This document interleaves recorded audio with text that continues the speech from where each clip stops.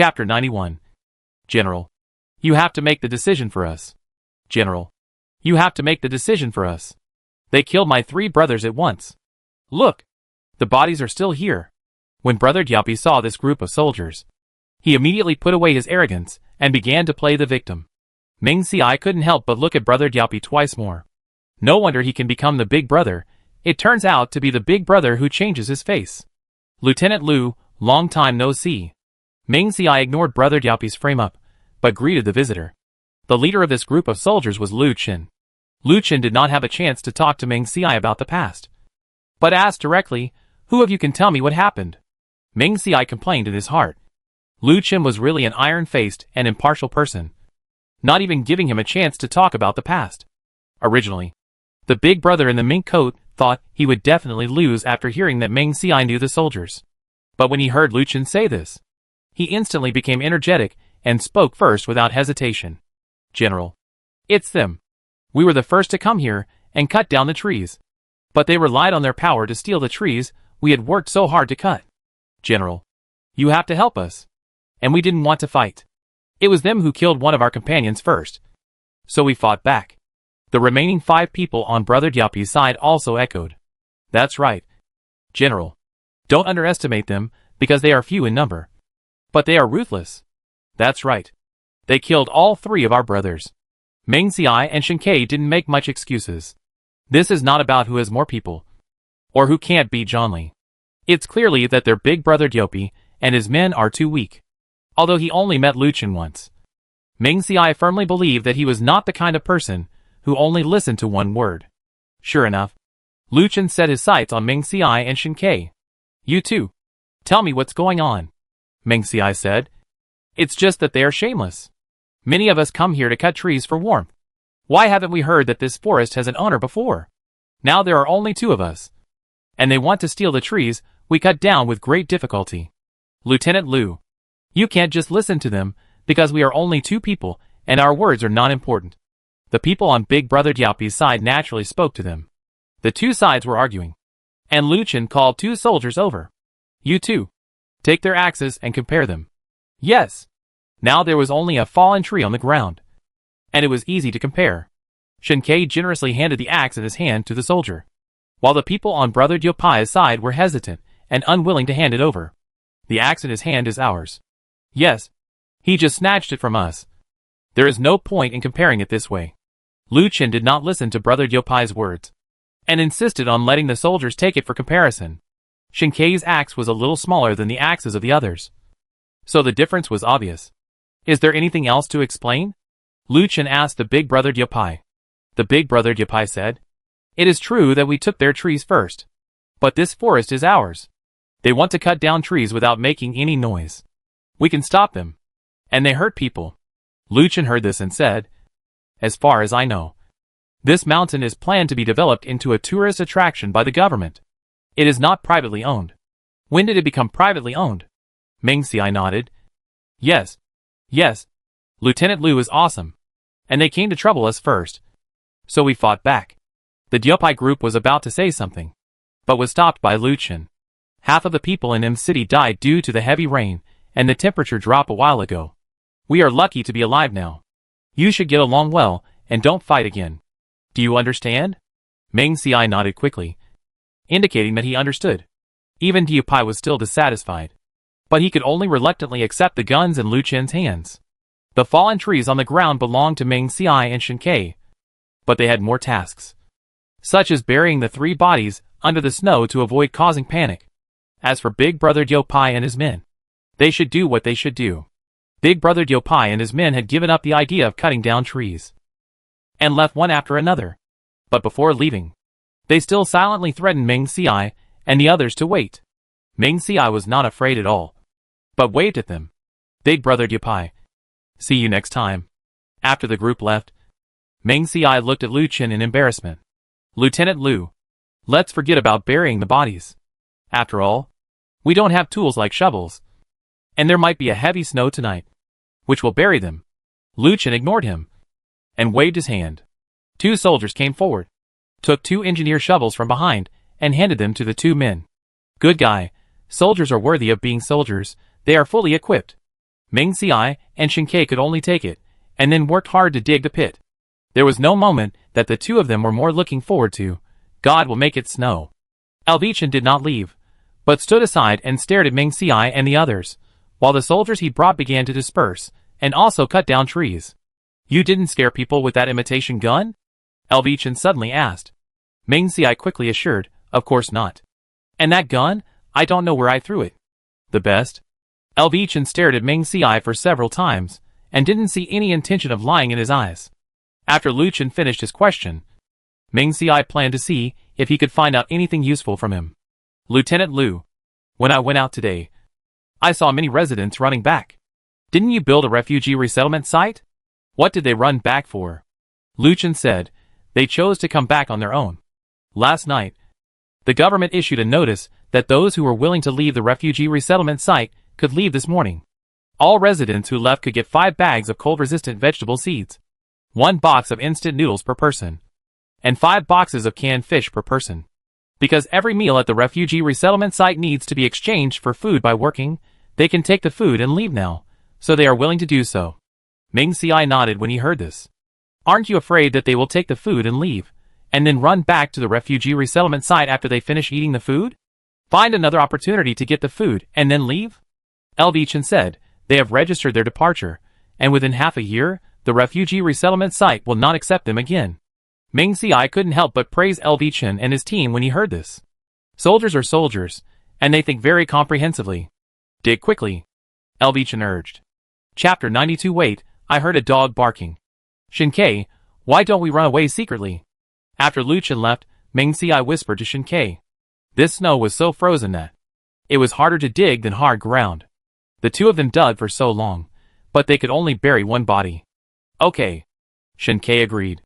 The two looked in the direction of Lu Chen, and after making sure that no one noticed them, they didn't even want the wood on the ground, and ran away directly. Lieutenant, a soldier beside Lu Chen, was going to stop Ming Xiai and the others from escaping. Lu Chen stopped them. Forget it. Let them be. Lu Chen didn't really want the two to dig a big hole. He just saw that the two were too aggressive and wanted to rub them. Ming Xiai and Shen Ke ran for a distance, and didn't find Lu Chen and the others following them. So they were relieved. You just said that the people in the refugee resettlement site are back? Shen Ke asked seriously. Ming Xiai nodded. Yes. At this point, Ming Xiai couldn't help but sigh. Hey, with more people, there will probably be more disputes. It seems that it will be difficult to sleep well in the future. Ming Xiai has been sleeping until he wakes up naturally during this period. And now it seems that it will be difficult in the future. Shen Ke chuckled. It's okay. I'll be there for you. Oh, that's right. Ming Xiai almost forgot that he had a boyfriend. It seems that before changing his biological clock, he can only let his boyfriend down. Awoo! Awoo! The two walked back for a distance, and suddenly heard a howling sound, like a dog's whimpering. Ming Xiai and Shen Ke looked at each other and walked towards the sound. After walking a few steps, they saw a white dog covered in blood lying on the snow, with its front legs curled up at an abnormal angle, and a lot of blood on the ground, which had already frozen into ice. Shen Ke stopped Ming Xiai, who was about to go forward, and reminded him, it looks like a white wolf. Ming Xiai stopped and found that the corners of the white wolf's eyes tilted upwards, and its tail hanging behind it was short and thick. It really didn't look like a dog. Ming Xiai looked around and didn't find anything dangerous. Wolves are usually social animals. It was the only one here at this time. I think the other companions died, or they saw that it was too seriously injured and abandoned it. I thought of what was written in the novel. In the late apocalypse, many animals will also mutate. Ming Xiai himself did not dare to touch the acid rain, but this white wolf might be soaked by acid rain, so he could keep it to protect himself. It's okay. I'll go see it. Thinking this idea was feasible, Ming Xiai walked towards the white wolf. When the white wolf saw Ming Xiai approaching it, its howling became louder, as if it was warning Ming Xiai to stay away from it. Ming Xiai looked at the white wolf, whose legs were broken, and whose body had many wounds, and whose fur was messy and thin. It seemed that it had little fighting power. Don't be afraid. Let me see your wound. Ming Xiai squatted beside the white wolf and looked at its wound. Fortunately, it was just some superficial injuries, but the broken leg was hard to treat. I don't know if there are any veterinarians alive now. The white wolf seemed to know that Meng Ci was no threat to it, and its howling gradually became smaller. Meng Ci estimated that the wolf was about 80 centimeters long, but it didn't have much meat on its body, so it should be easy to take it back. However, what if someone saw it and caused panic?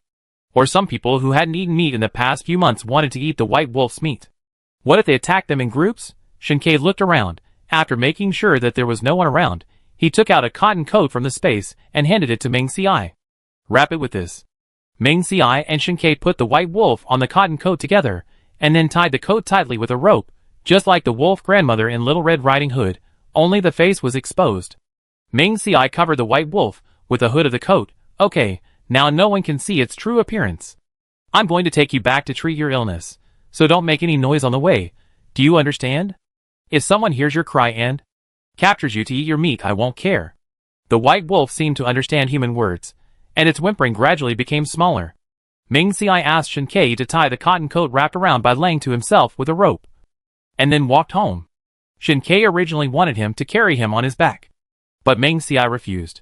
He said that he was afraid that Bai Lang would see Shinkei's cold face and be scared. When Shinkei heard this, he was still rational and knew that Meng Ci was his boyfriend. It was wrong to roll his eyes at him.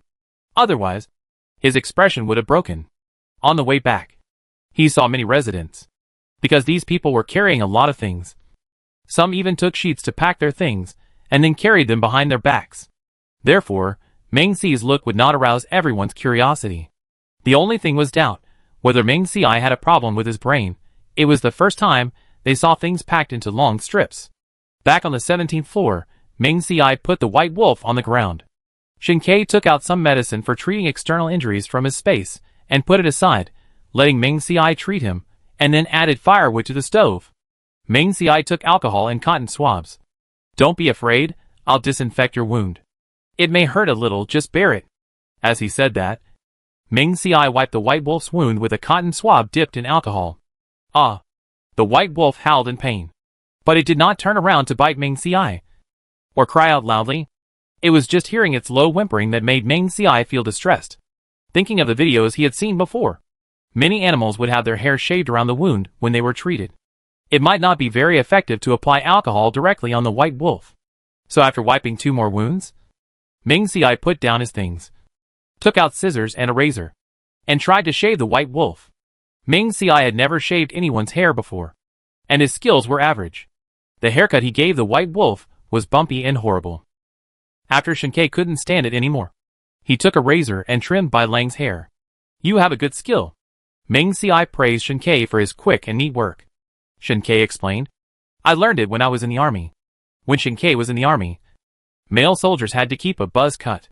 There were no hairdressers in the army, so it was not cost-effective to go out and cut hair. So many people bought electric clippers and trimmed their own hair. Shinkei also bought one, and his trimming was not very good at the beginning. But as he trimmed more times, his skills became better and better. When the other comrades saw this, they also asked Shinkei for help. Although Shinkei looked cold, he was kind-hearted and did not refuse their request. Oh! Meng Ci nodded. It seemed that Shinkei had a good relationship with others when he was in the army. At this time, Meng Ci suddenly thought, Shinkei likes men, and there are so many men in the army. Will there be someone he likes? Chapter 93 Shinkei, come and welcome the new partner. Shinkei, when you were in the army, did you meet someone you liked? Meng Ci asked directly. If Shinkei really had a white moonlight, first love or something like that, Meng Ci said he would definitely kick him out.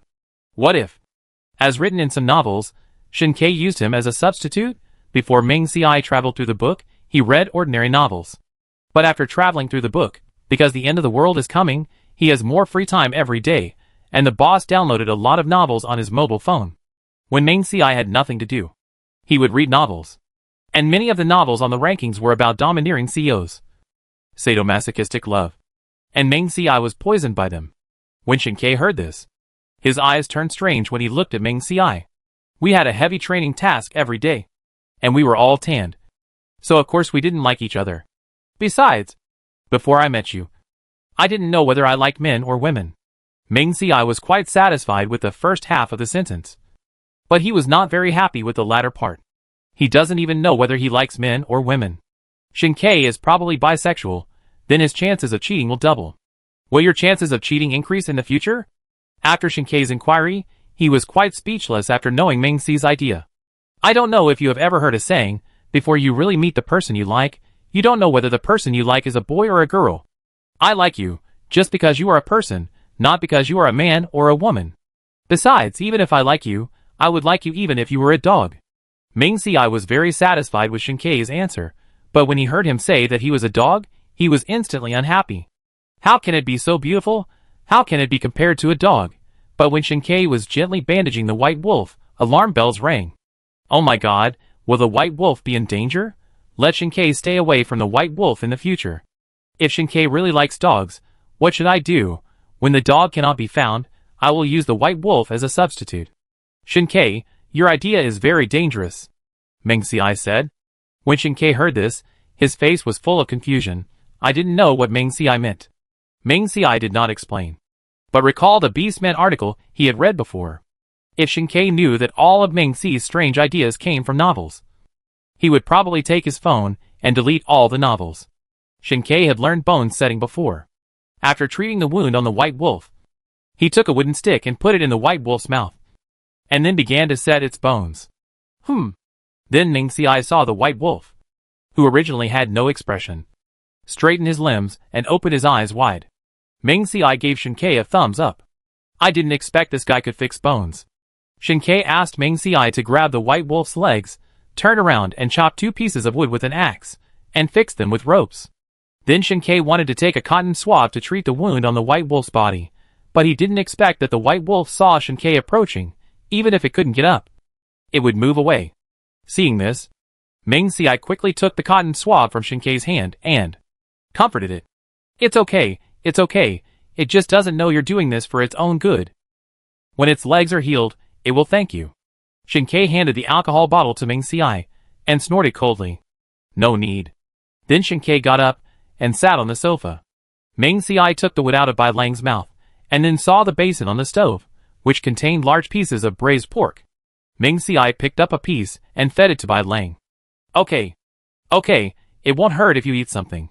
Bai Lang felt the taste of meat in his mouth, his eyes lit up, he ate it up, and even licked the meat crumbs on the ground, and then looked at Ming Xi expectantly.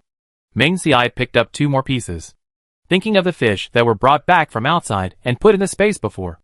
Ming Xi was glad that he didn't throw them away. He could feed them to the white wolf secretly. This white wolf might have eaten human flesh before.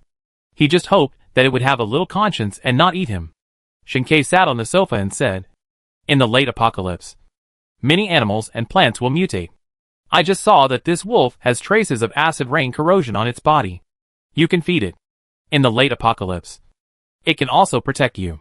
When he met the white wolf, Shinkei also thought of this matter, and came back to help Ming Xi control it. Yeah. Ming Xi nodded. After treating the white wolf's wound, Ming Xi moved it to the stove. The rabbit that Ming Xi had trapped before had grown a little bigger. The original paper shell could not hold them. A hole was made in one corner, and they ran out for no reason. Ming Xi did not care. At this time, a little rabbit ran out, looking at the white wolf from a distance. Probably it had never seen a giant like them before, and moved over little by little out of curiosity. The white wolf's eyes were fixed on the little rabbit. Ming Xi even heard the sound of the white wolf swallowing saliva. Ming Xi immediately became alert, and picked up the little rabbit on the ground. White wolf, you can't eat this rabbit. If you eat it, be careful or I'll stew you. Oh woo! White wolf howled twice, and his eyes still shone as he looked at the little rabbit. Putting the little rabbit into the paper shell, Ming Xi patched up the hole. 2 big rabbits were nestling in the iron cage, and these little rabbits were too small, and would get out of the cracks. Ming Xi began to plan in his mind whether he should build a new place for the rabbits to live. Shinkei suggested, how about we make a circle with wood? Okay. Ming Xi agreed. The 2 of them chose a corner and started to work. First, they nailed 2 wooden boards to the wall, then tied the 80-centimeter long wooden sticks with ropes, and then nailed them to the wooden boards on the wall. Ming Xi tried it, and found it was quite stable, so he started to move the rabbits to a new place. You are not allowed to run out again this time. Do you understand? If the rabbits fall into the wolf's mouth, I can't do anything about it. When cooking, Ming Si put 2 clay pots of steamed rice on the stove at once, and the dishes were braised pork, and the dishes in Shinkei's space. Braised eggplant, vinegar fried Chinese cabbage. He found a bowl, mixed the food for the white wolf, and put it next to its mouth. The white wolf had changed from lying on its side to lying on the ground, and when it saw the food in the bowl, it started eating without even raising its head. Ming Si had probably heard before that cats and dogs can't eat salt, and eating too much will cause hair loss. But this is the end of the world, who cares so much? Shinkei also brought out a can of beer. Ming Si couldn't drink much, but when he smelled it, he asked Shinkei to pour him half a glass of beer. Come on, cheers. Shinkei. Celebrate our new partner. Good. Chapter 94 Shinkei, I want to practice my skills. Shinkei. After dinner, Ming Si sat on the sofa, looking at Shinkei who had just finished washing the dishes, called his name. What's wrong? Shinkei asked in confusion. Ming Si looked at Shinkei's mouth, swallowed his saliva, relying on the fact that he had drunk wine, started to play tricks. I just think your kissing skills are too good, and I don't know anything. I am a little bit at a disadvantage. Shinkei pretended to be confused. Then what do you want to do? Then he touched his nose. His kissing skills are really a natural gift. There is nothing he can do. So I practice more. Ming Si said, as he pulled Shinkei to sit on the sofa. And then moved closer to Shinkei. Shinkei did not move. And let Ming Si get closer. There was a faint smell of alcohol between the two people's breath, which made Ming Si even more drunk. Ming Si closed his eyes and moved closer to Shinkei. Their lips touched each other. And then, he was too embarrassed to do anything else. Shinkei stepped back a little, staring into Ming Si's eyes, and was very aggressive. Is this your practice? Ming Si was looked down upon, and was not convinced. I'm just brewing. Speaking of this, Ming Si grabbed Shinkei. This time he licked Shinkei's lips with his tongue. Just like a kitten licking a person's hand, it makes people feel itchy. Finally, Shinkei lost his patience and began to attack. Ming Si, who was immersed at the beginning, gradually came back to his senses, beginning to find skills, then fight back. The two of them were like fighting. You go back and forth, so intense. Ming Si sighed in his heart while kissing. Oh my god, kissing is more tiring than fighting. In the end, Ming Si saw the white wolf with his eyes open, looking at the two people ignorantly. His eyes were pure and confused. Ming Si suddenly felt embarrassed, and pushed Shinkei to leave. Although Shinkei left Ming Si's mouth, his head was still on Ming Si's shoulder. Ming Si, if you dare to provoke me again, if the situation wasn't wrong, and if there wasn't anything he needed, Shinkei would have probably knocked him down. Ming Si felt Shinkei's reaction and coughed lightly. How could this person turn the tables? It was Shinkei who moved his tongue first, and he also reacted. Well, how about we help each other? After all, I heard that it's not good to hold it in for too long. After saying that, Ming Si was about to reach out. No need. Shinkei grabbed Ming Si's hand and took several deep breaths. It's too late. I'll go back first. And you should get some rest early.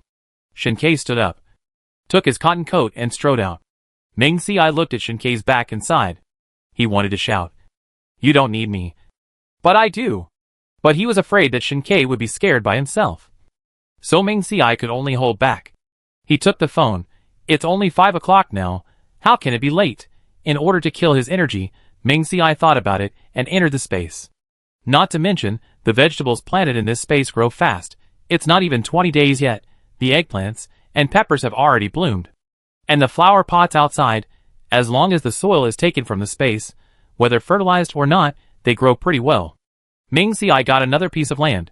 Thinking that there are all kinds of beans and cabbages in Shinkei's space, Ming Si found these vegetable seeds and planted them. When he left the space, he took 2 fish that might have eaten human flesh and gave them to the white wolf.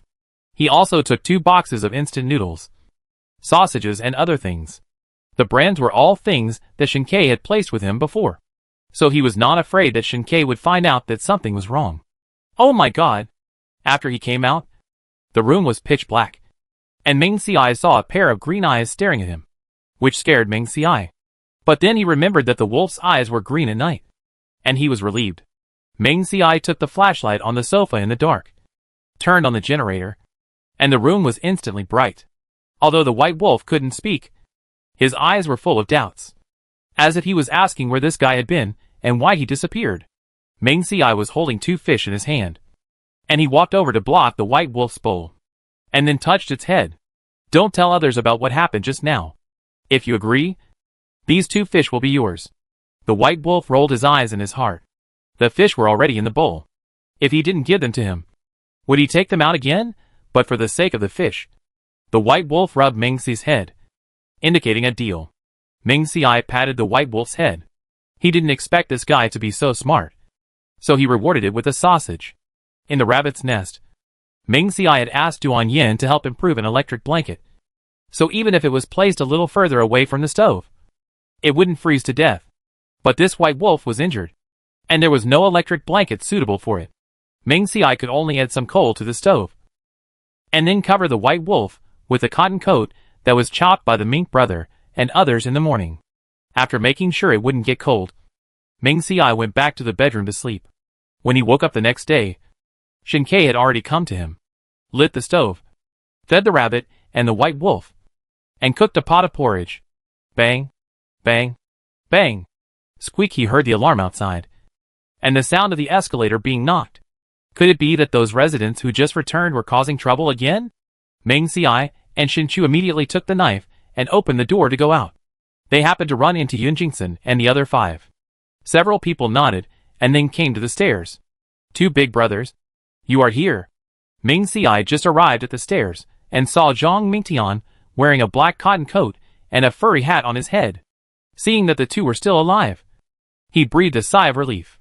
Welcome back, Meng Ci said, and then explained to Yun Jingson and the others that the 2 were familiar with each other and were not bad people. So Yun Jingson and the others went back. Meng Ci turned off the generator, removed the power grid, and chatted with Zhang Mingtian in the corridor. Shen Ke did not go far to prevent Meng Ci from getting into trouble. Brother, this is the cold-resistant rapeseed I brought back. I'll give you half of it. Zhang Mingtian handed the thing in his hand to Meng Ci. If it weren't for Meng Ci who lent him the rubber boat at the beginning, I'm afraid he would have died long ago. Zhang Mingtian was grateful, and did not bring anything good this time. The only thing was this little rapeseed, which Meng Ci and the others could use. Thank you.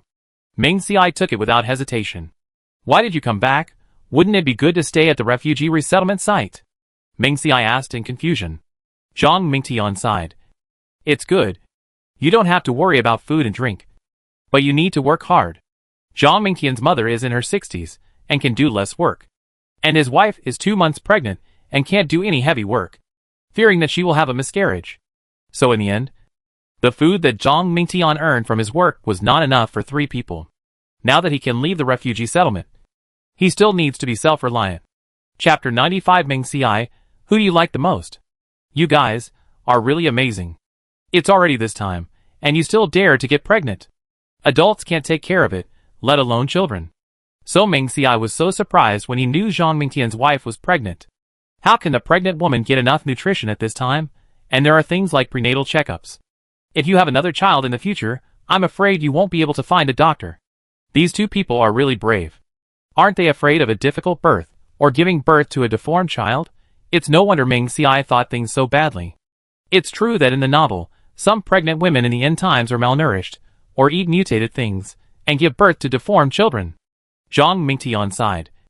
My wife and I are both in our 30s, and we have been married for so many years, but have no children. We thought it might be someone's fault. But we have a good relationship, and we don't want this to ruin our relationship, so we didn't go for a checkup. Who would have known that my wife would get pregnant this time? When Zhang Mingtian first knew that his wife was pregnant, his first reaction was to ask her to have an abortion. After all, in the end times, how can a child be raised? But Zhang Mingtian's wife and mother didn't think so. They believed that the child coming at this time must represent a good omen. Therefore, they all persuaded Zhang Mingtian to let him leave the child behind.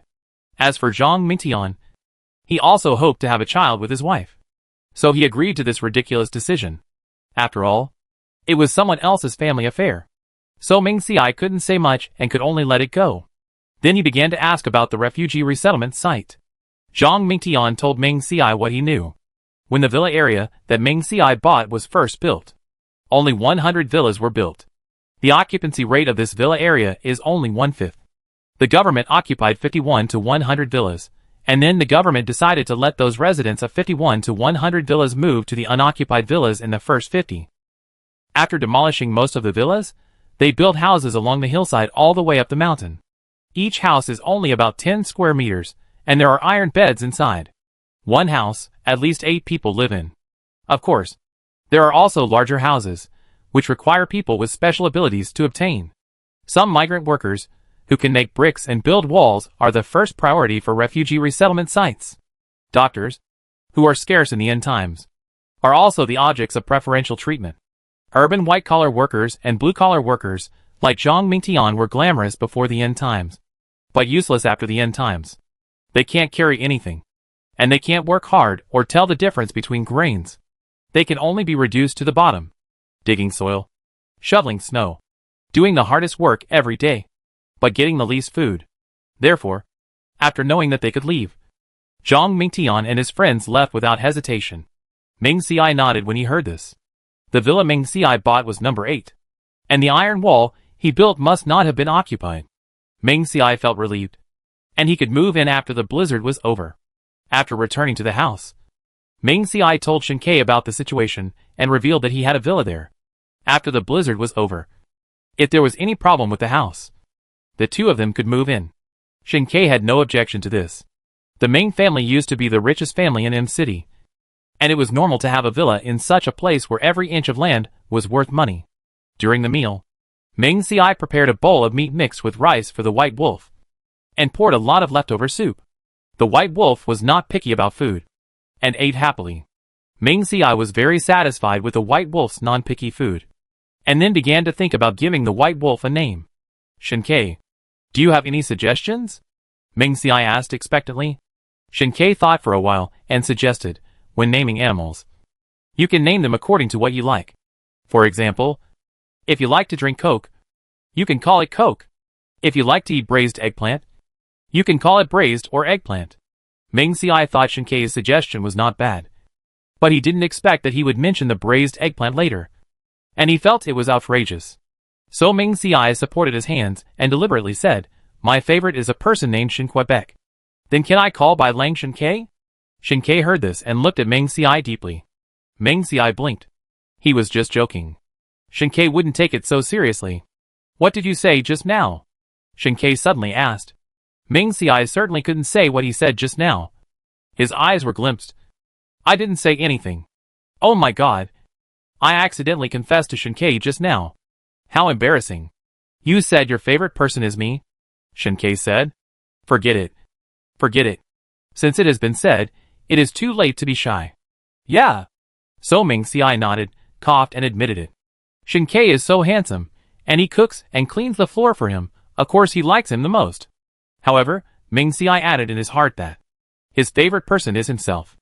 Shinkei didn't care whether his hands had just washed the dishes, and pulled Ming Xiai over and kissed him. Ming Xi's eyes widened in surprise.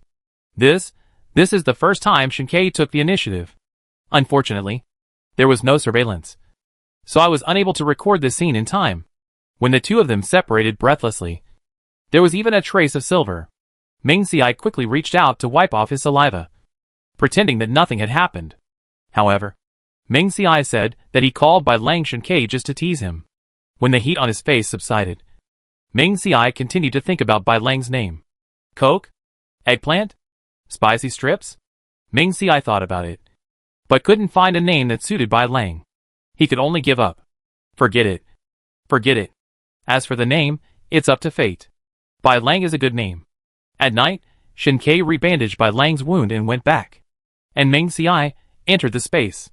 On the 3rd floor, Ming Xiai wanted to see if the words on the wall would change.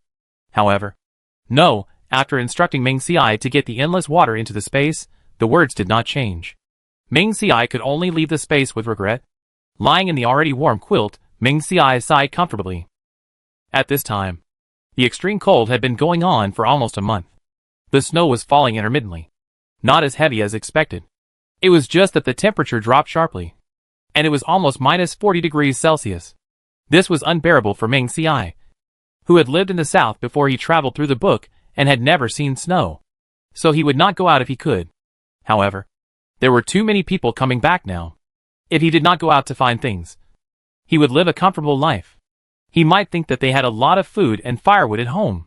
Then, they would attack them in groups. They were all people who survived the fight. And Meng Xiai and his men might not be able to defeat them.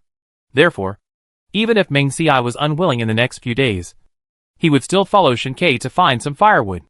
Chapter 96 Meng Xiai, what are you looking at? I told you to rob. I told you to rob. This is clearly the firewood I brought back. How dare you rob it? It's mine now. Meng Xiai stood on the balcony, watching the people downstairs fighting over a bundle of firewood, and sighed deeply. I knew these people would not live peacefully after they came back. Shen Ke was reading the loose planks on the white wolf's feet, and he felt comforted by these words. It's okay. The government will definitely deal with it. Shen Ke was reborn. So Meng Xiai naturally believed him. Sure enough, within 2 days, an off-road vehicle with a loudspeaker began to move back and forth downstairs. Attention, residents. Please pay attention. The government has decided to select a security team from the residents. The daily task is to patrol everywhere. If there is any provocation, just report it to the relevant leaders. Anyone who joins the security team, in addition to 2 meals a day, can also get half a pound of rice. Meng Xiai was curled up in bed, and when he heard the news from outside, he admired Shen Ke very much. Sure enough, he was a reborn person, and he guessed so accurately. Turning over, Meng Xiai continued to read the novel on her phone. But the more she read, the redder her face became. This novel was a colorful novel that Meng Xiai accidentally saw on her phone. As she read, Meng Xiai complained about the content of the novel in her heart. However, despite her complaints, Meng Xiai became more and more excited as she read. She even began to look forward to the plot where several people would be together later. She was like a kitten, attracted by the plot in the novel, itching in her heart, but unable to resist. Meng Xiai. Yeah. Meng Xiai heard Shen Ke's voice, and quickly stuffed his phone into the quilt. When he thought about how hot his face was at this moment, it must be very red. Shen Ke saw it, and knew something was wrong. So Meng Xiai quickly shrank into the quilt, and responded casually. It was already 12 o'clock now. According to Meng Xi's biological clock, he would have gotten up long ago. Shen Ke had already prepared the meal, and waited for another half an hour. When he saw that Meng Xiai hadn't gotten up yet, he was worried that he might have had an accident. And then he opened the door, and called Meng Xiai. Seeing Meng Xiai suddenly shrinking into the quilt, Shen Ke thought that something might have happened to him. So he walked to the bed. Meng Xiai heard the sound and quickly stopped him. You go out first. I'll come out later. Shen Ke stopped and nodded obediently. Okay. Then I'll go get the rice first. Yeah. Meng Xiai quickly responded. Bang. Hearing the sound of the door being closed, Meng Xiai waited for a minute before sticking his head out of the quilt. After confirming that Shen Ke had left, he took a deep breath. It was so exciting. And he almost got discovered. If Shen Ke knew that he was watching this kind of thing, his cool image would be gone. Meng Xiai put the phone into space, and then changed out for another phone. Fortunately, when he bought the phone, he bought many of the same model, and he didn't put a phone case on it, so he didn't worry about Shen Ke finding out something wrong. Then Meng Xiai entered the space, changed his clothes as quickly as possible, and came out. The rice was already on the stove.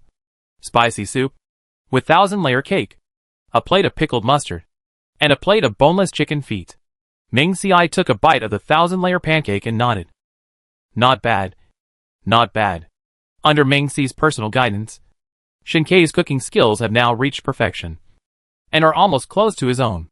However, he can cook fewer tricks. Of course, Meng Xiai does not only let Shen Ke cook.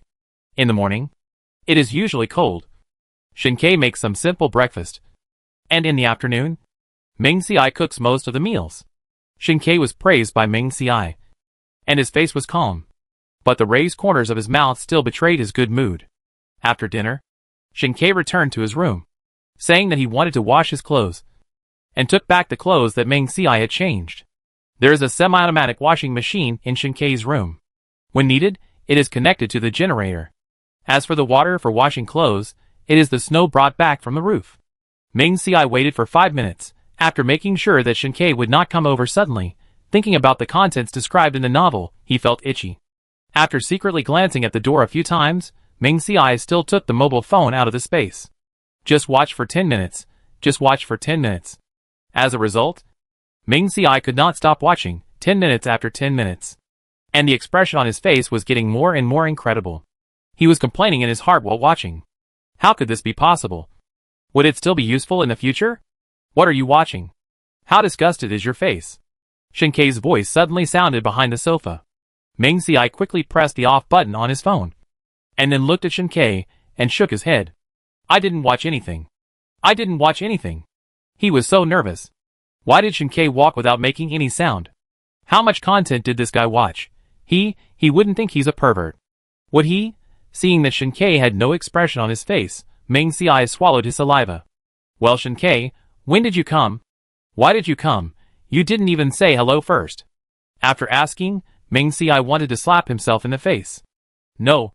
Wouldn't it make him look guilty by asking this? It also shows that he has something to hide, but Ming Xiai immediately thought that. He was already an adult, and it wasn't a big deal to look at this thing. If Shinkei disliked him because of this, or had some bad behavior, he must immediately take out the grenade into space and make Shinkei pay for his peeping behavior. Shinkei stared at Ming Xiai, and his eyes were just like when he first met Bai Ling, and he wanted to bite Ming Xiai twice. Shinkei said, 2 minutes. Ming Xiai was relieved. Fortunately, the plot of these 2 minutes was relatively simple, and it was one-on-one. Oh! Ming Xiai wanted to ignore this matter, so he planned to change the subject. Shinkei, the government outside is recruiting people for the security team. Are you going to go? Ming Xiai asked. No, Shinkei said without thinking. After his rebirth, being able to deliver a letter to the government was the best thing he had done. As for rejoining the security team, Shinkei didn't want to do it at all. Are you going? Shinkei asked Ming Xiai. Ming Xiai also shook his head. No. Ming Xiai turned his head, put one hand behind his back, and stuffed the phone into the gap between the sofa. Shinkei sat on the sofa at this time, and picked up a pillow and put it on his legs. Ming Xiai was surprised. Didn't Shinkei like this on weekdays? So, can you answer? What were you reading just now? Shinkei's expression was serious, as if he would not give up until he achieved his goal. Ming Xiai was nervous. I didn't read anything. Just an ordinary novel. After saying that, Ming Xiai wanted to hit his mouth again. Why did he add the word ordinary? This seemed to be trying to cover up something. Chapter 97 Ming Xiai, teach me after you learn. Ordinary novel? Since it is an ordinary novel, then take it out, and let's read it together. After all, I am quite curious. How can an ordinary novel make your face red? Shinkei asked persistently. Ming Xiai looked at the fire in the stove, and threw the pot on it. It has nothing to do with the novel. It's the stove fire that is too hot. Really? Shinkei asked. Yes, yes. Ming Xiai promised, while apologizing to the stove in his heart. Why don't you take off 2 pieces of clothing, so you don't catch a cold? Shinkei suddenly said. Don't bother you. I can do it myself. Ming Xiai took off a sweater. Putting the clothes aside, Ming Xiai took a look at Shinkei's face. After making sure that Shinkei didn't show anything strange, he felt relieved. He was so far away. Maybe Shinkei didn't see anything. The firewood in the stove went out. Aren't you hot anymore? Shinkei suddenly moved his body towards Ming Xiai. Ming Xiai laughed awkwardly. Well, the temperature is just right now. But it's not written like that in the novel. Hearing this, Ming Xiai looked at Shinkei in surprise, and saw Shinkei's eyes were bloodshot. Oh my god, Shinkei saw everything. Then should we add more firewood to the stove? Shinkei suggested. When Ming Xiai heard this, his mind went blank. Then in Ming Xiai's mind, his mind went blank. Staring at the turned-off crystal lamp on the ceiling, Ming Xiai was puzzled. This crystal lamp, why are there more and more? Bang! The crystal fell to the ground. Shinkei stood up. How is it compared to the novels you read? Seeing Ming Xiai come back to his senses, Shinkei narrowed his eyes slightly, and a faint arc appeared at the corner of his mouth. The hot air he exhaled from his mouth was hot and scorching, as if it could burn the skin. Ming Xiai secretly marveled in his heart. Is this still the Shinkei he knows, on weekdays at most? He would get angry and throw himself on the sofa and make a fuss. If Shinkei could know what Ming Xiai was thinking at this moment, he would definitely let Ming Xiai experience everything he suffered on weekdays without hesitation. Every time Ming Xiai took advantage of him under the pretext of sparring, Shinkei had already had this idea. But every time Ming Xiai would run away after flirting with him, leaving Shinkei alone and depressed.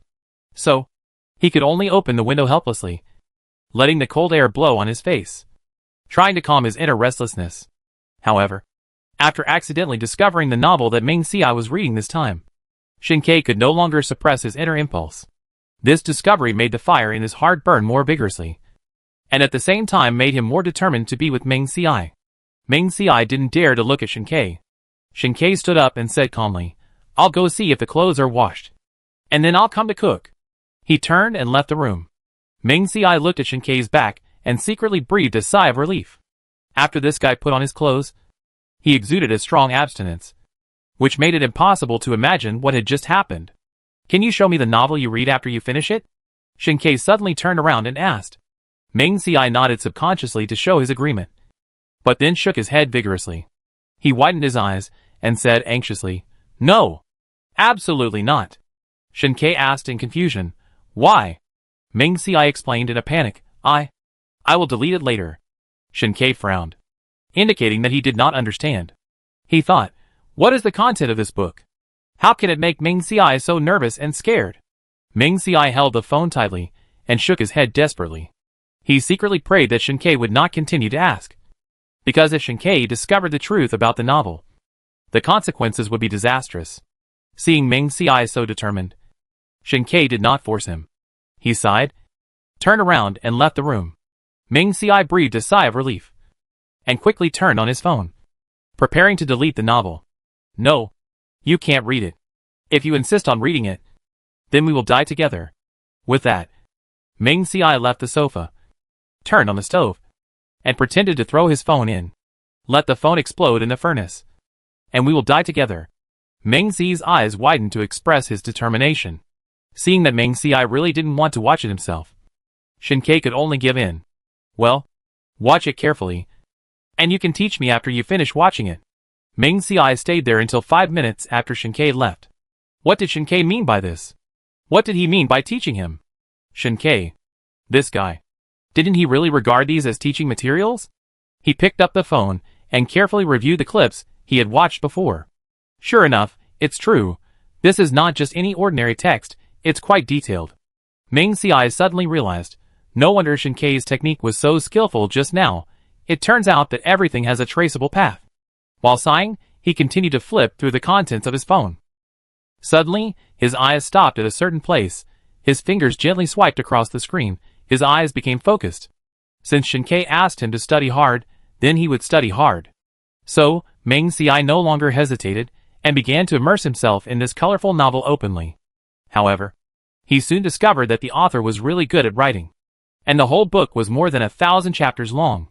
In order to complete this arduous learning task as soon as possible, Ming Xiai had to work day and night, reading during the day and continuing at night. Finally, after 3 days and 3 nights of hard work, it was not until more than 2 o'clock in the morning of the 4th day that Ming Xiai breathed a sigh of relief, with deep tiredness and satisfaction, and finished reading all the chapters. The next day, Ming Xiai slept until more than 1 o'clock in the afternoon before waking up leisurely. My head was so groggy that I even thought I was in a novel. As for the other man's face, it was all Shinkei. After getting up, there was food on the stove. Ming Xiai thought about it, put the scallion pancake into the space, and took out a pancake, which he ate in big mouthfuls. I ate too many scallion pancakes, but the pancakes were still delicious.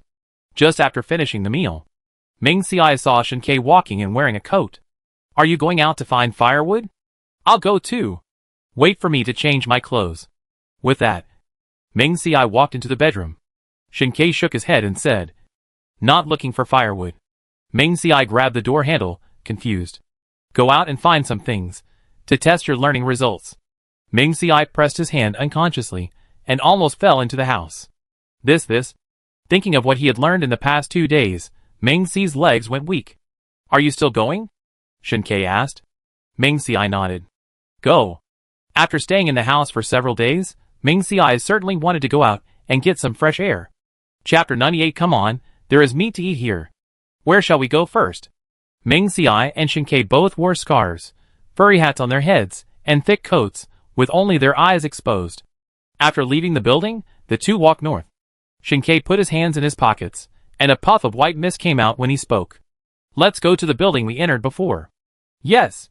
Thinking of what Shinkei said he was looking for when he came out, Meng Xiai was very excited. He even swallowed his saliva. Does this mean that he can eat meat soon? A flash of yellow things flashed through his mind. Looking at Shinkei, Meng Xiai thought, since Shinkei can't do anything, he won't be polite. The security team formed by the government before has now been put into use. Every 5 residents form a team, and 2 soldiers with guns are assigned. The security team patrols back and forth day and night, so there are fewer people looking for trouble these days. Yun Jingsen and the others, except Mao Xinyu and Ruan Qing, all applied for the security team, but every time they go out to work, they will be divided into 2 shifts. Either Yun Jingsen and Fang Shuwei work the day shift, or Duan Yin and Cheng Yu work the night shift. In any case, there must be at least a few people in the room. This is to prevent the room from being left unattended and things from being stolen by others. 2 days ago, Yun Jingsen sent the intercom to Meng Xiai and the others. Now that there are security teams patrolling outside, residents dare not come to rob openly. Therefore, the iron net leading to the 17th floor has been dismantled by Duan Yin. But the main door of the corridor is still locked after the few people enter. Just in case, there is no need to fight the enemy together now. It is also good for Yun Jingsen and the others to return the intercom. The 2 families will live well and not disturb each other. The temperature has dropped to minus 40 degrees Celsius. Meng Xiai has seen several people before, whose ears were frozen off because they did not take good warming measures. However, because it was too cold, those people did not feel the pain for a while. So Meng Xiai came out this time and put on a lot of hot packs. And when shopping before the end of the world, Meng Xiai accidentally saw a male star wearing a temperature-adjustable warm clothing on the set. At that time, Meng Xi's eyes lit up, and he hurriedly searched for such clothes everywhere. However, in the end, Meng Xiai only bought 10 pieces. Although the temperature can be adjusted, the temperature is too low now, and the effect is not very good. If there is no electricity and network now, Meng Xiai will definitely give a 1-star bad review. Meng Xiai and Shinkei walked in silence all the way, and came to the shopping mall where they bought it for free. The shopping mall has been buried in snow for 5 or 6 layers, leaving only a roof more than 1 meter high. At this time, the snow on the roof has been shoveled aside, and a hole was dug at some point. And some people went up and down from the hole. Some people went down with great expectations, while some came up with nothing to live for. Even those who came up said that there was nothing down there. But those who wanted to go down still held a glimmer of hope, hoping that they would have better luck and find food that others could not find. Now it was the end of the world, and the government could only control the living, as long as they did not fight or cause trouble. As for looking for things everywhere, there was no way to control them at all. Meng Xiai and Shinkei did not hesitate, and followed the crowd down. When the 2 came before, except for the 2nd floor which was flooded, the other floors were intact. When the 2 came in, they saw that the building was in a mess. Various equipment on the 7th and 6th floors were smashed and destroyed, and many people were searching inside. Meng Xiai and Shinkei had a clear goal, and went all the way to the supermarket on the 5th floor. The shelves were tilted, and toothbrushes, bowls, chopsticks, towels and other things that could not fill the stomach and were not warm were scattered all over the floor. Shinkei had a clear goal and came to the cashier. In general supermarkets, condoms are placed next to the cashier for easy purchase. Nowadays, ordinary residents only have food and clothes in their eyes, and don't care about condoms at all. Therefore, Shinkei quickly found a few large condoms on the ground and stuffed them into his coat. Although Meng Xiai had a lot of pornographic materials in his mind, he still felt a little uncomfortable when he saw the scene. When Meng Xiai read novels before, there was a little description of condoms. It's just that in the end times, this kind of thing is very scarce, and everyone can only rely on this thing for contraception. So many wealthy people who survived bought these things at a high price. But Meng Xiai didn't pick it up. Previously at the pharmaceutical factory, Meng Xiai took a lot of medicine. There were quite a lot of contraceptive drugs, and even some injectable drugs. Meng Xiai stuffed them all into the space at that time. If he needed to use these drugs to exchange for something else later, Meng Xiai would take them out again. As for the condoms, Meng Xiai coughed lightly, and kept the ones that fit Shinkei and himself, and they used them. Shinkei found what he wanted, but didn't rush to leave, but continued to look inside. "Are you looking for anything else?" Meng Xiai asked after him. Shin-Kei was stunned, looking at Meng Xiai and said, "Look for something to lubricate. Otherwise, you will get hurt." Oh! Meng Xiai didn't want to follow Shin-Kei anymore. Wouldn't that be like sending himself into a tiger's mouth? So after saying something to Shin-Kei, Meng Xiai left the supermarket and went to look around elsewhere. In addition to the supermarket on the 5th floor, there were also some restaurants. Although he knew there was no food in these restaurants, Meng Xiai still went in and took a look around. Things like shelves, microwave ovens, and some unopened kitchen utensils. Meng Xiai stuffed them into the space. Seeing a shop selling cross-bridge rice noodles, Meng Xiai walked in without hesitation, thinking to himself, "I wonder if the owner of this shop has left the recipe in the shop. If so, I can take the ingredients away and make it myself at home." Meng Xiai had bought a lot of rice noodles in the space before, and tried to make it twice before, but the taste was not very good.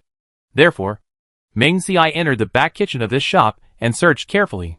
Suddenly, a rustling sound came into Meng Xiai's ears. Meng Xiai quickly took out the long knife from the space and walked towards the place where the sound came from with caution, pushing open a door. Meng Xiai was terrified by the scene in front of him. Squeak! Squeak! Squeak! It was pitch black inside, and Meng Xiai could not see the scene. Bang! Although it was dark, Meng Xiai's ears were very sensitive. When he felt something rushing towards him, Meng Xiai dodged it and chopped at the thing with the long knife in his hand. When Meng Xiai looked at the things on the ground, he almost vomited. He saw a rat on the ground cut in half, and the blood was not red, but rather a foul-smelling green. Even the size of this rat was 10 times larger than that of an ordinary rat. Soon, several more rats ran out of the house. It was probably that these rats had consciousness and knew that Meng Xiai had killed their companions. So they all squeaked and rushed towards Meng Xiai. Meng Xiai's training these days was not in vain. No matter how fast these rats were, they were no match for him. So Meng Xiai quickly wiped out the rats. "There is meat here! There is meat here!" Chapter 99 Help! There is a huge spider. Where is the meat? Where is the meat?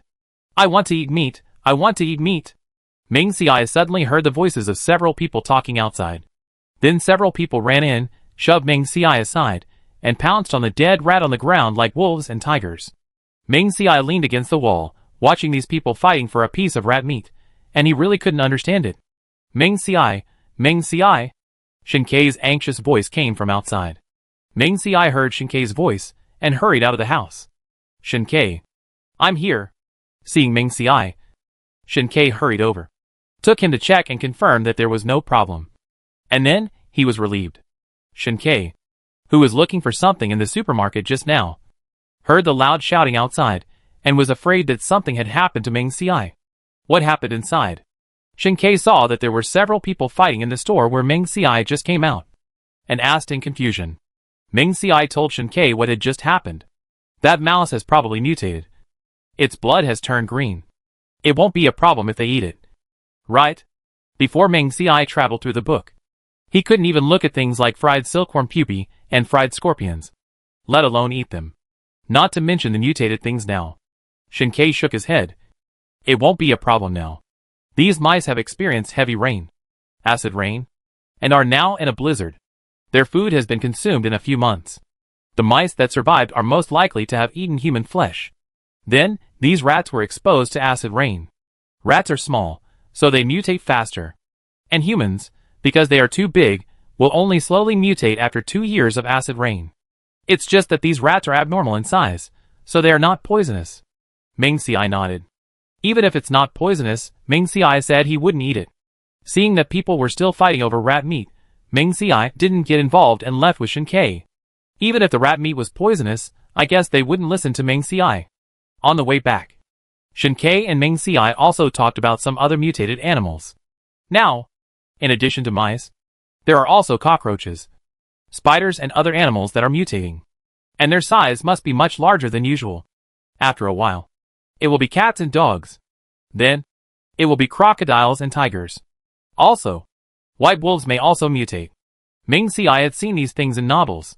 So during the blizzard, Meng Xiai mixed a bag of cement and sand left at home, and then poured it into the sewer at home to prevent cockroaches and other things from entering the house. On the way back, Meng Xiai and Shin-Kei met Lu Chen. Lu Chen followed 6 soldiers with guns. and they all held a stack of papers in their hands. Lieutenant Liu, what are you doing? Meng Xiai asked in confusion. Lu Chen took a piece of paper from a nearby soldier and handed it to Meng Xiai. The Binjiang Park in the city center, led by the government, has established a market where everyone can barter. If you are interested, you can try it when the time comes. Meng Xiai looked at the flyer in his hand. The market officially started in 3 days. Okay, I'll definitely go and show my support when the time comes. Meng Xiai agreed. Lu Chen and his men still had to continue distributing flyers, so he quickly said goodbye to the two. Meng Xiai remembered that this bartering thing only started during the zombie era. However, with Shen Kei's reminder, they started it now, and Meng Xiai could understand it. It's just that what was written on it was too incredible. 10 kilograms of live mice can be exchanged for 1 kilogram of rice, and 10 kilograms of dead mice can be exchanged for half a kilogram of rice. 8 kilograms of live cockroaches can be exchanged for 1 kilogram of rice. Meng Xiai could understand mice, after all. Shen Kei said that they ate these things in their previous lives. But cockroaches, spiders, can they also be eaten? Meng Xiai thought about those things in his mind, and just felt disgusted. Shen Kei looked at the leaflet, and shook his head and said, I don't know. In his previous life, Shen Kei only knew that mice were edible, and he had never heard of others. And mice were non-toxic at first. When the temperature rose and the virus was rampant, these mice became the biggest source of transmission. If a person is bitten by a mouse, he will have a high fever and then die. It may be because Shen Kei told the government about the end of the world, which caused the butterfly effect. Maybe the government studied spiders and cockroaches in advance, and after finding that they were not poisonous, they collected them and made them into canned food. When there is no food to eat later, these canned food will be life-saving. However, these are all speculations. If you want to know the real situation, you still have to go to the market. After returning to Jinchang Jiayuan, the two walked upstairs. The residents who had returned before moved to the 15th and 14th floors one after another, because they were afraid that the blizzard would flood their homes. When Meng Xiai and Shen Kei were about to reach the 15th floor, they suddenly heard a woman screaming. Ah! Bang! A woman's voice came out, followed by the sound of a door opening. Tap, tap, tap. The footsteps were getting closer and closer. Meng Xiai and Shen Kei didn't intend to pay attention, and went upstairs directly. But they didn't expect that the woman was very fast, hiding behind Meng Xiai, and holding Meng Xi's clothes tightly with one hand. Meng Xiai had a cold face, and wanted to take his clothes from the woman. Let go! The woman didn't listen, but her crying gradually got louder, and then she spoke intermittently. Woo! Woo! Woo! Please save me! Spider! Such a big spider! Meng Xiai probably understood that. 2 spiders suddenly entered the woman's home, and she was scared, remembering that the flyer said, spider meat can also be exchanged for food. Meng Xiai said, let me go, I'll help you catch spiders. The woman let go of Meng Xiai after hearing this. Thank you, thank you. My home is at 1505. The woman followed Meng Xiai and Shen Kei, covering her mouth tightly, trying her best to control her fear. Meng Xiai took out his long knife and walked over cautiously. Although the woman didn't look like she was acting. What if she was just lying to them, and someone was actually lying in ambush?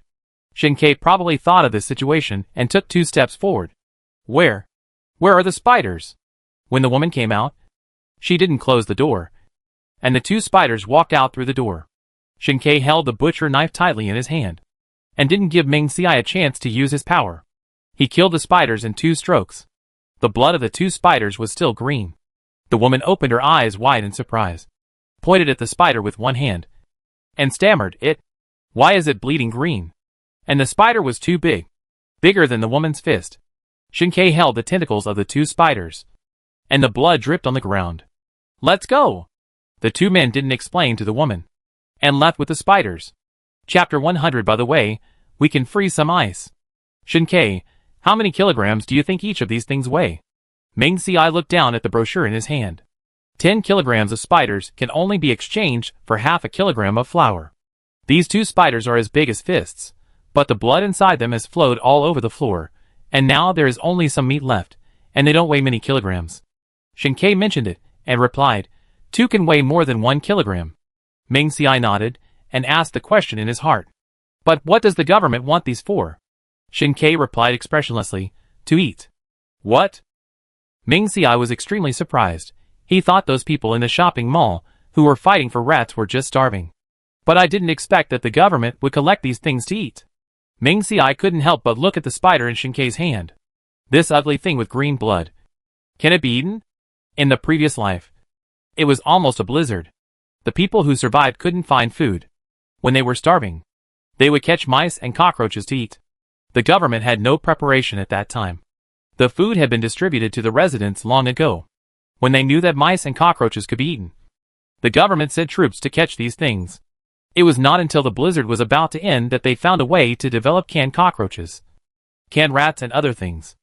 And these canned foods were also the main food for people for more than a year. At that time, Shinkei joined the security team and was given several cans. At first, Shinkei despised it and would rather starve than eat it. But later, when he was really hungry, Shinkei had to open a can and eat it. The taste was not bad, and there was no peculiar smell. In the letter Shinkei wrote before, these foods were recorded in detail. When Zhang Mingtian and his friends came back from the refugee resettlement site, they brought cold-resistant rapeseed, which Shinkei also wrote in the letter. So this time, unlike the last life, they did not wait until the end of the blizzard to develop cold-resistant rapeseed. As a result, the hot summer came again before the vegetables were planted for long. When Ming Xiai knew that Shinkei had written a letter to the government, he praised his wit. If he had traveled through time, he could also write a letter to the government. But then Ming Xiai thought, even if he wanted to write, he didn't know what big things would happen in this month, and he might not be able to convince the government. Only Shinkei, who lives in the world of the book, can know. After returning to the house, Ming Xiai thought that if people can eat this thing, then the white wolf should be able to eat it too. Moreover, it is a mutant animal. Maybe it can enhance the white wolf's mutation ability, and then it will become bigger and stronger. So Ming Xiai directly threw the two spiders into the white wolf's food bowl. Just as Shinkei didn't come, Ming Xiai took out two more fish and stuffed them into the white wolf. The wound on the white wolf's body is almost healed, but the lame leg needs to rest for a few days. The fur on the white wolf, because of the nutritional standard, changed from being fuzzy and rough to being smooth and fine. The white wolf was not picky about food, and it ate the food without even raising its head. Ming Xiai fed the rabbits, and then cleaned the cage. This time, Ming Xiai did not throw away the feces, but found a bag and put it in. The brochure said that feces could also be exchanged for food, but it would take 20 kilograms to exchange for 1 kilogram of vegetables. A few rabbits can eat, and they can also poop, so they can be collected to exchange for food. Without seeing Shinkei coming, Ming Xiai washed his hands and started cooking.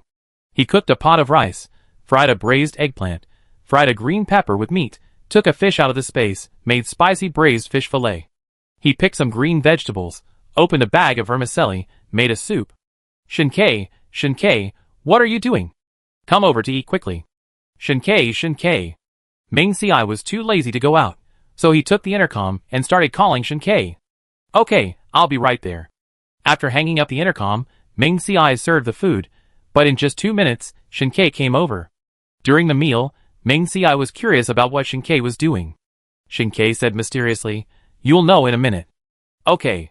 Ming Xiai was helpless.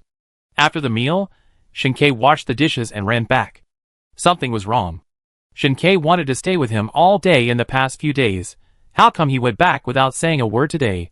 Ming Xiai looked outside the door, thinking of the cold outside. Forget it.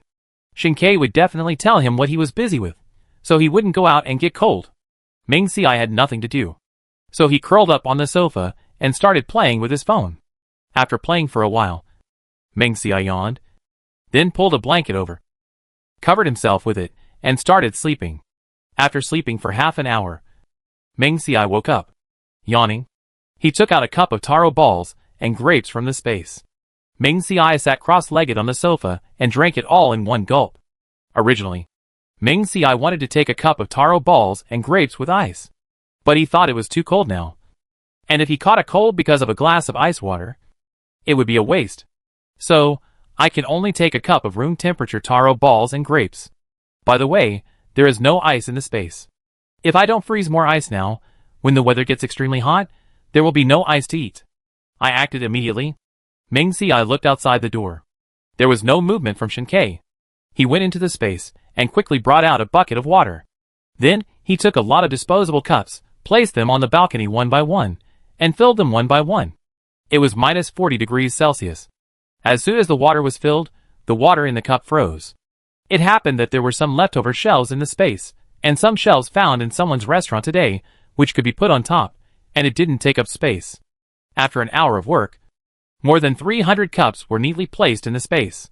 When he was about to continue, Meng Xiai heard footsteps outside the door, and quickly stuffed the things on the balcony into the space, and then took a telescope and pretended to look outside. Bang! Shen Ke walked in. Meng Xiai turned his head and looked like he had just taken a shower. His hair was still a little wet, and his face was a little red. Meng Xiai. Yeah. Meng Xiai put down the telescope and walked to the sofa. What's wrong? Meng Xiai asked in confusion. Shen Ke stared at Meng Xiai, making him feel embarrassed. Shen Ke said, "Don't you want to know what I do at home? Would you like to go to my house and take a look?" Meng Xiai nodded. Okay.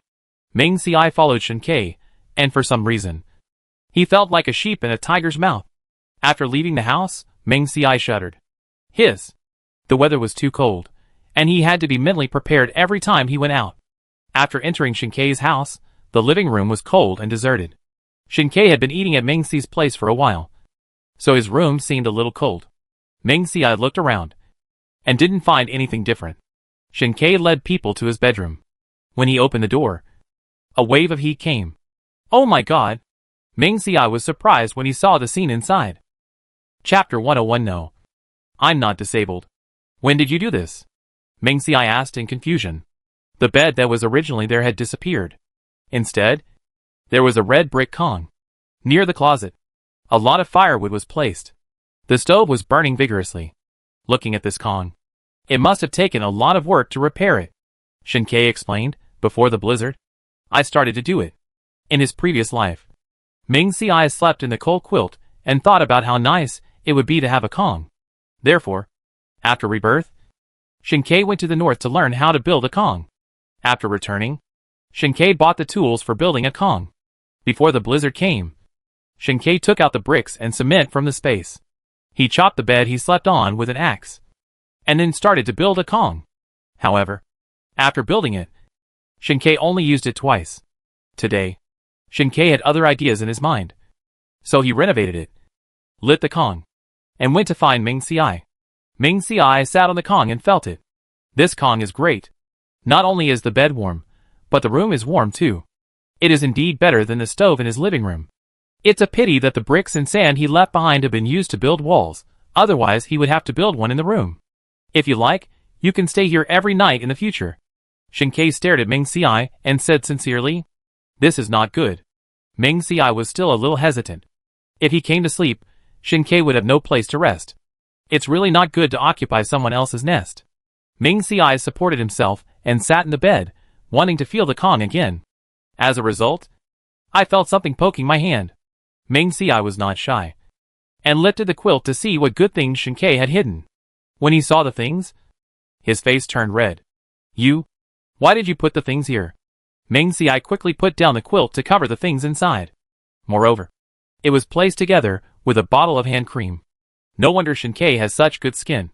It turns out that he is so delicate that he doesn't forget to take care of his hands even in the end times.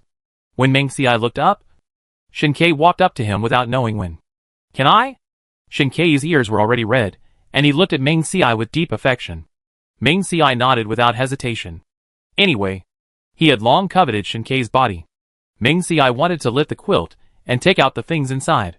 Since Shen Ke couldn't do it, then he would do it. But Shen Ke didn't give Meng Xiai a chance.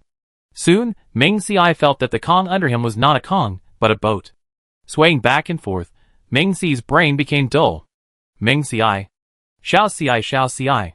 When Meng Xiai woke up the next day, he didn't react to what happened last night at first.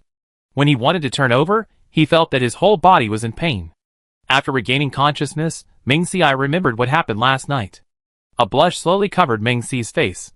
Bang. The door was opened, Shen Ke walked in. Meng Xiai was embarrassed, and shrank back into the quilt. After waiting for 2 minutes, Meng Xiai heard Shen Ke's voice. Xiao Xiai, get up and eat. Meng Xiai did not move. And what the hell is Xiao Xiai? It sounds like an elder's name. After a while, Ming Si felt Shinkei get on the bed. Are you hungry? Get up and eat. Shinkei lifted the quilt, and his eyes were gentle. Oh! Ming Si was embarrassed. There was a small table on the bed beside him, with a tray on it, which contained a bowl of porridge, a dish of fried potato shreds, a pot of fish and tomato and sour soup, and 2 scallion pancakes. The aroma was so fragrant that the hungry Ming Si just wanted to eat a hearty meal. After Shinkei moved the table over, Ming Si couldn't wait to take the spoon and put it in his mouth. As a result, the spoon was snatched away by Shinkei. Ming Si looked at Shinkei in disbelief. No, what does this guy mean? He worked so hard last night, and today he didn't even let me eat. However, Shinkei's next move broke Ming Si's thoughts. So Shinkei scooped a spoonful of porridge, blew it at his mouth, and then handed it to Ming Si's mouth. Ming Si looked a little disgusted. After all, this porridge was blown by Shinkei. It must be full of Shinkei's saliva, and he couldn't swallow it. Why? Disgusted? Shinkei asked doubtfully. Disgusted is useless. You have to eat this bowl of porridge like this. Shinkei said domineeringly. Mentioning last night, Ming Si felt embarrassed. Ming Si had to open his mouth and eat.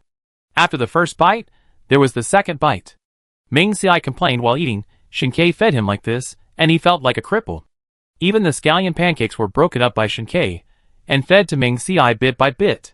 Do you want to stay here, or go back? After dinner, Shinkei took the small table aside and asked. Shinkei's Kong was more than 2 meters long.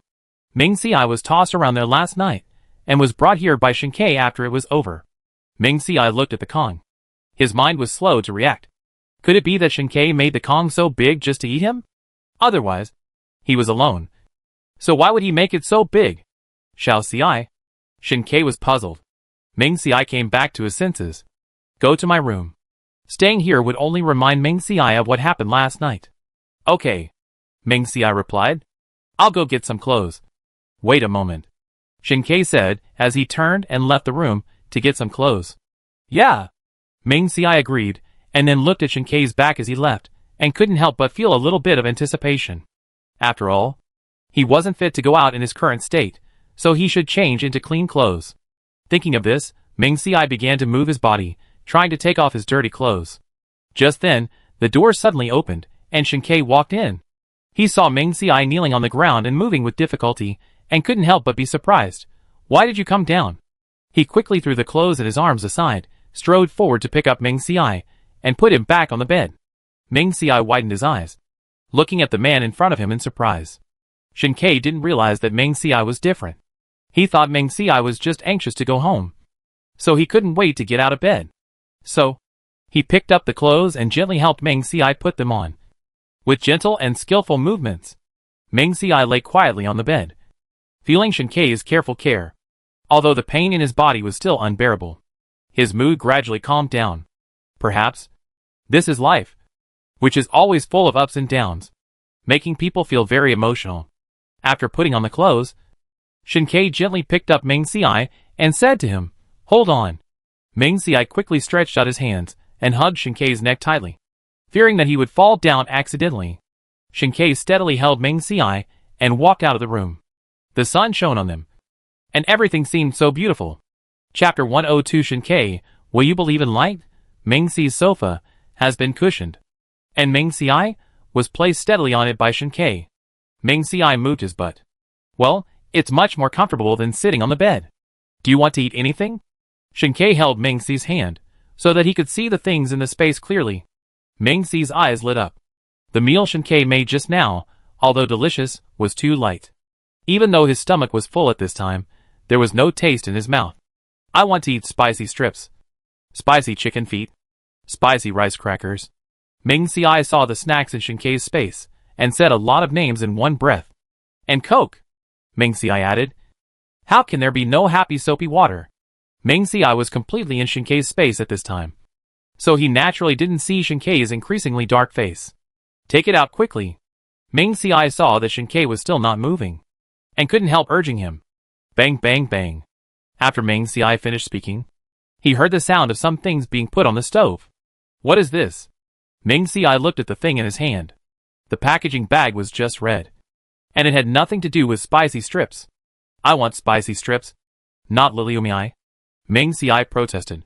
He even thought of the Liliumi advertisement in his mind. Shinkei. Are you okay? Are you okay? If you are okay, eat Liliumi. The characters for spicy strips and Liliumi are so different. Shinkei shouldn't be so confused. Or, Shinkei hasn't cleaned his ears for too long. And his ears are blocked? Ming Ci couldn't help but look at Shinkei's ears. Shinkei explained, you are not feeling well now. You can't eat spicy food. I'm fine. Ming Ci was stubborn. Your butt? Shinkei stared at Ming Ci's butt. Ming Ci suddenly remembered what happened yesterday, and put the things on the table in frustration. He was so excited just now that he forgot that his butt was still a little painful. And Ming Ci remembered that in the novel he read before, it was indeed mentioned that you can't eat too spicy food afterwards. Otherwise you will suffer. So, Ming Ci could only sigh. Then he looked at Shinkei with resentment. It was all this guy's fault. If he hadn't eaten me yesterday, how could I be so miserable? I couldn't even eat spicy strips. Ming Ci completely forgot about himself, and had expected to be eaten by Shinkei in his heart. Shinkei put some original potato chips, popcorn, a row of wahahaha. Eat this. Seeing Ming Ci calm down, Shinkei opened a bag of potato chips and handed it to Ming Ci. Ming Ci took it with resentment, still struggling. You can eat potato chips with other flavors. Shinkei said, it's better to be cautious. However, seeing Ming Ci's expression was too pitiful, Shinkei thought about it, and took out a bottle of Coke, heated up half a cup for Ming Ci, and then stuffed the rest of the Coke into the space. Ming Ci's eyes lit up when he saw Coke. Fortunately, this guy was not the kind of person who would take everything and not cherish it. Otherwise, Ming Ci would have taken out a grenade and died together. Shinkei still needed to clean the dirty bedding and clothes last night. So after staying with Ming Ci for a while, Shinkei went back.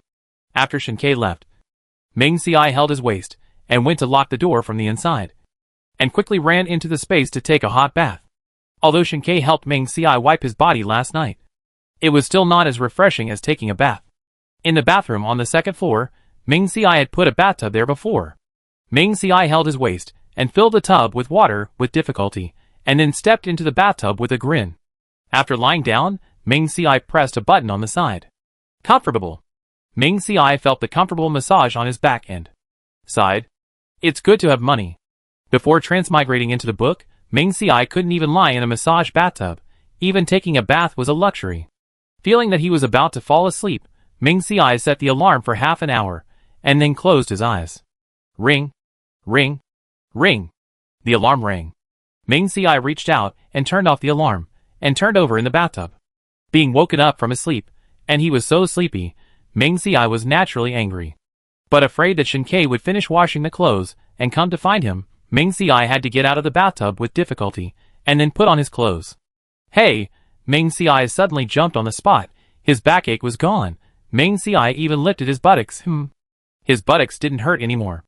Unexpectedly, this pure water made from acid rain actually has this function. It seems that I will be fine in the future. I can come here more often to soak. After leaving the space, Ming Ci opened the door and sat down on the sofa. Now that his butt is fine, can he eat spicy strips? However, fearing that Shinkei would nag him, Ming Ci only took a pack of slightly spicy Prince and ate it in 2 bites. Then he slurped his mouth and drank half a bottle of Coke. And then he lay back on the sofa with satisfaction. The smell of spicy strips could still be smelled in the air. Ming Ci quickly stuffed the packaging bag into the stove to destroy it, and put the remaining half bottle of Coke into the space. Then he continued to lie back on the sofa and fell asleep quickly. When Ming Ci woke up again, he was awakened by the smell of rice. After getting up, Ming Ci saw a quilt covering him, and Shinkei was busy in front of the stove. Shinkei's kitchen had not been used for a long time, and he was afraid of waking Ming Ci up if he came to do it. So he thought about it, and made a bacon-stewed rice. Beans, potatoes, bacon, and mushrooms were cut in his own room, and then brought over. The washed rice was placed in a casserole, and the cut vegetables were placed one by one on the rice, and then placed on the stove to start stewing. He mixed another sauce. Salt, light soy sauce, chicken essence, dark soy sauce, oyster sauce. Stir the sauce well, wait for the rice to be cooked. Shinkei poured the sauce on the rice, and then began to stir. Seeing Ming Ci wake up, Shinkei brought a bowl over, and filled each person with a bowl. Shin-Kei took out 3 packs of braised chicken legs and handed them to Ming Ci, and took out a pack of pickled mustard and heated up the remaining cola. Ming Ci saw the cola. His eyes lit up. "Your cooking skills are getting better and better," Ming Ci said with a spoon, feeding a big mouthful into his mouth and puffing his cheeks. Although Shin-Kei didn't say anything, his raised lips showed his good mood. After dinner, Ming Ci sat on the sofa contentedly. Restricted from traveling by Shin-Kei, Ming Ci could only sit on the sofa board, thinking of the few Lego sets Ming Ci had placed in the house. He directed Shin-Kei to take them out. The floor was covered with thick carpet, and the two sat on the carpet and started to assemble. One of them was 5 palm-sized pandas, and when Ming Ci first saw it, he thought it was very cute. Holding the instruction manual, Ming Ci assembled them one by one. Shin-Kei picked up an Ultraman Lego and started to build it. Ming Ci looked at Shin-Kei and shook his head.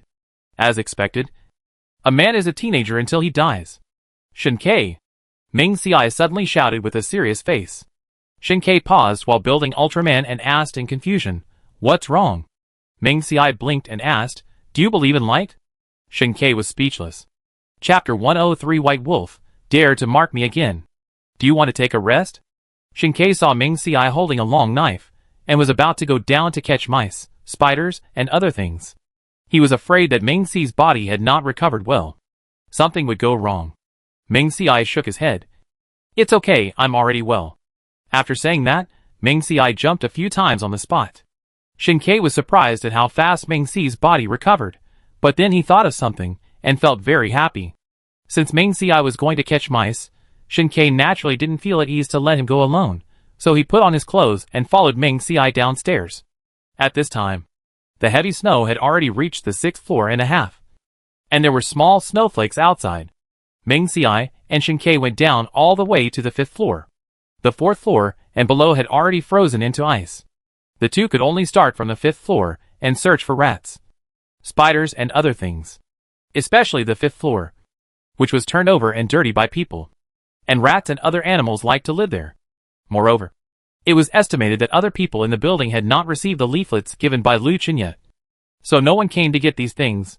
Soon, the two collected rats, cockroaches, and spiders, each weighing about 10 kilograms, and they were all alive.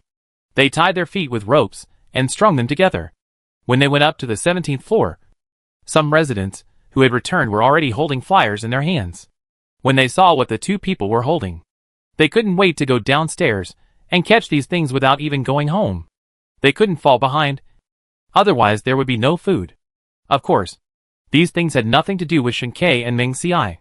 The two returned to the 17th floor. Ming Ci stuffed a bag of dead animals into the white wolf's mouth.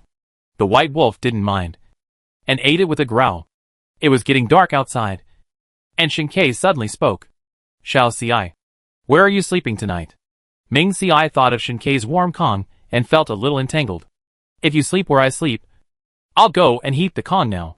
Seeing the entanglement on Ming Ci's face, Shin-Kei said, "Why do you dislike my poor performance yesterday? So you don't want to sleep with me?"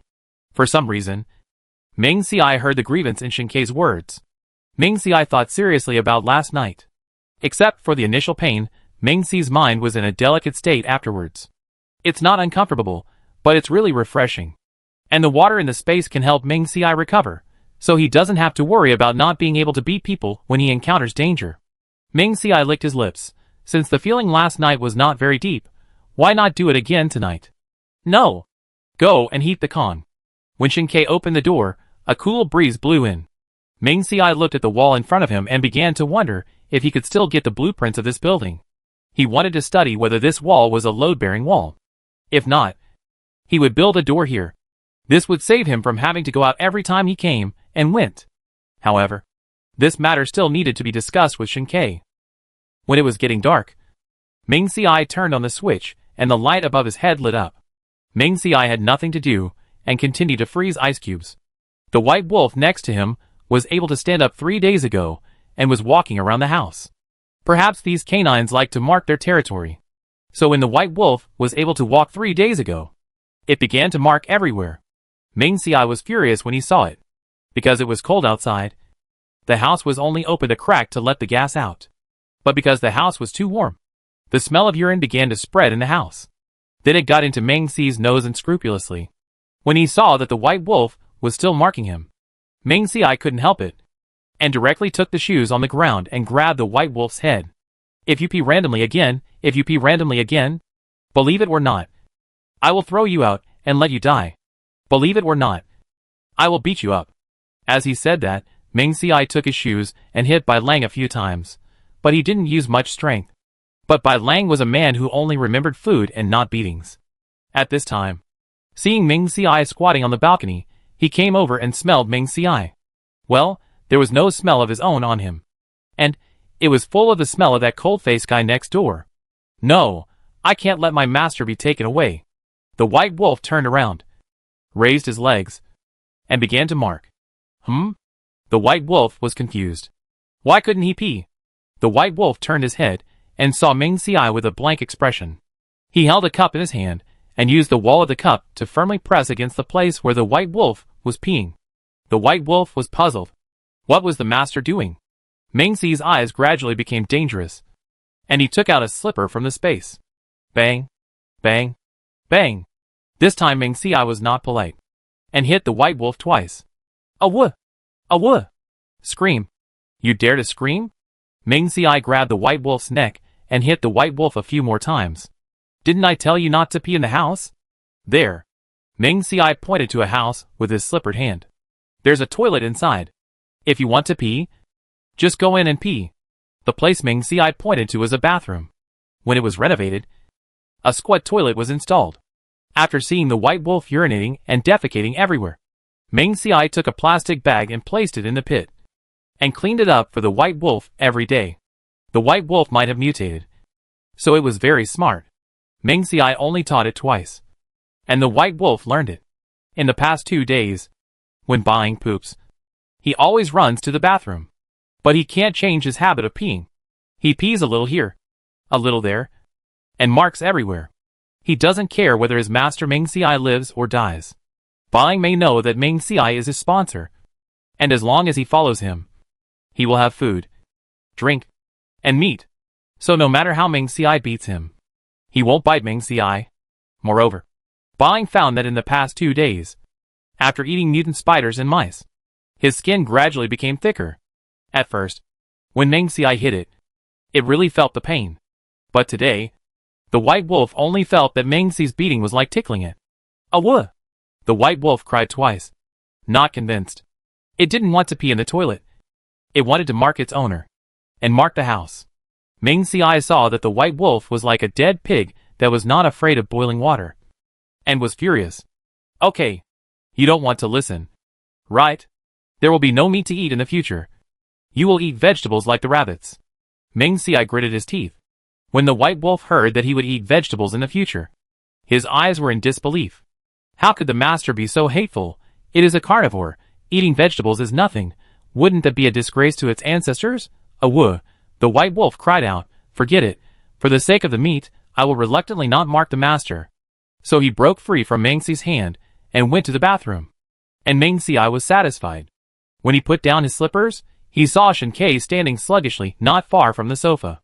Meng Si put down the slippers in his hand awkwardly and touched his nose. It's over. The impression he had in front of Shen Kai plummeted. Chapter 104. No. The master must be marked. Well, I was just irritated by Bai Lang. In fact, Meng Si's explanation was completely unnecessary. After all, the two of them had a lot of fights on weekdays, and the other party had seen all kinds of cruelty. Shen Kai didn't think too much in his mind. He stood aside just because he didn't want to affect Meng Si's teaching Bai Lang a lesson. The balcony was a little dark, and Meng Si estimated that Shen Kai didn't see the things on the balcony. So he quietly put the bucket and water cup on the balcony into the space, and then stood up. It pees everywhere, and it smells terrible. Meng Si looked disgusted. Shen Kai nodded. It pees everywhere. It really deserves to be beaten. However, Shen Kai didn't want Meng Si to focus too much on the white wolf, so he changed the subject. The Kong over there has been burned. Are you going over now? Let's go! Meng Si just wanted to get away from this smelly place. The white wolf came out after peeing, and saw that the master was actually leaving. So he came up to him with a howl. Master! Don't go with this guy. Ming Xiai thought of what it had done just now, and kicked the white wolf with his foot. Go and face the wall and reflect on your mistakes. If you dare to pee anywhere again, I will not want you anymore. I will let you taste the cold and hunger. The white wolf could only howl and return to its den. The white wolf's den was made by Shinkei and Ming Xiai these 2 days with wooden boards. They nailed a square room, and nailed thick clothes around it, and laid a thick mat on the ground. It was comfortable and airtight inside, and very warm. There was a curtain on the door, and the white wolf could open it with a push of his head. After entering the den, the door curtain can be closed automatically. The white wolf's head was originally facing the door curtain, but after thinking for a while, it changed its direction and turned its head towards the wall. "Awuh!" The white wolf whimpered softly, and it didn't know what to reflect on. It marked because it liked its owner and liked this place. The owner not only treated its wounds, but also provided it with a warm home. But why didn't the owner like it to mark? Didn't the owner like his own smell on his body? The white wolf was puzzled. "Awuh! Does the master like the smell of that cold-faced guy? Although the cold-faced guy treats its legs and builds a nest for it, he wants to compete with itself for the master." The white wolf moved its legs. Conflicted. Since the master likes the guy, it will just like him reluctantly. Give the master a little bit of his smell. But the smell of the master cannot be only that guy. So the white wolf crawled out of the nest, and then came to Meng Xi's bedroom, stood up and opened the door. After entering, he urinated on Meng Xi's shoes and bed. A smell of urine slowly spread in the air. The white wolf sniffed, and was very satisfied with his own smell. So he raised his head and took small steps, and walked out of the bedroom, not forgetting to close the door. Then he went into his own nest and fell asleep contentedly. Meng Xiai, who had already taken off his clothes and was lying in the quilt, couldn't help swallowing his saliva when he saw Shinkei taking off his clothes. His mind was already full of yellow. When Shinkei was left with only thermal underwear, he still didn't stop. "Are you still taking off your clothes? Aren't you cold?" Meng Xiai felt it for a moment. Although the Kong was warm, what if the firewood went out in the middle of the night? Shinkei put the clothes in his hand aside, stared at Meng Xiai and said, "The yellow in your eyes has overflowed. If I don't do something, I will be sorry for you." "Shinkei, do you know that your usually cold and silent personality has been shattered?" Complaints aside, Meng Xiai is not a hypocritical person. He has already started to take off his clothes while curled up in the quilt. Suddenly, 2 grown men had nothing to be ashamed of about this matter, not to mention a normal gay relationship. Then Meng Xiai was like a salted fish, tossed and turned on the bed. During this time, Shinkei even went downstairs to add some firewood to the Kong. Meng Xiai didn't know why he fell asleep, but he knew that he must not come to sleep tomorrow night. When he woke up the next day, Meng Xiai ate on the bed as usual, and then was carried to his room by Shinkei. While Shinkei went back to wash the sheets, Meng Xiai entered the space as usual, and took a hot bath. I felt refreshed. Meng Xiai went to the balcony to freeze ice cubes. There were 2 rabbits in the rabbit cage. Meng Xiai saw them mating some time ago. These 2 days, the female rabbit was somewhat resistant to the male rabbit's approach, and Meng Xiai found that she was a little heavy, so he separated the male rabbit from the female rabbit. He cut an apple every day to feed the female rabbit, and also gave her vegetables and carrots. Looking at the 4 little rabbits, Meng Xiai prayed that the female rabbit would give birth quickly. If the female rabbit gave birth to many rabbits in this litter, he would kill 1 rabbit to eat. Meng Xiai had already chosen the rabbit to eat. It was the male rabbit that pooped everywhere, and even sneaked out from the gap in the fence. The rabbit was stared at by Meng Xiai, and probably sensed his ill intentions. So it stopped eating vegetables, and hid behind the female rabbit with a leaf in its mouth. The white wolf probably knew that he had done something wrong last night. So except for eating, it hid in its den all the time, and didn't come out to get in the way. Meng Xiai rarely had peace and quiet. For several days in a row, Meng Xiai froze nearly 3,000 cups of ice cubes. But Meng Xiai felt that it was not enough. After all, extreme heat will not end in a day or 2. And in extreme cold, you can wear more clothes and hide in the house. But in extreme heat, even if you are naked and peel off your skin, it is useless. So Meng looked at the space, basins, buckets, bowls, and various cups. So Meng Xiai took them all out while Shinkei was not paying attention, froze them into ice cubes, and stuffed them into the space. After biting a piece of ice, Meng Xiai grimaced with cold. Then he realized that he had forgotten to stock up on ice cream and popsicles. So he started to take care of all kinds of drinks in the space. Take out a disposable cup, fill it up and put it on the balcony, wait until it freezes into ice, and then store it in the space. Apples, oranges, grapes. Meng Xiai used a juicer to make juice from all kinds of fruits. If they were not sweet, he added sugar and honey, and then made fruit ice creams, stuffed them into the space. As for why Meng Xiai had so much time, he was not afraid of being discovered by Shinkei. Of course, it was because Shinkei shouldered a heavy responsibility, fearing that there was not enough firewood at home, so he went out to chop wood every day. Originally, Meng Xiai wanted to go along, but Shinkei was afraid that Meng Xiai would show off and come out before his body recovered. Therefore, he insisted not to let Meng Xiai go out.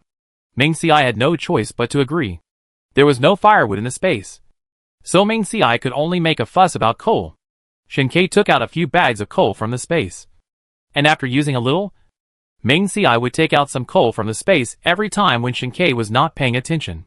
Although Shinkei was sometimes curious about why a bag of coal took so long, Meng Xiai always had no idea. So Shinkei could only suspect that he had remembered the time wrong.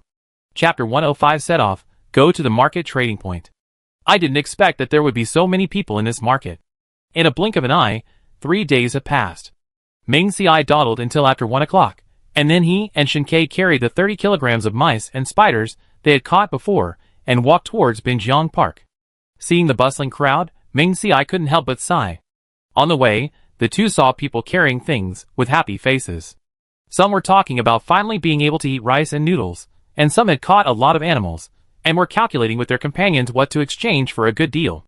The so-called market, in fact, is in the area of Binjiang Park, with dozens of tents erected in parallel, and different items sold in each tent. Behind each tent, there is another row of warehouses made of red bricks, from rice and flour to various vegetable seeds, to military coats and coal. Everything is available. Meng Xiai even noticed a tent for exchanging piglets. Meng Xiai was more interested in piglets, so he came over with something. The person sitting behind the table was a soldier with a stern face and wearing a military uniform. And in a cage behind him, there were only 5 piglets. If you want to exchange for piglets, the requirements are here. The soldier said little, pointing to the price list on the table. Meng Xiai flipped through the price list on the table, and his eyes widened. For a piglet, you need 100 kilograms of mice, spiders, etc., or 200 kilograms of potatoes, or 60 kilograms of rice and flour.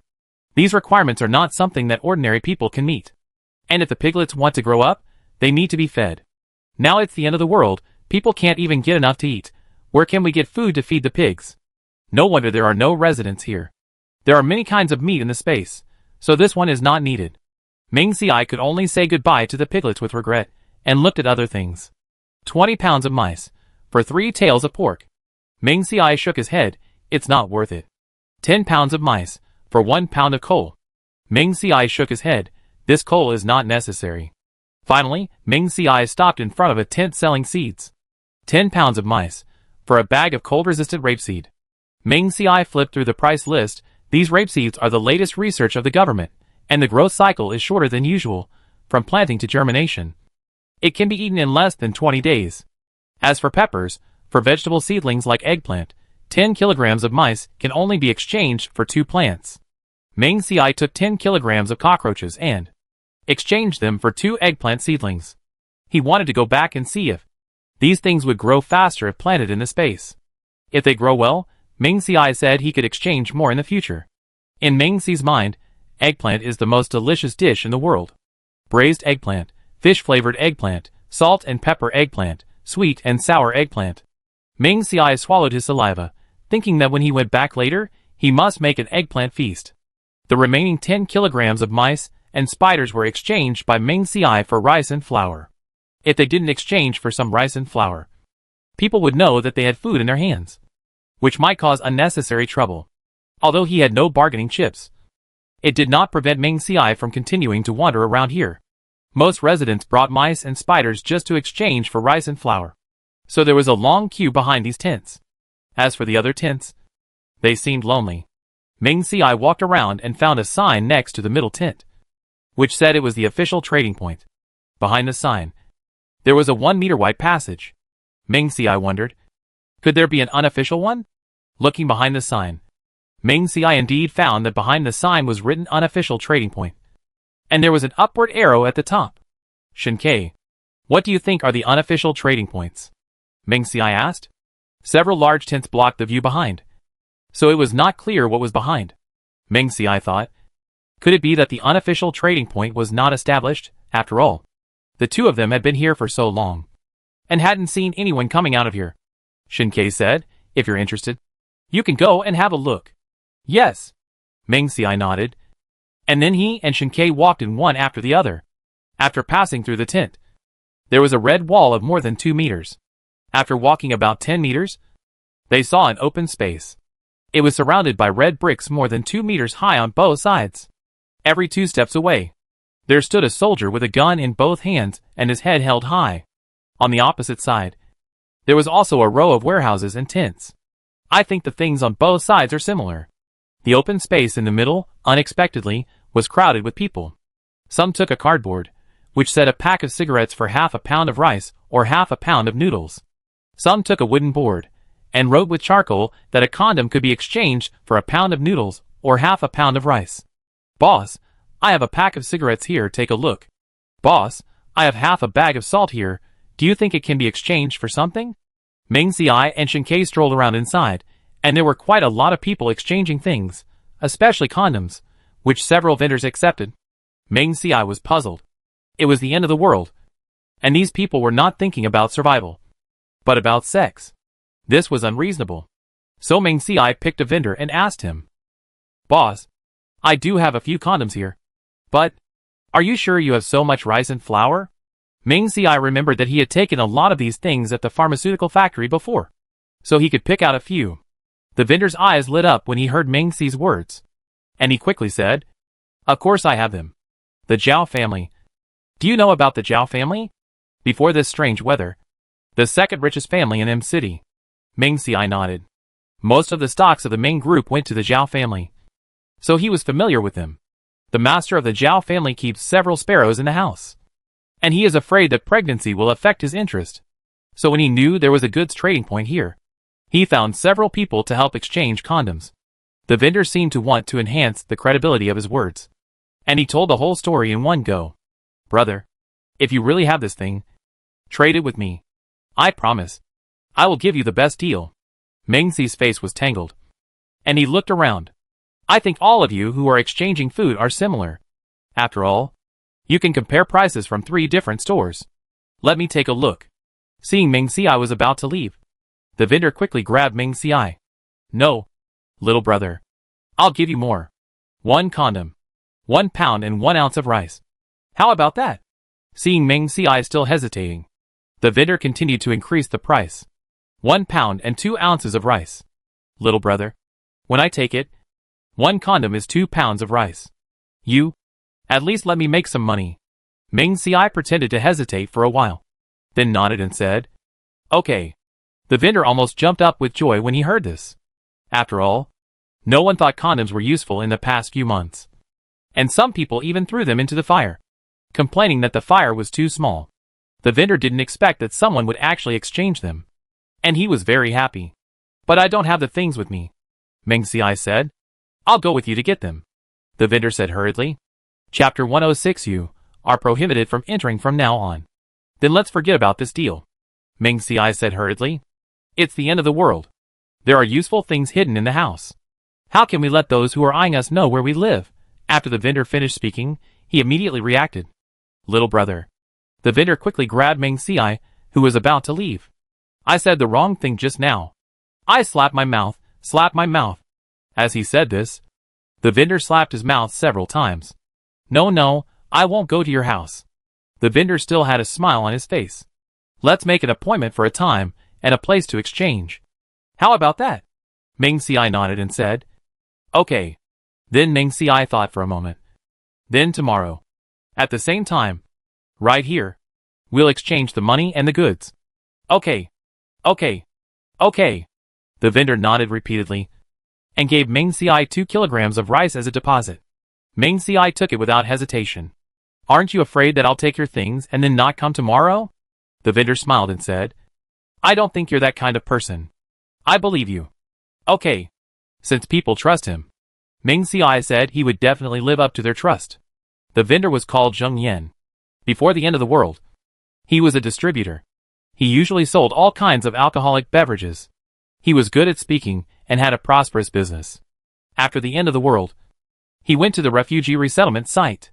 When the government wanted to let people go, Zheng Yan did not leave with them. He thought that living in the government was better than wandering outside. Sure enough, he got business in a few days.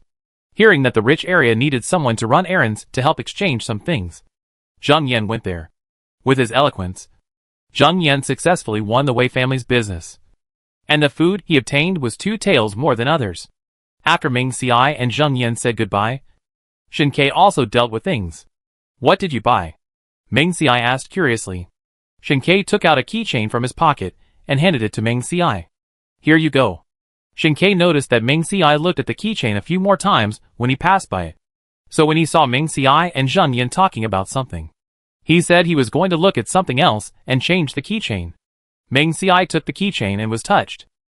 He didn't dare to explain to Shen Ke that the reason he looked at the keychain just now was because he thought the dog-shaped keychain looked like the white wolf at home. Therefore, I couldn't help but look at it twice more. Thank you. Ming Ci sincerely thanked. No need. Shen Ke held Ming Ci's hand and stuffed it into his pocket. The two of them had nothing to do at the trading point, so they walked out. What did you exchange? Ming Ci asked in confusion. Just now. Mice, spiders, and other things have been exchanged. Shen Ke squeezed Ming Ci's hand. The condom. There were some condoms in the space that didn't fit Shen Ke's size, so just now Shen Ke reached into his pocket and took out a condom from the space. Ming Ci couldn't help but widen his eyes when he heard this. If others knew about this deal, they would probably talk behind his back, wondering if Shen Ke had a problem with his brain. A condom could be exchanged for 1 pound and 2 ounces of rice. But now it was only exchanged for a keychain. However, Ming Ci and Shen Ke both had enough food, so they didn't think it was a pity. Before the two of them left the trading point, they suddenly heard a quarrel. Wait a minute. There's something wrong with your thing. This bag is so light. How could there be a pound of rice? A man in a black down jacket grabbed the man in a military green coat. The man in the military coat frowned. I weighed the rice when I got it. Don't slander me here. Besides, the food is in your hands. You might have secretly taken the rice and hidden it somewhere else, and then you come to accuse me. You are slandering me. As the two talked, they actually started fighting. Then, they saw 2 soldiers standing neatly around them, and suddenly they came over, and then they forcefully separated the 2 people. No fighting is allowed in the trading point. You two, please show your ID cards. You are not allowed to enter in the future. The man in the black down jacket, who said there was something wrong with the scale earlier, was not convinced and said, Sir, this has nothing to do with me. It is obviously him who is short of weight. Sir, this is all his fault. You have to make the decision for me. The man selling military coats also defended himself. Sir, I definitely have no short of weight. If you don't believe me, let's weigh it now. The rice in the cloth bag, when the 2 people were fighting, fell to the ground, and the rice inside had already spilled all over the ground. There was no way to weigh it now. The 2 soldiers did not try to persuade them to quarrel. One of them took out a walkie-talkie. Platoon leader. Platoon leader. There is a fight here. You need to register. Got it. After the walkie-talkie was hung up, the 2 soldiers grabbed a troublemaker each and kept silent. The down jacket man and the vendor man continued to quarrel, and even spit at each other. Soon, 3 people came in one after another from the path where Ming Ci and his friends had just entered. Ming Ci looked around and saw that the leader was a second lieutenant. The 2 soldiers behind him, one holding a tablet and the other holding something similar to a camera. Then he started taking photos of the 2 people. The lieutenant pronounced, You two, you have committed the crime of fighting. You will be blacklisted from now on. You will not be eligible to come in the future. The 2 people were not convinced, but there was nothing they could do, even if they said good things. They were still expelled in the end. The vendor was still thinking about the rice on the ground, and he had to pack the things before leaving. The down jacket man ordered the vendor to return his cigarettes. Ming Ci and Shen Ke didn't watch this farce and walked out. No wonder there were so many soldiers around. It was to prevent people from making trouble. When he went out, Ming Ci noticed that on the red brick wall, there was something similar to a blackboard, with rules written in white gouache. The first rule was that fighting was prohibited. The fifth rule was that short weight was prohibited. Ming Xiai thought. Maybe the down jacket man was too impulsive, and felt that the weight of the things given by the vendor was not right. So he should ask for help from the soldiers. But now, the rice fell on the ground. Even if the army wanted to make a decision for them, there was nothing they could do. Ming Xiai did not think that the lieutenant had any problem in clearing them both out at once. After all, there was no evidence of the short weight, and it was indeed the down jacket man who started it. The transaction had just begun, and there might be more problems in the future because of the transaction. Therefore, the military should have made clear its attitude from the beginning, and it would absolutely not tolerate anyone committing a crime here. After leaving the transaction point, the two saw that it was still early, and thought about chopping some firewood to take back. As a result, when they arrived, they found that more people were chopping trees here. After a little thought, they knew the reason.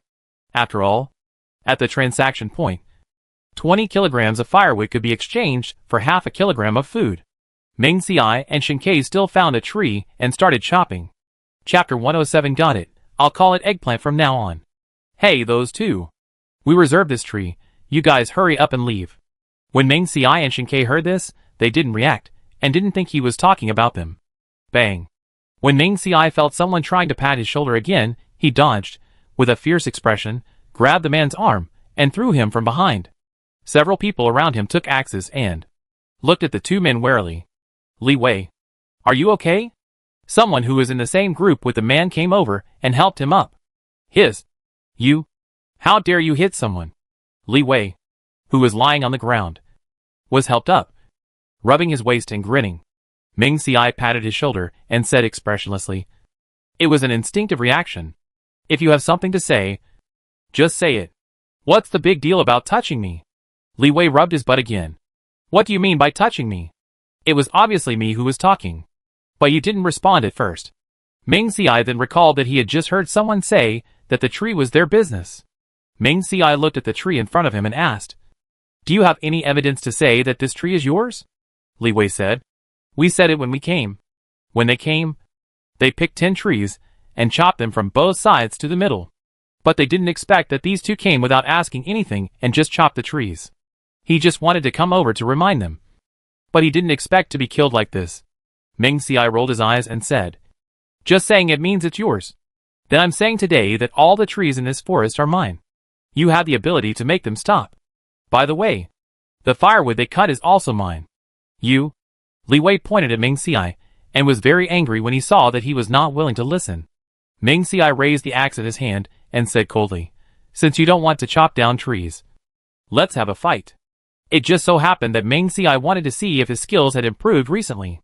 Shinkei also held an axe, and stood back to back with Ming Xiai, ready to attack. Although Li Wei and his men were many, they knew themselves well. Looking at Ming Xiai and the other two, they knew that they were very skilled. The few of them only knew some mediocre skills. And if they really fought, they would only be defeated. "Little brother, in a civilized society, we should live in peace," Li Wei said with a smile. "And the government also said that fighting is prohibited. Since you like this tree, it belongs to you. We will find another one." The people behind Li Wei wanted to say something, but he suppressed them. Then they reluctantly dispersed and continued to cut trees. Li Wei took 2 people with him and ran to find another tree. Ming Xiai and Shinkei were not affected by this incident. The two continued to cut trees. After trimming the tree, they took it home. After returning home, Ming Xiai was still thinking about the eggplant feast.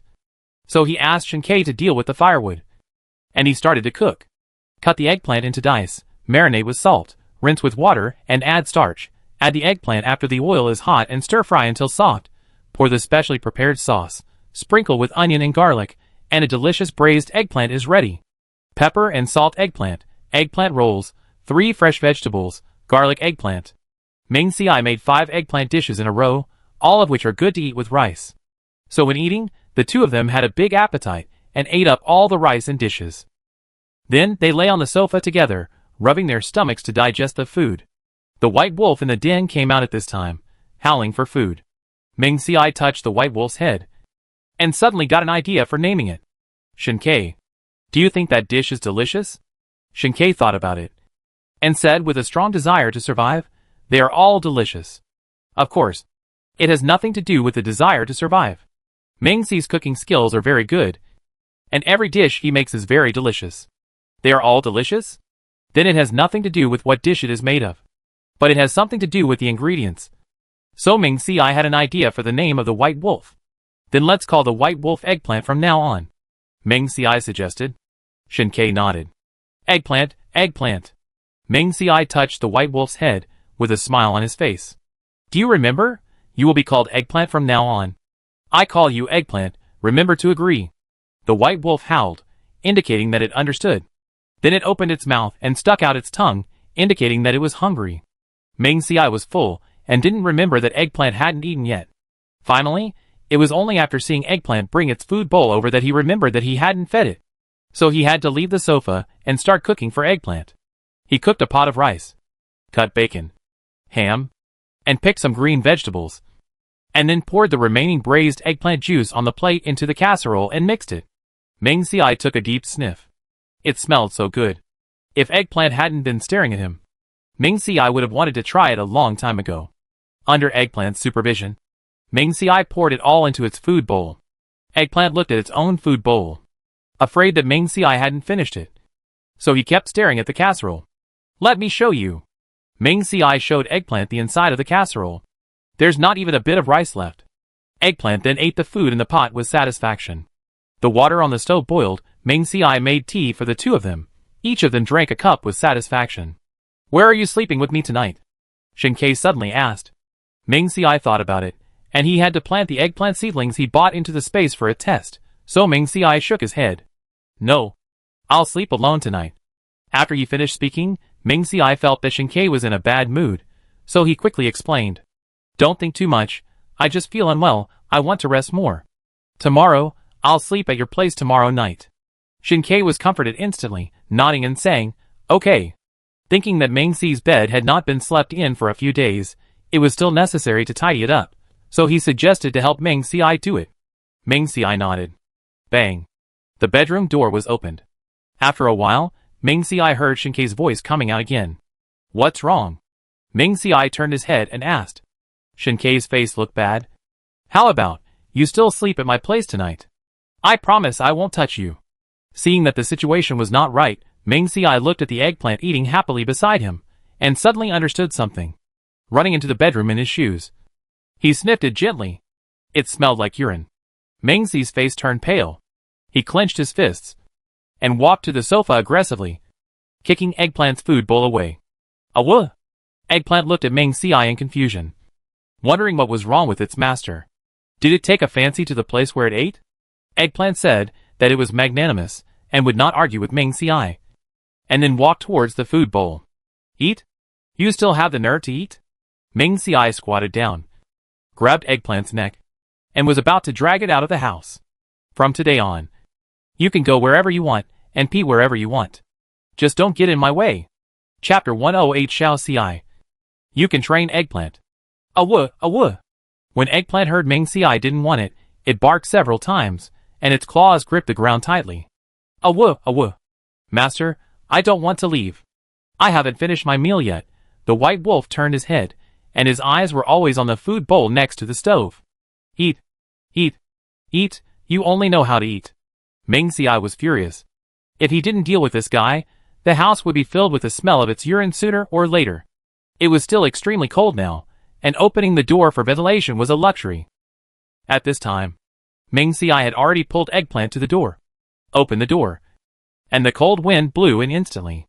Eggplant saw that Ming-Si was really angry this time, and lay on the ground shamelessly. Awah. Master, I will never mark casually in the future. Shin-Kei's eyes followed the man and the wolf all the time, and saw that Eggplant really knew it was wrong, and understood that Ming-Si was just trying to scare it. So he spoke. Shao Ci. I think Eggplant really knows it's wrong this time. How about forgiving it once? Eggplant heard Shin-Kei's words and nodded quickly, with a sincere look in his eyes. Ming-Si pretended not to believe what Eggplant said, and still pulled it out. Get up. Get out. You can go wherever you want in the future, and mark wherever you want to go. Awah, awah. Eggplant didn't get up, and continued to beg for mercy. The sound was getting louder and louder. If the noise was heard by people downstairs, when people were hungry, they actually raised a wolf, they might be attacked by a group of people. So Shinkei walked over and pinched Eggplant's mouth. Eggplant stared at Shinquebec. It was grateful to this guy for speaking for it just now, but it didn't expect him to be so rude now. Let me go! Eggplant struggled. Shall see. If you really don't want to keep it, just throw it out, in case someone downstairs hears it and comes to trouble us. Eggplant heard this and was still struggling to cry out, but it calmed down. Ming Ci thought about it and felt that this was okay. Then he pointed at Eggplant's nose and said, "Warning you for the last time. If you dare to urinate and defecate anywhere in the house again, I will knock you out and have someone skin and bone you and make you into food." Eggplant nodded quickly, indicating that he would never dare to do it again. Also, don't bark too loudly in the house from now on, or someone will come and catch you, and I won't be responsible for protecting you, Ming Ci added. Eggplant nodded again. Shinkei let go of Eggplant's mouth, and it really stopped barking. After knocking on Eggplant, Ming Ci endured the stench and opened the bedroom window to ventilate. This house is now extremely cold, and it is uninhabitable. As for the shoes marked by Eggplant, Ming Ci let Eggplant take them out, and then stuff them into the stove. Since Eggplant was forced to let him smell the urine, let Eggplant smell the stinky shoes tonight. Lock the doors of several bedrooms and the kitchen. When closing the door, Ming Ci looked at Eggplant with a smile. Eggplant, I wish you a good sleep tonight. Bye. Lock the door, leaving Eggplant with nowhere to go. Let it feel its own pain. When the door was closed, Eggplant had fun in the house. Yeah. No need to be driven out by the owner. But soon, Eggplant smelled a strange smell. Ugh. Eggplant took a deep breath. It smelled terrible. Then he looked for a place to escape. But there was no escape. He didn't dare to shout for Ming Ci to come back, so he could only lie on the ground with no hope. Shinkei squatted on the ground and added firewood to the Kong, and Ming Ci sat on the Kong shivering. If you are cold, you can cover yourself with a quilt. Ming Ci shook his head. No, your clothes will get dirty. Shinkei could only speed up the fire, and then suggested, Eggplant is so energetic. It just sits at home and does nothing. Why not? I'll bring it back tomorrow and try to train it. Once the training is successful, it will be a helper in the future. Ming Ci heard this and felt it made sense. Can you train a dog? Shinkei shook his head. No, but you can give it a try. The fire in the Kong slowly rose, and the temperature in the room also rose. Ming Ci took off his furry slippers, and then began to take off his outer pants and lifted the quilt to crawl in. As for the other clothes, Ming Ci hid in the quilt and began to take them off. Shinkei folded the clothes he took off one by one and put them aside. Shinkei was not afraid of the cold, so he stayed under the bed and took off his clothes before getting on the bed. The quilts were 2 meters by 2 meters and 3 degrees, enough for 2 people to sleep. Ming Ci was not polite and moved closer to Shinkei. Shinkei leaned on Ming Ci and held him in his arms. I don't know what Shinkei ate to grow up. His body was like a heater, making Ming Ci feel warmer than the Kong under him. The two of them spent too much energy during the day, and soon fell asleep one after another. When they woke up the next day, Shinkei was no longer in the bed. But fortunately, the Kong under him was already very hot, and Ming Ci was not cold.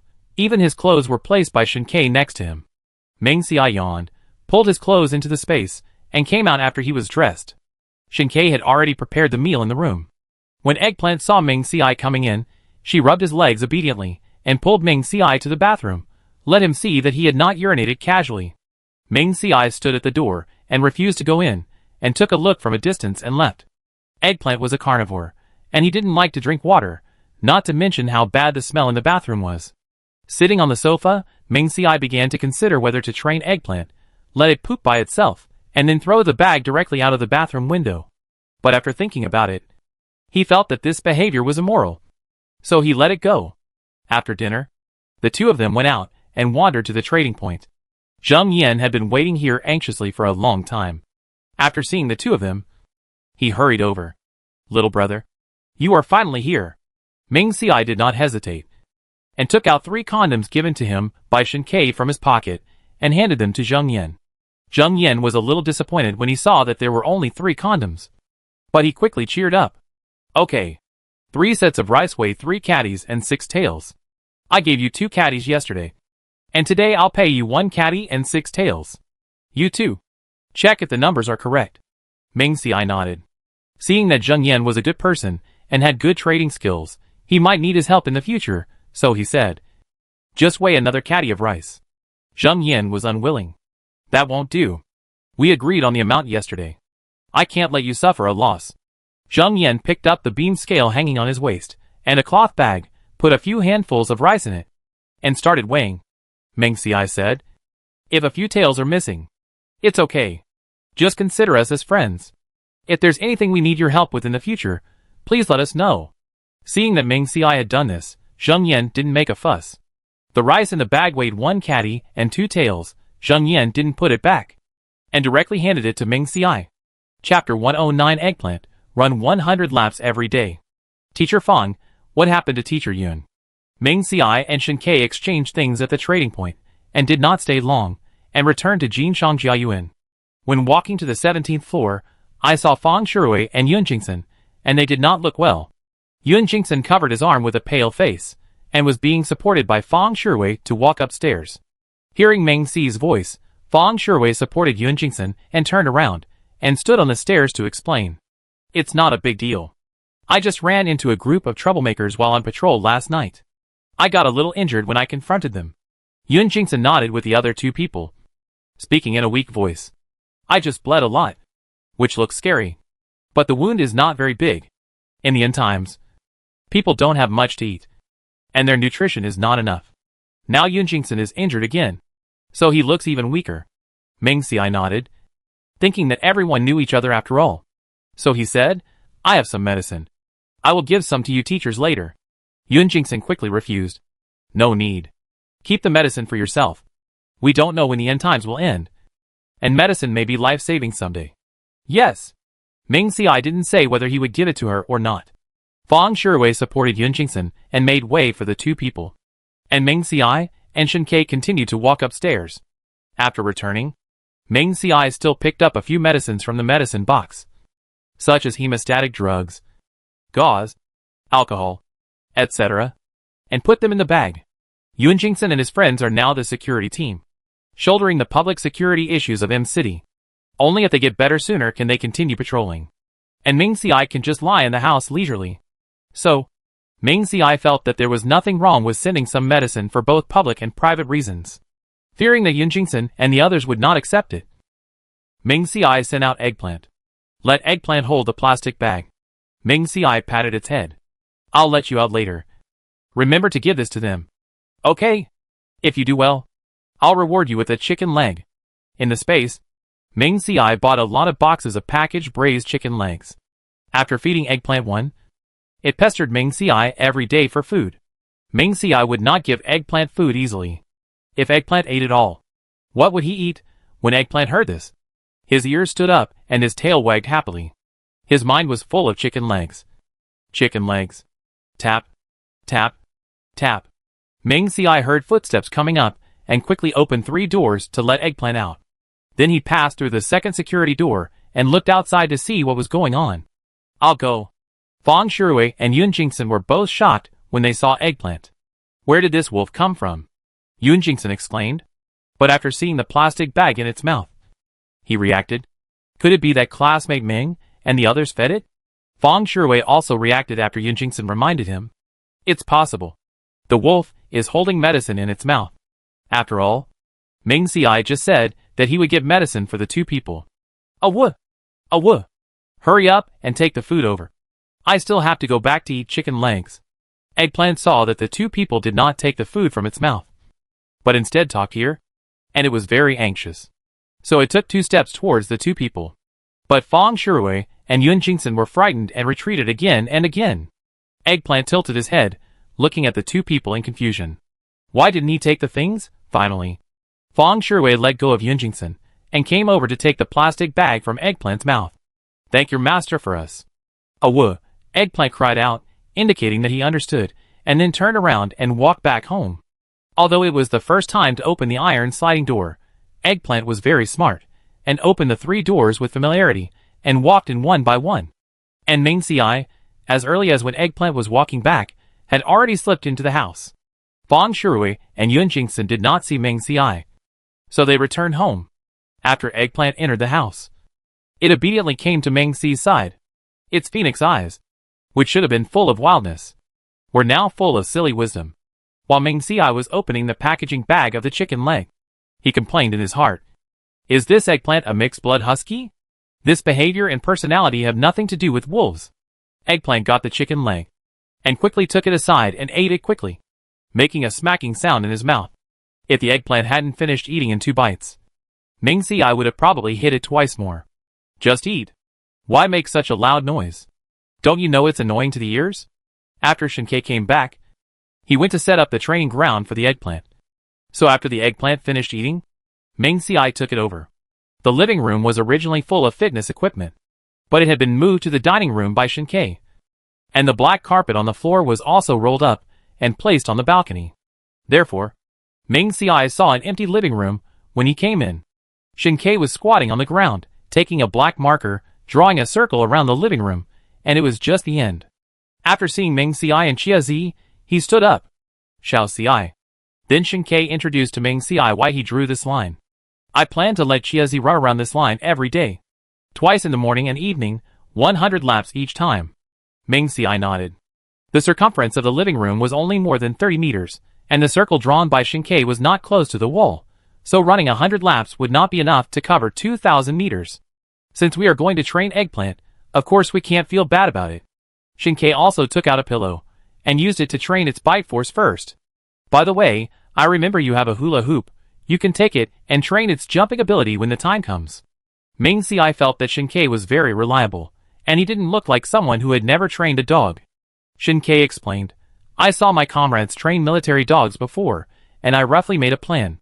Meng Xiai nodded. "Eggplant, follow your father Shin and train well in the future. Only by becoming stronger can you avoid being eaten by others. Do you understand?" "Oh, got it, got it."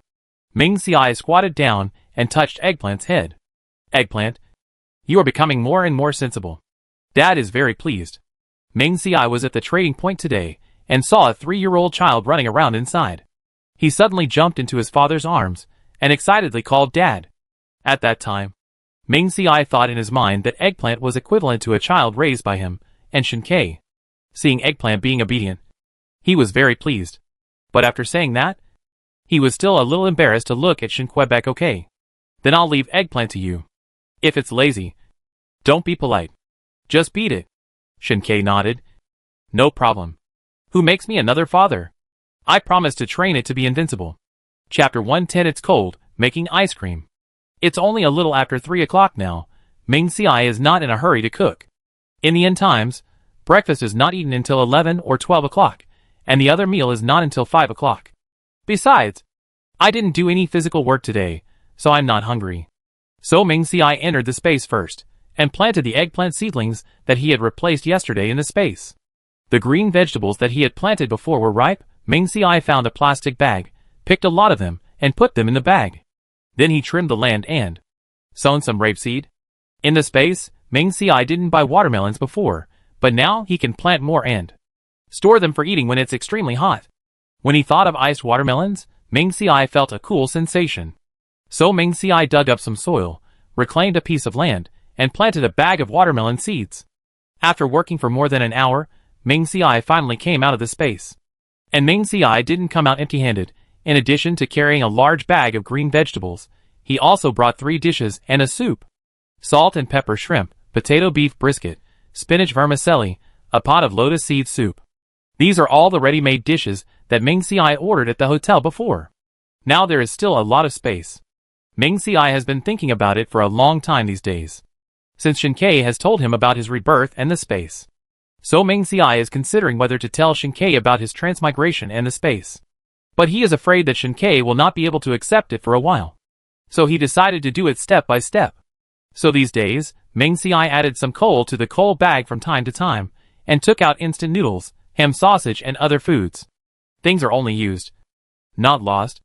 According to Shinkei's cautious character, maybe he has already found the problem. It's just that Shinkei has never asked. Meng Xiai is not afraid that Shinkei will be unfavorable to him after knowing it. After all, he has grenades in his space, which have a wide killing range. As long as Shinkei is not right, he will be blown to death. Ming Xiai does not believe that Shinkei's speed can be as fast as the grenade explosion. Taking the intercom, Ming Xiai called Shinkei to come over to eat. After a while, a man and a wolf came over. After Shinkei saw the dishes on the table, his face did not react. He was prepared not to ask questions that he should not ask. As for the eggplant, Ming Xiai poured some rice, 2 sausages, a fish, and some blanched vegetables, pepper shrimp, potatoes and beef brisket. Ming Xiai also gave some to the eggplant. If other people in the end of the world saw that a wolf was eating so well, they would probably be jealous beyond words. 2 people and 1 wolf. They were satisfied with the food. It was getting dark. Shinkei went to heat the Kong. Ming Xiai was here touching the eggplant, soaking his feet, and waiting for Shinkei to come and call him to go to bed. As for Ming Xi's previous plan to open a door to connect the 2 houses, Shinkei looked at the wall and said that it was a load-bearing wall and could not be demolished. Ming Xiai had no choice but to give up. Fortunately, the 2 houses were close, so it was only a little cold every day. The weather was cold, and the temperature had dropped to -50 degrees. The 2 people had no shortage of food and heating, so they gradually stopped going out. Ming Xiai practiced with Shinkei for an hour every day, and Shinkei was training eggplant the rest of the time. On the balcony, Ming Xiai still persevered in freezing ice cubes. There is no container for ice cubes. It doesn't matter, Ming Xiai will just put the frozen ice cubes directly in the space. When it gets extremely hot, if you can't use air conditioning and other things, you can take out the ice cubes and put them around. The female rabbit is about to give birth, so Ming Xiai has to check on it several times a day. Sometimes eggplant is still lying on the fence, looking at the rabbit inside and drooling. But Ming Xiai knows that this guy dare not go in to eat, so he just let it lie there before. Now the female rabbit is about to give birth, and he is afraid that eggplant saliva is poisonous and will affect the little rabbits. Therefore, Ming Xiai beat eggplant every time he saw him crawling these 2 days, which made it quit this bad habit. In the morning, Ming Xiai took out a large bag of mung beans, which had been soaked for several hours. While he had nothing to do now, Ming Xiai picked a large pot and put it on the stove to make mung bean soup. When the mung bean soup was cooked, throw a handful of rock sugar in and stir to melt it. Open a disposable lunch box, put it in, and put it on the balcony to freeze for only 2 minutes, and then quickly put it in the space. If it is frozen for too long, it will freeze into ice lumps, which will be troublesome to eat. Mix milk and glutinous rice flour. Pour into the pot where the mung bean cake is cooked, and stir until it becomes sticky. Then take out a disposable cup and put it in, put a disposable chopstick in the middle, and put it on the balcony to freeze for a while, and a piece of mung bean ice cream is ready. Pears, white fungus, wolfberry boiled into rock sugar, and snow pear water, and put it into the space after freezing a little. Cut strawberries into pieces, pour in yogurt, and use a juicer to make milkshake. Put a few strawberry slices, apple slices, blueberries, and other fruits around the disposable cup, and then pour in the milkshake. Freeze it on the balcony for a while, and it will be ready as a strawberry yogurt ice cream. Mango, peach, blueberry, grape, banana. As long as there is fruit in the space, Ming Xiai took out 1/3 of it and made it into ice cream tirelessly. Fortunately, various dairy products were bought at the beginning, otherwise it might not be enough for him to squander. Ming Xiai remembered that the extreme heat lasted for more than half a year. The highest temperature reached more than 70 degrees, so he was always worried that there was not enough ice in the space. When he was busy, he felt that time passed very quickly.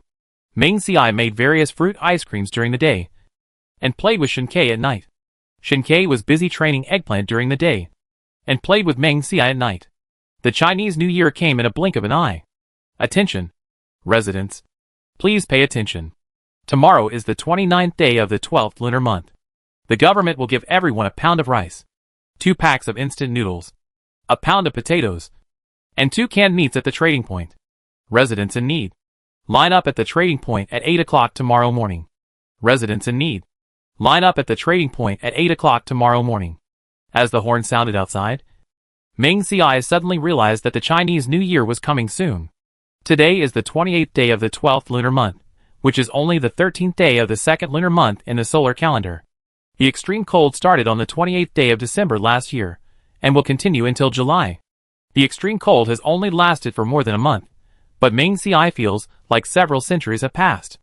We are going out to have a look tomorrow, Should we bring back something? Shinkei asked. Meng Xiai nodded. The cold-resistant eggplant seedlings developed by the government are really powerful, and they bloomed in less than 15 days after being placed in the space.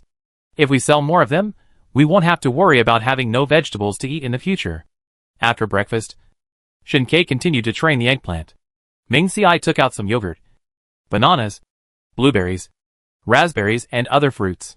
First, put the things on the balcony to freeze for a few minutes, and then bring them back to blend them in a food processor. After softening for a while, put them in disposable cups, and the ice cream is ready. Before putting them into the space, Meng Xiai also took them to the balcony to freeze them. This is to prevent the ice cream from being scratched as soon as it is taken out when it is too hot. Chapter 111. I'll give you a couplet of 3 blessings. Hiss. After leaving the building, Meng Xiai took a deep breath because of the cold. I haven't been out for a few days. This temperature, is it dropping again? Meng Xi's teeth were trembling with cold, and his words were a little unclear. Why don't you not go? I can go alone, Shinkei said, and was about to take off the scarf from his neck and hang it on Meng Xi's neck. Meng Xiai quickly refused. No. Don't give it to me. I just came out suddenly. I'm a little uncomfortable. I'll be fine after a while. Meng Xiai has been staying at home these days. The coldest time he could feel was when he was freezing ice cream on the balcony, or walking a few steps to Shinkei's house. He came out suddenly, and it was natural that he was not used to it. But fortunately, Meng Xiai had a strong ability to adapt. After walking for a while, his body got used to the cold. Shinkei saw Meng Xiai insisted, so he didn't say anything. But he was still worried and told him, if it's really too cold, we can go to a place where there is no one. I took out thick clothes from the space and gave them to you. Yeah, Meng Xiai nodded. Perhaps the Chinese New Year is the happiest time for everyone. So along the way Meng Xiai saw many people in high spirits. Not at all the decadent look they had before. When they arrived at the official trading point, people had already lined up to receive Chinese New Year supplies. This was also the first time Meng Xiai intuitively felt that after so much, there were still so many people alive. It reminded Meng Xiai of the scenes of people going to the market during the Chinese New Year that he had seen on TV before. When receiving things, you still need an ID card or household registration book. And you still need to register.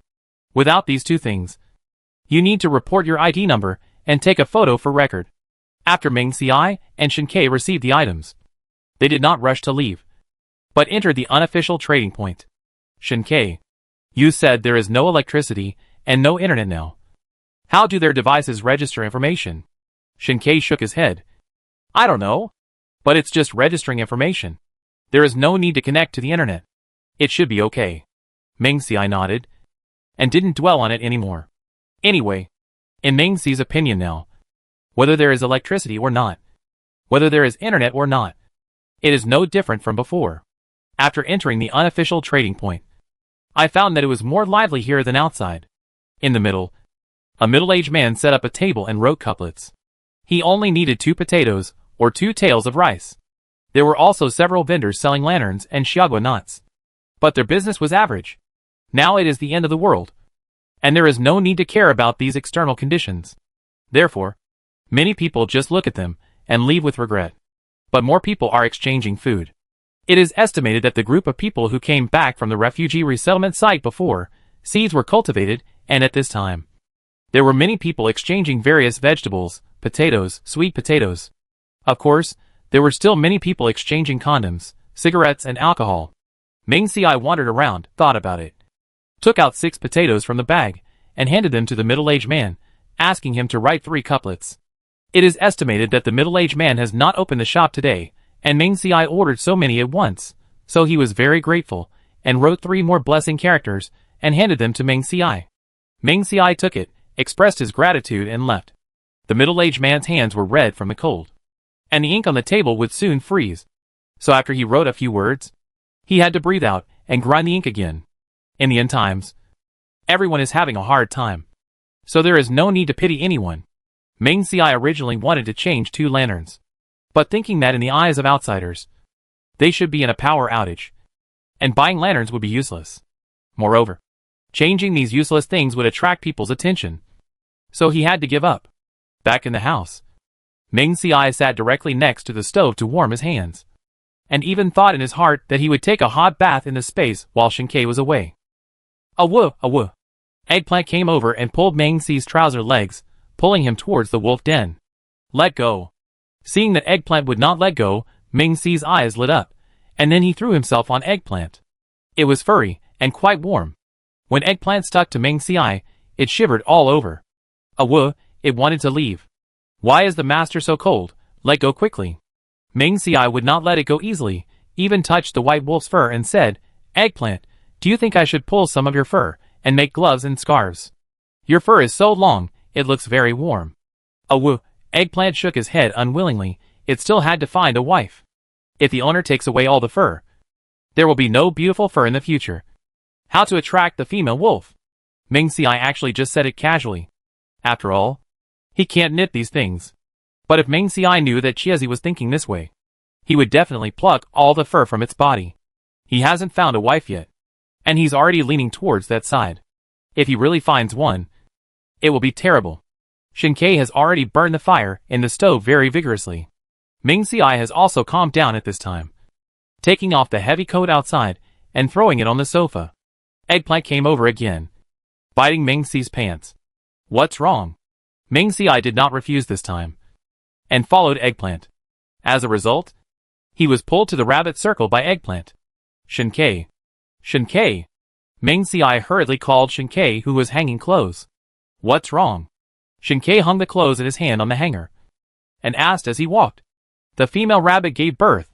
Ming Si was happy. Then he rubbed his hand, and after making sure he was not cold, he bent down and began to count the number of rabbits in the circle. 1, 2, 3. Shinkei. The female rabbit gave birth to 7 little rabbits this time. Although he didn't know how many were male and how many were female, it didn't stop Ming Si from being happy. He grabbed the naughty rabbit. Shinkei. Do you know how to deal with rabbits? It happens to be New Year's Eve tomorrow.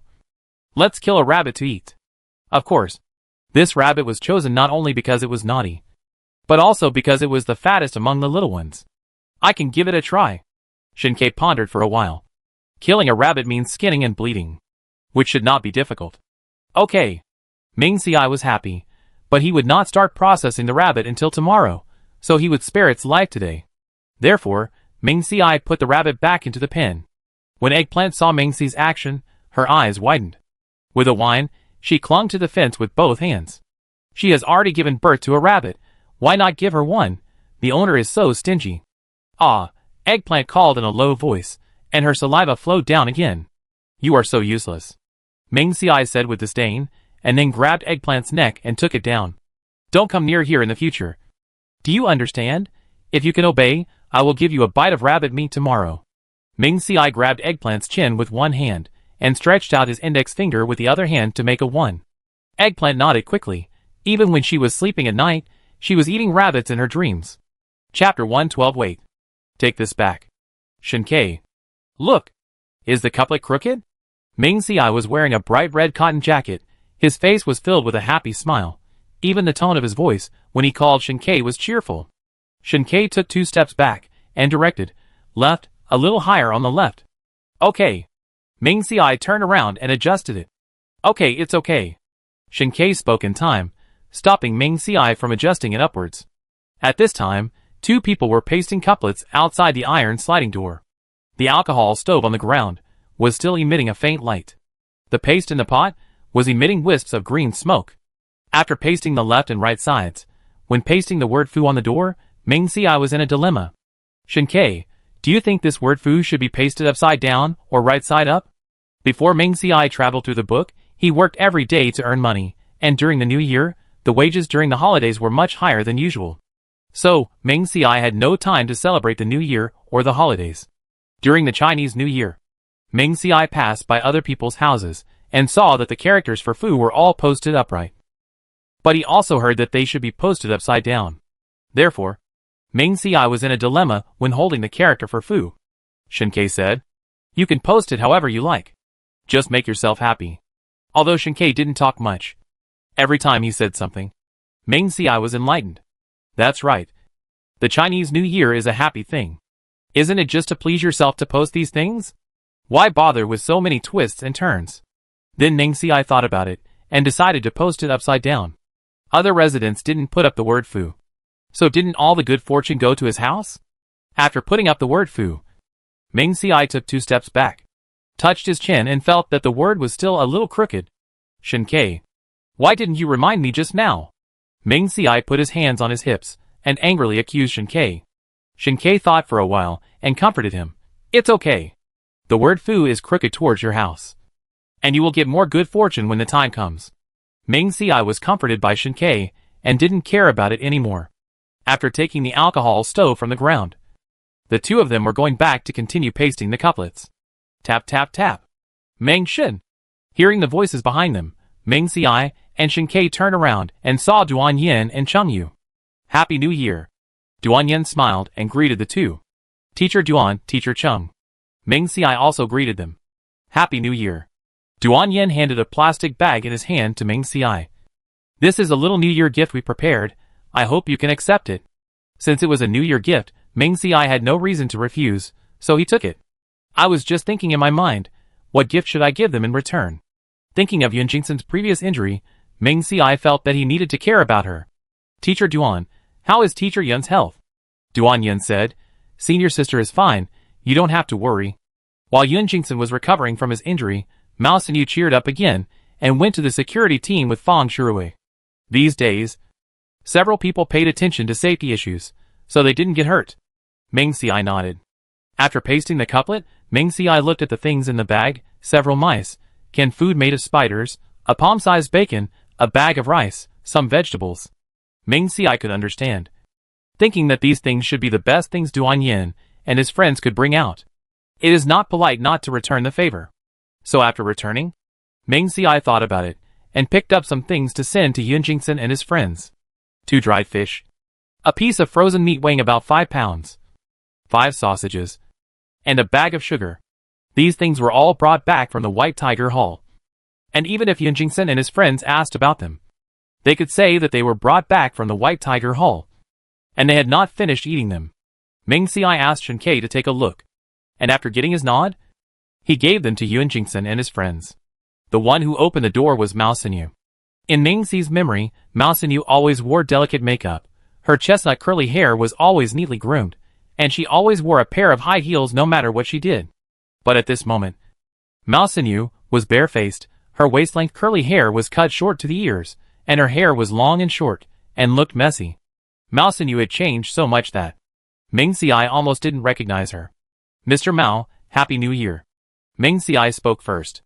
Mr. Ming, Happy New Year. Mao Xinyu made way, wanting Ming Xiai to enter the house. Ming Xiai shook his head. Teacher Mao, I won't go in. At this time, Yun Jingxin and Wan Qing in the room heard the voice and came out. Ming, come in and sit down. Brother. Ming Xiai greeted them, and then handed the things in his hand to Mao Xinyu. I won't go in and sit down. Shinkei is still waiting for me to eat. This is our New Year's gift. I hope the teachers can accept it. Seeing that Ming Xiai was determined not to go in, Mao Xinyu and the others did not force him. But when Mao Xinyu saw the things in the plastic bag, she was very surprised. Ming, take this back quickly, we can't have it. Mao Xinyu was about to hand the plastic bag to Ming Xiai. Ming Xiai shook his head and stepped back. Teacher Mao, you can keep the things. This is something that Shinkei and I took from the White Tiger Hall. It will go bad if we keep it for a long time. It won't be a pity to eat it before it expires. Teacher Yun, Teacher Mao, say Happy New Year to Teacher Fan for me. Yun Jingxin came over and saw the things in the bag, but he refused to accept it. Meng, these things won't go bad if they're left there. Take them back quickly. Besides, we're in the security team now. We get paid every day, and we can be completely self-sufficient. Ming Xiai didn't take it, but just said, you can take it. It's a little gift from Shinkei and me. At this time, Yun Jingxin and Mao Xinyu also came out one after another, pulling Ming Xiai to force the plastic bag to him. Ming Xiai was very strong and easily broke free. It's cold outside. The two teachers should go back quickly. After saying that, Ming Xiai was about to go back. Brother. At this time, Wan Qing came out of the house, holding a plastic box in his arms, which was neatly packed with dumplings. Brother, I made these dumplings for you. Happy New Year. After Wan Qing handed the plastic box to Meng Xiai, he bowed deeply and then stepped back. Yun Jingson explained for Wan Qing. The filling of these dumplings is a mixture of leeks and potatoes. Wan prepared it yesterday, but he never had the courage to give it to you. Take it back and eat it. Meng Xiai nodded. Touching the plastic box, he sighed in his heart. He is no longer the original owner, and he does not have the original owner's memory, so he naturally does not know when the original owner saved Wan Qing. But Wan Qing is kind, it would be bad if he did not accept it. Then, I would trouble teacher Yun to tell Wan Qing to thank him for the dumplings. Chapter 113 Shinkei, let's play a game. Shinkei, rabbits are so cute, how can you kill them? Meng Xiai put the dumplings on the table, and went to the balcony to watch Shinkei kill the rabbit in an unskilled way. A line from a movie suddenly came to his mind, and he smiled and said. Shinkei looked up at Meng Xiai, and his hand did not stop moving. Rabbits are just cute, but they don't have much meat on them. Meng Xiai squatted beside Shinkei, looking at the half-skinned rabbit. There was really no meat except for the bones. The main reason is that the rabbit is too small. It is not even 2 months old since it was born. As for the female and male rabbits in the cage, Meng Xiai will never eat them. These are breeding rabbits, and they cannot be eaten easily. Poor rabbit. Meng Xiai shook his head. But there is no way. Feeding it is to eat it. It is the end of the world. And keeping a pet is too luxurious. Rabbit, don't blame me for being cruel. Seeing Eggplant squatting on the side, staring at the rabbit in Shinkei's hand, Meng Xiai immediately became alert. You are not allowed to eat secretly. Meng Xiai threatened by patting Eggplant's head. If you dare to eat secretly, I will throw you out. Eggplant whimpered. If the mouth cannot eat secretly, can't it just look with the eyes? Shinkei was here to deal with the rabbit, while Meng Xiai went to cook. Took out a fish from the space, and made it into braised fish. Cut another piece of pork belly, chopped it into mincemeat, added soy sauce, oyster sauce, 13 spices, eggs, starch, scallion, ginger, salt and chicken essence, and stirred it evenly. Then roll it into a ball, put it into the hot oil, and fry it into golden meatballs. Remove it and set it aside. Meng Xiai fried a pot of meatballs, leaving 6 meatballs to make braised lion head later. Put the others aside, so that it will be convenient to eat them later. Take a pack of chicken wings from the space, cut a few slits with a knife, then add water, ginger, cooking wine and shallots. Blanch them, and set them aside. A bottle of 500 milliliters of cola, Meng Xiai poured a glass, and drank it behind Shinkei's back. Put the remaining cola aside. Meng Xiai planned to make cola chicken wings. He took out a portion of stir-fried lotus root, a portion of preserved egg with hot peppers, and a bowl of steamed pork with rice flour. After that, Meng Xiai picked some green vegetables, cut 2 sausages, and fried them to make a dish. As for the rabbit, it had not been processed yet, so it could only be eaten tomorrow. After the meal was ready, Meng Xiai called Shinkei to come and eat. Meng Xiai took out a tablet, found a collection of sketches, put it in the middle, and turned up the volume. The atmosphere of the new year was instantly created. The 2 people and the wolf had a warm new year. Happy New Year! Happy New Year! Meng Xiai and Shinkei each had a can of beer, clinked their glasses, and each took a big sip. Cool! Although the 2 of them cooked 6 dishes, there were still a lot left, but it didn't matter, because there were eggplants. Mix the rice and the remaining dishes, and the eggplants tasted delicious. Thinking of the dumplings made by Wan Qing, Meng Xiai happened to have nothing to do, and thought he could make more, and put them in the space, which would be very convenient to cook in the late apocalypse. After Shinkei knew that Meng Xiai wanted to make dumplings, he took out half of the pork, a dozen cabbages, scallions, ginger, garlic, and various seasonings from the space. Meng Xiai didn't hesitate, and cut some meat that could be used. Shinkei had said before that his space could only be used to store things, and it did not have the ability to preserve freshness. So he only stored things that could be stored for a long time. After the meat was processed, it was put into the blender, and it was blended with a single press. Meng Xiai also put various vegetables into the blender, and blended them. Pour everything into the bowl. Oil, salt and various seasonings were sprinkled in, and Meng Xiai mixed them evenly wearing disposable gloves. Shinkei now knew how to knead dough, so he was very strong and quickly kneaded the 2 bowls of dough until they were shiny. The 2 of them were watching skits on the tablet while making dumplings. They looked so happy, as if they had been together for many years. After the dumplings were made, They were placed on the balcony to freeze. They also cooked a large pot of dumplings for dinner. Ming Xiai and Shinkei scooped enough and gave the rest to Eggplant. Shinkei also took out 2 large bags of pickled pepper chicken feet from the space. Ming Xiai poured himself half a cup of cold Coke and drank it all in one breath. Burp! So refreshing. Ming Xiai touched his stomach with satisfaction. Shinkei took Ming Xi's cup and continued to pour him a cup of Coke. But this time, the cola was hot. Ming Xiai sighed in his heart. Cold cola is good. Cold cola is wonderful. Cold cola is refreshing. Unfortunately, it is not so good in extreme cold. Drinking too much is really bad for the body. If it weren't for the new year, Shinkei would never agree to let him drink cold cola. After dinner, Ming Xiai and Shinkei sat on the sofa and started playing games. They played the sandbox game Minecraft. No network is required. You just need to turn on Bluetooth to connect. Shinkei had never played before, so Ming Xiai asked him to chop trees first. As the saying goes, if you want to be rich, chop trees first. Shinkei was obedient and chopped trees with his bare hands for half an hour. If Ming Xiai hadn't taken the time to take a look, Shinkei would probably have to chop trees like this for the rest of his life. Ming Xiai threw 2 finished stone axes to Shinkei and asked him to chop with them. This way, it's really much faster, Shinkei said. Then Ming Xiai took Shinkei, a newbie, to play in Minecraft. When it got dark, he dug a pit, buried the 2 people in it, and waited until dawn. Get money, build a house, make a bed. Although the game is simple to operate, it is fun to play. When the tools are almost ready, Ming Xiai takes Shinkei to explore the mine. In order to make Shinkei realize the dangers of this world, Ming Xiai starts the survival mode. When you die, everything on your body will fall off. You must pick it up quickly, otherwise it will disappear. Oh my god! Shinkei controls the person in the game and moves forward slowly. It is a bit dark around, and before he can put the torch in his hand, Shinkei is startled by the zombie that suddenly comes to his face. It was rare for Ming Xiai to see Shinkei frightened. He patted his back to comfort him, and laughed at him for being timid. Shinkei was not convinced, and tried to defend himself. Ming Xiai knew, of course, that sometimes a zombie would come right up to you in this game, which would scare you. But Ming Xiai would not tell Shinkei that he had been frightened before. After dying several times in the survival mode, Ming Xiai angrily opened a new map.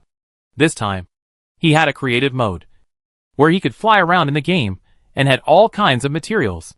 Finding an empty space, Ming Xiai planned to build a house. After Shinkei roughly listened to Ming Xi's story, he also started to build a house. On New Year's Eve, they played games to stay up all night. The 2 switched back and forth from creative mode to survival mode, and then to creative mode. The tablet on the table, the skit was still playing. Sometimes, there were voices of Ming Xiai complaining that Shinkei built a better house than him, and sometimes it was the voice of Ming Xiai wanting to switch modes. A room full of spring, and the years were quiet and good. Chapter 114. No, I can't stay on the sofa anymore. Bang! Bang! Bang! Bang! When the time on the phone was about to jump to midnight, there was a sound of fireworks outside the window. Ming Xiai ran to the balcony in his shoes excitedly, wanting to see who was setting off the fireworks, completely forgetting that the lights were still on in the house. At the moment when the curtains were opened, Shinkei turned off the generator in the house in time, not letting the light out. Outside the window, fireworks were blooming. 10, 9, 8, 3, 2, 1. Happy New Year! Happy New Year! When the number on the fireworks counted down to 3, Ming Xiai heard many people around him counting down excitedly. This also infected Ming Xiai, who couldn't help but shout along. Happy New Year! Shinkei! Ming Xiai looked at the fireworks outside with sparkling eyes, with a smile on his face, and didn't forget to wish Shinkei a Happy New Year. Shinkei stared at Ming Xiai, and saw the reflection of the fireworks in his eyes, and smiled. Ming Xiai, Happy New Year! Outside, the sound of fireworks and people shouting, one after another. Ming Xiai didn't quite hear what Shinkei said after saying Happy New Year. What did you say? Ming Xiai turned his head, and asked in confusion. Shinkei looked at Ming Xiai, shaking his head. Some words need courage to be spoken, and one said, you will never have the courage to say them again. However, Shinkei still repeated it in his heart. Ming Xiai, Happy New Year. Also, I like you. Ming Xiai blushed when Shinkei looked at him, feeling very hot, and was too embarrassed to touch his ears, so he was about to leave the balcony.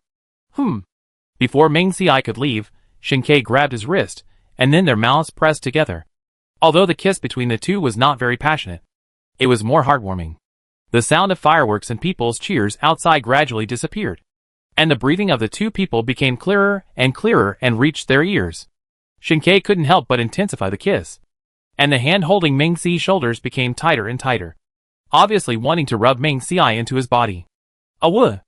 Eggplant saw it clearly in the dark, and his master was actually bullied by that cold-faced guy. How could Eggplant tolerate it? So Eggplant whimpered twice, ran over and bit Shinkei's trouser leg, trying to pull him away. Shinkei was not affected by Eggplant at all. While kissing Ming Si, he led him to the sofa, and then pushed him down on the sofa. Soon, the clothes of the two fell off one by one. Eggplant whimpered, wanting to bring the clothes to Ming Si and let him put them on. You bad guy. Don't bully your master. Ming Si saw that Eggplant had been disturbing his good things here, and his hands that were taking off his clothes stopped. Staring at Eggplant. Go lie down in your nest. It's New Year's Day. I don't want to hit you. After hearing this, Eggplant whimpered twice, and reluctantly returned to the nest with its head down. Woo. It just wanted to save its master. Why was its master so mean to it? Eggplant had already thought of running away from home, but then thought of the rabbit nest. Eggplant gave up the idea. How could he leave when he hadn't eaten the rabbit yet? Ming Si was satisfied to see Eggplant leave, and then continue to take off his clothes. Shinkei was not polite this time, and he pressed Ming Si down and let him dry on the sofa, and tossed him over and over. When he woke up the next day, Ming Si sniffed. The smell of delicious food. Hiss. Ming Si paused as he stood up. Waist pain. Shinkei quickly dropped what he was holding, came over and sat next to Ming Si to rub his waist. How is it? Is it still painful? Shinkei asked with concern. Not bad. Ming Si shook his head. It was because he got up too hard just now that it hurt. Now he is recovered and there is no problem. It seems that he is old and can no longer do it in these strange places. And he slept on the sofa last night. No, he can't do this anymore. During dinner, Ming Si curled up on the sofa, with a blanket on his body, and was fed by Shinkei mouthful by mouthful. After dinner, Ming Si lay on the sofa, and continued to play Candy Crush. Shinkei placed a lot of light snacks next to Ming Si, and Ming Si also secretly took out a cup of brewed milk tea from the space, and asked Shinkei to brew it before leaving. If this kind of milk tea is finished at once, it will feel a bit greasy for Ming Si. So every time Ming Si poured out all the coconut flakes at once, and only poured 1/3 of the milk tea powder. After finishing a cup, he poured the remaining 2/3. In this way, the sweetness was just right for Ming Si. After taking a sip of the milk tea, Ming Si was very happy. Eggplant kept talking about the rabbit hanging above the stove. When he had nothing to do, he came over to look at the rabbit and whimpered twice. Then he ran to the rabbit pen and looked at the rabbit inside with drooling mouthfuls. Ming Si felt that Eggplant was just too idle, so his eyes lit up, and he called Eggplant over. Eggplant, come here. Eggplant heard his master's call, and hurried over, and squatted in front of Ming Si obediently. Eggplant, put your 2 paws here. Ming Si patted Eggplant's 2 front paws, and then touched his waist. Eggplant tilted his head, not understanding what Ming Si meant, but still did what he said. Yes, that's it. Ming Si took out a sausage from the space, and peeled it, and fed it to Eggplant in Eggplant's surprised eyes. After the Eggplant finished eating, Ming Si put his hands behind his back and pressed the Eggplant's paws, signaling it to do the same. The Eggplant was very good, and immediately pressed up and down. Not bad. Not bad. When you're done, I'll give you a chicken leg as a reward. Ming Si turned around and continued to play Candy Crush. When the Eggplant heard about the chicken leg, it pressed harder. Perhaps the Eggplant was exposed to acid rain, and it also ate mutant mice, cockroaches, and other animals. So during this period of time, its body size has grown a circle, and it has far exceeded that of ordinary wild wolves. Therefore, Eggplant's strength was just right for Ming Si. As he pressed, Ming Si's eyelids began to droop. Amid the sound of unbelievable, Ming Si's hand holding the phone loosened and he began to sleep. Eggplant was tireless and continued to press. Bang! The door was opened, and Eggplant just glanced at the person who came and continued to press. Awoo! No one could stop it. And it earned a chicken leg to eat. Shinkei came over and warmed his hand in the stove. After making sure it was no longer cold, he reached out and touched Mengxi's forehead. Fortunately, I didn't have a fever. On the first day of the Lunar New Year, I had a normal breakfast, so I had a richer dinner. Originally, the rabbit meat was supposed to be braised. But considering Mengxi's current situation, I could only cook it lightly. Shinkei flipped through the recipes, and finally found a dish of corn and tender rabbit. Heat the rabbit meat in oil and stir-fry it. Add chopped green onion, ginger, garlic and green pepper. Add corn and stir-fry. Add salt, oyster sauce, chicken essence and other seasonings. Add water starch to thicken, and cook over high heat until the sauce is reduced, and then it can be served. Chapter 115. No. I can't take these. Awoo! Awoo! Eggplant's claws didn't stop pressing Mengxi's waist. But when he smelled the meat in the air, he was hooked. He kept looking in front of Shinkei, and his hands kept pressing. Shinkei had no choice but to say, "Press well, and I'll cook you some bones." Eggplant heard this, and Awoo made two sounds, turned his head, and concentrated on pressing. Shinkei had no choice but to take a casserole and put it on the stove. Put the bones in it, threw in some green onions, ginger and cooking wine, and added water to stew it. Shinkei continued to deal with other things. He had already planned which dishes to make: sweet and sour eggplant, scallion oil chicken, salt and pepper chicken wings, Christian carp tofu soup, sour cabbage spare ribs, and corn and tender rabbit. 6 dishes, just right for 2 people. Mengxi actually woke up when Shinkei was making sweet and sour eggplant, but just turned over and continued to play Candy Crush. The eggplant saw that it couldn't press Mengxi's waist, so it squatted beside its head and asked for a chicken leg. Mengxi was not a person who didn't keep his word, and he would use the eggplant to press his waist in the future. Therefore, Mengxi quietly took out a chicken leg from the space. Eggplant already knows how to open the packaging bag. When she saw Mengxi holding the chicken leg in his hand, she snatched it from Mengxi with sparkling eyes, and squatted on the side to open the packaging bag. "You are like a starving ghost reincarnated, making me wonder if I have abused you," Mengxi complained. 1 meal of eggplant is equivalent to a day's meal for Mengxi and Shinkei. To celebrate the new year, the dishes on the table for Mengxi and Shinkei are very rich. It doesn't matter if there are leftovers, because there is eggplant. Looking at the size of eggplant, Mengxi suggested, "Shinkei, how about we call eggplant next time we go out to chop wood? Otherwise, it would be a waste of its size." Shinkei nodded. "Okay. And now that eggplant has been trained by Shinkei, it can easily knock down an adult. But it still needs to practice its bite force." In this way, the two of them easily ended Eggplant's leisurely life of eating and sleeping every day. And Eggplant, this silly thing, was still struggling with the plastic bag of chicken legs, not knowing that its beautiful life was about to disappear. After the meal was ready, Mengxi picked a comedy movie, and the two of them watched and ate. Bang, bang, bang. Suddenly, they heard a knock on the door. Mengxi and Shinkei hurried out and saw Zhang Mingtian standing outside the door, holding something in his hand. He came to pay New Year's greetings. After opening the door, Zhang Mingtian said happily, "Happy New Year, brothers." "Happy New Year," Mengxi said.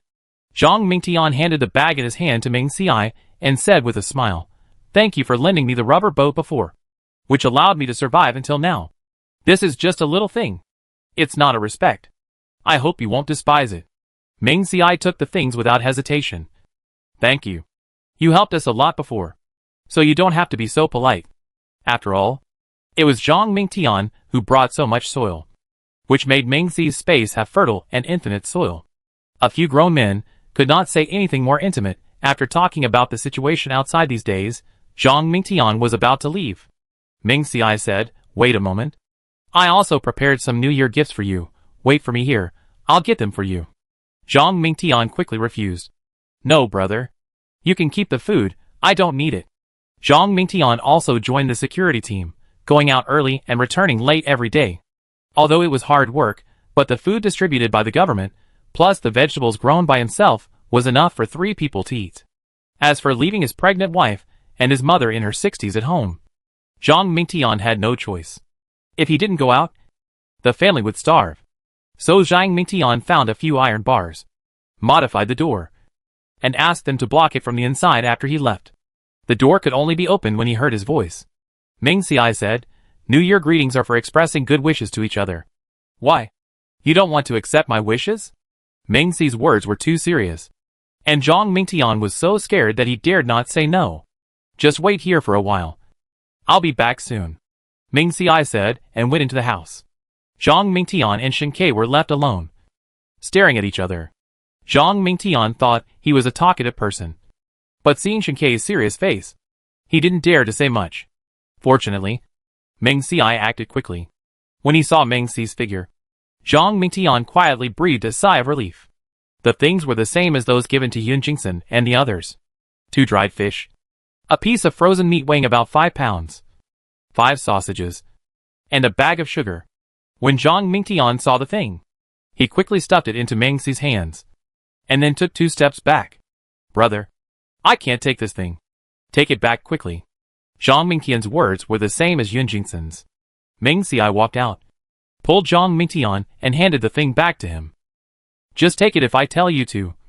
And your wife is pregnant, and she needs nutrition. Zhang Mingtian paused when he heard Ming Xiai talking about his wife's pregnancy, and was about to push the thing back. This fish was snatched by Shen Ke and I during the heavy rain, and we stored it after processing it. As for the other 3, we took them back after destroying a bandit's den, because we didn't know when the heavy rain would end. We ate very sparingly. We don't have much food now. If you really want to thank us, please help bring back some more seedlings and rapeseed. That stuff is more useful than these. The fish meat is gone once it's consumed. But the rapeseed is different. Some people will deliberately save some until they are old, and then dig out the rapeseed inside and continue to plant. Peppers, cucumbers, cowpeas and other vegetables can keep seeds. Moreover, most of the cold-resistant rapeseeds issued by the government can mature within a month. So there are more of these vegetables on the trading point now. Zhang Mingtian heard it, and felt that Ming Xi's words were correct. So he quickly assured, Don't worry, brother. I will take care of the rapeseed you need. After sending Zhang Mingtian away, Ming Xiai and Shen Ke went back and continued to play games. Shen Ke, how did you build such a beautiful house? Ming Xiai controlled his character, flew to Shen Ke, and circled around his house.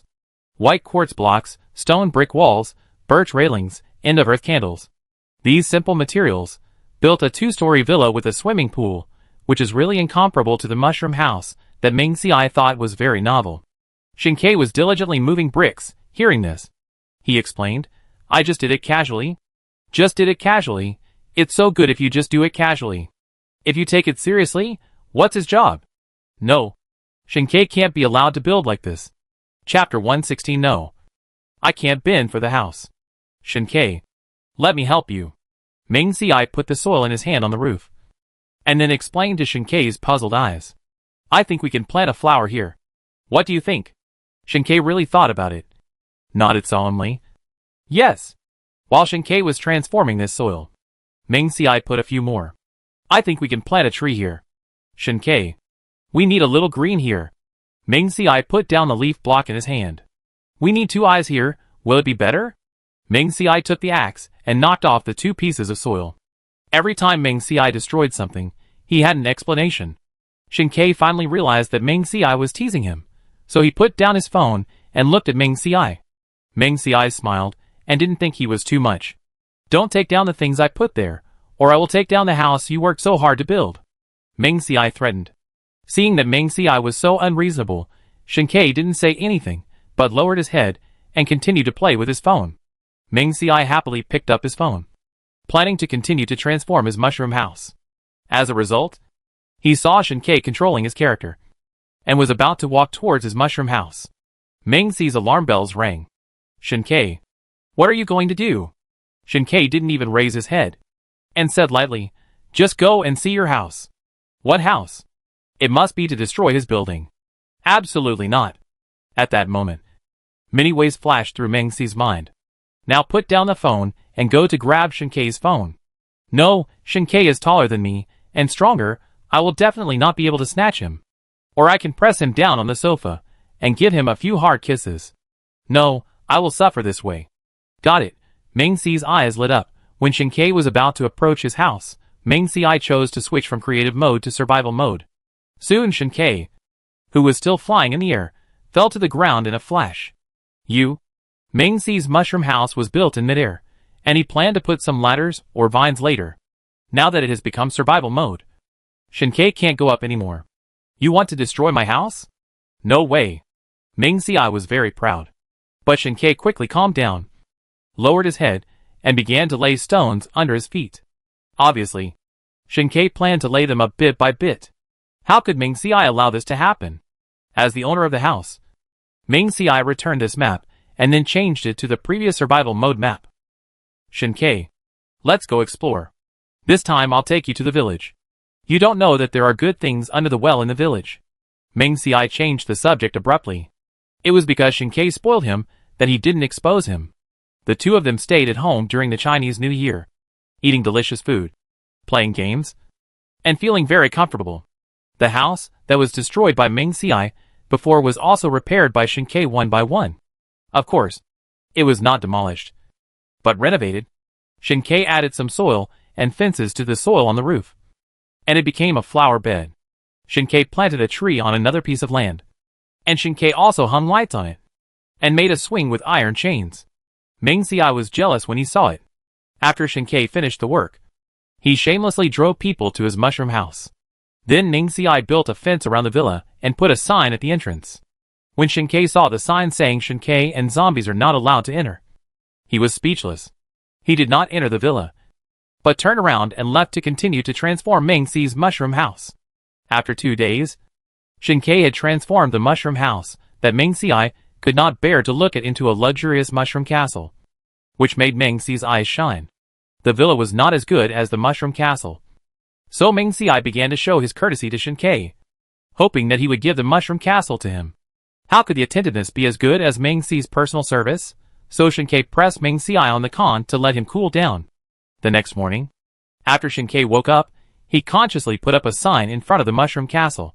When Ming Si woke up, entered the game, and saw the sign Shen Kai and zombies are not allowed to enter in front of the mushroom castle, he was satisfied. Then Ming Si began to study, building a road connecting the mushroom castle and the villa with rails, so that he could travel back and forth in a mine cart. Knowing that Ming Si liked these things, Shen Kai used his imagination even more, and showed off to Ming Si every time he built a house. If Ming Si wants to get a house, he has to serve Shen Kai well. In just a few days, Ming Si felt like he was sleeping on the boat. On the 10th day of the Lunar New Year, Ming Si woke up in the morning and felt the pain in his waist. After learning from his mistakes, Ming Si said that he would never bow down to Shen Kai again because of a house in the game. Otherwise, his waist would be gone if he continued like this.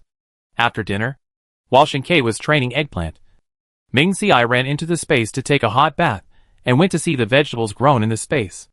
The watermelon seedlings have grown out, climbing freely on the ground, and it looks like they will bloom and bear fruit soon. The eggplant seedlings exchanged from the base have begun to produce small eggplants. Ming Si sighed in his heart. Worthy of being a vegetable seedling developed by a large number of agricultural science academicians. It is really amazing. Ming Si ran up to the 3rd floor again, and there was no prompt on the wall. After leaving the space, Ming sees, but had not yet landed on the sofa, and he heard a rustling sound coming from outside. If it were Zhang Mingtian, Yun Jingsen and others, they would never be so sneaky. Ming Si quickly took the long knife placed at the entrance, opened the door, and walked out. He gently turned the locks of the 2 security doors. Perhaps the people outside were too focused, so they didn't hear Ming Si's movements. Didn't you say you could pick the lock? Why haven't you opened it yet? A man in a black coat looked around. The man in the woolen hat in front of him was also very anxious, and his eyes were focused on the lock in front of him. Don't rush me. Bang! Ming Si pulled open the last security door with all his strength, raised his eyebrows and asked, "You? What are you doing? Prying the lock? What else can you do?" The man in the woolen hat said without raising his head, "Don't you have eyes?" When the man in the black coat behind him heard the security door being opened, he turned around and ran. The man in the hat finally realized something was wrong. When he looked up and saw Ming Si, he was stunned for a moment, and then showed an awkward smile. You are at home. I just took a look." Li Chong, run. The man in the hat threw down a bunch of lock-picking tools in his hand, turned around and ran. Even at this time, he did not forget to call his companions. As a result, he turned around and saw that the man in the coat, Li Chong, had already run far away, and was furious. Li Chong, what do you mean? You ran away without calling me. The man in the hat accused Li Chong as he walked. But Li Chong, who was running in front, actually retreated. Chapter 117 Speechless, it is also wrong not to go out. Meng, did something happen? As Li Chong retreated, Duan Yin and Cheng Yu gradually appeared. The staircase leading downstairs was close to Duan Yin and his friends, so after hearing the sound of running away, the two of them opened the door with knives and came out to check the situation. Ming Xiai had already opened the iron sliding door and walked out. Shen Kai, who was training Eggplant, heard something was wrong outside and came out, standing behind Ming Xiai. When Eggplant saw that its owner did not stop it, it pushed its head against the door and squeezed out. Li Chong and the man in the hat swallowed their saliva and retreated. The man in the hat was retreating, and suddenly felt something sharp pressing against him from behind. He dared not retreat anymore, and even wanted to move forward. Don't move. The man in the hat just took a step forward, and felt the knife following him closely. And it was even closer than before. Hearing this again from behind, he stopped in his tracks.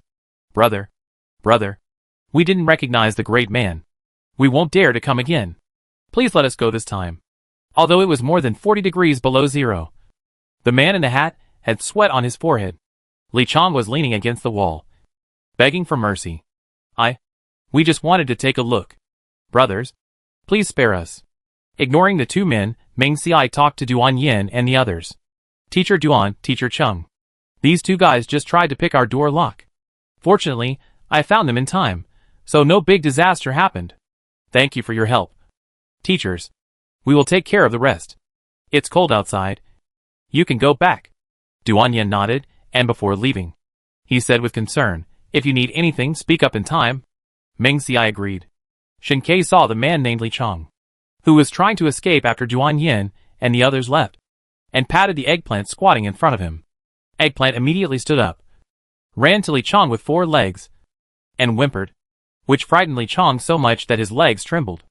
Help! Help! I won't dare to do it again. Please let me go! Li Chong didn't expect that someone would raise a wolf at this time, and judging from its size, he was no match for it. Meng Xiai threatened the man in the hat with a knife, and made him stand with Li Chong. Tell me, why did you come to pry open our door? Meng Xiai asked. For no reason. These two people came to pry open our door. They must have been exposed somewhere. In this case, we must know the reason, and not make the same mistake again. Li Chong looked back and forth between the eggplant in front of him, and the knife in Meng Xi's hand, and swallowed his saliva before explaining. We just observed that there are some houses where there were living people. But no one came in and out for a long time. So we concluded that the people in the house must have died. So we pried open their houses, and went in to take things. Li Chong and the man in the hat lived in this building. After returning from the refugee resettlement site, they found out that there were a total of 12 families living in the building. There are 2 households on the 17th floor, and 4 households on the 16th and 15th floors. On the 14th floor, only Li Chong and his family and a couple lived there. Some time ago, that family did not go out for 5 consecutive days. Li Chong and Brother Hat were worried that they had an accident, so they discussed and decided to pry open the door. If anything happened to them, they could report it in time. Brother Hat had learned to open locks for a while before the end of the world, so he took a piece of wire and started to try. Snap! Hearing the sound of the door lock opening, the two were overjoyed, and then opened the door and walked in. The two searched for the couple in the house, and finally saw them in the bedroom. The two raised their lips, and the exposed skin turned blue and black. Looking at the state of the bodies, they were probably frozen to death for several days. Li Chong remembered that 5 days ago, the temperature dropped sharply again at night, and they were probably frozen to death at that time. In the end of the world, they were indifferent to life, old age, sickness and death. So they pulled the door and planned to leave. But when they saw the firewood in the living room, the two people had an idea. They carried the firewood back to the couple's homes one by one, and then searched the couple's house and found several canned rats, a small bag of rice, and a lot of rapeseed. These things were enough for the two of them to use for a few days, so they didn't have to go out in the snow to chop firewood and catch rats. The two people who got the advantage began to be perfunctory when they went out to find things. They would observe who hadn't gone out for a few days, and then start prying open the door and moving things after confirming it. As for those houses where people often came and went, the two people didn't dare to do it. After all, the army and the security team are not vegetarians. Therefore, Meng Xiai and Shen Ke, who had not left home for 10 consecutive days, were targeted by Li Chong and his team. The lock on the door at the staircase of the 17th floor was easily opened by the man in the hat. Seeing that the doors on both the north and south sides were closed, Li Chong heard a sound from the south room. So he decisively went to the north with the man in the hat. When they saw that another wall was built here, the two were very happy. Such strong protection means that there are a lot of things inside. After lying on the door and listening for 2 minutes, after confirming that there was no sound inside, the man in the hat began to pry the door open. Meng Xiai was quite speechless when he heard the reason. He originally thought that if he didn't show off his wealth, no one would come to cause trouble. But he didn't expect that not going out often was actually a mistake. Two big brothers, I promise that I will never do this again. Please let us go. We will never dare to come again. Meng Xiai nodded. If you want to let you go, you can. But if you put forward conditions, you must give us something in exchange. What do you think? Li Chong was very sensible. We still have a few canned cockroaches at home. If you need them, I will send them up later. Li Chong and the man in the hat didn't dare to eat canned cockroaches. And the taste is not very good. The two people will not eat it unless they are starving. At this time, if taking it out can save their lives, of course they are willing. Meng Xiai nodded. Okay. But? Meng Xiai touched his chin and said, you said you can bring it up later? What if he doesn't come up after returning? Or runs away? Who can I find? Li Chong declined to mortgage the man in the hat here, or let the man in the hat go down to get it. Thinking of the two people who fled when they were in danger just now, Meng Xiai naturally disagreed. You lead the way. Meng Xiai pointed his knife at Li Chong. We'll follow you and go to your house to get it ourselves. Li Chong and Hat Brother were naturally unwilling. What if they let the wolf into the house and they took more than just canned cockroaches? Meng Xiai poked the knife in his hand at Li Chong's neck. Why don't you want to? If you don't want to, then you'd better die here. Although Meng Xi's knife didn't hurt Li Chong, the cold blade still scared him. Yes, yes, Li Chong said hurriedly. Lead the way. Yes. Chapter 118. Yes, you and Eggplant are fighting. Hurry up and open the door. When they reached the 14th floor, Li Chong and the man in the hat were still trying to struggle. Meng Xiai directly scolded them. Yes. Li Chong could only reluctantly take out the key from his pocket and open the door. Let Li Chong and the man in the hat enter the room first. Shen Ke, Meng Xiai and Eggplant then walked in immediately. Bang! Shen Ke, who was walking behind, pushed the security door shut with his hand. Li Chong and the man in the hat were like frightened birds, and they were scared to death when they heard this. The man in the hat didn't dare to delay any longer, and hurried to the living room, threw himself beside the sofa, stretched out his hand and rummaged under the sofa, and soon took out 5 boxes of cockroach cans. Here, here. The man in the hat was frightened and stuttered, and his hand holding the cans kept shaking. Snap. The man in the hat's hands were shaking, and he couldn't hold the things firmly, and several cans fell to the ground one after another. Yes. I'm sorry. Li Chong and the man in the hat apologized, squatted down, and picked up the cans in a panic.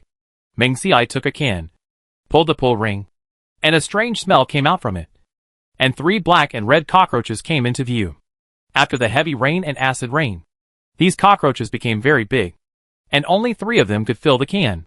The flavors were slightly spicy, and even 3 fresh flavors. 2 brothers, you have already got the food. What? When are you leaving? The man in the hat asked stutteringly. Meng Xiai squatted down and put the can of cockroaches with 3 fresh flavors in front of Eggplant. Eggplant sniffed it, and then ate it with big mouthfuls. Li Chong and the man in the hat saw that they actually gave the can to a beast. Their eyes widened, and they scolded the 2 people for wasting food in their hearts. If they had known, they would not have given them the food. Why? Don't you want us to stay here? Meng Xiai looked up and asked. No. No. 2 brothers, stay here as long as you want, Li Chong said quickly. 2 brothers, do you want some water? I'll go get you some hot water. No need. Meng Xiai stood up, sighed, and shook his head. I wanted to let you see more of this beautiful world. But since you don't want to, forget it. What do you mean by that? The man in the hat, who was closer to Ming Ci, felt pain in his abdomen before he finished asking Ming Ci's question. The man in the hat covered his abdomen with both hands, in disbelief. It's nothing, Ming Ci said lightly, and then pulled the long knife out of the man in the hat's abdomen. The man in the hat lost his support, and soon fell to the ground, with his eyes open, still full of resentment, staring at Ming Ci closely. But Ming Ci didn't feel scared. In the end times, if you don't kill someone, you'll be killed. When he knew that these two people were trying to pry open the door, Ming Ci didn't want to let them live. If you don't remove the roots, they will grow again in the spring breeze. At the beginning of the apocalypse, Ming Ci only injured those who came to provoke him, but did not kill them. Later, he was harassed by them again and again. Li Ping, Deng Yang, Su Jie and others are all lessons learned from the past. And these two people, greed is obvious in their eyes. Let them go, and you will get into trouble in the end. Therefore, it is best to kill them with one knife. Li Chong was shocked when he saw Ming Ci kill the man in the hat without blinking. Even though Li Chong was wearing a heavy cotton coat, Ming Ci and Shen Kai still smelled the smell of urine in the air. Not to mention Eggplant, a wolf with a keen sense of smell, whose face was full of disgust. Big brother, two big brothers, spare my life. I will serve you two like a cow and a horse in the future. Li Chong knelt on the ground in panic, and kowtowed repeatedly. Ming Ci nodded again. Save your life, okay. Li Chong's forehead had turned red, hearing this. He raised his head quickly, full of hope. But soon, Ming Ci's words made him fall into despair again. Eggplant has been too energetic recently, so I want you to play with it for a while. When it is satisfied, I will let you go. Li Chong looked at the white wolf in front of him with its tongue sticking out, and he knew in his heart that Ming Ci said he wanted him to play with the wolf, but he just wanted him to be his sparring partner. Maybe if you are not careful, you will die in the mouth of the white wolf. But if you want to live, you have to fight hard. This is the truth I have learned after living for so long in the end of the world. So Li Chong stood up and said, Okay. Shen Kai pushed away the coffee table in the living room, and put the firewood and other sundries on the ground in the corner. Li Chong and Chiezi stood in the middle of the living room, and became the protagonists. Chiezi, come on! If you can beat him, you will be rewarded with chicken legs tonight. Ming Ci began to encourage Chiezi. Hearing about the chicken leg, Eggplant's eyes lit up, and with full of vigor, he wrestled with Li Chong with a roar. Eggplant was strong, jumped up and threw Li Chong to the ground, and then scratched Li Chong fiercely with his claws. He moved quickly, and showed no mercy under his claws. Soon, 5 blood marks of varying depths were left on Li Chong's face. Li Chong endured the pain on his face, and struggled with both hands, trying to push Eggplant to the ground. Eggplant is now 1.3 meters long and weighs more than 40 kilograms. He is usually trained by Shen Kai, and has never fought with anyone. Although he is fast, he has no skills. Therefore, Eggplant was quickly pushed to the ground by Li Chong. Li Chong had already grabbed Eggplant's neck with both hands, and his eyes were fierce. Ming Ci was a little worried that Eggplant would be injured, so he took the bloody long knife on the sofa, and was about to get up to kill Li Chong. Shen Kai held his hand. Wait a minute. Trust Eggplant. Ming Ci had no choice but to give up. When he went out in the future, Eggplant might meet someone more powerful than Li Chong, and he couldn't protect it forever. Eggplant, come on! Think about the chicken legs. If you lose, you won't have meat to eat in the future. Awuh! You can't live without meat. Eggplant howled, and the sound was sonorous and powerful. Li Chong was frightened for a moment after hearing it, and the strength in his hand was reduced a little. Eggplant found the right time, tilted its head, and bit Li Chong's wrist. Hiss! You beast dare to bite me! Li Chong let go of Eggplant's neck with both hands, and the other hand that was not bitten slapped Eggplant's head hard. You beast! Let go quickly. Otherwise, I will kill you. When Li Chong was furious and almost exhausted, Eggplant let go, and then pounced, knocking Li Chong to the ground. With a roar, it bit Li Chong's neck. Help! Help me! Li Chong had one hand injured, and the other hand was weak, so he couldn't push Eggplant away, and could only look at Ming Ci and the others for help. Ming Ci ignored Li Chong, but said to Shen Kai, I think you are right, Eggplant's bite force is really not that good. It bit his wrist for so long, and it only made such a small bite. Shinkei said, you can get some bones for Eggplant to chew. Chapter 119 Eggplant, come and take a shower quickly. Bones?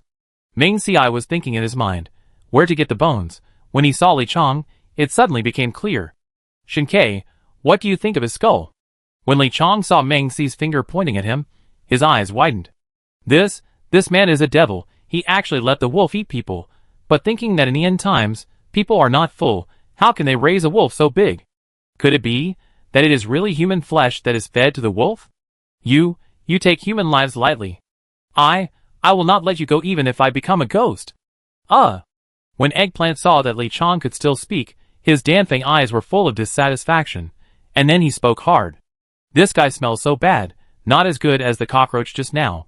Gradually, Li Chong on the ground closed his eyes and died. Eggplant noticed that Li Chong didn't move anymore, so he opened his mouth. He stared at Li Chong with his head down, waited for a minute, made sure that he didn't react, and immediately came to Ming Ci with his tail happily wagging. Awoo! Eggplant wanted to rub Ming Ci, so that he could praise him. As a result, Ming Ci curled up on the sofa, and said disdainfully, Eggplant, go over. Don't come near me.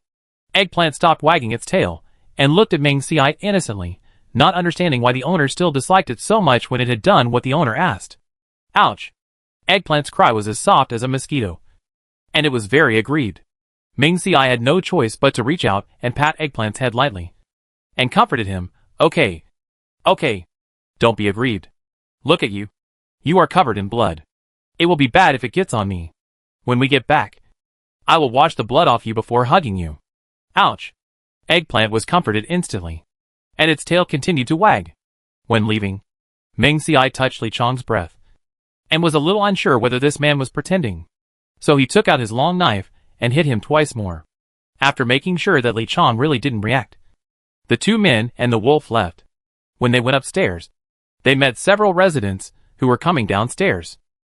When they saw the bloody white wolf following Ming Ci and Shinkei, they were so scared that they clung to the wall and didn't dare to speak. Ming Ci and Shinkei ignored them and went upstairs directly. Let these people see that they have raised a ferocious white wolf, and they won't dare to mess with them in the future. Wang, brother Wang, did they kill someone? Should we call the police? It should be the thing they raised. I don't know if it's a dog or a wolf. That killed people. Well, that thing won't eat human flesh. Right? A deep male voice stopped several people from talking. For this matter, if you saw it, just pretend you didn't see it. You all keep it to yourself. It's better to have less trouble than more. Yes. Several people thought about it, and felt that it made sense. It was obvious that he was not easy to mess with. If they knew that they were the ones who informed on him, it would be bad if they were angry and made trouble for them. Ming Ci and Shinkei turned a deaf ear to their discussion. After returning home, Shinkei added water to the kettle and put it on the stove. Ming Ci went into a room and pretended to find a basin. In fact, he found a large basin in the space and dragged it out. After the water was heated, he poured it into the basin, added some cold water to adjust the temperature, and Ming Ci directed Eggplant to jump into the basin. Awoo! Eggplant looked at the basin of water and shouted and backed away. Don't want to take a bath, I'm afraid, Ming Ci said with a stern face. Come here, you're all dirty. Eggplant didn't want to, and whooped to signal its owner to look outside. It would rather roll in the snow than take a bath. Come here. Ming Ci didn't know what Eggplant meant, and waved again. If he didn't want to get blood on Eggplant, Ming Ci would have done it long ago.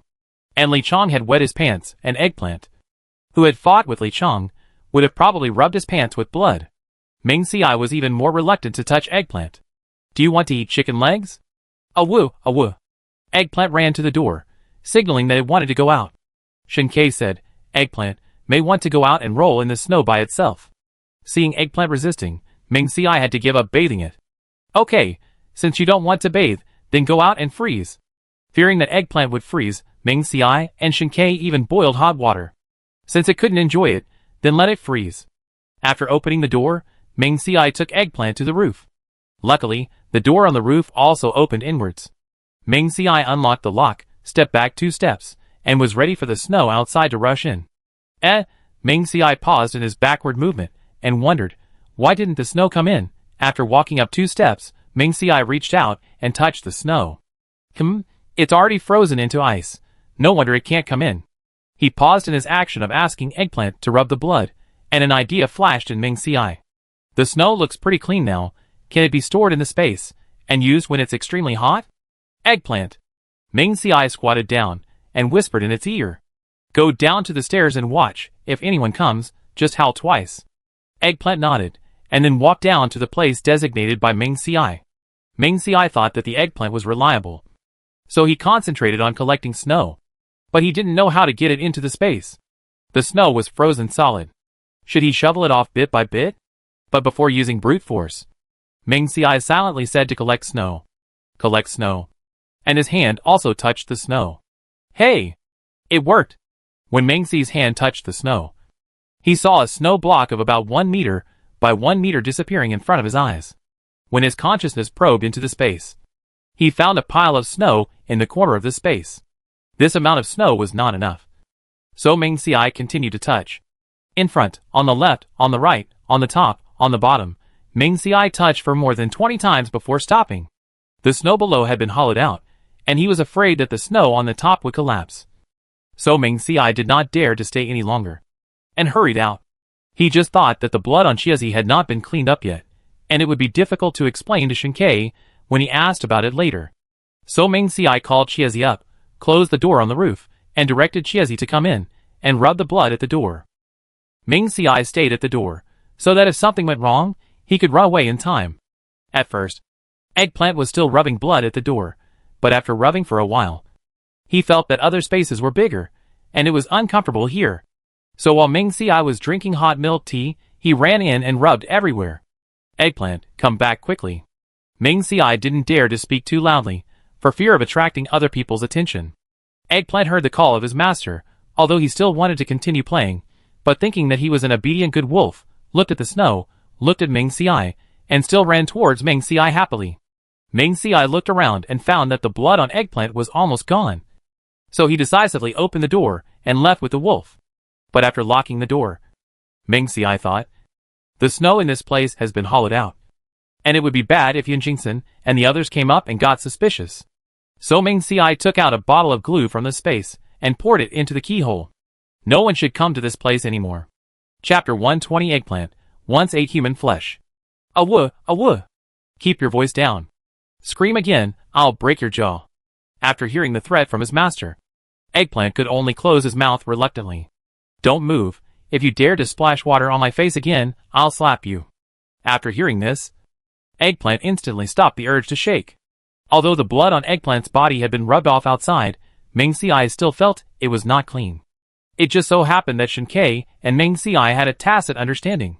When Ming's eye brought Eggplant back, Shinkei had already boiled several pots of water and poured them all into the basin. So, Ming's eye forcefully pressed the eggplant and stuffed it into the basin. Unexpectedly, after the eggplant entered the basin, it actually howled. The heart-wrenching sound was just like the sound of slaughtering pigs during the Chinese New Year. After Ming's eye finally got the eggplant to shut up, he poured some water on it, but the eggplant shook its body and all the water fell on Ming's eye. Ming's eye was so angry that he hit the eggplant a few times, and then it calmed down. Unexpectedly, the eggplant was quiet for only a minute, and started to act up again. Shinkei brought 2 brushes over, handed one to Ming's eye, and then each of them started to brush the eggplant. Ah! The eggplant wanted to scream, but didn't dare to, and could only close its mouth and moan from its throat. Don't want to take a bath. It's so uncomfortable to take a bath. Ming's eye and Shinkei didn't care about it. One of them held one side, and the 2 of them quickly washed the eggplant. Then Ming's eye wiped its body with a towel, and let the eggplant stay by the stove to dry itself. Shinkei and Ming's eye then started to cook. This time the meal was simpler. I made noodles with beans and potatoes. The noodles were pressed by Shinkei, with Ming's noodle press during the heavy rain. Shinkei took out a cucumber from the space again, and then picked some spinach and mixed it into a cold dish. He took out a bag of sour and spicy boneless chicken feet and poured it on the plate. Ming's eye brewed another pot of tiguanyin, which smelled tempting. The 2 of them were satisfied with the meal. The water on eggplant was not dry yet, so he could only watch the 2 people eat. When the water on his body finally dried, eggplant rushed to the food bowl with a howl. Shinkei, you said that eggplants don't have worms in their stomachs. Right? Ming Si was puzzled. Otherwise, why would he feel hungry every time he ate? Shinkei had never raised an animal, so he didn't know about this. Then the two decided to go out and ask around, see if there was a veterinarian. The next day, after eating, Ming Si and Shinkei decided to go out for a walk and bring back some firewood. Of course, they also brought the eggplant. Let the eggplant work and earn food for themselves. As soon as the two of them left the building, they saw Zhang Mingtian, who had just returned from the night shift. Hello, brothers. When Zhang Mingtian saw Eggplant walking beside Ming Si, he couldn't help but give a thumbs up. Brother is brother, and the pets he raises are not ordinary. Zhang Mingtian is 30 years old, and every time he calls Ming Si brother, it makes Ming Si feel like his life is shortened. So after the others got familiar with him, Ming Si suggested that he just call them by their names. But Zhang Mingtian said, brother, brother forever. He said again that if they hadn't lent him the rubber boat, his family would have died in the rainstorm. Therefore, Zhang Mingtian felt that Ming Si and Shinkei were like his living parents. Calling them big brother was a sign of respect for them. Hearing Zhang Mingtian's words getting more and more outrageous, Ming Si stopped him from talking and said that he could call him big brother. When Eggplant heard Zhang Mingtian's praise, he raised his head and was very proud. Awoo! I am the most beautiful and powerful kid in the world. Ming Si said, it's very hard to raise this thing. It eats meat every meal.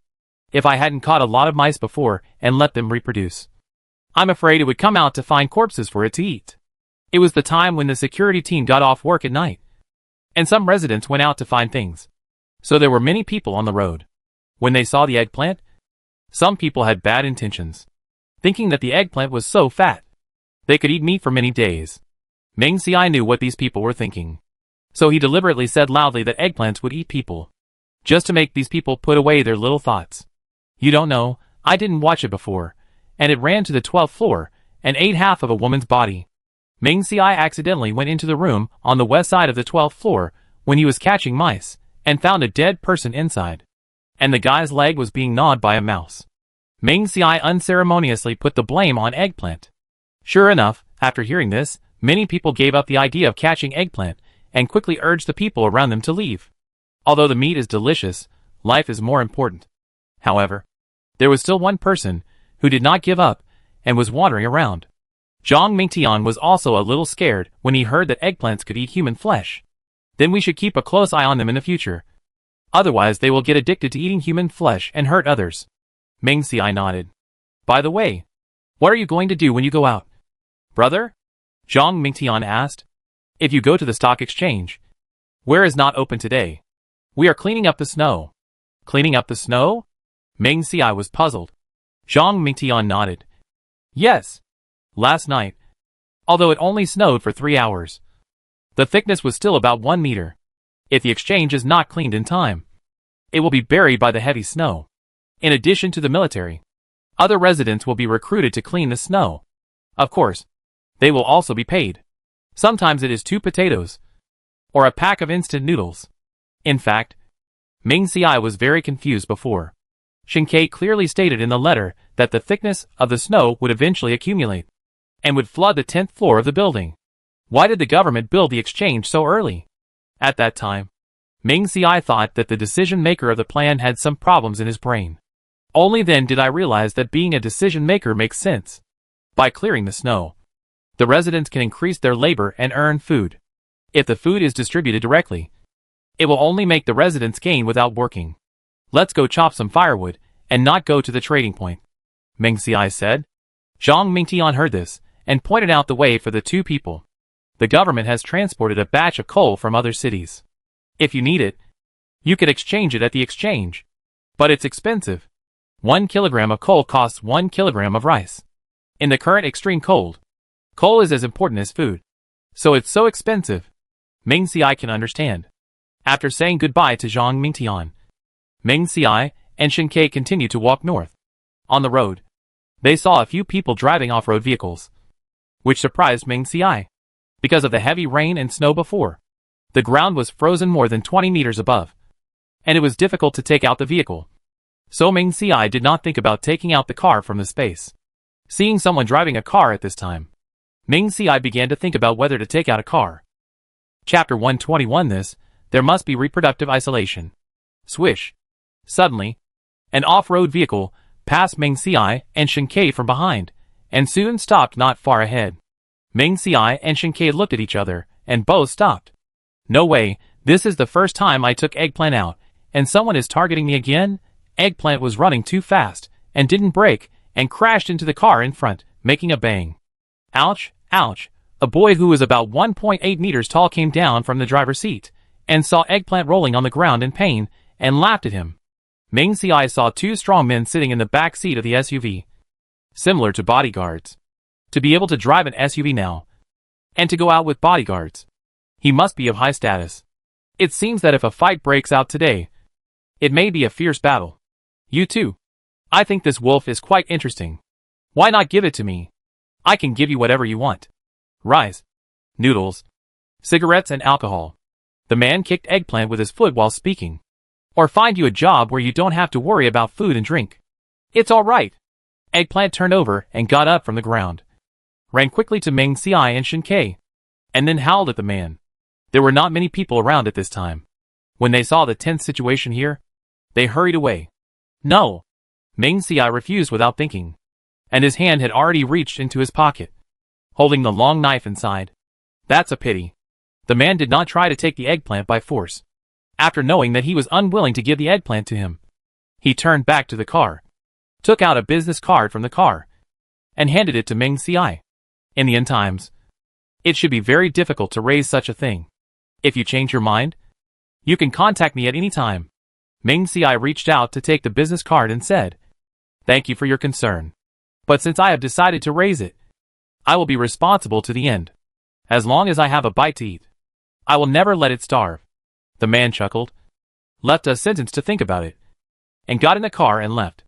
The reason why Meng Xiai took the business card was to see who that person was. I didn't expect that we would meet the richest man. The man was Zhao Jingyu, the only son of the second richest man in M City. No wonder he could still drive an off-road vehicle at this time.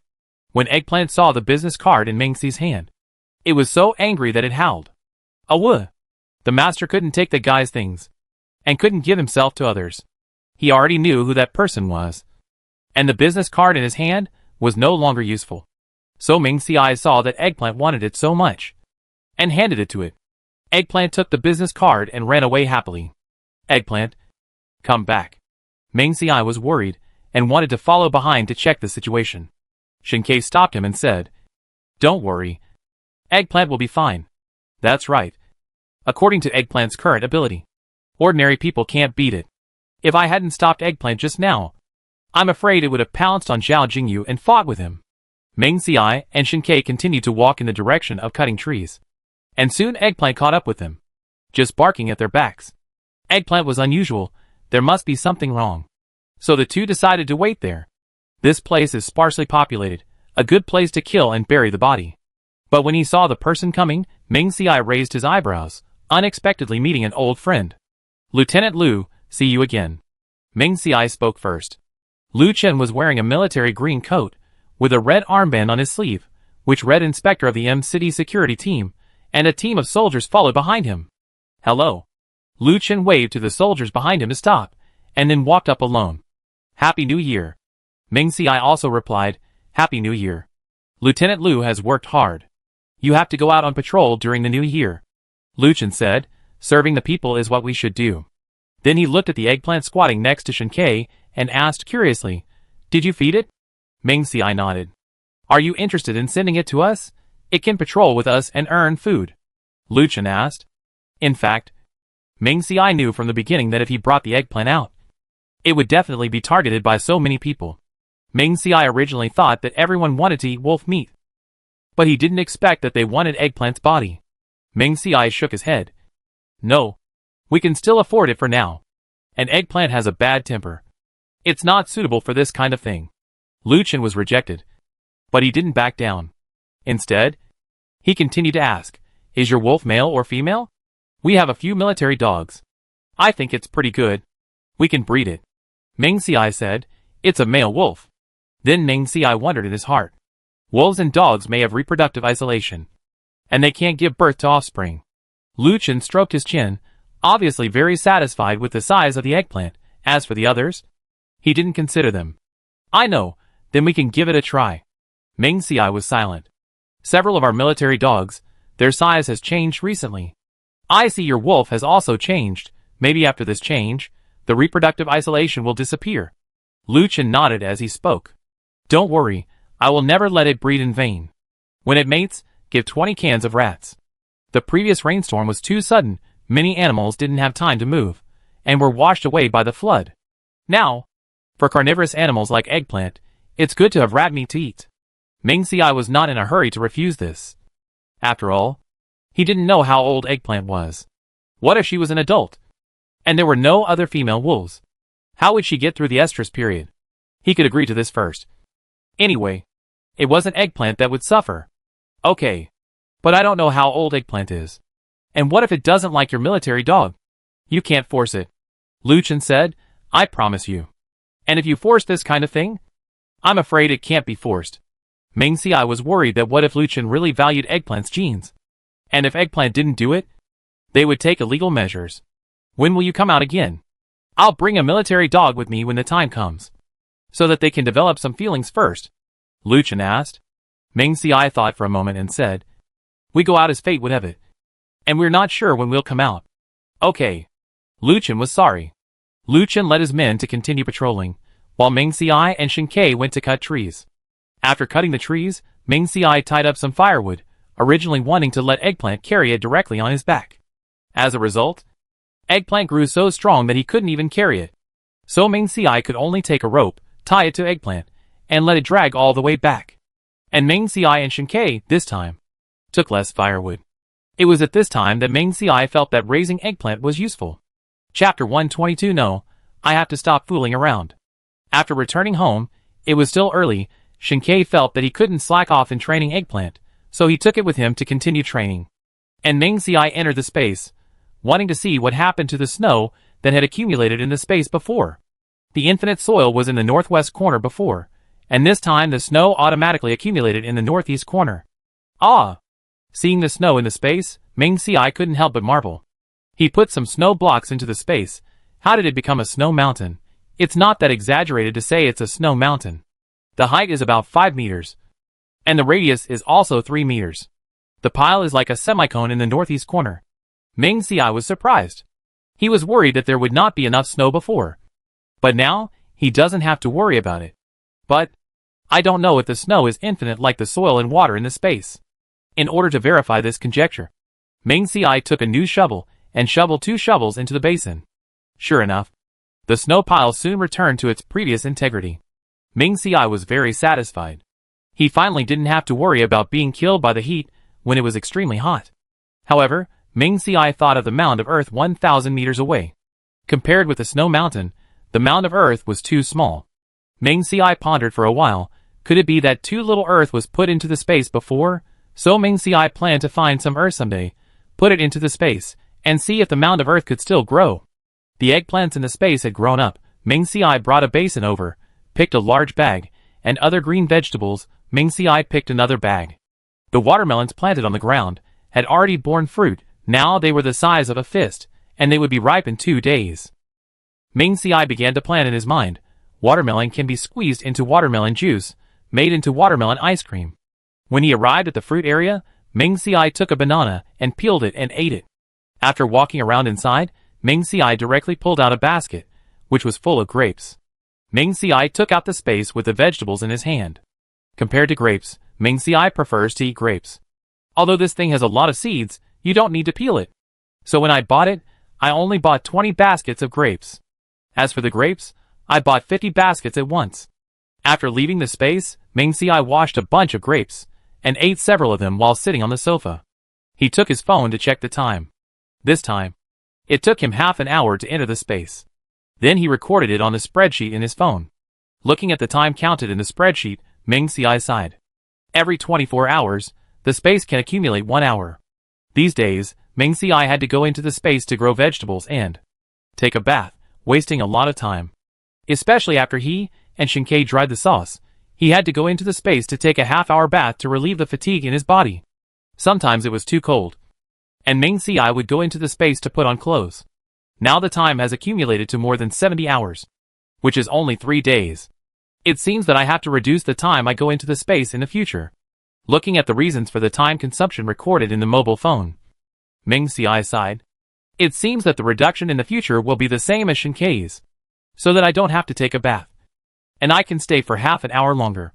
As for why Ming Ci cares so much about the time and the space, it is because he remembers that before the extreme cold ends, there are 5 days when the temperature will drop to more than 70 degrees below zero. Now the temperature is only minus 50 degrees.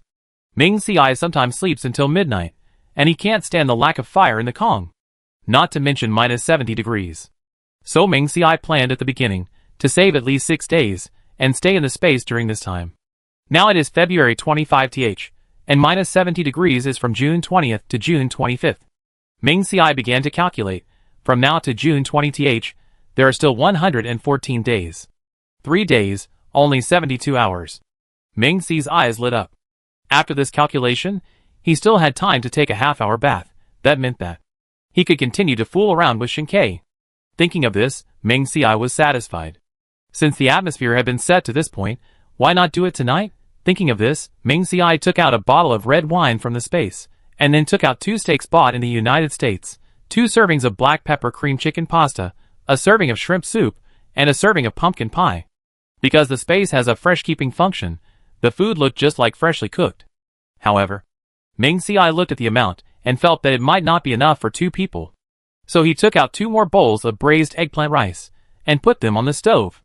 He moved the dining table to the balcony and put several portions of rice on it.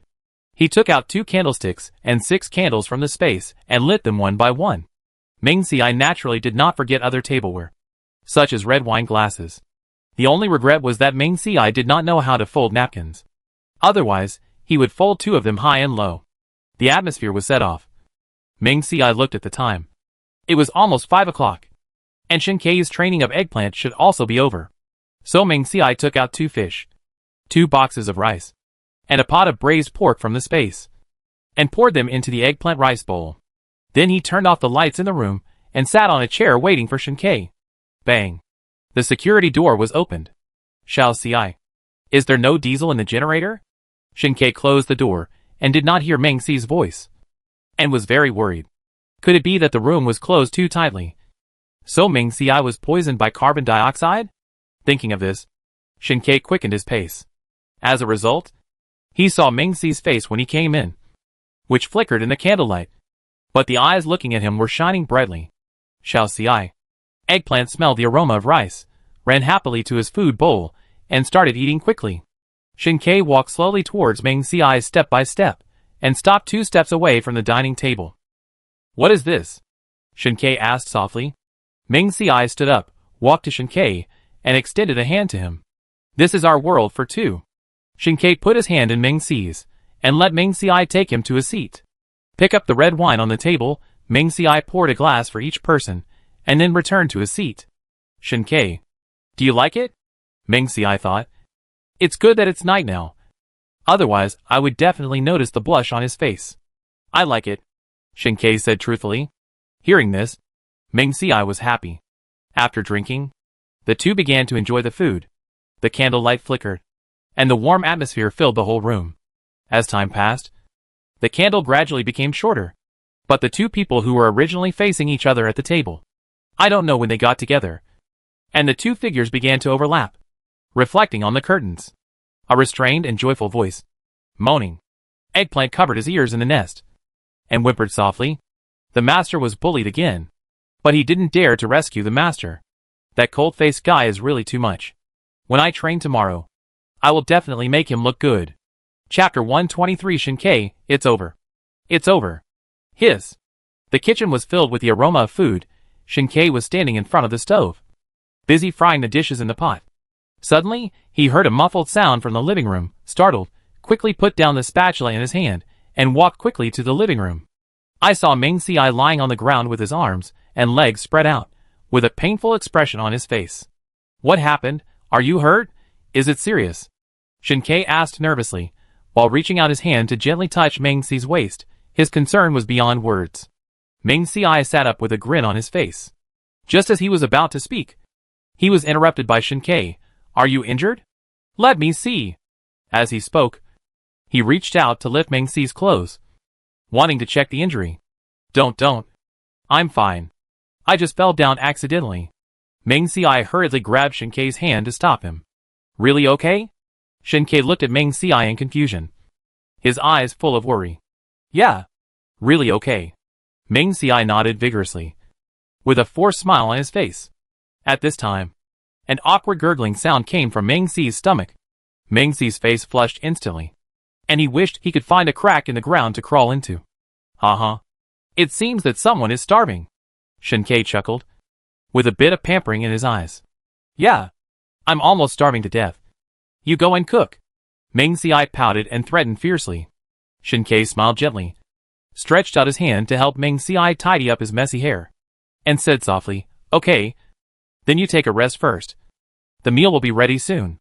After saying that, he turned back to the kitchen and continued to work. Meng Xi breathed a sigh of relief. Last night, not to mention the rice that Meng Xi brought out, even the Western food on the table, the two of them didn't eat much. Only the bottle of red wine was drunk by the two of them. Meng Xi couldn't help it. He took out a cup of packaged porridge from the space and drank it without caring whether Shen Kei would notice something wrong. Eggplant, come here and give me a massage. Meng Xi waved Eggplant to come over. Eggplant was very obedient, coming to massage the master's waist. Aww! Eggplant complained in his heart. His master was bullied by that cold-faced guy, and he didn't dare to bully him back, so he could only bully himself. However, after thinking about the chicken legs later, Eggplant still massaged the master's waist without complaint. Shen Kei concentrated on cooking, although he heard the voice behind him, but he didn't look back. Everyone has secrets. Since Meng Xi didn't tell him, he didn't ask. When the meal was ready, Shen Kei was still worried about whether Meng Xi had handled the things in his hands, so he didn't look back. The meal is ready. Hearing this, Meng Xi quickly pushed the eggplant aside and sat up. I want 2 big bowls. Hearing the sound of Meng Xi getting up behind him, Shen Kei turned around and helped Meng Xi up. Eat on the sofa? Shen Kei asked. But seeing the cup covered with a plastic bag on the ground, Shen Kei sighed in his heart. If Shen Kei was not curious about Meng Xi's secret, he would have questioned him long ago. Yeah. Meng Xi didn't want to move. His butt and waist were uncomfortable, all because of Shen Kei, so he commanded Shen Kei to feed him with a clear conscience. After dinner, Meng Xi urged Shen Kei to take Chiezi to training. Shen Kei did not ask why, but took Chiezi to his room and started training. He first asked Chiezi to run 120 laps around the room. When Shen Kei was catching mice before, he found a lap counter in Si Chen's house, but it was a little broken. Shen Kei fiddled with it and adjusted the height, just enough for Chiezi to run and count. After warming up, Shen Kei started doing crunches and running. Meng Xi entered the space, took a bath for half an hour, and came out with his body fully recovered. After a while, Meng Xi did not go out again, and just stayed on the sofa at home, except for practicing with Shen Kei for an hour every day, and exercising with Shen Kei's sports equipment for half an hour. The rest of the time, Meng Xi stayed on the sofa, playing single-player games, and never tired of it. Cut fruit, protect carrots, Candy Crush, Temple Run. Too many games filled Meng Xi's life. Shen Kei wanted to play Minecraft with Meng Xi, but he could only make an appointment. Even the beautiful house built by Shen Kei could not attract Meng Xi's attention, so Shen Kei could only lead Chiezi, the one man and the wolf, out of the house alone, to chop wood. But Meng Xi didn't think it was a big deal. After all, he had stored too many things in his space, and he had everything he needed. His original idea was to survive, except to avenge the original owner, until the end of the world. But something unexpected happened in the middle, and now he is just back to his original idea. Meng Xi was still playing games that day, and when he heard the door open, he didn't even raise his head. With the amazing sound of Candy Crush, Meng Xi said without any hesitation, "You are back." Aww. For some reason, Eggplant suddenly moved closer to Meng Xi. Master, look at me!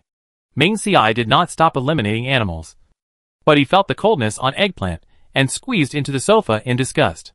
Eggplant, come over here. You are so cold. Meng Xi stood up from the sofa and stared at Shen Kei. Shen Kei, you are too much. Just now, Shen Kei actually put his cold hand on his neck. Shinkei calmly withdrew his hand, and watched Ming Xiai touching his neck. Shinkei, where did you catch the rabbit? Ming Xiai was very surprised to see the rabbit in Shinkei's hand. Shinkei put the dead rabbit in his hand, on a cardboard box beside him. This was caught by Eggplant outside. When they were chopping wood outside today, Eggplant found something and ran away happily. Knowing Eggplant's ability, Shinkei did not rush to chase him. Sure enough, after a while, Eggplant came back with a dead rabbit in his mouth. Hearing that it was Eggplant who caught the rabbit, Ming Xiai rubbed it several times, and took out a chicken leg from the space to reward Eggplant. Shinkei had dealt with rabbits before, so he was very comfortable with it this time. Soon, a large pot of spicy diced rabbit came out of the pot. Of course, I didn't forget Eggplant's rice. Half of the rabbit meat was added with carrots and diced potatoes, and a pot of rabbit meat was cooked. Fearing that Eggplant would not have enough to eat, I even added some steamed buns to its pot. I made a pot of rice, and fried a pot of braised eggplant. After dinner, Ming Xiai felt that he had played games for too long today, so he ran to the balcony and tried to relax his eyes. Shinkei. It's over. It's over. I'm done. Shinkei, who was washing dishes, heard this and thought something happened outside, and hurried over. What's wrong? He found that there was no difference outside. Ming Xiai rubbed his eyes. Shinkei. I'm going blind. After Shinkei asked, he found out that Ming Xiai couldn't see clearly in the distance. I used to be able to see it easily when I looked down from the 17th floor. Now, I have to squint to see it a little more clearly. Shinkei sighed when he heard this. Think about it yourself. You have been playing with your phone for the past few days. It would be strange if you are not nearsighted. Ming Xiai nodded and agreed. He then quit playing mobile games for the next few days, and started playing Lego and some puzzle games. Chapter 124 Brother. Are you going to fight a beast? Bang. Bang. Bang. Hearing a knock on the door that day, Ming Xiai put on his coat and walked out, and saw that it was Zhang Mingtian who knocked on the door. The lock leading to the stairs was not locked again after it was pried open by Li Chang and his men. After all, those who can survive now have self-knowledge and know that those people should not be provoked. After opening the iron sliding door, Ming Xiai asked, What's the matter? Zhang Mingtian would not come easily if there was nothing serious on weekdays. In the North Forest these 2 days, as people cut trees deeper and deeper, many people were injured by wild animals. Some people even died under the attack of wild animals. Wild animals? Ming Xiai was puzzled, thinking back to the plot of the novel. It seemed that this matter was indeed mentioned. However, it was only mentioned in 1 or 2 pages, so Ming Xiai did not take it to heart. Yes, Zhang Mingtian continued, according to some people who survived with great difficulty, there are wolves and tigers there, and most of them are wild boars. Wild boars are social animals. They come out in groups of 5 or 6, or even more than 10. These animals, after being exposed to acid rain and later eating human flesh, have mutated and become huge in size. I was in the security team 2 days ago. During the night patrol, my teammates and I encountered a tiger. The tiger was huge, and looked about the same size as a small car. Ming Xiai thought of the eggplant, which had also mutated, but it was probably too young, so it was not very big. If it had grown to this size, it could ride a wolf when it went out. What's the situation now? Since Zhang Mingtian came to find him, it meant something was wrong. Zhang Mingtian said, The government has issued a notice. Anyone who can hunt a beast can exchange it for food. 1 pound of beast meat can be exchanged for half a pound of food. Of course, it can also be exchanged for other things. And the meat of these beasts can be kept for yourself. Ming Xiai was not actually interested in exchanging things, and he was not short of food. But thinking that Zhang Mingtian's wife was pregnant, he came to me, probably because he had his eyes on the things in exchange. And I stayed at home these days. Although I practiced with Shinkei, Shinkei was afraid of getting hurt, so sometimes he didn't dare to be ruthless. When the zombie era came, there would be no space to hide, and the villa he renovated, if occupied by a stronger person, and if he himself was not good at fighting, then he would only become food for the zombies. So, I came here to ask you, brother, if you are willing to work with us to get a beast. Zhang Mingtian said this, and his palms were sweating. After all, he knew that Ming Xiai and Shinkei were both very capable, and had no shortage of food. What if they were unwilling? Zhang Mingtian could figure it out if they were unwilling. However, if Meng Xiai really didn't want to, what should they do? Okay. Meng Xiai nodded. Killing wild animals was just a way to practice his skills. It would not do any harm to Meng Xiai. So Meng Xiai agreed after thinking about it. Zhang Mingtian was very excited when he heard this. Don't worry, brother. You will get the lion's share of the things you get when the time comes. Meng Xiai didn't care about these things. He just said, we'll see when the time comes. The two of them made an appointment and set off at 12 o'clock the day after tomorrow. Zhang Mingtian has to work the day shift tomorrow. And he needs to have a good rest at night, so that he can have more strength to kill the beast the next day. In fact, Zhang Mingtian didn't want to push himself so hard. But there was no other way. There were two people at home who needed to eat. And his wife was pregnant with a child. So he had to make plans early. Zhang Mingtian went down to the 17th floor. There were already two men waiting in the corridor on the 16th floor. When they saw him, they hurried forward. Brother Zhang, how is it? Did they agree? Another man also looked at Zhang Mingtian expectantly. Zhang Mingtian nodded. They agreed. But we still have to follow what we said before. No matter how much the beast weighs, the two of them will share 2/3, and the three of us will take 1/3. The two men nodded repeatedly. No problem. Brother Zhang, we have been together for so long, don't you know us yet? We will share as much as we agreed. Zhang Mingtian met these two men in the security team. One is Wu Kan, the other is Huang Ji. On weekdays, the three of them patrol and work together, so they gradually became familiar with each other. Later, in order to take care of each other, they all moved to the 16th floor. Zhang Mingtian got their assurance and felt relieved. After returning home, his wife Song Meixian and his mother were sitting on a small stool, weaving straw sandals with ropes. It is so cold now, and I don't know what the government thought of, but they actually started to collect straw sandals. 20 pairs of straw sandals can be exchanged for half a pound of rice. And ropes and other things need to be found by yourself, because weaving straw sandals is too laborious, and the profit is small. Few people take this job. When Zhang Mingtian was free, he would search everywhere. He would take back any ropes, sheets, quilt covers, short-sleeved shirts and other thin clothes in uninhabited rooms, twist them into ropes, and weave them into straw sandals. Brother Tian, how is it? Song Meixian asked. Zhang Mingtian sat on another small stool and nodded. They agreed. Hearing this, Song Meixian and Zhang's mother were very happy. Zhang's mother said, they have worked hard to help us. We can't treat them unfairly. Zhang Mingtian said, Mom, don't worry. We have already discussed it. When the time comes, we will give them 2/3 of the exchanged items.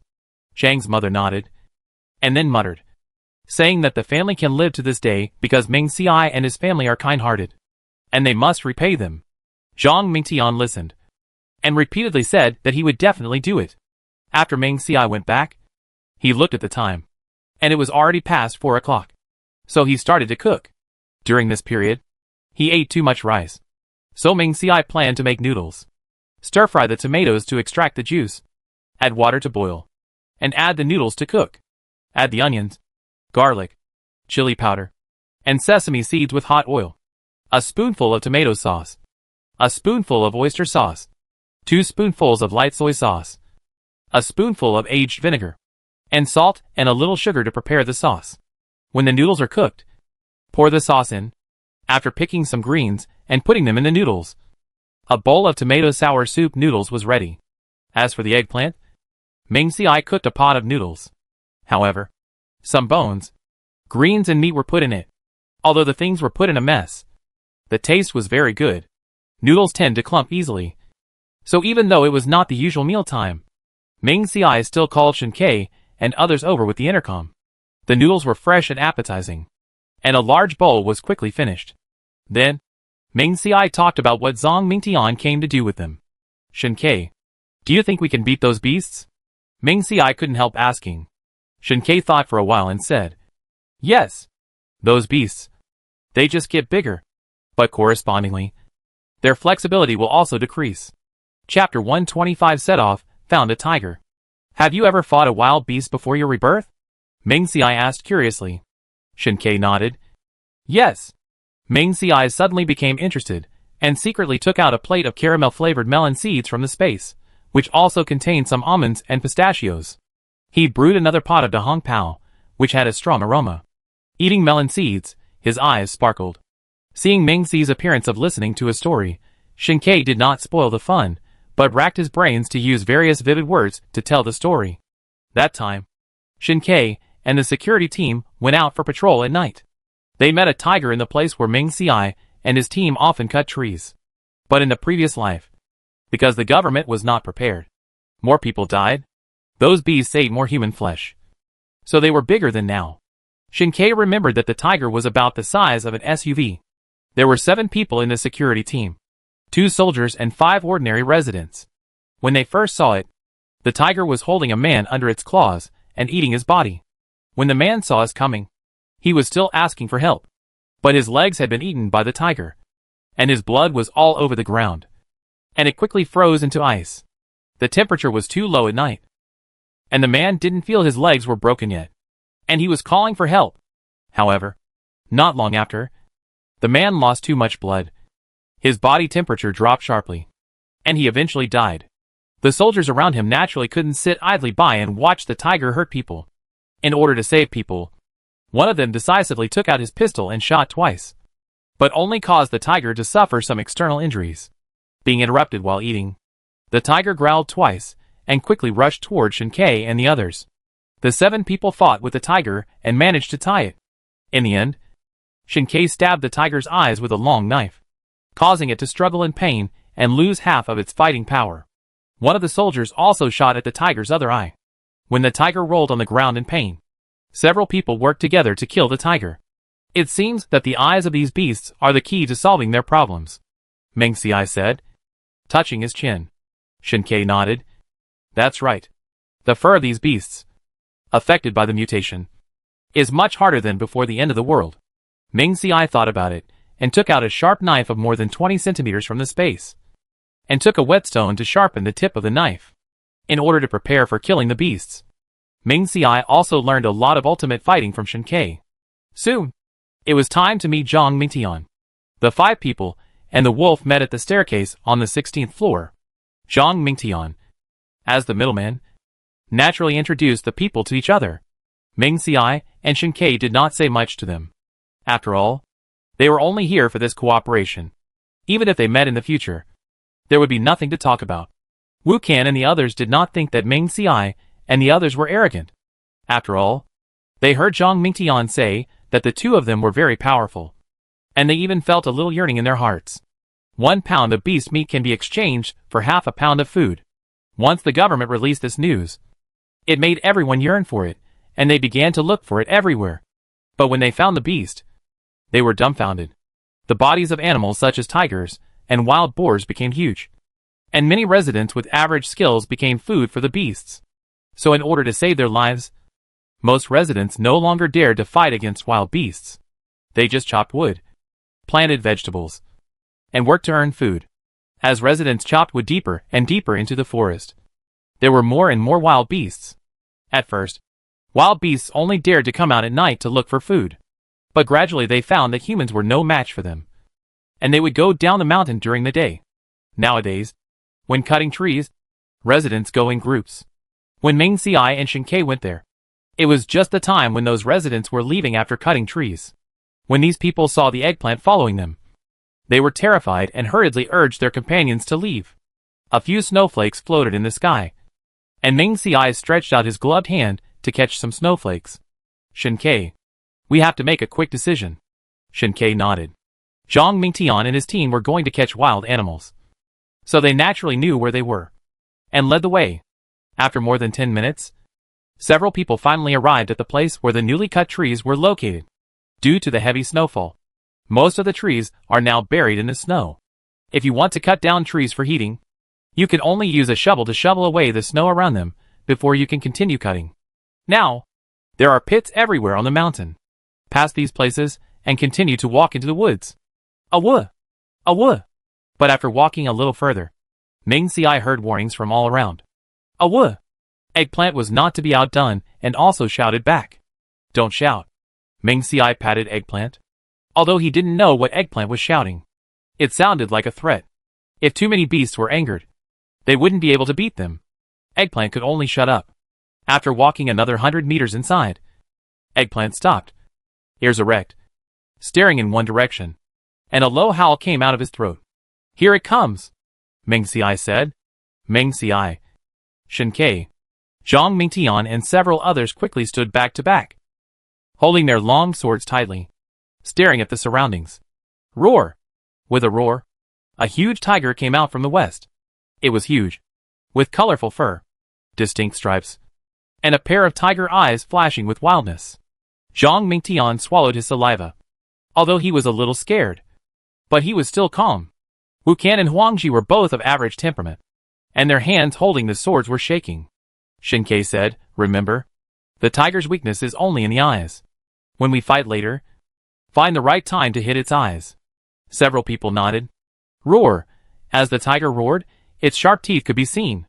The tiger had a round belly, so it must have just eaten, so it didn't rush up, but roared to drive the people away. Meng Xiai, Shen Ke and Zhang Mingtian, as the main force, moved forward step by step. Wu Can and Huangji retreated, keeping an eye on other directions, to prevent other beasts from attacking. The tiger rubbed its front paws on the ground, its eyes revealed a dangerous aura, and roared, and pounced on the people.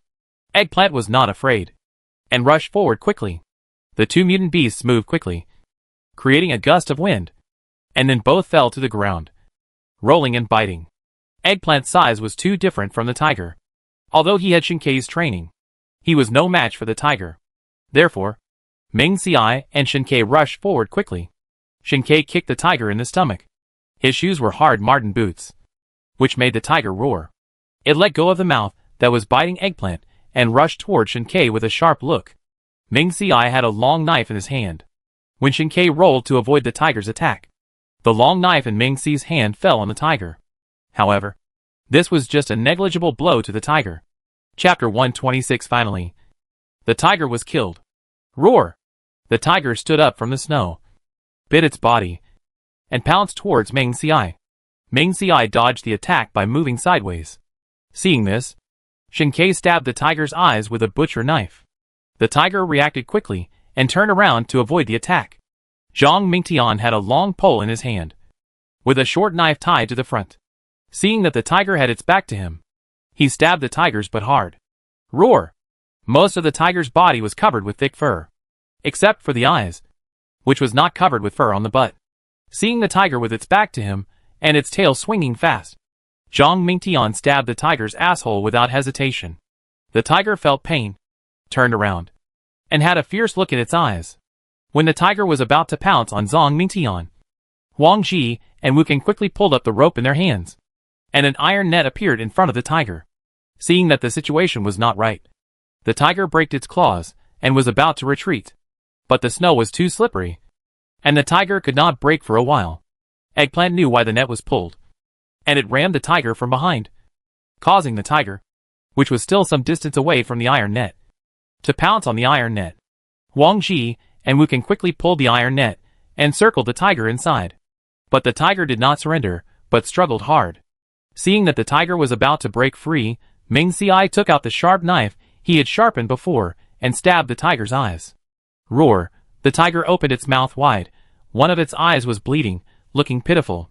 But Meng Xiai did not show any mercy, pulling out the long knife and stabbing the tiger's other eye. Ao awu! The tiger's fierce roar just now turned into a pitiful cry, and the beast that had been hiding in the dark gradually retreated. These humans were too ferocious, they were not edible, so they had better leave quickly, to avoid being affected by the fish pond. Zhang Mingtian, Huangji and others also moved a few branches and hit the tiger again and again. No matter how thick the tiger's fur was, it couldn't withstand these heavy blows. Soon, the tiger was bleeding internally, and spit out streams of blood from its mouth. Eggplant was too impulsive just now, and he hit himself so hard that he saw stars, and lay on the ground sobbing. Eggplant was the hero of this victory over the tiger, so Meng Xiai reached into his pocket, pretending to take out a sausage from it, but in fact, he took out a sausage from the space, and peeled it, and fed it to Eggplant. Okay. You've worked hard today. I'll give you some meat later. Meng Xiai touched Eggplant's head, and comforted him. Eggplant ate the ham in 2 bites, and felt no more dizziness and pain. When Huang Ji and the others heard that they were going to feed eggplant meat, they thought they were feeding it canned rats or something like that. They just sighed in their hearts, wishing they were eggplant, so they wouldn't have to worry about life and still have meat to eat. A few people waited for a while and confirmed that the tiger's body temperature had cooled down and it was no longer breathing. With the iron net and rope, several people rolled the tiger into a ball and then lifted it up with 2 sticks. Huang Ji and Wu Can knew their own limitations. If it weren't for Meng Xiai and the others' great efforts, they would not have been able to kill the tiger with their abilities.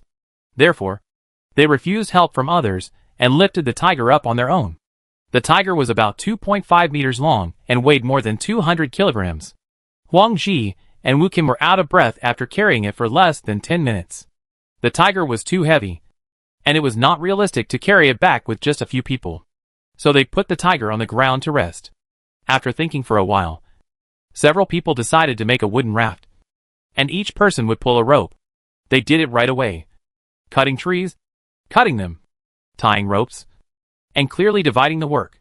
In 1 hour, the raft was ready. 5 people and 1 wolf, 6 ropes, pulled the tiger home. On the way, people who were returning late saw the tiger on the raft and were extremely envious. Some people even wanted to take their tiger away for a moment. But then they thought they could kill such a big tiger, let alone them. So he quickly stopped thinking about it.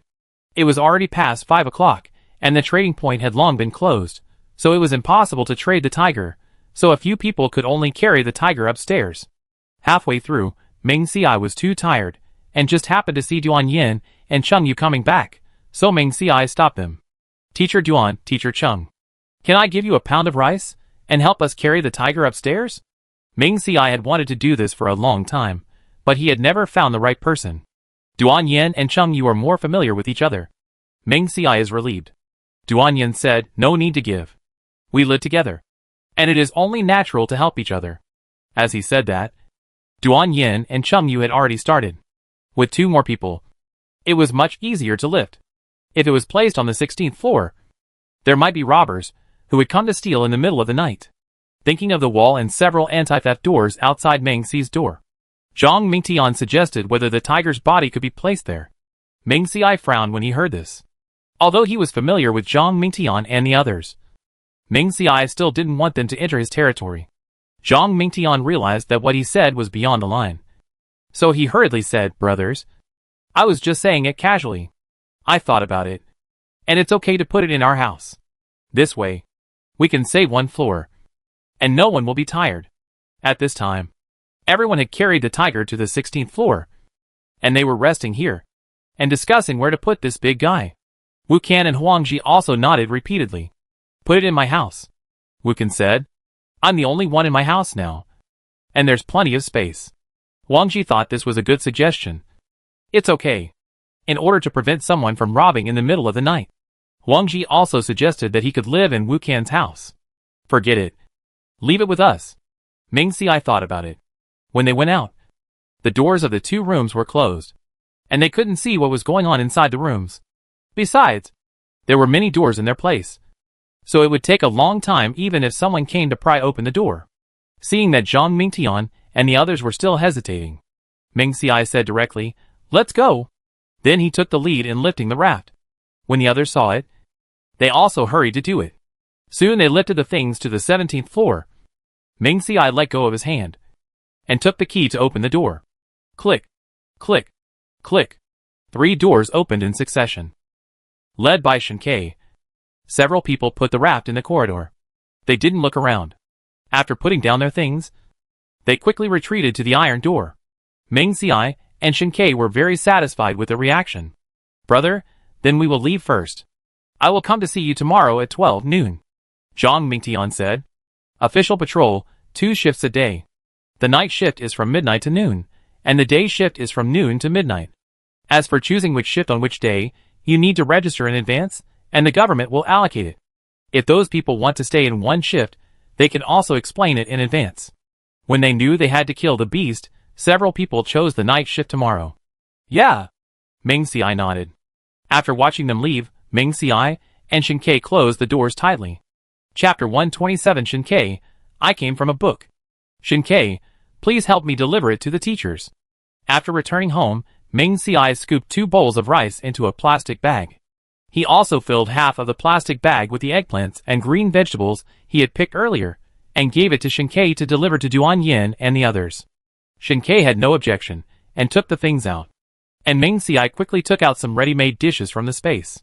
Boiled pork slices, sweet and sour pork tenderloin, tiger skin chili peppers, dry pot potato slices, mapo tofu, a bowl of tomato bean skin soup, 4 servings of rice. The reason why he asked Shinkei to deliver things to Duan Yin and the others was that he was afraid that if he delivered them, Teacher Duan and the others would not want them, and that it would cause trouble for them. It was also because Ming Ci felt tired after a day of hunting tigers and didn't want to cook. Moreover, he was with Shinkei now. It was impossible for him to hide in the space alone when the temperature reached minus 70 degrees Celsius, and let Shinkei freeze to death outside. Therefore, Ming Ci planned to slowly take out some things, so that Shinkei could prepare first, or find a time to confess directly.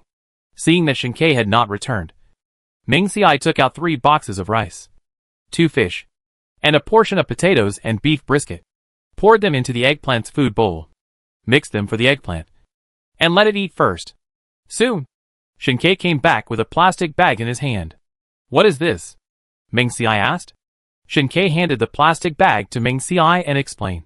"These are dumplings made by Teacher Duan and his friends. They said they are stuffed with vegetables and wild boar."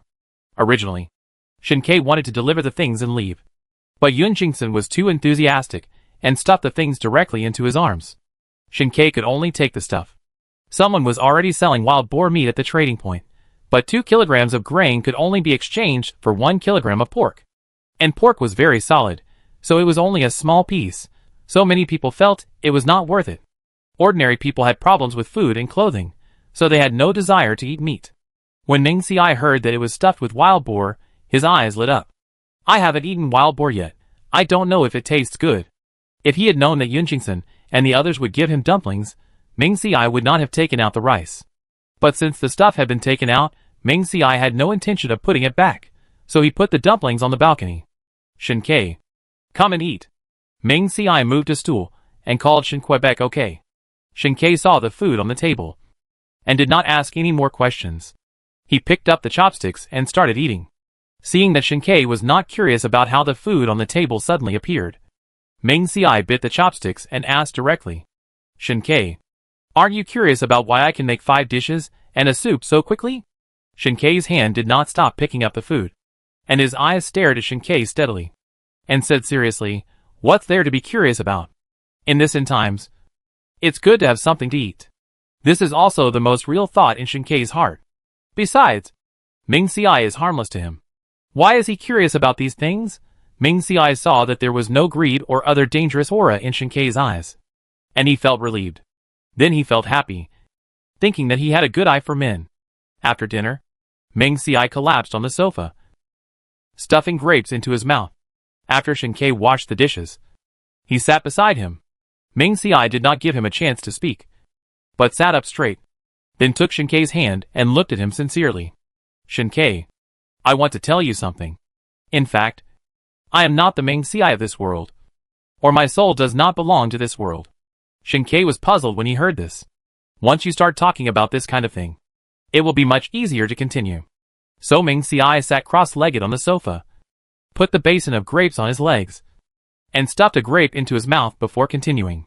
Shinkei brought an empty plate to help Ming Ci spit out the seeds. "I actually came from a book. Before I came from a book, I worked at a small company." At this point, Ming Ci's eyes suddenly lit up. "And I had already passed my 24th birthday, so to speak." Ming Ci looked at Shinkei, his face full of excitement. "Shinkei, you have to call me brother." Shinkei fed the grapes that were originally intended to be fed to Ming Ci to his own mouth instead. "You wish, you have never called me brother before. Besides, you are so small, are you worthy of being called brother by me?" "Humph." Ming Ci snorted in dissatisfaction and complained in his heart, "Sure enough, Shinkei is so naive because he is young." As a brother, Ming Ci said he could forgive him. Then Ming Ci continued to talk about how he was transported into this novel because he complained about the plot. "So do you want to go back?" Shinkei suddenly asked. Shinkei's right hand which was placed on the sofa, clenched tightly, and his voice was a little nervous. What should he do if Ming Xiai suddenly went back? Ming Xiai leaned on the sofa, and was also confused.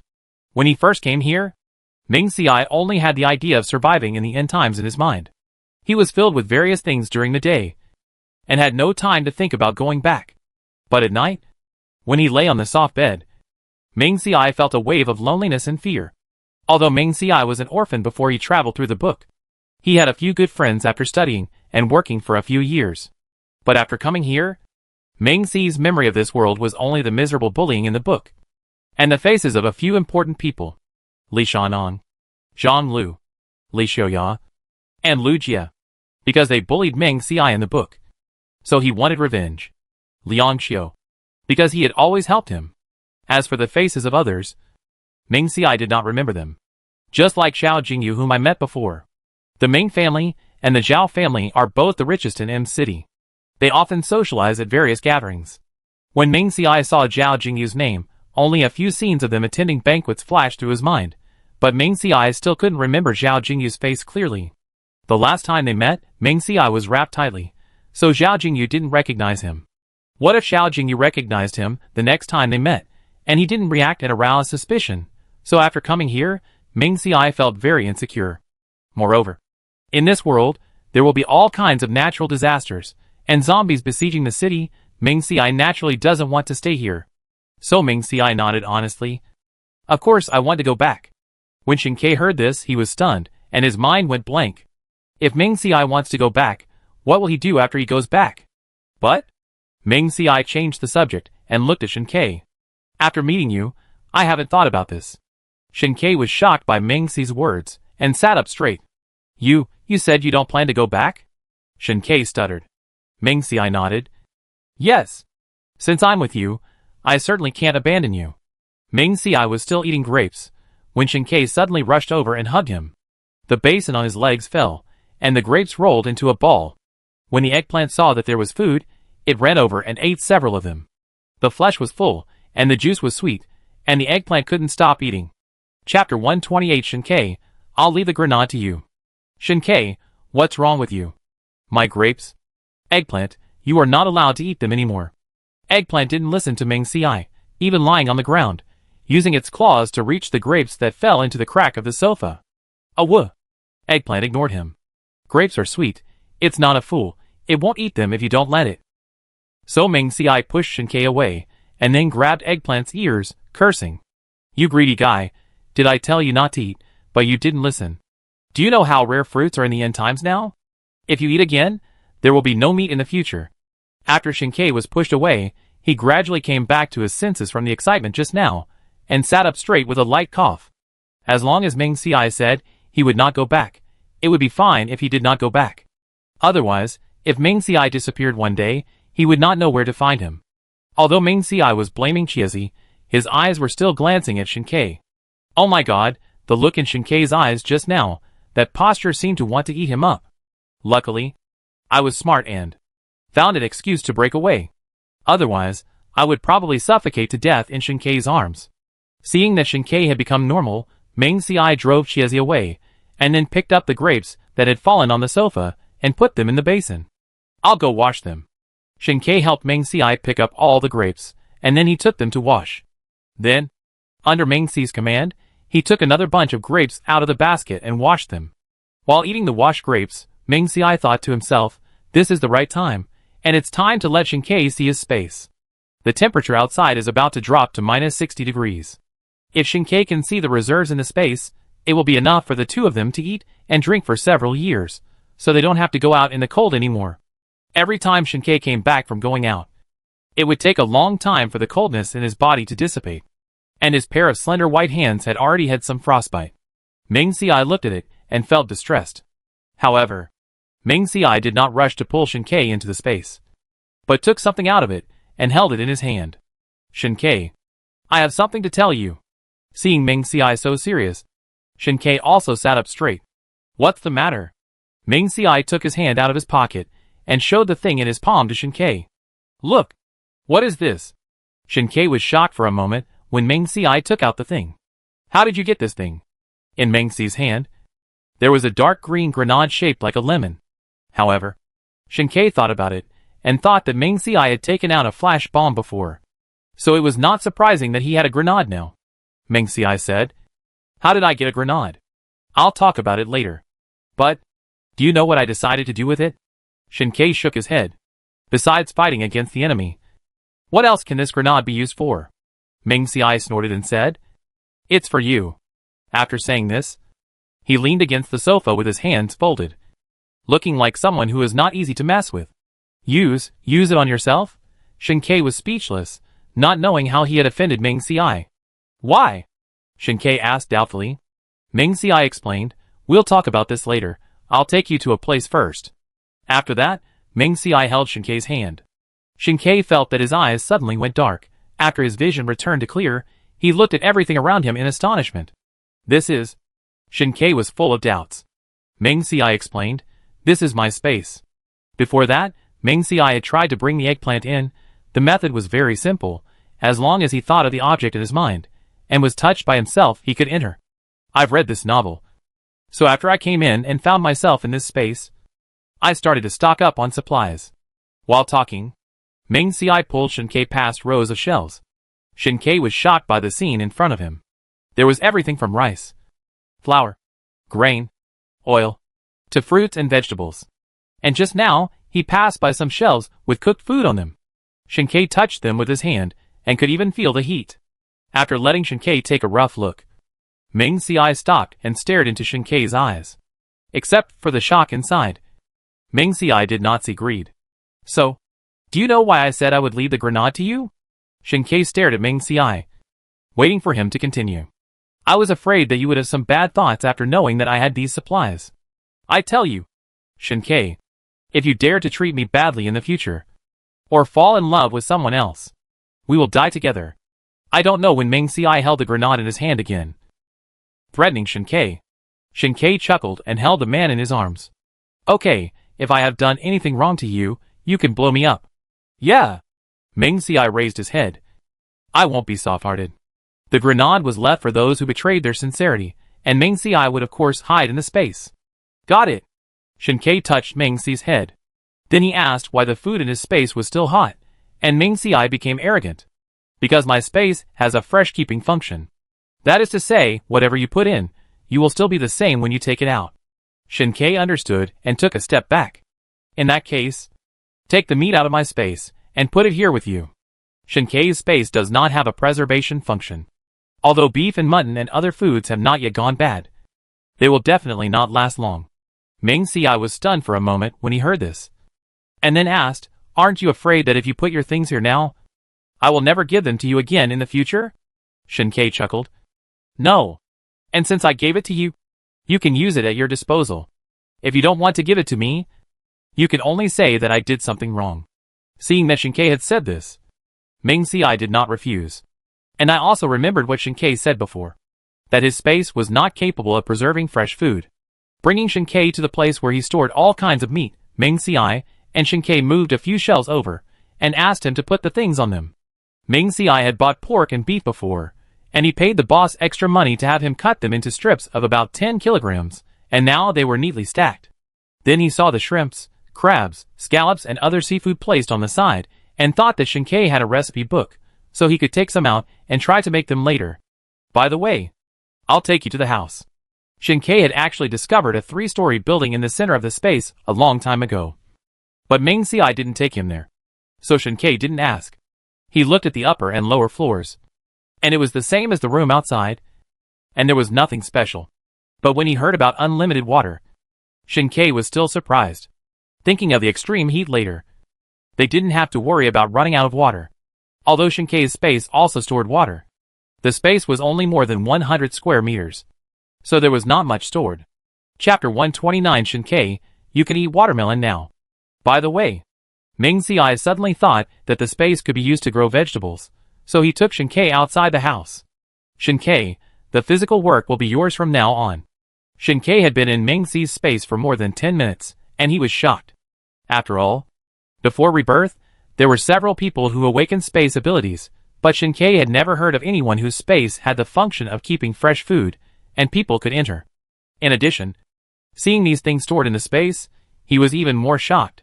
Considering that the Ming family is the richest in M City, it is not surprising that they can buy these. As for Shinkei himself, he only had some military pay, and the money he saved from working in the past few years, so he only bought some important supplies. As for other supplies, they were all purchased for free, because the space was too small. Shinkei only stocked up on necessities. However, when he saw the vegetables planted in the space, Shinkei was even more surprised. I planted these vegetables these days. In my space, ordinary green vegetables only need about 10 days to mature. Eggplants, peppers, and other things that need to bloom and bear fruit can be eaten in about 20 days. After seeing the watermelons in the field grow up, Ming Xiai hurriedly ran away from Shinkei. Then, squatting in front of the watermelon closest to him, Ming Xiai reached out and patted it. Shinkei, the watermelon is ripe. Looking at Ming Xiai's bright eyes, Shinkei felt that he looked like an eggplant when it saw food. Then Ming Xiai continued to explain that although vegetables can be grown in this space, one needs to get soil from the soil pile, and the snow over there can also be used infinitely. Since Shinkei has come in, Ming Xiai naturally cannot let him come in for nothing. So Ming Xiai directed Shinkei to dig the soil and plant the land, under the pretext of training him. Shinkei had no objection, and began to farm under Ming Xiai's command. Ming Xiai spread 2 bags of watermelon seeds on the land he had developed this time, waiting for them to mature and eat when it was extremely hot. Ming Xiai took advantage of Shinkei's digging time to find a fruit knife and sit on the ground to split the watermelon in half. Originally, Ming Xiai wanted to throw it on the ground and eat it, but he thought it would be bad if it got stuck with dirt. In the end times, fruits are still very precious. He called Shinkei to eat together. With 2 mouthfuls, he ate a piece of watermelon. Ming Xiai looked at the watermelon rind in his hand. I'll take it out and feed it to eggplant later. Ming Xiai looked at the time. He had been here for nearly 2 hours. He decisively took Shinkei out of the space.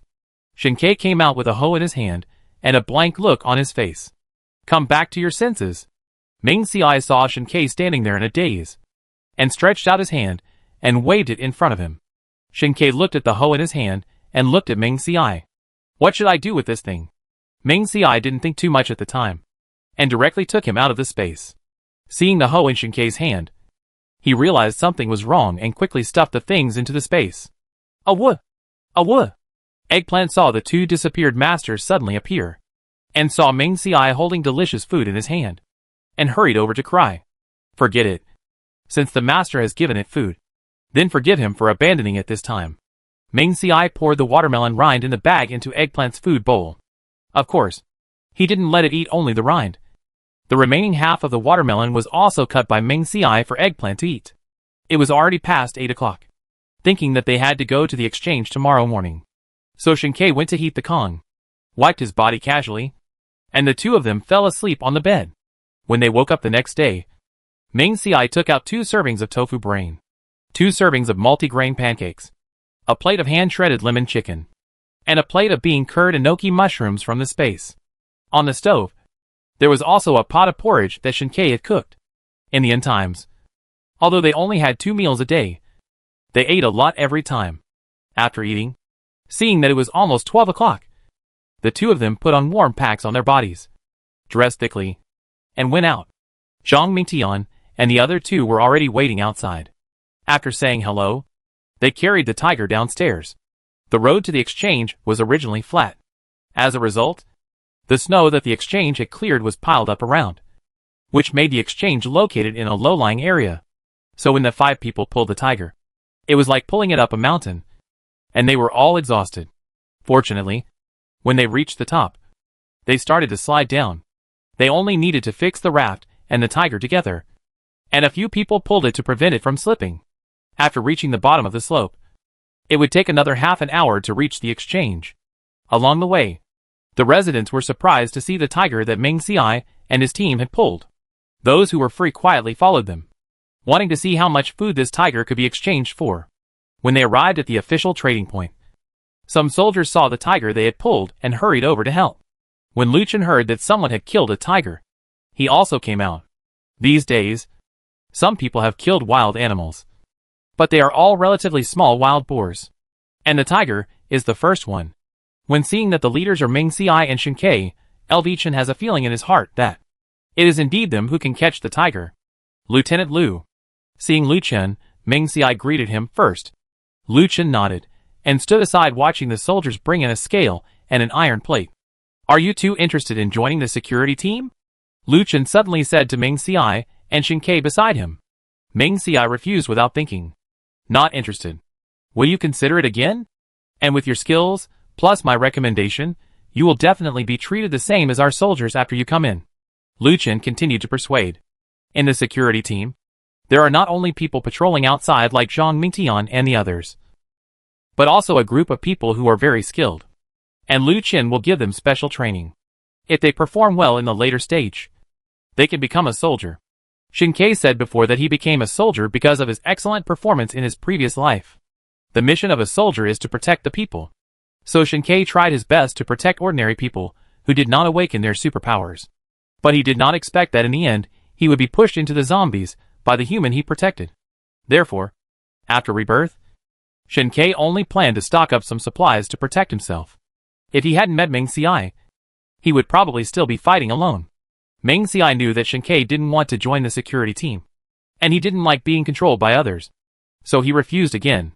Thank you for your kindness, Lieutenant Lu. But we both don't like being restricted. If you don't have food, go out and find it. If you have food, stay at home. So, Lieutenant Lu, don't persuade us anymore. Since people have said this, Lu Chen didn't force it, but still left a message. If you want to join the security team in the future, you can find him. Chapter 130 Shen Ke, do you want to take a bath? Report to the platoon leader, the things are ready. Lu Chen nodded, and then asked Ming Xiai and the others to check the scale, to make sure there was no shortage of weight. Ming Xiai was not worried about these things, after all. They were officials, how could they be short of things? After hearing this, Zhang Mingtian and the other two hurried up to check. After weighing, after removing the weight of the iron plate, the tiger weighed a total of 267 kilograms. It is said that 1 kilogram of meat can be exchanged for half a kilogram of food, and now this tiger can be exchanged for 267 kilograms of food.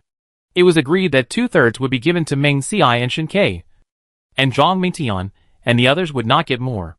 Ming Xiai frowned when he heard this. Huang Ji thought that Ming Xiai felt that the share was too little, and he quickly said, brother, if you think it's too little, I will give you another 5 kilograms. Seeing Zhang Mingtian calling Ming Xiai brother, Huang Ji and Wu Kan followed him and called him brother. Ming Xiai was puzzled and asked, we all killed this tiger together. Why should we give more? Then Ming Xiai said to the soldiers who were distributing things in front of him, divide it into 5 portions. This tiger needs to be exchanged for the corresponding food here first. And then Ming Xiai and his friends will take the food to exchange for other things. Zhang Mingtian quickly refused. Brother, you guys put in a lot of effort in beating the tiger. If we divide it equally, it may not be appropriate. Whether it is appropriate or not is up to me. Don't worry about it, Ming Xiai said in a deep voice. Seeing that Ming Xiai really didn't want more, Zhang Mingtian and the others could only shut up. At the same time, several people thought in their hearts that if they had good things in the future, they would definitely share them with Ming Xiai and the others. 267 kilograms of food, 5 people can't divide it evenly. So Zhang Mingtian suggested that they each take 53 kilograms, and the remaining 2 kilograms, Ming Xiai and Shen Ke each take 1 kilogram. Ming Xiai had no objection to this proposal. Before the end of the world, 50 kilograms of noodles were only enough for a family for a month. But in the end of the world, with these 53 kilograms of noodles, they could live several more months. Ming Xiai discussed with Shen Ke and decided to keep 50 kilograms of the 108 kilograms of noodles for themselves. Of course, Ming Xiai looked at the rice and found that it was already a little damp. He could use it to exchange for other things later. But he couldn't eat it himself. 1 kilogram of food for 1 kilogram of coal, and 45 kilograms of coal. Then, there were 13 caddies of grain left, which he exchanged for vegetable seeds, cold-resistant cucumber seedlings, eggplant seedlings, pepper seedlings, tomato seedlings, bitter melon seedlings. 2 caddies of grain could only be exchanged for 5 vegetable seedlings, and Ming Xiai also exchanged for 5. For other green vegetables, 1 caddy of grain could be exchanged for a small bag of vegetable seeds. which contained about 20 seeds. Ming Xiai exchanged for 3 bags of Shanghai greens, lettuce, and spinach. Zhang Mingtian originally wanted to exchange rice for some flour, and then for some canned food, and take it back to cook and nourish his wife. After seeing Ming Xiai exchange the vegetable seedlings, he thought about it and exchanged a few things as well. Vegetables can be planted and the seeds can be saved. And the seeds can be planted again. There is no need to worry about lack of vitamins in the future, because there are too many things. Lu Chen specially sent 2 off-road vehicles to help them carry the things back. Of course, it was not free, but each person received a pound of food. Ming Xiai and Shen Ke did not feel sorry, and directly gave the things. Zhang Mingtian and his friends originally wanted to carry them back by themselves, but they thought that there were too many things, and if they aroused the jealousy of others, they would be robbed halfway, which would not be worth the loss. So, the 3 of them reluctantly handed over a pound of food. When Ming Xiai and his men were moving things, the soldiers also stood by the car to help them watch over the things. After moving the things into the house, there was still some heat from the stove in the house. Shen Ke put down the things and started to light the fire. Ming Xiai sat on the small stool next to the stove and even took out a hot water bottle from the space to warm his face and hands. Shen Ke, do you want to take a bath? Ming Xiai felt that his body was still a little cold, and he had to take a hot bath. Shen Ke didn't know that there was hot water in Ming Xi's space. So he said, if you want to take a bath, I'll boil water now. As for the bathtub, there was no bathtub in either of their homes. But Shen Ke remembered that there was a bathtub in one of the homes on the 7th or 6th floor. Maybe he could try to move it up, clean it, and let Ming Xiai take a bath. Ming Xiai saw that the fire in the stove was already lit. So he took Shen Ke and Chiezi into the space without explaining. This time, they entered the space directly in the house. Chiezi seemed very familiar because she had been here before. After entering the space, he didn't show any shyness and ran out wildly. Ming Xiai scolded him. Eggplant, if you dare to be casually again, I will punish you. Eggplant was brought in before, and it might be new here. So when Ming Xiai wasn't paying attention, it lifted one leg and peed on a box of fully packaged ham sausages. When Ming Xiai saw it, Eggplant had already peed. Ming Xiai was furious, and grabbed Eggplant and beat him up. Although Eggplant's urine didn't penetrate the carton, and the ham sausage was still packaged, but Ming Xiai still despised it. So he put the box of ham sausages in a corner and fed it to Eggplant on weekdays. "Aww!" Eggplant cried out, indicating that it knew. If you don't want to mark it, then don't mark it. But it can find something delicious. Thinking of this, Eggplant quickly ran to the place where Ming Xiai put the box of ham sausages, and took a ham sausage out of it. Soon, Eggplant tore open the packaging bag, and then ate it. But Eggplant didn't dare to eat too much. After all, the owner stipulated that it could only eat 2 sausages a day. It is to eat all at once. And then, there will be nothing to eat in the future. It is better to eat a little every day, so that you can have a long-term meal ticket. Eggplant can still distinguish. After eating the ham sausage, Eggplant began to wander around. Meat, chicken legs, rice. Every time Eggplant smelled of food, the more it wanted to mark it. In order to avoid being beaten by the owner, Eggplant could only run away in pain. When it saw a mound of earth in the corner, Eggplant dug for a long time while howling. To relieve the urge to pee, Ming Xiai in the room took Shen Ke into the bathroom. Put water in. Put bath salts in. Shen Ke saw that the water was hot, and asked curiously, "Do you have electricity in this space?" Ming Xiai shook his head. "No. I put a generator outside. After the water in the water heater is heated, it will always remain hot, just like food. So it does not consume electricity." So Ming Xiai never turned off the water heater, so that he could ensure that every time he came in, he could take a hot bath. Shen Ke nodded. "Your space is really good." Ming Xiai began to take off his clothes, and he agreed with this. "It's good, but there is a drawback. You can only stay in there for 1 hour a day, but time can be accumulated. So I plan to take you and Eggplant into the space when the temperature outside drops to -70 degrees. Shen Ke felt a warm current in his heart when he heard this. He thought that after his parents and grandmother passed away, there would be no one in the world who cared about him. He never thought that he would meet someone who cared about him so much. Chapter 131 Shen Ke, take off your clothes quickly. Shen Ke, take off your clothes quickly. Shin-Kei came to his senses, and saw Ming Xiai had taken off his coat and sweater, and was still holding the warm clothes he had just taken off. Seeing Shin-Kei come to his senses, Ming Xiai continued to speak. Hurry up. Time is limited in space, and I have to save time, to prepare to hide in space when I encounter danger in the future. Shin-Kei looked at the bathtub, which was indeed quite big, enough for 2 people to take a bath together. Without hesitation, he also began to take off his clothes. Ming Xiai did not know how to avoid people, and continued to take off his clothes with his back to Shin-Kei. After all, in Ming Xi's opinion, he and Shin-Kei were 2 grown men. So what was there to avoid? Besides, the 2 of them had done such intimate things before. So what was the big deal about just taking off clothes? But he did not know that there was a wolf behind him. With dark eyes, white back, slender waist, plump buttocks, and slender legs. Splash. Ming Xiai raised his legs and stepped into the bathtub. And Shin-Kei, seeing the secret garden, made his heart surge. Shin-Kei, aren't you going to take a bath? If not, go dig the ground. Seeing Shin-Kei standing still, Ming Xiai thought he didn't want to take a bath, so he spoke. He couldn't do anything in the half-hour bath.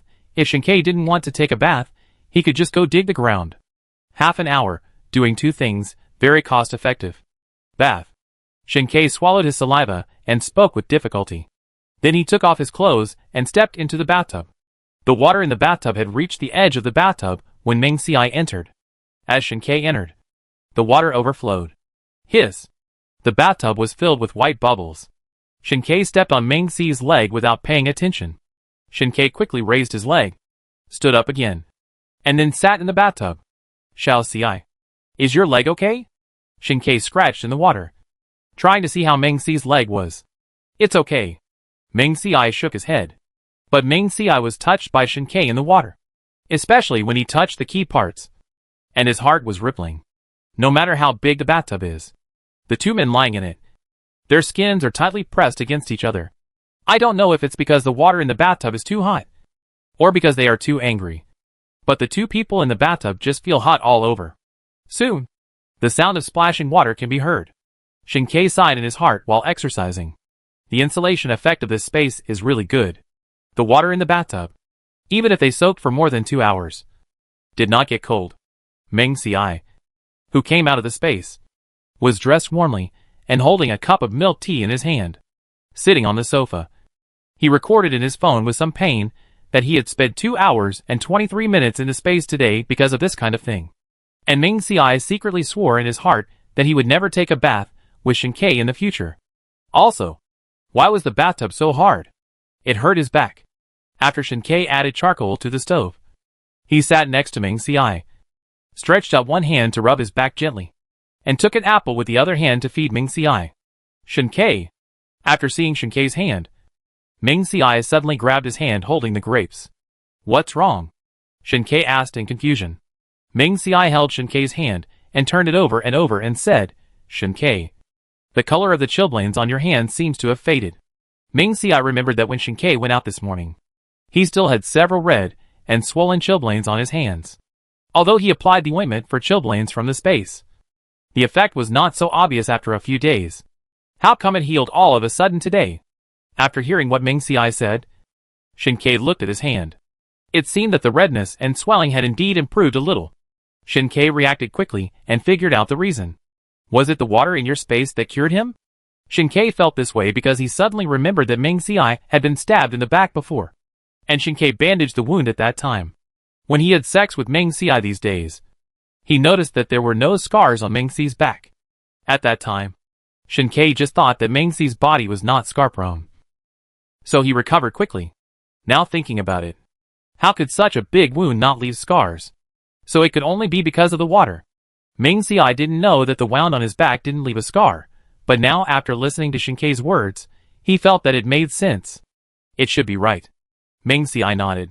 And every time after I have sex with you, I only soak in the space for half an hour, and my waist and buttocks don't hurt anymore. When Ming Xiai was still sighing at the omnipotence of the water in the space, Shin-Kei's eyes lit up when he heard this. In the past, Shin-Kei was still worried that Ming Xi's body couldn't stand it, so he had been restraining himself. Now, after hearing this, does it mean that he doesn't need to restrain himself anymore?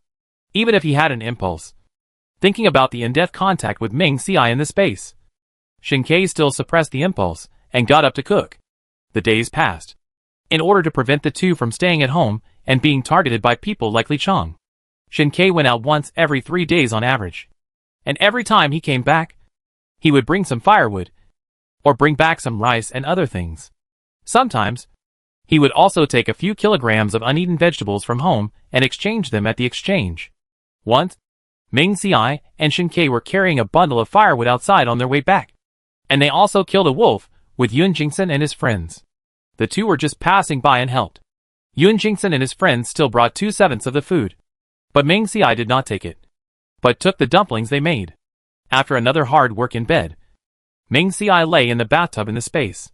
Shinkei, on the other hand, was sent to the field by Ming Xiai to harvest watermelons. Ming Xiai happily drank a sip of watermelon juice with half a cup of ice cubes, and was happy when he thought of Shinkei sweating profusely in the field at this time. He had just said no, but that shameless guy still tried to do it with him. Since Shinkei had so much energy to spare, he might as well do some hard work to use up his energy and avoid torturing him. After soaking for half an hour, Ming Xiai came out of the house refreshed. Seeing that Shinkei had harvested all the watermelons, neatly packed them in the basket, and was now sowing watermelon seeds again. Ming Xiai nodded with satisfaction.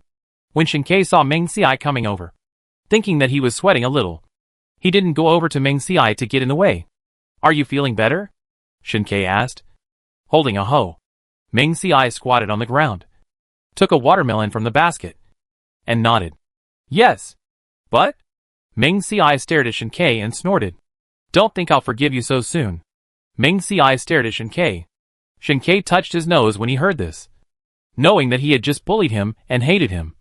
So he didn't dare to say anything more. But looking at Ming Xi's aggressive look, Shinkei thought he was pretty cute.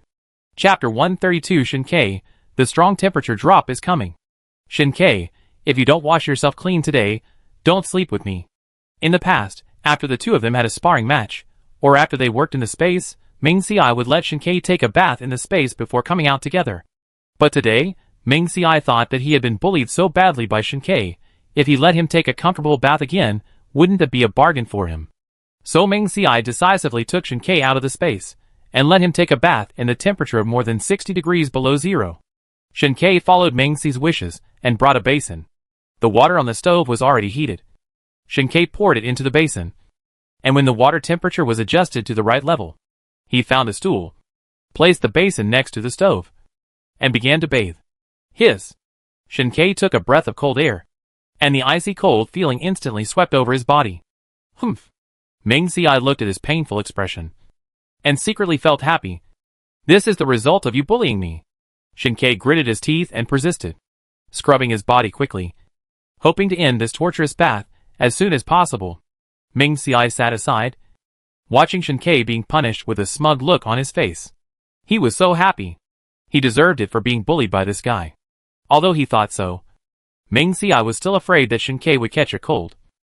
So he added more firewood to the stove, in case this guy caught a cold. He would have nowhere to go for medical treatment. Shinkei was touched when he saw that Ming Xiai was tough on the outside but soft on the inside. He quickly washed himself. Then he came to the sofa and looked at Ming Xiai, who had successfully played a prank. When Ming Xiai woke up the next day, he couldn't help rubbing his waist. His muscles were good, but his waist was not safe. He took out a cup of passion fruit from the space, and drank more than half of it in one breath. And then he felt that his dry lips were better. Soon. It was June 19th. On this day, the weather was clear and sunny. Thinking that the temperature tonight would drop to minus 70 degrees, Ming Xiai was very entangled. After Ming Xiai sighed twice again, Shinkei stuffed the peeled sugar cane into Ming Xi's mouth. "Why are you sighing?" Ming Xiai took a bite of the sugar cane, chewed it, and spat out the residue. Then said, "The temperature will drop soon. Tonight, more people will definitely die." Ming Xiai clearly remembered the scene described in the book. Before the end of the world, City M had more than 10 million permanent residents. But after the baptism of heavy rain and acid rain, the population dropped sharply to more than 8 million. However, on the night when the extreme cold came, more than half of the people died quietly in their sleep with smiles on their faces.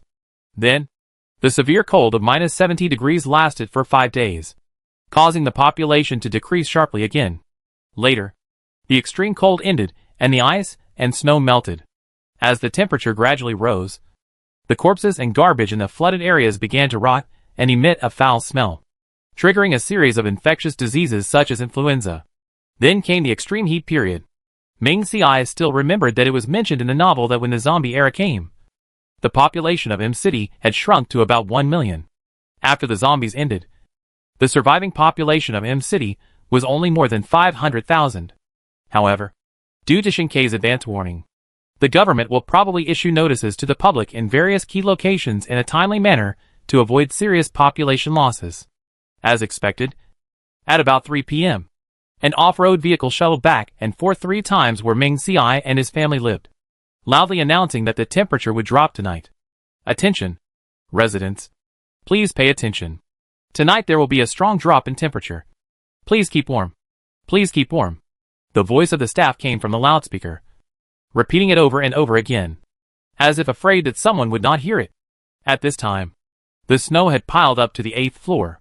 Even though Ming Ci lived on the 17th floor, he could still hear the dissatisfaction of the residents downstairs. Lower the temperature. Lower the temperature. When will this horrible weather end? Fuck.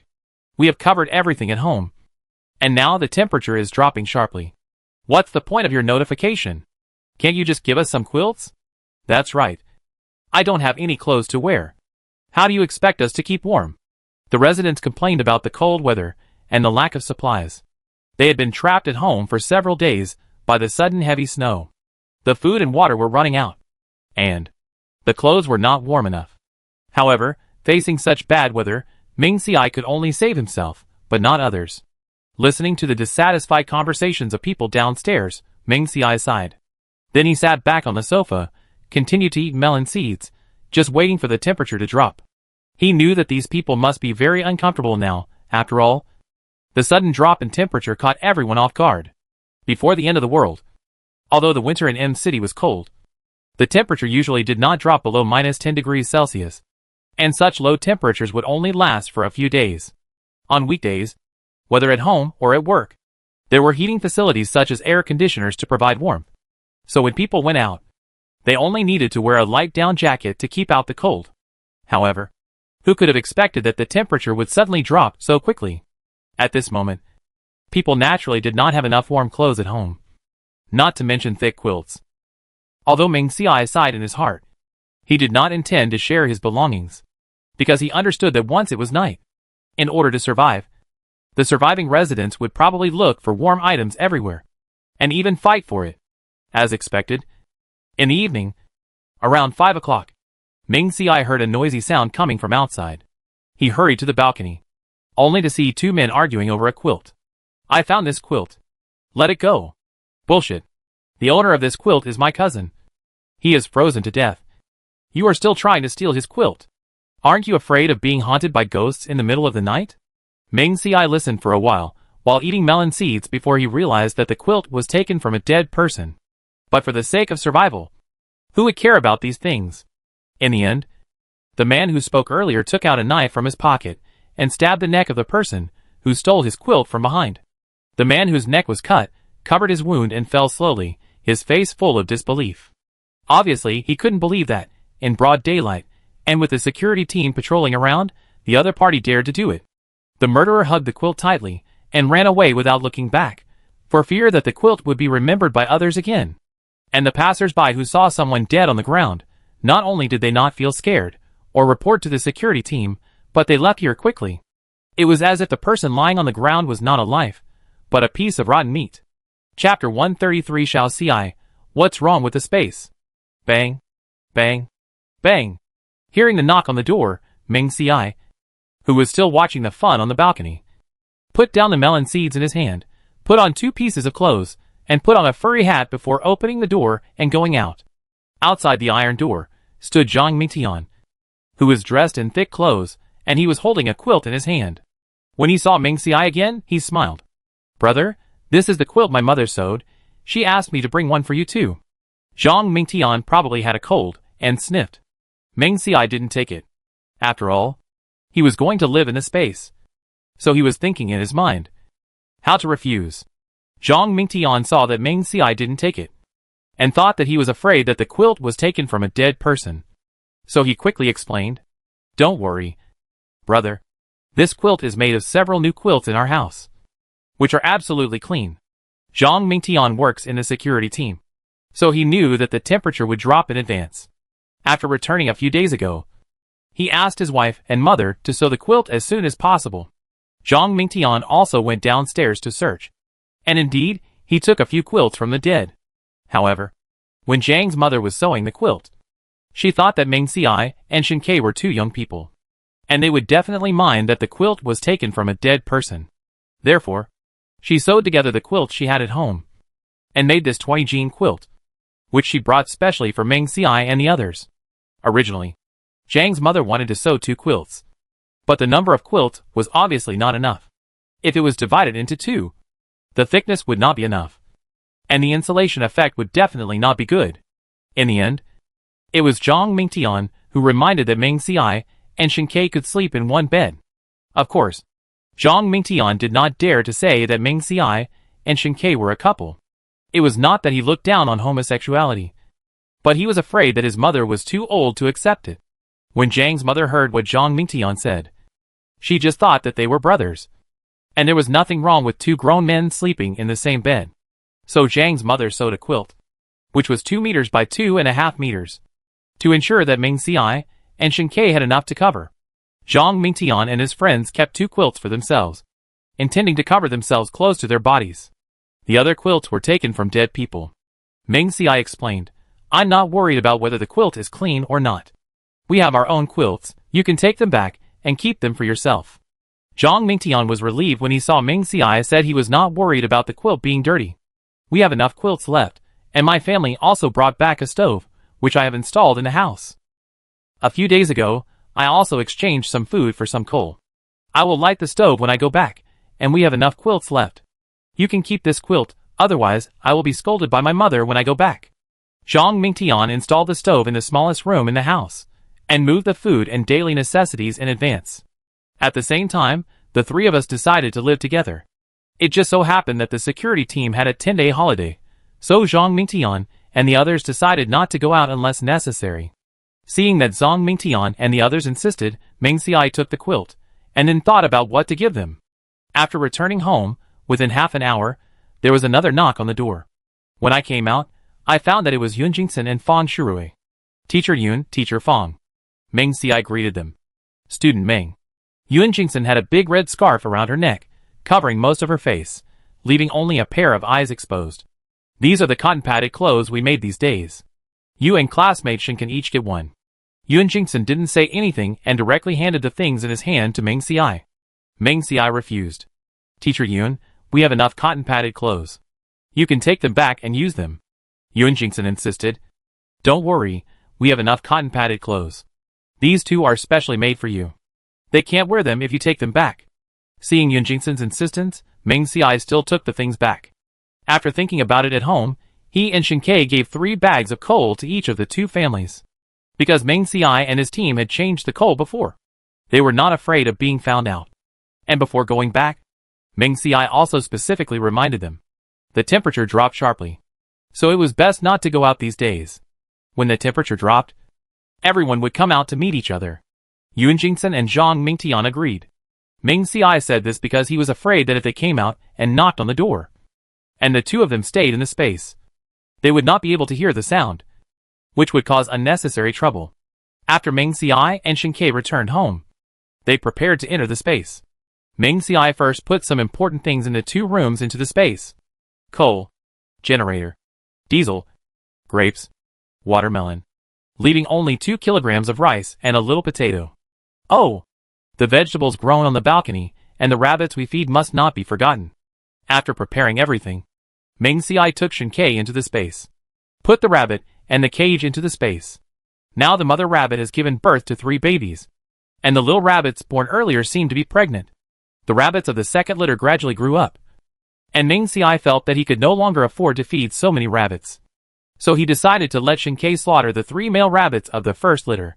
Some of the rabbits of the second litter also grew very large, So he caught 3 fat ones and slaughtered them together. The kitchen in the space was available. So Ming Xiai couldn't wait to make a spicy diced rabbit. He also put some noodles in the pot, so that he could mix the noodles with the rabbit meat when he finished eating it. Ming Xiai also picked 2 ready-made dishes and placed them on the dining table. The 2 of them ate happily. Eggplant also had a full meal today. Some of the internal organs from killing rabbits, Ming Xiai and Shinkei didn't like to eat them, so they cooked them and fed them to Eggplant. After dinner, Shinkei was responsible for washing the dishes, while Ming Xiai collapsed on the sofa and played games. Living in the space, the 2 of them were not idle. Digging soil, opening the ground, planting vegetables. Eggplant saw that the owner needed to dig soil from the earth mound, so he used his instincts and dug a lot of soil. You only need to spread 1 or 2 centimeters of soil on the ground, and the space ground can be used to plant vegetables. So Ming Xiai didn't understand why the space couldn't just farm. Shinkei heard this, and was spreading the soil on the ground. Maybe I don't want you to get something for nothing. Ming Xiai heard this, and threw the hoe on the ground and sat on the stool like a spoiled child. Isn't digging holes and soil all labor? How can you get something for nothing? I think this space is not smart at all. It's just mentally retarded. As soon as Ming Xiai finished speaking, the space began to shake violently, as if an earthquake was about to happen. Eggplant's eyes revealed a silly look, not knowing what happened, and hurried to Ming Xiai for comfort. The rabbits in the cage also huddled in the corner, not even eating apples. Chapter 134. Don't be afraid. It's the space that's acting up. Xiao Xiai. What's going on? Shinkei staggered over and held Ming Xiai in his arms. Ming Xiai didn't react much. He sat calmly on the stool, and even had the leisure to touch the trembling eggplant. Don't worry. It's the space that's acting up. Ming Xiai used to go into the space to farm alone, and sometimes he would curse the space, saying it wasn't powerful enough because he was tired from digging the soil. As a result, the space started to act up after hearing this. Most of them just randomly shook the space, and very few would raise dust and the like. Ming Xiai felt scared at first, but later he found that the space was just thundering, not raining, so he became much calmer. Sure enough, the vibration of the space stopped after a while. Shinkei let go of the hand that protected Ming Xiai and stood up. Hearing this explanation, he was quite speechless. Your space is really unique. Ming Xiai snorted coldly. Personality is bullshit. If the watermelon I saved falls on the ground and breaks, I want it to look good.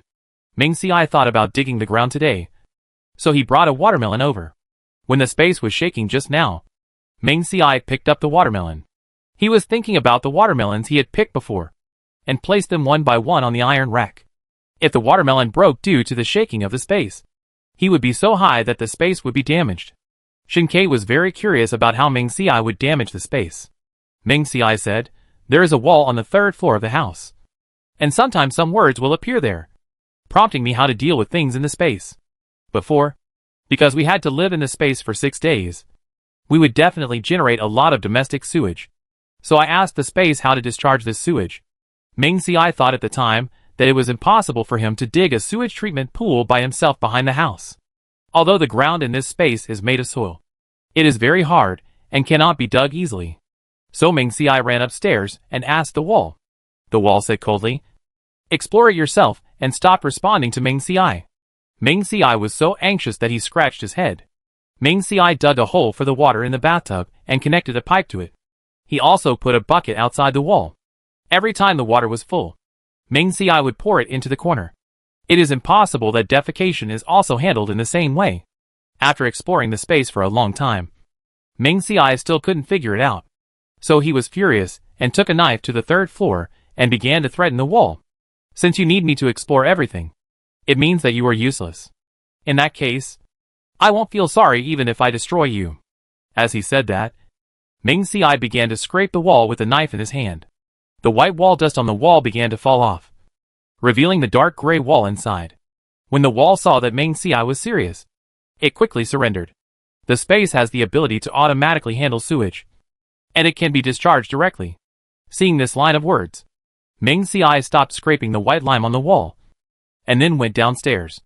Ming Xiai had already placed a toilet in the bathroom on the 1st floor, but Ming Xiai had never known how to handle sewage, so he had not installed it. After thinking of the prompts on the wall, Ming Xiai gently pressed the button on the water tank. He heard the sound of running water. And soon, the water flowed out from the bottom of the toilet. Ming Xiai had not connected the water to this toilet before. And it was automatically connected to the water, like the kitchen. Ming Xiai walked around the house, but didn't see any drained water. Thinking about the words on the wall, perhaps the sewage was directly converted by the space. Ming Xiai felt that the function of the space finally satisfied him. But when he suddenly thought that the space had been watching him move the bath water in and out for several months without giving any prompts, Ming Xiai felt that he was being fooled by the space. So Ming Xiai, who was furious, took a knife and started scraping the wall powder again, which was bound to make the space feel disfigured. Of course, the space would not surrender. It began to shake, and even raised dust from the ground, choking Ming Xiai. The punished Ming Xiai could not stand the dust in his nose, so he wanted to leave the space. However, he could not leave it this time, so he could only stay in the space and be punished. After the punishment was enough, Ming Xiai was kicked out by the space. Shin Kei ate the watermelon cut by Ming Xiai, and listened to him complaining about the space, which he just thought was quite interesting, whether in the previous life or this life. It was the first time that Shin Kei encountered such a humane space. Of course, the humanity that Shin Kei mentioned means that space is like a person. It can get angry and express emotions. Ming Xiai couldn't stand hearing this, and he was saying that space was wrong. How can it be human? If it was human, it would watch us digging the ground here with sweat and rain. I think it is too inhuman. When the space heard this, it shook dissatisfiedly, and then Ming Xiai and Shin Kei suddenly felt that their eyes went dark. Shin Kei, what's wrong? It's so cold. Soon, Ming Xiai felt the cold air from all directions approaching him. The surroundings were silent. In just 1 minute, Ming Xiai felt his body frozen stiff. We seem to be in 1706. Shin Kei also felt the bone-chilling cold in an instant. His lips were frozen, and he stuttered. Suddenly, the two felt a black screen in front of their eyes. When they felt the light again, Ming Xiai and Shin Kei found themselves in space again. At this moment, the two still had something to understand. Just now, it must be that the space was playing a trick on them, and drove them out of the space. Ming Xiai couldn't stand it. So he put his hands on his hips, pointed at the space, and started to curse. Do you have? Shin Kei, what are you doing? Before Ming Xiai could curse a few words, Shin Kei came over and covered Ming Xi's mouth. Xiao Xiai, calm down. Calm down. It's so cold outside now. If we are driven out of the space again later, we will freeze to death outside. The temperature in the space is normal. Or to be more precise, it will automatically adjust according to the human body temperature. Even if one person wears short sleeves and the other wears a cotton coat, they will not feel cold or hot. Therefore, after Ming Xiai and Shin Kei entered the space, they wore simple sweatshirts for convenience. They were driven out of the space just now, and they were also wearing thin clothes. Although it was only a minute, the low temperature of more than 70 degrees below zero was not fake. The two people felt like they fell into an ice cave at that moment. Ming Xiai heard Shin Kei's persuasion and sat on the stool in frustration. He felt even more uncomfortable. But then he thought about a broken space, and he could still drive people out. What if he did something bad again in the future and was driven out? Or he could not enter the space again. Ming Xiai sat on the stool and began to ponder. After this period of time, he still couldn't rely too much on the space. Chapter 135 End. You can leave the space now. Shin Kei, when the extreme cold is about to pass, let's move. Ming Xiai suddenly spoke. The extreme cold will soon pass. The ice and snow will begin to thaw, and the extreme heat will soon arrive. Living in a high-rise building, it will only be hotter then. The reason why Ming Xiai chose to live here first was to prevent the villa from being washed away by heavy rain and floods, and the villa from being flooded by heavy snow and extreme cold. Now, these two things are about to pass, and it's time to move into the villa. And the villa has a basement. During extremely hot periods, it is much cooler underground than on the ground. Shin Kei nodded. He chose this place after his rebirth, also because the terrain is high, and he is not afraid of heavy rain and snow. But where to live in the future, Shin Kei has not decided yet. Ming Xiai said, I have a villa in Zishan. Zishan is where Ming Xiai bought the villa, located halfway up the mountain, surrounded by trees, and there are troops stationed. It is relatively safe. Ming Xiai said, he no longer wants to fight with all kinds of people for his life. Furthermore, There are many spaces within the walls of the villa. Meng Xiai made several flower beds at that time, but didn't plant anything. This time, I can exchange some heat-resistant seeds at the official trading point, and then get some soil from the space to plant. As for why Meng Xiai didn't choose to plant in the space, it's because Meng Xiai felt that his space was too opinionated and would chase people away at any time. If he put everything in the space, what if the space couldn't be used one day? Would he starve to death? It's better to be prepared for both situations. Shinkei said yes. Zishan is located halfway up the mountain, and there is a large open space in front of the mountain. In the previous life, during the zombie era, the government chose to build a Zishan base in the open space in front of the mountain. Shinkei also mentioned this in the letter, and maybe the government will choose to build a base there this time. At present, it is indeed a good place to live there. But where the military and government people live, I am afraid it will be difficult for us to get in, Shinkei said worriedly. Thinking of the heavy rain period, when he and Meng Xiai went to find soil, they saw soldiers standing guard at the main intersection. It might be difficult to get in. Moreover, the government had built a refugee settlement in Zishan before, and Meng Xi's house might have been occupied. Shinkei looked at his space, thinking that he could take out some food in exchange for a room. Meng Xiai said optimistically, although it is the end of the world. I have the house certificate. I bought the villa with my own money. How dare they not let me live there? And I inquired before. The government requisitioned villas from 51 to 100. And I bought Villa 8. So I don't have to worry about it being occupied. Meng Xiai put the house certificate of Villa 8 in Zishan in the bedside table of the space bedroom. Besides, he had a backup plan for himself. In addition, the villa was renovated by Meng Xiai, which made it easy to defend and difficult to attack. Or, we can ask Lu Chen first, Shinkei suggested. Meng Xiai thought this method was feasible, using courtesy first and force later. If Lu Chen insisted on not letting them live there, then he would find a way to sneak in secretly. Meng Xiai planned to stay in the space for 6 days before leaving, because the space did not distinguish between day and night. It was always bright. So Meng Xiai would check the time every once in a while and record it. As for the remaining 5 days, Meng Xiai was also afraid that he would be driven out of the space and freeze to death. So Meng Xiai listened to Shinkei's words, and didn't curse the space, but he cursed it vigorously in his heart. For 5 days, the two of them cultivated the land in various ways. However, Shinkei cultivated the land alone most of the time. It's not that Meng Xiai was lazy, but Shinkei was not a human being. He often didn't care and bullied Meng Xiai until his waist and legs were sore. Even though Meng Xiai would take a bath every time he finished, Meng Xiai felt that his body was immune to the water in the space, and the effect was not as good as at the beginning. Therefore, when Meng Xiai was lying on the bed with his teeth bared, playing with his phone, and scolding Shinkei for being shameless, Shinkei was farming in a refreshing state of mind. Shinkei even found a few bags of wheat seeds and corn seeds, and tried to plant 2 plots of land. If the food in the space is eaten up, and the apocalypse is not over yet, he can try to grind flour.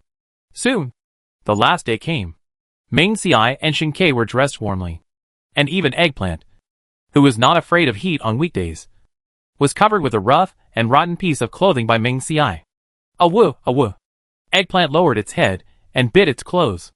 Don't wear clothes. It's uncomfortable to wear clothes. Meng Xiai saw that Eggplant was about to take off her clothes, and slapped Eggplant on the head. Don't take it off. Awoo. Eggplant cried out in grievance. Meng Xiai was speechless. If he wasn't afraid that this guy would suddenly leave the space and be frozen to death by the low temperature outside, Meng Xiai wouldn't care whether it wore clothes or not. Shinkei, are you ready? Meng Xiai asked. Ready. Shinkei held an iron pipe in his hand, and put a few pieces of burning coal in it, just to light a fire quickly after leaving the space.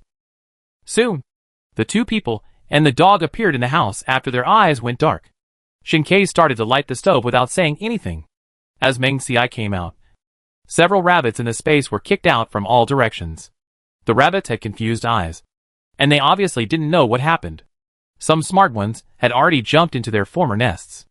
Meng Xiai originally wanted to put the rabbits in the space first, and then take them out when the temperature in the room rose, so as not to freeze to death. But it seems that the space cannot carry living things.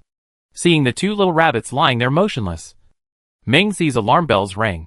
They were not going to be frozen to death just after leaving the space. Meng Xiai quickly caught a few rabbits and stuffed them next to the mother rabbit.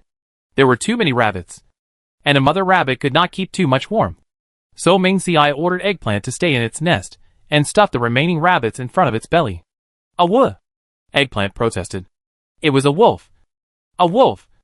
Not a mother rabbit. And it was a carnivore. The owner put the rabbits in front of it. Wasn't he afraid that it would eat them? Eggplant stared at the rabbits. And the rabbits probably noticed that Eggplant's belly was very warm. And they didn't feel scared, but clung to Eggplant instead. Eggplant, if you dare to eat secretly, be careful or you will have no meat to eat in the future, Ming Xiai warned. A woof. Eggplant lay on his legs to show that he understood. But his eyes kept staring at the rabbit, obviously unwilling, and saliva flowed from his mouth. However, because the temperature in the room was not high, soon, Eggplant's saliva froze into an icicle. Eggplant found it interesting and temporarily gave up staring at the rabbit, and instead touched the ice with his paw. Ming Xiai settled the rabbit, and quickly took out the generator and diesel from the space, and turned on the electricity first. After the electricity was turned on, he first plugged in 2 small suns in front of the rabbit's nest. Then he plugged in the electric blanket in the rabbit's nest. After seeing the rabbits in the nest gradually recover, Ming Xiai felt relieved.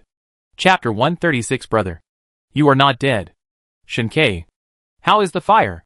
Ming Xiai took care of the rabbits, took out 2 small suns, plugged them in, and placed them next to Shinquebec.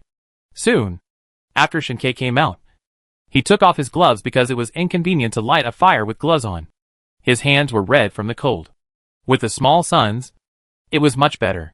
Ming Xiai thought after seeing this. He had to boil a pot of water in the space first, so that Shinkei could soak his hands, so that his hands would not be frozen again.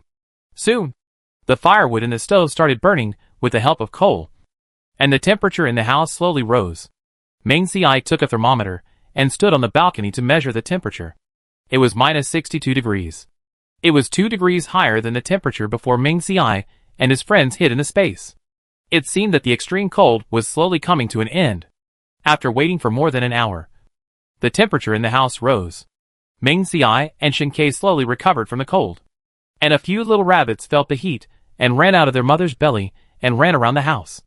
Knowing that rabbits eat a lot and poop a lot, so in order to prevent rabbits from pooping everywhere, Ming Xiai and Shinkei caught all the rabbits in the nest, and then closed the fence. Now there are more and more rabbits. The circle made before seems a bit small. We still have to live here for more than a month, and several female rabbits are pregnant, Ming Xiai thought. We still have to expand the circle. Ming Xiai took out 2 cups of hot milk tea from the space, 1 cup for each person. Shinkei actually doesn't like milk tea, but he doesn't want to refuse Ming Xiai, and drinking this thing into the stomach does make people feel a lot warmer. After adapting to the temperature outside, Ming Xiai and Shinkei decided to go out and see if Zhang Mingtian and Yun Jingxin were okay, thinking that the temperature had just dropped sharply. Someone might catch a cold. So Ming Xiai took out 2 cold medicines from the space, packed them in 2, and then went out. First, they went to Yun Jingxin's room. Bang, bang, bang. The door was opened after 2 minutes. The one who opened the door was Fang Shui, who was wearing a mask on his face and thick clothes. Meng, Shin. Fang Shui's voice was a little nasal, and he sniffed several times. Teacher Fang, are you all okay? Ming Xiai asked. Fang Shui sniffed and replied, not bad. We are all still alive, but we all have a cold. Fang Shui was a little embarrassed and added, everyone has a cold, so I won't invite you in to avoid getting infected. Fang Shui had the least cold among them, and the others were all lying on the bed in a daze. Cheng Yu's fever was almost 40 degrees. Fang Shui was still surprised. After all, Cheng Yu was in the best health among them, but he didn't expect to have the worst cold. Ming Xiai nodded to show that he knew their situation, and then handed the plastic bag in his hand to Fang Shui. This is some cold medicine. Teacher Fang, take it back and share it with the other teachers. See if it works. Fang Shui refused. No, we can just carry it. You should keep this medicine. It has been several months since the end of the world. Medicine has become a luxury. It is a kind of priceless thing. Fang Shui naturally cannot accept it. Ming Xiai rolled up the plastic bag and threw it to Fang Shui rudely. Fang Shui caught it reflexively. Medicine is meant to cure diseases and save lives. If you can use it first. If you feel bad, Return it to me when you have a chance in the future, Meng Xiai said. Fang Shui thought of several people with high fever, and finally took the medicine, and promised, thank you, classmate Meng. Classmate Shen. We will definitely return it when we have a chance in the future. Yun Jingsen and others could be heard coughing from time to time in the room. Meng Xiai and Shen Ke did not stay for long, and left after saying a word. Then the two of them went downstairs, and knocked on the door of Zhang Mingqian's room at 1606. This time, after 2 or 3 minutes, no one came to open the door. Meng Xiai couldn't help but frown. Could it be that Zhang Mingtian and his family all froze to death? Meng Xiai asked uncertainly. Although he had only known Zhang Mingtian at the end of the world, he was usually very kind and righteous. Suddenly realizing that he was dead, Meng Xiai still couldn't accept it. Shen Ke was not sure either. Then the two of them began to discuss whether to try to pry open Zhang Mingtian's room. After all, we know each other. If Zhang Mingtian and the others are really dead, we can collect their bodies. Brother. Suddenly, they heard a familiar voice behind them. Meng Xiai and Shen Ke turned around quickly and saw Zhang Mingqian's eyes were red. He was very surprised to see the two of them. Two brothers? You are not dead. Zhang Mingtian came over and was a little excited. If Shen Ke hadn't been with him, he would have hugged Meng Xiai and jumped up excitedly. Meng Xiai said, of course we are not dead. I knocked on your door for several minutes just now, but no one came to open the door. I thought you were dead. Zhang Mingtian heard this and sighed. My wife and mom both have a cold. They probably lie in the room and didn't hear anything. Zhang Mingtian's voice was a little hoarse. Meng Xiai nodded. It's okay as long as they are fine. Meng Xiai wanted to say that a cold was not a big problem, but then he thought that he didn't even have medicine now, so he could only bear it. So he didn't say it. Then he took out the prepared medicine from his pocket and stuffed it into Zhang Mingtian's pocket. This is some medicine we saved before. You can take it back. Zhang Mingtian certainly didn't refuse. But in the end, under Meng Xi's words, he still took it with red eyes. Hey, don't cry. It's so cold, if you cry, it will float down your face and you'll get frostbitten, Meng Xiai said hurriedly. Besides, Zhang Mingtian is a grown man. It's not a big deal for him to cry. Zhang Mingtian also knew that it was too cold now. It was really inappropriate to cry. And he was more touched in his heart, after all. Since Meng Xiai gave him the rubber boat, it was Meng Xiai who helped him. Thank you. Zhang Mingtian suddenly bowed deeply to Meng Xiai. Meng Xiai quickly pulled him up, and suddenly thought, the baby in your wife's belly? Is it okay? Zhang Mingtian shook his head, indicating that there was no problem. Pregnant women, it is best not to take medicine casually. Shen Ke suddenly spoke. Meng Xiai and Zhang Mingtian heard this, and also realized that pregnant women really cannot take medicine casually. I have some ginger in my room, which I planted before. I will go back and dig it out later. You can boil it and give it to your wife. Meng Xiai thought of the few baskets of ginger in the space, and suggested. Meng Xiai did not like to eat ginger, but because some fish or other meat dishes need ginger and other seasonings to marinate, he bought some when he was stocking up. Okay. Zhang Mingtian's voice choked. Chapter 137 Huangji, move in with me. By the way, do you have anything to do when you go out? Not wanting to hear thank you or anything like that, Meng Xiai changed the subject. Zhang Mingtian was stunned for a moment, and replied in a low voice. I just went to see the other households in the building, if anyone is still alive. After seeing the temperature rise today, Zhang Mingtian went upstairs first, knocked on Meng Xi's door, but no one opened the door after knocking for a long time. At that time, Zhang Mingtian was worried, but reason told him that Meng Xiai and Shen Ke were so powerful, there must be nothing wrong. So he went downstairs again to check on the other families. Meng Xiai was not familiar with the others, but he thought of Huang Ji and the others. After all, they had fought shoulder to shoulder. So he asked.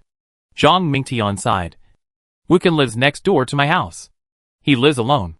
Before the strong drop in temperature, he gave me a key. I opened the door and went in to see him. He was frozen to death. Zhang Mingtian choked up again when he said this. After all, he had been in the security team for several months, and they had killed tigers and patrolled together. They still had some friendship. Before the severe drop in temperature, Zhang Mingtian was still thinking that it was dangerous for Wukan to live alone. And after hesitating for a while, he invited him to live with him. Wukan refused. and asked Zhang Mingtian not to be so kind, lest he bring bad people home. Thinking of this, Zhang Mingtian felt even more sad. Zhang Mingtian went to see Wukan first, and found that he was covered with a thick quilt, lying on the bed with a smile on his face. Lifeless.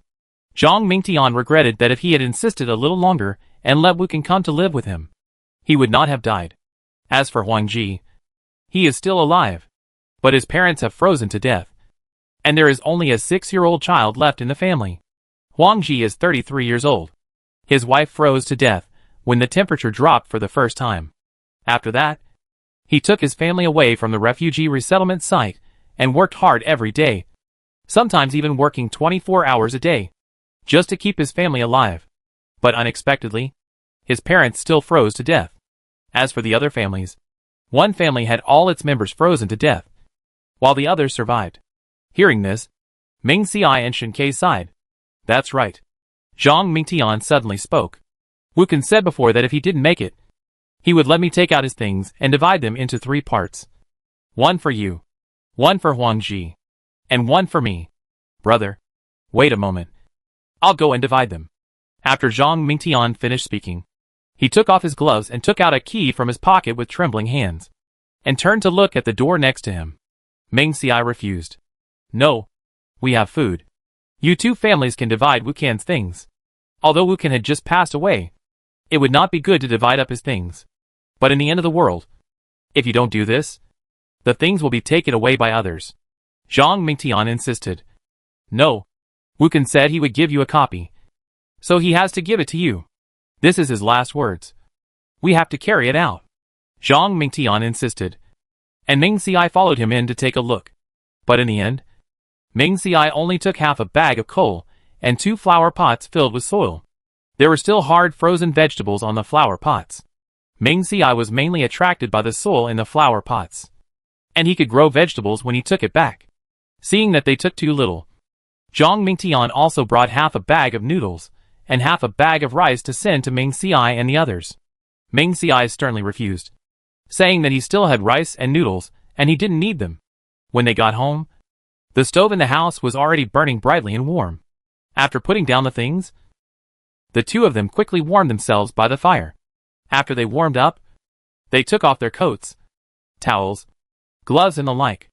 Then they took out some ingredients, and Shen Ke was responsible for cooking. Ming Xiai moved all the flower pots that had been used to grow vegetables from the space, and began to water them. He also took care of the newly moved flower pots, and planted some more vegetables. Downstairs, Huang Ji heard Zhang Mingtian knocking on the door, dressed himself and the child tightly, and then opened the door. Brother Zhang. Huang Ji looked unhappy and spoke weakly. Zhang Mingtian did not enter the house, but sighed, seeing the child in his hand. His eyes were dull, like a rag doll. Zhang Mingtian felt bad. Huang Ji, Ninger hasn't recovered yet? Zhang Mingtian reached out and touched the head of Huang Ji's child Huang Ning. Huang Ji shook his head. Zhang Mingtian sighed and explained his purpose. Before the strong drop in temperature, Wukan said that if he didn't survive, the things in the house would be divided among us. Brother Ming and his family took some charcoal up, and the rest was divided between our 2 families. Zhang Mingtian discussed with Huang Ji's family before coming to see him. Huang Ji now has a 6-year-old child, and the child has mental problems. His life must be difficult. Thinking that Huang Ji is a good person, Zhang Mingtian suggested that Huang Ji live with them with the child, so that the 2 families can take care of each other. Song Meixian and Zhang's mother thought about it, and felt that it was okay. Besides, Song Meixian was pregnant. Zhang's mother was too old, and Zhang Mingtian was the only young man in the family. If they were in danger, it would be difficult to protect them. Therefore, both of them agreed to this matter. Zhang Mingtian said this idea. Huang Ji, if you are willing, move today. If you are not willing, we will not force you. Huang Ji was very moved when he heard Zhang Mingtian's idea. I am willing. I am willing. Now he is a grown man, and he has to go to the security team every day, running around for a living. It will be a problem to keep the child, now that Zhang Mingtian is willing to help him. Huang Ji is naturally grateful. Zhang Mingtian still analyzes the pros and cons of the matter, so that Huang Ji will not regret it in the future. Think about this again. You know my family situation. I have a wife and a mother. If you come, you will definitely suffer. Huang Ji shook his head and said, no problem. In Huang Ji's mind, these are not problems. Moreover, Zhang Mingtian has 2 women at home, so he should be more careful in taking care of the children. Huang Ning's mental problems improved after feeling the warmth. Since Huang Ji agreed, Zhang Mingtian didn't say much. He went back and told Song Meixian and the others about it, and started to help move. Because Song Meixian was almost 6 months pregnant, she stayed at home with Huang Ning, and Zhang's mother helped move some light things. Because the weather was still cold, Zhang Mingtian thought about it, and moved the stove in Huang Ji's room to a slightly larger room. Then he installed the stove in the middle of the room, and built 3 beds with bed boards, and separated them with curtains. The temperature was too cold, and everyone living together could not only reduce the consumption of coal and firewood, but also take care of each other. Now that Zhang Mingtian's home has gathered the things of the 3 families, life can be more comfortable. Chapter 138. Let's go, and go to Zishan to have a look. Lieutenant Liu. After the severe drop in temperature, Ming Xiai and Shen Kai stayed at home for another 5 days, and then they thought about going to the official exchange to see the situation. If they could run into Lu Chen, they could ask if they could still live in Zishan. At this time, the snow had already flooded the 9th floor and above, and the official exchange should have been submerged. However, in order to run into Lu Chen, Ming Xiai still felt that he had to try his luck. Sure enough, not far from the exchange, he saw Lu Chen. At this time, Lu Chen was leading people, planning to build a simple exchange at the original place. Hello. Lu Chen handed something similar to a map in his hand to a soldier next to him, and strode over. Lieutenant Liu. What are you doing? Ming Xiai asked curiously. Lu Chen said, before the temperature dropped. We took away the things in the exchange. Now that the snow has stopped, we plan to build a new exchange. This exchange is much simpler than before, and it is surrounded by only an iron net. 2 of them were still the same as before, with a few big tents. Ming Xiai nodded. Through the previous conversation with Lu Chen, he knew that he didn't like to beat around the bush, so he took out a house deed from his pocket. Lieutenant Liu, I heard that the villa area in Zishan was requisitioned by the government. I came here to ask if I bought a house there before. Can I still live there? While speaking, Ming Xiai handed the house deed in his hand to Lu Chen. Lu Chen knew that Zishan was the top villa area in M City, but he didn't expect that the person in front of him could afford it. Although the 2 had met many times, Lu Chen had never asked their names. After opening the property title, Lu Chen raised his eyebrows when he saw the name of the owner. Meng? The richest family in M City was the Meng family. Although there are many people with the surname Meng in M City, only the richest family can afford a villa in Zishan. Of course. Lu Chen handed the property title back to Ming Xiai. Are you from the Ming family? The richest family in M City? Lu Chen asked curiously. Ming Xiai nodded. That was before the end of the world. This identity is useless now. After getting Lu Chen's reply, Ming Xiai said that if he wanted to move in the future, he would tell Lu Chen in advance to avoid unnecessary trouble for him. Since the beginning of the rainstorm, although the government had made preparations, most adults had their own opinions and had no other choice. Especially this time, many people did not believe the strong drop in temperature. It was already very cold. And even if the temperature dropped, how cold could it be? Therefore, most people were unwilling to obey. Many people did not take it seriously, did not cover themselves with extra blankets at night, or did not prepare for the strong drop in temperature, and thus many people froze to death. The M City government received Shen Kai's letter. When the news about the Prime Minister of our country in the letter was transmitted to the country without delay, the M City government immediately took it seriously.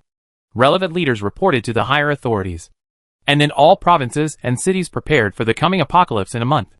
M Province has established a total of 10 refugee resettlement sites in the province, of which M City has 2.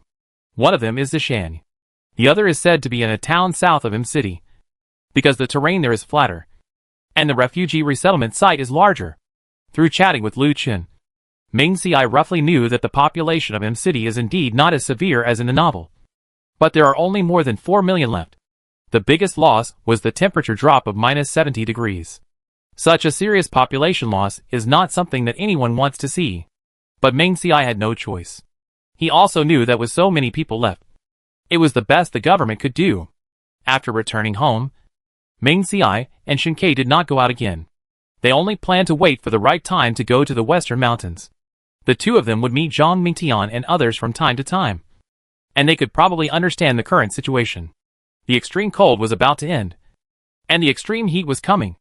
Lu Chen and others began to organize everyone to dig snow, trying to rescue some things that were buried in the snow but still useful. The government had stored some bulldozers, snowplows, snow sweepers, and other machines in advance, which greatly reduced people's labor. Ming Xiai thought about it. Even if it snowed in the next month, it would only accumulate to more than 1 meter thick, so it would be no problem to start digging now. Some people also saw the official organization digging things, so they organized themselves and planned to keep the things they dug for themselves. Ming Xiai had a lot of things in his space, and he could be self-sufficient. So he and Shen Ke stayed at home and did not go out again. They waited until July 16th, when the temperature had risen to minus 33 degrees. In 4 days, the temperature will rise back above zero. By that time, the ice and snow will melt, floods will occur, and travel will be affected again. Therefore, Ming Xiai and Shen Ke first packed 2 large bags of things, carried them on their backs, and took a bed sheet to tie some things, and let Chiezi carry them, because now they just want to see Zishan's villa, see if the house is habitable, or if it has been occupied. So they did not say goodbye to Zhang Mingtian and others. After locking several doors, the 2 people and the dog walked downstairs. In fact, it doesn't matter whether those doors are locked or not. After all, the main things in the house are stuffed into Ming Xi's space. But we have to create an illusion. The 2 of them headed west. After walking for 2 hours, they started to walk up the mountain.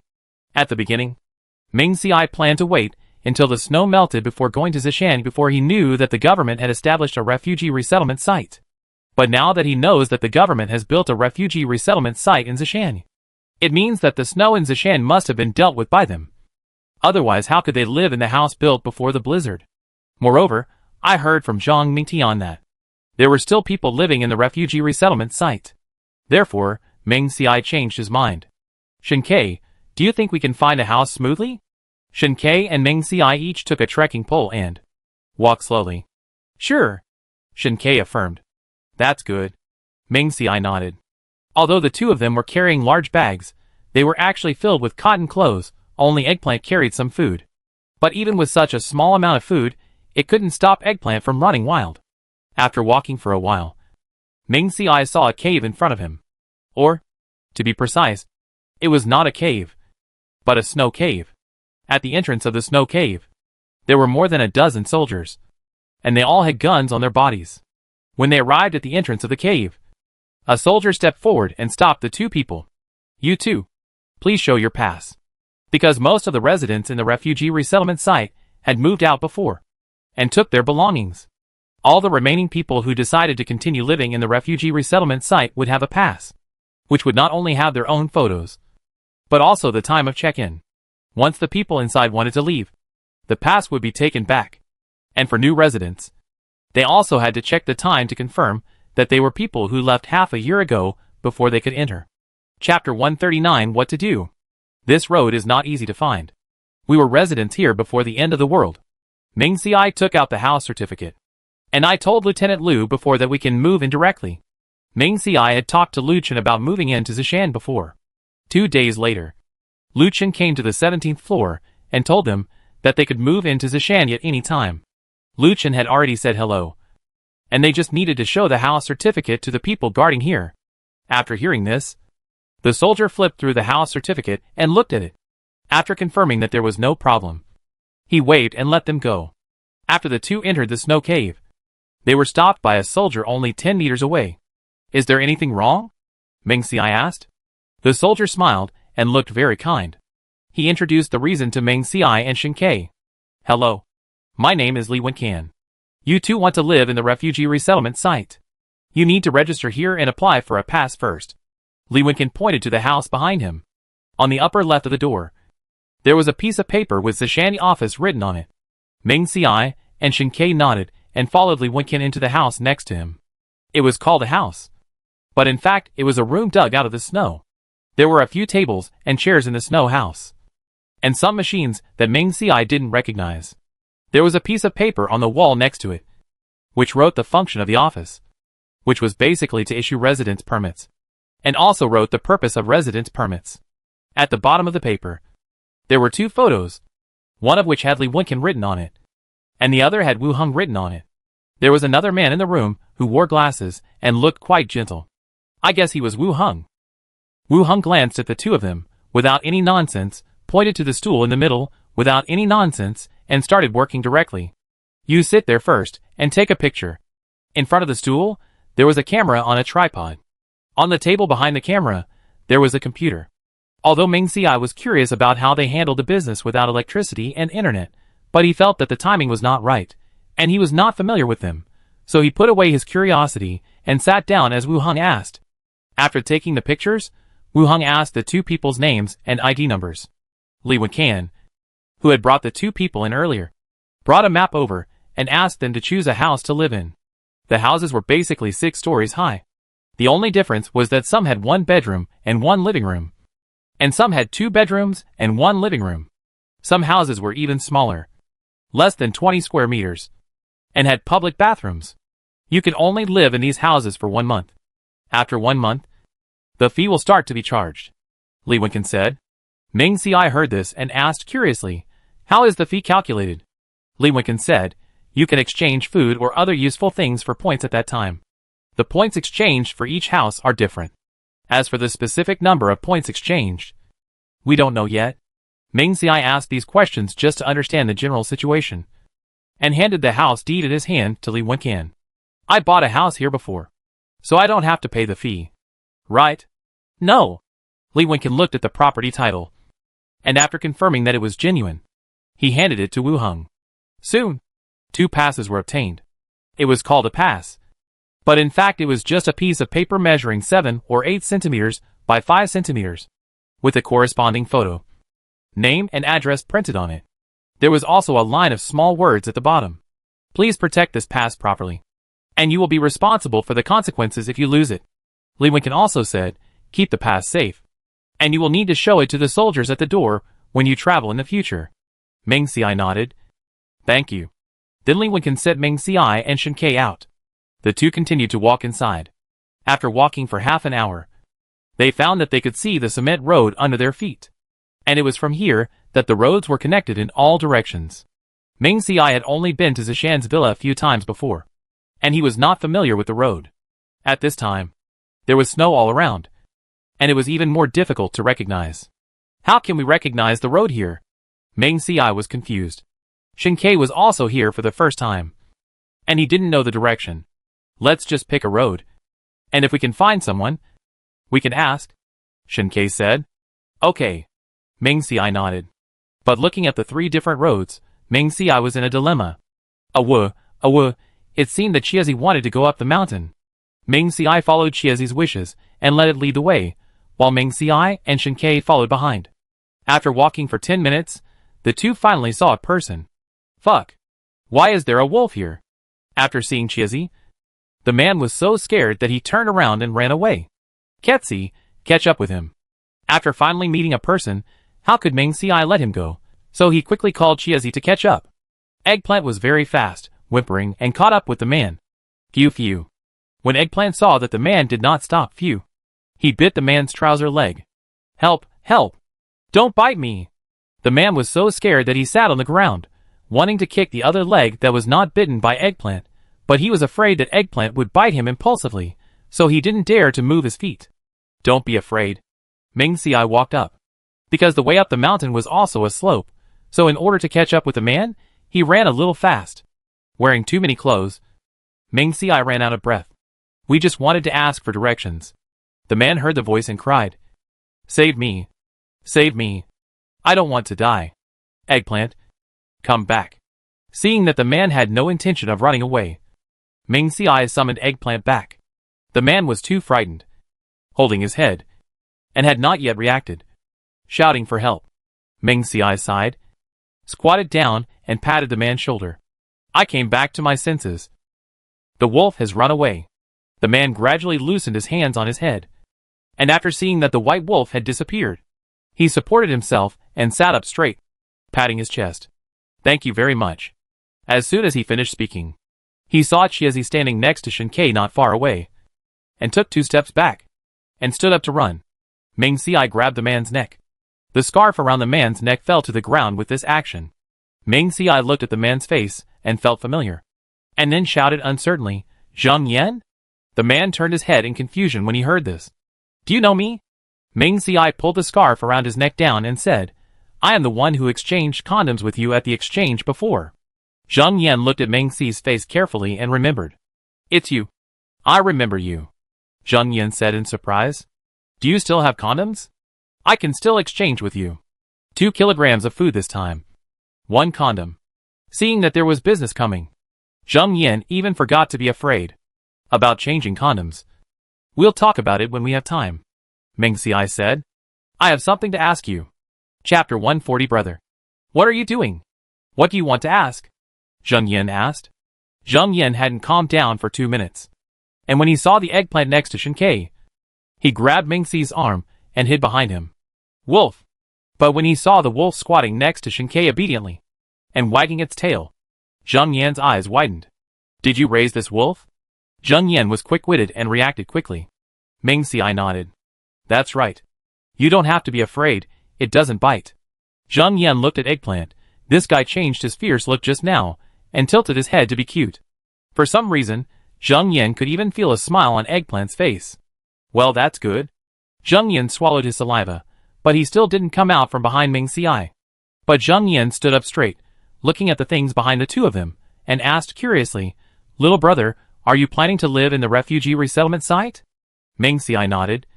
"Yes. But I don't know what the situation is here, so I want to find someone to ask." Speaking of this, Ming Xiai raised his hand and waved to Eggplant. When Eggplant saw his master calling him, he stood up and came over. When Zhang Yan saw Eggplant coming, his feet were faster than his brain, and he was about to flee. But at this moment, his brain reacted and stopped his foot from taking a step forward. But his hand still grabbed the strap of Ming Xi's backpack. "Oh my god! This guy is really amazing. He dared to feed the wolf." After Eggplant came over, Zhang Yan clung to Ming Xiai and almost hung himself on him. If Ming Xiai hadn't asked Zhang Yan for something, Ming Xiai would have knocked him down long ago just because this guy kept sticking so close to him. Ming Xiai reached into the things that Chiezi was carrying and rummaged around, finally pulling out 4 cans of rat food and handed them to Zhang Yan. When Zhang Yan saw what Ming Xiai was holding, he stood up straight. "Hey, little brother, what are you doing? Just ask questions. What is this thing?" Although Zhang Yan said this, his eyes kept looking at Ming Xi's hand. "After all, we know each other, it would be awkward to give you something. Take it." Ming Xiai forcefully stuffed the things into Zhang Yan's hands. Zhang Yan did not refuse. After taking the things, he stuffed them into the pockets of his clothes. "Little brother, what do you want to ask? I will tell you everything I know." Zhang Yan was so happy that he was not even afraid of Eggplant beside him. When Eggplant saw Ming Xiai take out the rat can, his eyes kept staring at the can. "Aww! Master, I want to eat." After seeing Zhang Yan put the things away, Eggplant kept rubbing Ming Xi's legs. "Aww! Aww! I'm hungry. Master, I want to eat." Ming Xiai patted Eggplant's head and comforted him. "I'll give it to you later." Eggplant didn't want to eat, and even cried. Ming Xiai lost his patience and kicked Eggplant. Get lost. It wasn't that Ming Xiai didn't want to give Eggplant food, but it was so cold outside, the canned food was frozen into ice. How could it be eaten? Eggplant could only whine, and reluctantly left, and squatted beside Shinkei with his head down in a depressed mood. Shinkei squatted down, while they were talking, and the light here was not very good. He took out a sausage from the space, peeled it, and fed it to Eggplant. Eggplant took the eggplant into his mouth, chewed it twice and swallowed it. "Aww!" Seeing this cold-faced guy giving it food, let him bully his master in the future. Shinkei didn't know what Eggplant was thinking. He fed it ham sausage to keep it quiet, so as not to disturb Ming Xiai. After dealing with Eggplant, Ming Xiai took out the house deed from his pocket again, opened it, and showed him the address. Zhang Yan took it and looked at the information on it. Owner of the house, Ming Xiai. The house is located in Zishan. Zishan Villa number 8? Zhang Yan took a deep breath. It seems that this person is still a rich man. The surname Ming? Could it be the former richest family Ming? Zheng Yan looked up at Meng Xiai many times, thinking to himself, this is the richest man, it seems that he should flatter him in the future, maybe he will get more benefits for himself. Did you see the address clearly? Do you know where it is? Meng Xiai asked. Zheng Yan said, I know. Because Zheng Yan has been reselling things for rich people, he is naturally familiar with the place. And Villa number 8 is very special here. How far is it? Meng Xiai asked. Half an hour. Zheng Yan replied. Half an hour was enough for Meng Xiai to ask about the situation on the way. So he asked him to lead the way. On the way, Meng Xiai asked about the specific situation of Zishan. Zheng Yan accepted his things. So he naturally told him everything he knew. Villas 1 to 50 in Zishan were reserved for the rich. But now, only 15 families have lived there. The remaining villas were reserved for villas 51 to 55, which were used as offices. The other villas were demolished. And then many buildings were built. There are more than 20,000 government leaders and soldiers here now. And there are only about 2,000 other ordinary residents. The reason why there are few people on the road in broad daylight is that everyone goes to work. Go to dig snow to find things. Or dig pits here. As for Zheng Yan, he is alone and does not want to do hard work. Because he can make a living by reselling goods. He has nothing to do. So he wanders around here. Maybe he can get a job running errands. Digging pits? Meng Xiai was puzzled. Zheng Yan explained, yes. I heard that it is mainly for digging deep wells and building houses underground. Meng Xiai understood. When it is extremely hot, the ground is too hot to bear. And living underground may be better. When the temperature rises above 50 degrees, there is no rainfall. So you can only dig deep wells to drink water. Half an hour is enough for Meng Xiai to understand the situation here. We are here. I saw a villa in the distance. The color and thickness of the wall are different from the villas I passed before. And the gate of the villa is very safe. This villa, in the early days of heavy rain and snow, many people wanted it. But they were all rejected by the owner. Meng Xiai heard this and asked, is the owner in it in trouble? Zheng Yan shook his head. No. The most important thing is that the government and the army took over this place later. So the security here is very good. And those who want to rob the house dare not move again, knowing that the people living in the villa were fine. Meng Xiai felt relieved. Meng Xiai took out 2 more cans of cockroaches and handed them to Zheng Yan. Thank you for telling us these things. Since we are almost there, let's go there by ourselves. Giving Zheng Yan a few cans was not only to express gratitude, but also because there were too many cans of this kind in the space, and they should be disposed of as much as possible. Zheng Yan was a considerate person. Seeing that the other party didn't want him to go with him, he took the cans and left. However, he still gave Meng Xiai a business card, saying that he could find him if he had any problems in the future. It was called a business card, but it was actually a rectangular cigarette box paper with Zheng Yan's name and address written on it. Chapter 141. Someone. Uncle Liang. Long time no see. Shinkei, this is my villa. Shinkei stared at the impregnable house in front of him, thinking to himself that the Ming family was indeed the richest family, and their renovation efforts were really impressive. After Meng Xiai finished showing off, he stretched out his hand to open the door. The door was equipped with an electronic door lock. First enter the password, then enter the fingerprint or pupil, then the door in front of you could open the door. Shinkei, come here, I'll record your information. After the door was opened, Meng Xiai thought that he had nothing to do now, and could enter Shinkei's information. Shinkei followed Meng Xi's instructions, and entered the information one by one. After closing the door, Shinkei saw the generator next to him. And then he solved the puzzle of why the electronic lock on the door was still usable despite the power outage. This door was more than 20 centimeters thick. If it weren't for the wheels installed under the door, it would probably be difficult for one person to push it open, because there was snow all around. Shinkei didn't know how big the villa was. After entering the yard, he could only see a passage that was more than 1 person tall and 1 meter wide. At the end of the road, there was also a door. To open the door to the house, you also need to enter the password and fingerprint to enter. The living room was very clean, and there was no sign of anyone living there. There was a bedroom on the 2nd floor. Meng Xiai came over and found that there were firewood piled neatly more than 1 person high. Is there anyone living here? Shinkei asked in confusion. Then he thought in his mind. Meng Xiai did not say that there was anyone in the villa. Meng Xiai nodded, then opened the door of the bedroom, shone the flashlight inside, and confirmed that there was no suspicious body. And then he breathed a sigh of relief. Ming Xiai looked upstairs and downstairs. When the renovation was first done, the glass used was bulletproof glass, and there was no cracking due to the pressure of the snow. The only trace of life in this villa was in the bedroom downstairs. Awoo, awoo, Eggplant probably heard something, and suddenly howled to the outside. The villa was well soundproofed, and Ming Xiai and Shinkei didn't hear anything. But Ming Xiai didn't feel scared, after all. There was only one person who could open the door and come in. Click, the door was opened from the outside. Young master? The man who came in was surprised when he saw Ming Xiai. The man was wearing a black military coat, a hat on his head, and was over 1.8 meters tall, wearing a pair of gold-rimmed glasses. Uncle Liang. Long time no see. Ming Xiai shouted. Long time no see. The man who came in was Liang Xiao. The light in the room was a little dim, and Liang Xiao soon opened the bedroom, turned on the light inside, and welcomed the two people in. Then Liang Xiao started to burn the stove and boil water. After the bedroom became bright, Ming Xiai looked around the room. A 1.5-meter bed, a wardrobe, and a stove were placed in it. On the wall near the door, there was a table, on which were pots, pans, and some simple seasonings. Next to the table was a wooden cabinet, which stored rice, flour, grain and oil. In a corner, there were firewood and coal. Although there were many things piled up in this small house, it did not look messy because it was tidy. After seeing the rat can in the garbage bag, Ming Xiai said, Uncle Liang, didn't you see the things in the basement? Liang Xiao squatted on the ground, adding firewood to the stove.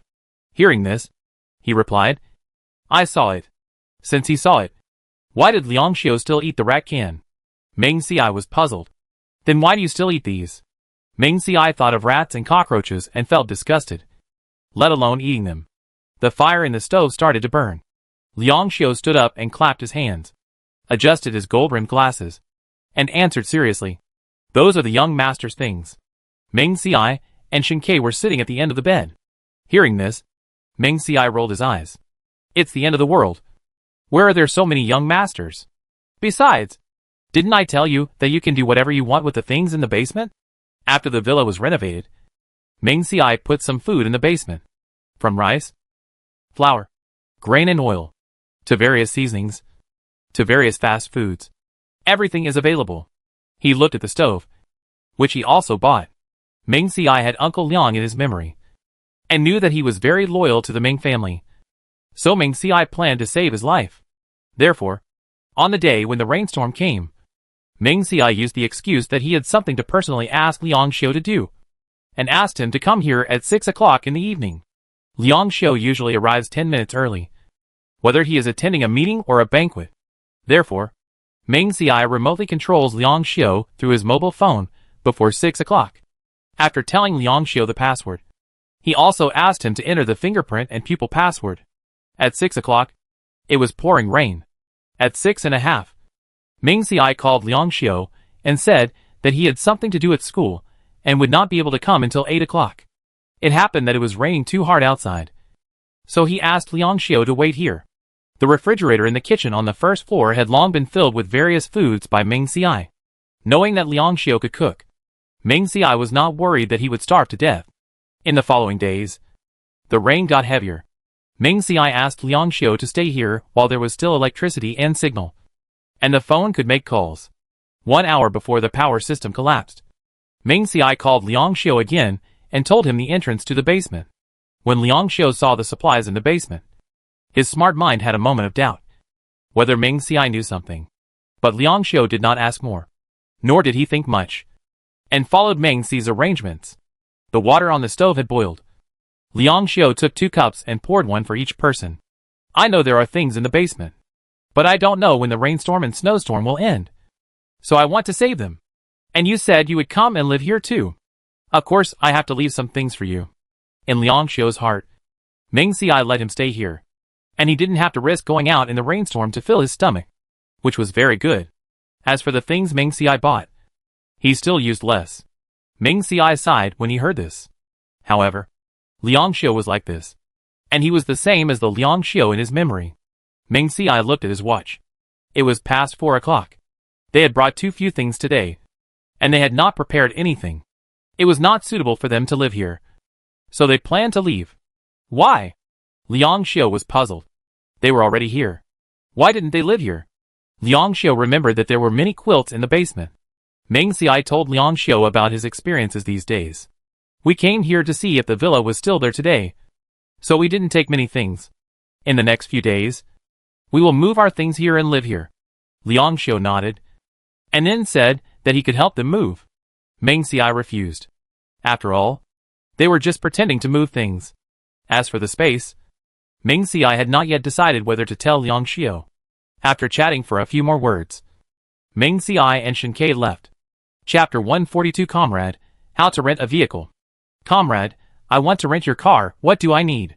After chatting with Zheng Yin before, Meng Xiai knew that he could register to rent a car at the office. But because there are few cars, the price is relatively high. Li Wenqin took a piece of paper from the table and handed it to Meng Xiai. We only have two types of cars, off-road and pickup trucks. The minimum rental is 1 day, 10 kilograms of food, or 20 cans. If there are other useful things, similar to solar panels, photovoltaic panels, glass and other things, you can also exchange them as appropriate. Meng Xiai looked at the paper in his hand, which was similar to what Li Wenqin introduced. Meng Xiai had a lot of space for solar panels, but he wanted to use them to generate electricity when it was extremely hot. So he didn't plan to give them to him. Take the cans in exchange. After saying that, Meng Xiai called Eggplant over and dug through the bed sheet it was carrying, and pulled out 20 cans. The bed sheet Eggplant was carrying was stuffed with cans by Meng Xiai when it came out. It was for this reason that Eggplant was so excited to carry it. When Eggplant saw the cans being taken away, he was so anxious that he circled around Meng Xiai. Awoo. This is my stuff, I can't give it to others. Meng Xiai kicked the eggplant, letting it stay aside. Li Wenqin counted it, confirmed it was correct, and handed it to Wu Heng. After that, he took photos and registered again, and it took 10 minutes to complete the car rental procedures. Do you want a pickup truck or an off-road vehicle? Wu Heng raised his head from the computer and asked. Meng Xiai thought for a moment and said, off-road vehicle. Okay. Li Wenqin stuffed the canned food into a bag beside him, and turned around and took out a key from the low cabinet beside him after hearing this. Will you come with me to get the car? Or wait here? Let's go together.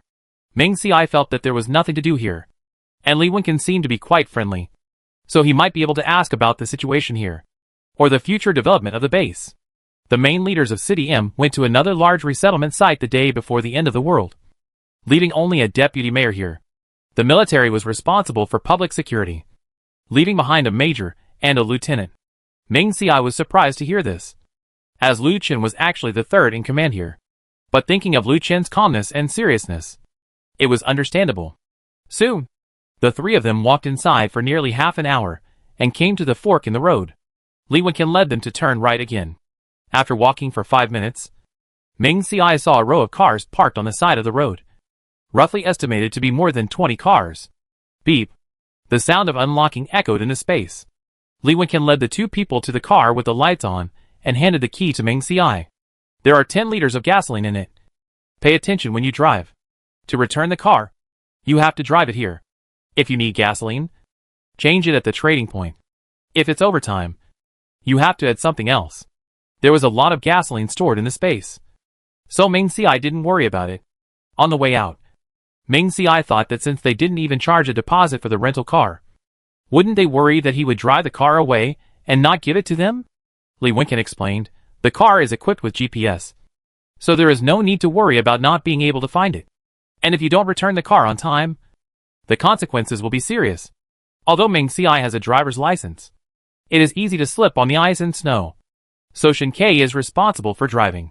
Meng Xiai, who was sitting in the co-pilot seat, heard Li Wenqin's words and picked up a sign in front of the car, which stated the consequences of not returning the car in time.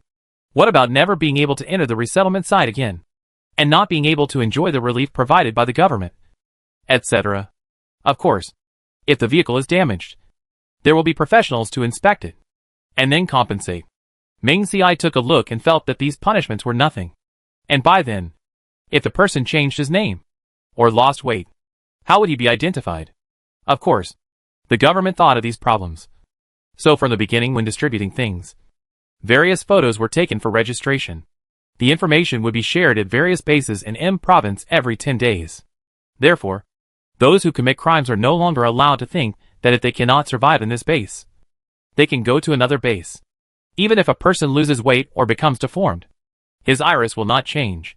When taking photos for registration, people's irises have been collected and become the most important evidence for distinguishing people's identities. During this period, those who fight or cause trouble will be recorded in the system, and such people will not be eligible to rent vehicles. Moreover, the crimes are divided into big and small, and if they accumulate to a certain extent, they will be expelled from the base. This information is posted under every building in the base. Li Wenqing got out of the car when the car arrived at the office, but he was not in a hurry to leave. Comrade Meng, I think your wolf looks good. Is it a male or female? We have several military dogs, and they are about to go into estrus. Meng, are you interested in having it bred? Don't worry. I will never let its hard work go in vain. Meng Xiai said. Your Lieutenant Lu also said this. But Eggplant is still young. If I really wait until it reaches adulthood and goes into estrus, I will consider it. Li Wenqing was happy to hear this. Then he went back and took out a piece of cake and fed it to Eggplant. This cake was the food that Li Wenqing had saved. It seemed that he really liked Eggplant. Eggplant usually ate big fish and meat, and when he saw the simple white cake, he felt it was novel. However, without Meng Xi's instructions, Eggplant didn't dare to eat it. Meng Xi was very satisfied with Eggplant's caution and opened his mouth to let it eat. Eggplant put the cake into his mouth, chewed it, and suddenly stopped. How could there be such a disgusting thing in the world? Eggplant was puzzled. After chewing again, Eggplant thought, it's not that it's unpalatable. It just has no taste. In the past, when Meng Xi and Shen Ke made pancakes, they would add some carrot shreds, potato shreds, etc., and add some seasonings to taste. Being used to eating flavorful food, Eggplant naturally felt that eating this white pancake was tasteless. If he hadn't seen Li Wenqing still here, he would have probably spit it out. Eggplant looked forward, and had no intention of chewing it anymore. He widened his eyes, and wanted to swallow the pancake. But Chiezi felt that he couldn't do it. So he made a swallowing motion, pretending to swallow the pancake. Then he laid down on the back seat, closed his eyes, and pretended to sleep. The reason why Meng Xi hadn't driven away yet was that he was talking to Li Wenqing about renewing the lease. Thinking that the extreme cold would end in 4 days, Meng Xi said that he would bring the corresponding food tomorrow, and rent the car for a total of 4 days. Li Wenqing took note of this, and sent Meng Xi and the others away. After the car had been driving for a while, Chiezi opened his mouth, and was about to spit out the pancake. You dare to vomit. If you vomit, there will be no food in the future. It's the end of the world, and this guy still dares to waste food. It seems that he ate too well in the past and forgot who he is. After hearing this, Eggplant could only swallow the cake, and then lie down with no desire to live. Meng Xi would not indulge it. Don't like it? Eggplant nodded. Meng Xi snorted coldly. Since you don't like it, then practice more. Starting tomorrow, eat noodles for 3 consecutive days. Of course, this noodles will not have any seasoning or side dishes. Awoo! Eggplant's resentful voice came from the back seat of the car. Chapter 143 Shen Ke, do you still have any shame? Ignoring the wailing of the Eggplant behind him, Meng Xi drove the car forward. After more than 20 minutes, he finally arrived at the destination and parked the car steadily downstairs. The 2 people and the dog, after parking the car, went to the 17th floor together. It was already past 6 o'clock, and the sky had already turned dark. Meng Xi took out a flashlight from his pocket, illuminated the road ahead, and slowly went upstairs. After arriving home, Meng Xi and Shen Ke divided the work and cooperated. Shen Ke was responsible for burning the fire to raise the indoor temperature, while Meng Xi selected some vegetables and meat in the space, preparing to make a sumptuous dinner. As for the eggplant, Meng Xi poured a full bowl of white rice for it, then poured some of the soup from the dish, mixed it evenly, and fed it to the eggplant. The eggplant sniffed the food with its nose, showing a disgusted expression. Awoo! Awoo! What is this? Why is there no meat taste at all? I want to eat meat. I don't eat this. It's too disgusting. Meng Xi looked at the pitiful appearance of the eggplant, and couldn't help laughing, but he ignored the eggplant's protest, turned into the kitchen and continued to work. However, he still felt sorry for Eggplant. So Meng Xi took a piece of beef from the refrigerator, cut it into small pieces, put it in the pot and cooked it. Then took it out and let it cool. Okay. Eggplant. Come and try the beef I cooked for you. Ming Xiai brought the beef to the living room, put it on the ground, and motioned Eggplant to taste it. Eggplant smelled the familiar meaty aroma, and immediately ran over excitedly and ate it in big mouthfuls. In this end times, food is already in short supply. Moreover, the land was buried by heavy snow, so there was no way to farm. Wheat, rice and other grains may have been consumed. Otherwise, why did the government make instant noodles before? Mixed with buckwheat noodles and soybean noodles, Li Wenqing gave Eggplant white flour cakes. And it was not at mealtime. Maybe it was something he saved, and he gave it to Eggplant like a treasure. As a result, this guy didn't like it and just refused to take it at the beginning. He took it and spit it out. How could Ming Xiai tolerate it? If you don't eat, you will be hungry. Ming Xiai didn't want to see Eggplant, an annoying guy, here, and dragged Shen Ke to his room after finishing his meal. Awoo, meat master. Put the meat? Eggplant wagged its tail, standing at the entrance, staring blankly at Ming Xiai, not knowing what had happened yet. Eggplant began to pull at the door, and when it could not be opened, it stood up and pressed the handle hard, but it still did not work. In Shen Ke's bedroom, Ming Xiai stamped his feet out of the cold. Why don't you go into the space first, and come out after the room warms up? Shen Ke said. Because it was discovered before that the coal in the stove could burn sufficiently, and would not leave carbon dioxide in the room that would endanger life. So Ming Xiai and Shen Ke didn't come over at night, and the two of them squeezed together on the sofa. Fortunately, it was extremely cold now, and the two of them didn't feel hot when they squeezed together.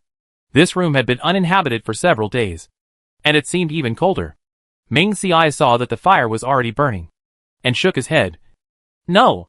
Won't you light it soon? Seeing Ming Xi's insistence, Shen Ke took some more paper shells and stuffed them into the Kong hole to help burn. Soon, the fire grew bigger. Although the temperature in the room improved, Ming Xiai still felt cold. Shen Ke stood up and saw Ming Xiai breathing on his hands. His eyes darkened. Xiao Xiai, I have a way to help you warm up faster. Ming Xiai looked up and looked at Shen Ke in confusion. Besides burning the firewood in the Kong, what else can we do? Shen Ke took Ming Xi's hand and then lifted up his clothes and stuffed Ming Xi's hand in. Is it warm? Shen Ke asked with his eyes lowered. Ming Xi's fingers curled up slightly, not to mention that they were nice to touch. Is it warm? Shen Ke asked persistently. Ming Xiai coughed lightly. It's warm.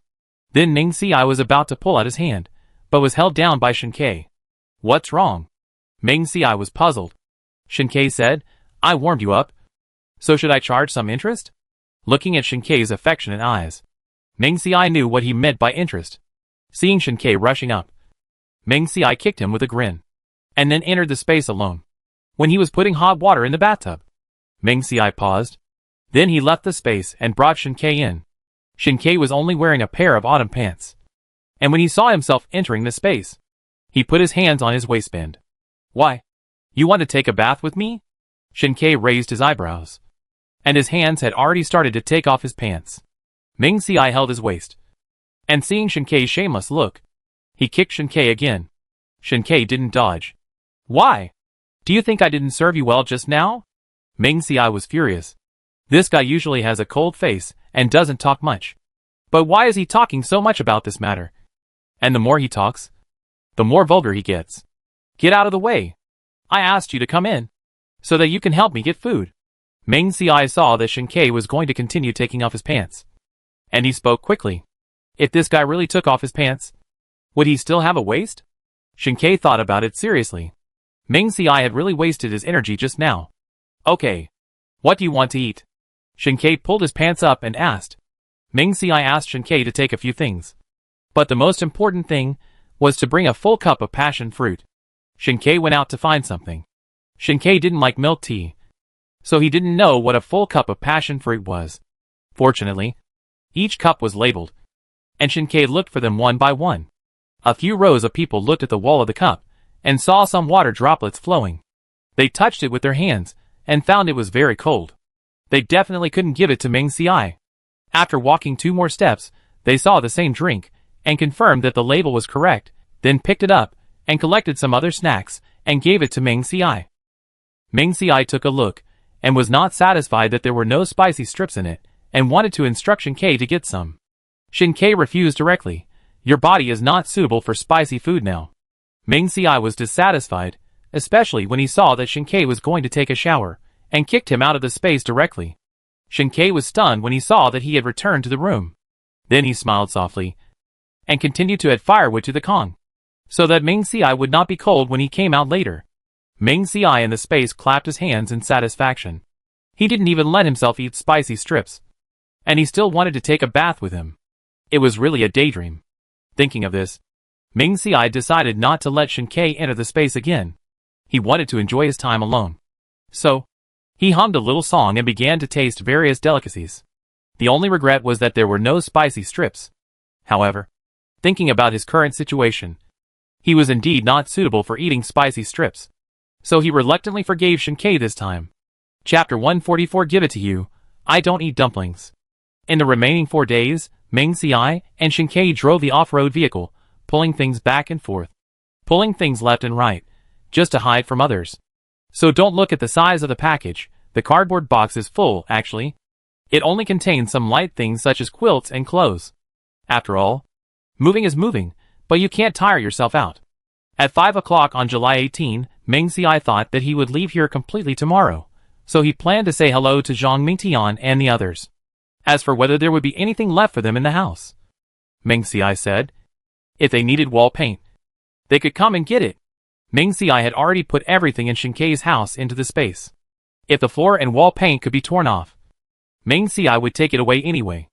As for his own house, there were only some things left in the living room, which he would put into the space tomorrow. Whether useful or not, they were all good things in the end times. Shin Kei did not follow. After all, he did not like socializing, so he stayed at home to cook dinner.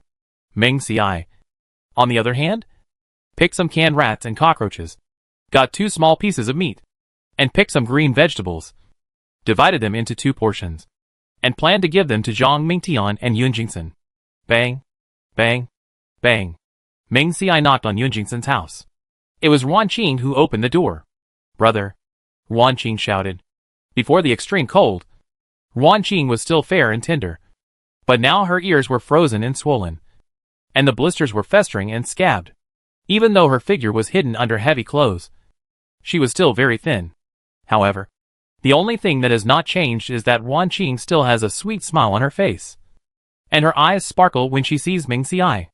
Ming classmate, Mao Xinyu came out of the house at this time, and invited Ming Ci to come in after seeing him. Ming Ci did not go in, and at the same time handed the plastic bag in his hand to Mao Xinyu.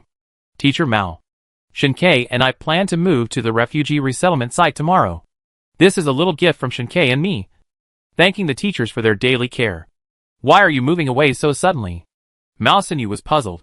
Mao Xinyu didn't take the things Ming Ci gave him. As for these things, you can keep them for yourselves. If you need our help with moving, let us know. Ruan Qing put his hands in his pockets and nodded in agreement. Brother, I can also help you. Ming Ci touched Ruan Qing's head with a woolen hat on and refused. No need. Shin Kei and I rented an off-road vehicle and have been moving for a few days. Now the things have been moved almost. As for these things, they are specially kept for the teachers. You should accept them. Having said that, Mao Xinyu didn't refuse and took the things. Thank you. Why did you move so suddenly? I haven't heard you mention it before. Mao Xinyu asked. They did hear people talking about a SUV parked downstairs 2 days ago, and they were moving in the next few days. Mao Xinyu and the others didn't care about this, but they didn't expect that the people who moved were Ming Ci and Shin Kei. Ming Ci explained. Shin Kei and I also discussed it for a long time before deciding to move. Teacher Mao, you should also discuss with the other teachers to see if you plan to continue living here. Mao Xinyu was puzzled. The temperature is rising very quickly now. It will reach -20 degrees in just 4 or 5 days. According to this rising speed, the temperature may rise above 0 in another 3 or 2 days.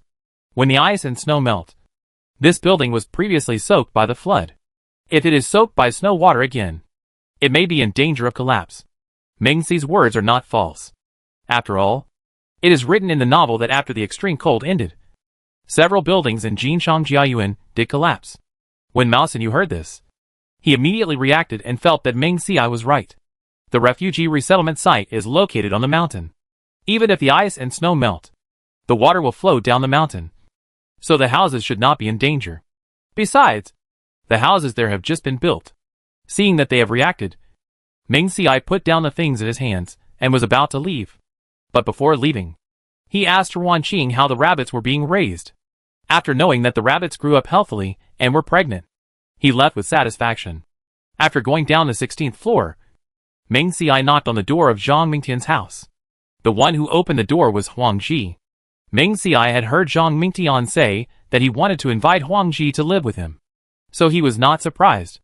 Although Huang Ji seemed to be a good person, he still reminded Zhang Mingtian to be careful. Big brother. After living with Zhang Mingtian, Huang Ji followed him and called Ming Ci big brother. Ming Ci was used to others calling him big brother, so he gladly accepted it. Yeah. Ming Ci nodded. He handed the thing in his hand to Huang Ji, who naturally did not take it. So Ming Ci spent some time persuading him. Oh, by the way, I have something for you, Ming Ci said as he took out something from his pockets and handed it to Huang Ji. Huang Ji was surprised when he saw the things. Brother, where did you get this? Ming Ci handed the things to Huang Ji. I found it outside during the rainstorm. Ming Ci gave Huang Ji and the others a pair of rabbits. There were more and more rabbits in the house, and several female rabbits were pregnant, so it was not a pity to give them too. Besides, Zhang Mingtian's wife is going to give birth in a few months. These two rabbits are already adults and will soon be able to conceive. When the rabbits are born, as long as they are fed properly, they can be killed to supplement their nutrition. Zhang's mother in the room heard the sound and came out. When she saw Ming Ci, she excitedly pulled Ming Ci's hand. Little Ming, you are here. Come in and sit down. It's cold outside. Zhang's mother pulled Ming Ci and wanted to invite herself in. Ming Ci didn't go in. Aunt, it's late. I won't go in and sit down today. Huang Ji also tried to persuade her, saying that Ming Ci and his friends had something to do tomorrow and needed to rest well when they went back. Mother Zhang still felt sorry for it, and pulled Ming Ci to wait, and took out a bag of dumplings from the house. These are the dumplings we made with mouse and cockroach fillings, and we specially left one for you. Mouse filling? Cockroach filling? Ming Ci really couldn't think of how to eat dumplings with these two fillings. But looking at Mother Zhang's eager eyes, Ming Ci had to bite the bullet and take it. Thank you, Auntie. Ming Ci took the dumplings back. And Shen Ke, who was about to put noodles in the pot, saw the dumplings and put the noodles back. Since we have dumplings, let's not eat noodles. Ming Ci threw the dumplings on the stove. Hearing this, his face was not very good. If you want to eat, eat. I won't eat. Hearing this, Shen Ke immediately realized that there was something wrong with the dumplings. Is there something wrong with the dumplings? Shen Ke opened the bag and wanted to see what was wrong with the dumplings. But each dumpling was very full, and it was made of white flour, and the stuffing was not exposed. Therefore, Shen Ke didn't know what was wrong. Ming Ci didn't want Shen Ke to eat dumplings stuffed with rats. After all, he would use his mouth to kiss himself. So he told Shen Ke the truth. Bang! Shen Ke threw the dumplings away, wiped his hands with disgust, and then took the noodles and continued cooking. Chapter 145 Uncle Liang, your craftsmanship is good. Brother Zhang, are we moving? After Zhang Mingtian came back in the evening, Huang Ji told him that Ming Ci was going to move. Move. Zhang Mingtian only thought about it for a moment, and then he said he wanted to move. In Zhang Mingtian's mind, there was absolutely nothing wrong with following Ming Ci. Okay. Huang Ji nodded, and thought about what Ming Ci said. If the ice and snow melted, the streets would be flooded again, and their travel would be affected again. Moving to the refugee resettlement site on the mountain was indeed much more convenient. Huang Jixian asked for leave from the security team, and came back overnight to pack up with his family.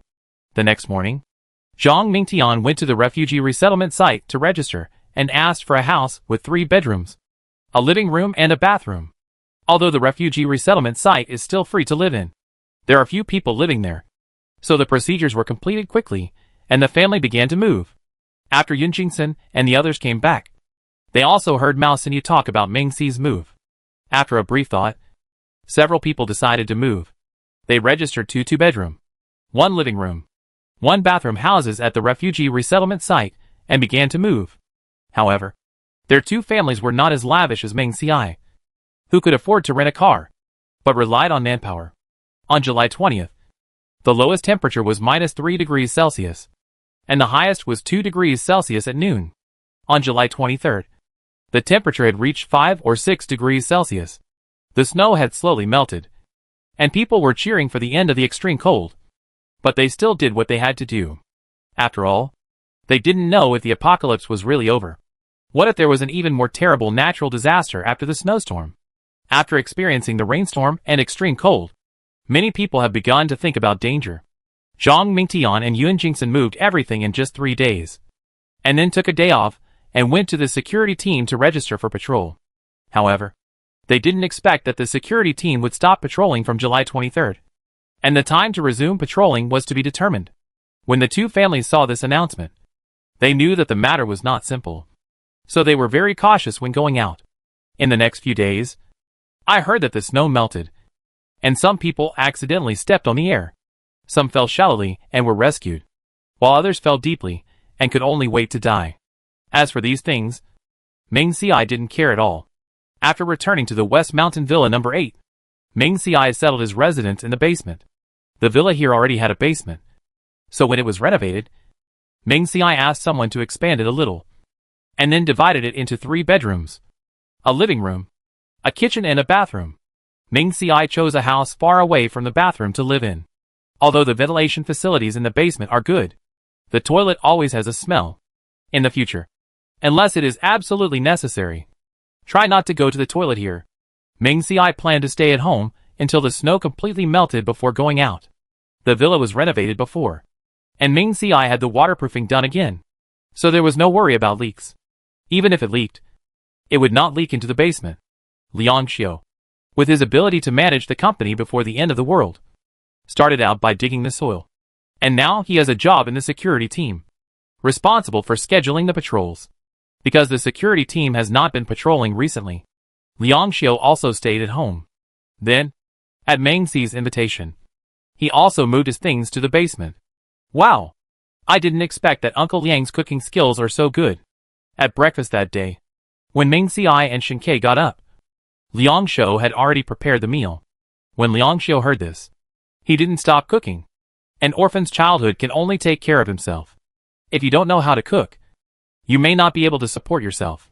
The orphanage will raise children until they are 15 years old, and then they will no longer be allowed to live in the orphanage. They can only stay outside to fend for themselves. Fortunately, Liang Xiu was lucky. With the support of the Meng family, he lived a better life than others. He didn't have to drop out of school to work for daily expenses. Liang Xiu also worked hard. His junior high school and high school exams were among the top in the grade. He went to the best university, so he went directly to the Meng group after graduation. Liang Xiu had excellent work ability and gradually established a foothold in M City. Meng Xiai nodded. After all, he was an orphan without wearing a book. It was indeed much more economical to cook by himself. He and Liang Xiu brought the food to the restaurant. Shen Ke also cleaned up and walked out. A plate of green vegetables, a portion of braised eggplant, a pot of green vegetable porridge, a steamed bun cooked in an electric griddle. Liang Xiu then opened 2 cans of rats and placed them in front of Meng Xiai and Shen Ke. Even though Liang Xiu tried his best to invite them, Meng Xiai and Shen Ke still refused to eat canned rats. So are you going to eat canned cockroaches? If so, I'll go out and exchange with them. Liang Xiu thought they didn't like eating rats, so he planned to exchange them for canned cockroaches. Canned cockroaches, Liang Xiu was not used to eating them on weekdays, so he always exchanged for canned rats. No. No. I don't like meat. Meng Xiai quickly refused. Liang Xiu saw that Meng Xiai and Shen Ke really didn't want to eat, so he had to eat it himself. Then the two saw that a mouse the size of a palm was stuffed into Liang Xiu's mouth. If Meng Xiai hadn't been strong, he would have vomited. After the meal, several people sat in the living room. Liang Xiu took a book about finance and flipped through it. Shen Ke took a Lego and piled it on the coffee table. Meng Xiai took his mobile phone and started playing Candy Crush. Only Eggplant was running around there. It was probably because it had eaten too bland food these days, so it stuck out its tongue, licked the sofa, licked the ground. It even stretched its tongue towards Meng Xi's shoes placed in front of the sofa. Go away. Ming Si kicked Eggplant and put down the phone. Awoo. Eggplant didn't care whether Ming Si was angry or not this time. It kept rubbing its head against Ming Si's legs, acting like a spoiled child. It didn't want to eat bland noodles anymore. It wanted to eat meat, wanted to eat dumplings, wanted to eat canned rats. You're useless. Ming Si touched Eggplant's head. Now you know not to waste food. Right? Eggplant nodded repeatedly when he heard this. If it happens again, you won't even have noodles to eat. Ming Si just wanted to punish Eggplant. Seeing that it really knew its mistake, he took out a sausage from the space and fed it to Eggplant.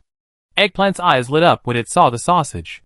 Eggplant, who usually ate the sausage in 2 bites, cherished it very much at this time, took it into his own bowl, and ate it in small bites. You? Liang Xiu, who was concentrating on reading, raised his head at some point. Seeing how surprised he was, he must have discovered that the sausage appeared out of thin air in Ming Si's hand. Chapter 146. The temperature rises. Salvage of garbage and corpses. Uncle Liang, are you curious about why I hoard these things? Ming Si suddenly asked. Liang Xiu put down the book in his hand, shaking his head, and said lightly, not curious. Ming Si swallowed. He had already thought of an excuse. Why did Liang Xiu say he was not curious? Since Liang Xiu was not curious, Ming Si had to say it. Uncle Liang, do you still remember Li Shanong and the others? Liang Xiu nodded. The Ming group is the property of the Ming family, and Li Shanong, a phoenix man, actually tried to get involved, and Liang Xiu looked at Ming Si, and young Master Liang was soft-hearted, and actually listened to that group of people, and wanted to transfer the Ming family's property to Li Shanong. If Ming Si had not been underage and unable to take over the company, Ming group would have been gone long ago. But in the end, Liang Xiu still failed to keep Ming group. Thinking of this, Liang Xiu felt ashamed to face Ming 1. Ming Si didn't know what Liang Xiu was thinking, and he curled up on the sofa, feeling depressed. I heard unconsciously before that Li Xiuya is Li Shanyang's biological daughter. They treat me well, just for all the assets of the Ming family. At this point, he pretended to wipe away tears. Shin Ke was sitting next to Ming Si. He knew what happened to Ming Si before, and he knew that everything he was doing now was just pretending. However, he still cooperated and took out a piece of paper from the coffee table and handed it to Ming Si. Thank you. Ming Si covered his eyes with the paper and said softly. Then he wiped his eyes and held the paper in his hand. Seeing Liang Xiu lowered his head, he didn't know what he was thinking. But Ming Si continued to speak. But I don't want to give them my things, and I'm afraid of being entangled by them. That's why I reluctantly asked Uncle Liang to buy the company, funds, real estate and other things, so that they have no hope of getting involved again. Then I bought this villa, renovated the surroundings, and bought these things. I plan to live here, stay at home every day, wait for 2 or 3 years. Li Shanong and others have completely forgotten me, and then reopen the company. Before the rainstorm, I asked Uncle Liang to come over, just to explain this situation to you.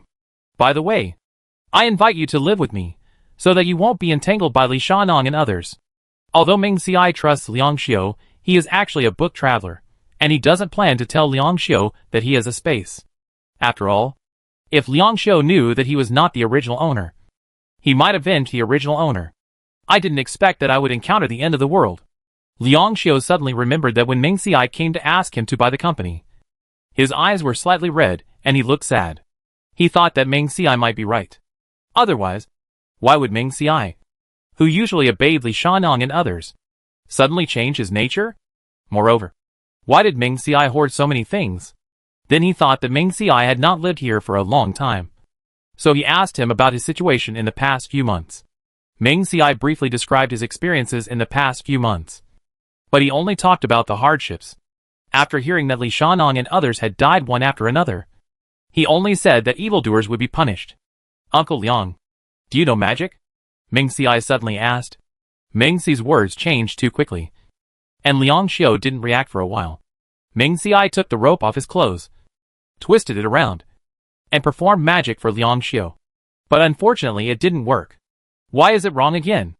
Ming Si was angry, and then ran to the house, found a book teaching magic, and lay on the coffee table to study it. When Liang Xiu saw the magic book, he thought that the sausage Ming Si had just taken out of thin air might be a magic trick, so his doubts disappeared. And he picked up the book that was placed aside and continued to read. Ming Xiai was relieved to see that Liang Xiu was not bothered by the fact that he had just taken out the sausage out of thin air. However, this magic book was really interesting. Ming Xiai was excited to study it. But his hand speed was average. And he was not very skilled. So there were many loopholes. But Ming Xiai happened to have nothing to do. And he was not lacking in patience. So he studied it for several days. The three stayed underground for more than 10 days. The ice and snow outside had completely melted. And the temperature rose to about 20 degrees. In the city, there was a vast ocean everywhere. Various rubber boats were dispatched. The authorities also issued an announcement, asking everyone to salvage garbage, corpses and other things in the water, and then to deal with and burn them in a centralized manner. According to the weight, 30 kilograms of garbage can only be exchanged for half a kilogram of food. Although the exchange is small, people still come in droves, just to exchange for some food.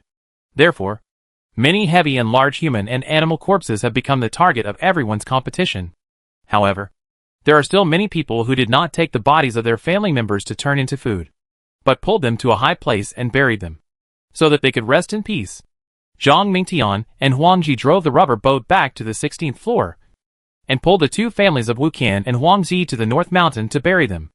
However, they did not dare to pile up earth mounds, erect tombstones, and even had to make the graves look old, just to prevent others from digging up the bodies and exchanging them for things. Of course, these bodies are not only dug up by humans, but also by wild beasts in the mountains to eat. However, Ming Xiai didn't know about these things. When he heard Liang Xiu say that he was going to the security team to exchange food, Ming Xiai persuaded him. Let him stay at home and wait for a while. After all, there was no shortage of food, but Liang Xiu didn't listen. Seeing his insistence, Ming Xiai had to let him go. Ming Xiai and Shen Kai didn't know what the virus was spreading, but they only knew that when humans were infected with the virus on a large scale, the extreme cold had passed for more than a month. Now the temperature is low, there shouldn't be any problem. And Liang Xiu's job is simple, just registering the quantity, and he won't have close contact with the garbage, so he is not afraid of contracting the virus. After knowing that the government would burn all the garbage and corpses, Ming Xiai thought that when the zombie era came, the scale of zombies would not be so large, and it would be easy to deal with them. Maybe the zombie siege would be solved soon. Moreover, the corpses were burned, and the viruses had no container to nourish them, so the disaster should not be as serious as described in the book. Time soon came to the beginning of August. Shen Kai recalled the memories of his previous life. In about 20 days, the flood would evaporate, and the temperature would reach 35 or 36 degrees, and various influenza viruses would begin to run rampant. At first, everyone thought it was just a common cold, so they didn't take precautions. Unexpectedly, it became more and more serious. After about a month, the temperature would rise to more than 60 degrees, and the virus would be defeated in just a few days. But a few days later, Ming Xiai heard Liang Xiu say that there were beasts in the floods on the 6th and 7th floors. Among them, crocodiles and water snakes were the main ones, and their bodies were larger than before the end of the world. Some fish mutated and ate corpses in the water. Some fish attacked human rubber boats because they couldn't eat meat for a long time. For a while, people who salvaged various garbage in the water didn't dare to go out again. Chapter 147. What? You can eat toads? The authorities said that if you catch a crocodile, you can exchange it for solar panels? Today, Liang Xiu came back from work and told Ming Xiai about the official notice, and planned to recruit capable people to kill wild animals in exchange for food and solar panels. When Ming Xiai heard that he could exchange it for solar panels, his heart moved. After all, the solar panels stored in the space, you have to find an excuse to take them out. If you don't find a way, then the inexplicable extra solar panels may arouse suspicion. Now that the authorities have given a reason, Ming Xiai will of course try his luck. Liang Xiu nodded. Right. You want to kill wild animals and earn solar panels? Yes, Ming Xiai said. Liang Xiu thought about the temperature outside now. Although it was around 20 degrees. The sky was covered by various clouds, and the sun did not appear. There was no use for taking solar panels. Liang Xiu was puzzled. Ming Xiai explained, I see that the temperature is rising very quickly. If it continues at this rate, it may rise to 40 degrees or more in less than half a month. The things that the authorities are exchanging now include solar panels. I think they know something in advance. If you can kill a crocodile, you can exchange some solar panels, and then exchange some other things. It will not be a loss. Liang Xiu heard this, and felt that what he said made sense. But those crocodiles are elusive, and I heard that they are over 5 meters long. Someone even saw a crocodile over 10 meters long. It might be hard to fight them. Although Liang Xiu was in the security team, and was only responsible for registering information, there were many people there, and he could hear a lot of news. Shen Ke also said, "It is indeed difficult. And the skin of these crocodiles is harder than that of tigers and lions. It is difficult to kill them with ordinary weapons." In his previous life, Shen Ke had already joined the security team and became a soldier. Under the leadership of the army, several crocodiles were killed. However, they were all guns, which consumed a lot of manpower and bullets. As for ordinary people, they could only catch some water snakes. Meng Xiai fell into deep thought when he heard this. At night, Meng Xiai took Shen Ke into the space and asked him to see the weapons stored in the space to see if there were any suitable objects for killing crocodiles. In the end, Shen Ke selected 3 compound bows and corresponding arrows. The compound bows were too heavy, and it was difficult for novices to lift them. But Meng Xiai and Shen Ke had all kinds of training before, and had fought a lot, so they could naturally move it. The only worry was that Liang Xiu, who sat in the office for a long time, might find it difficult to pull it. "Uncle Liang, you can try it first. If you can't pull it, you can change a weapon." Meng Xi's words of comfort, before he could say them, saw Liang Xiu pick up a compound bow, put an arrow on it, and easily pull it towards a tree in the yard. In the villa yard, Meng Xiai had someone reinstall the drainage system before, so the water melted from the ice, and snow in the house had been drained out. "Uncle Liang, why can you pull it?" Meng Xiai was surprised. And from the outside, Liang Xiu was thin. Could he be the kind of person who looks thin when dressed and has flesh when undressed? Then Meng Xiai looked Liang Xiu up and down, and couldn't help but think in his mind what his figure would be like after he took off his clothes. Shen Ke and Meng Xiai had been together for a long time. Looking at his eyes, he knew what he was thinking and felt jealous. But he didn't show it. Instead, he took a compound bow and shot it. Meng Xiai was not surprised that Shen Ke could pull the compound bow, so he didn't react much. When Shen Ke saw this, he became even more jealous. Liang Xiu didn't care about the sudden jealous smell from Shen Ke, and spoke arrogantly. "It's just a compound bow. Why can't you pull it?" Liang Xiu, whether before or after the apocalypse, although he was a desk clerk, paid attention to his health. Every day, no matter morning or evening, he would stay in the gym for at least an hour. Even at the end of the world, Liang Xiu didn't give up the idea of exercising. After seeing the several fitness equipment in the room, he didn't stop exercising. And they saw a bicycle, which could generate electricity after being connected to a generator. So Liang Xiu would ride it for lighting and daily use. Therefore, Liang Xiu's physical condition was naturally not bad. Although the 3 of them could pull a compound bow, they had never practiced before, and were afraid that their accuracy would not be good enough and arrows would be wasted. Therefore, they did not rush to kill the crocodile, but practiced at home for 2 days before taking 2 speedboats and setting off. On the way down the mountain, there were still soldiers guarding, but with a pass, it was not difficult to enter and exit. Driving the speedboat all the way, we arrived at the city center, where many people have gathered.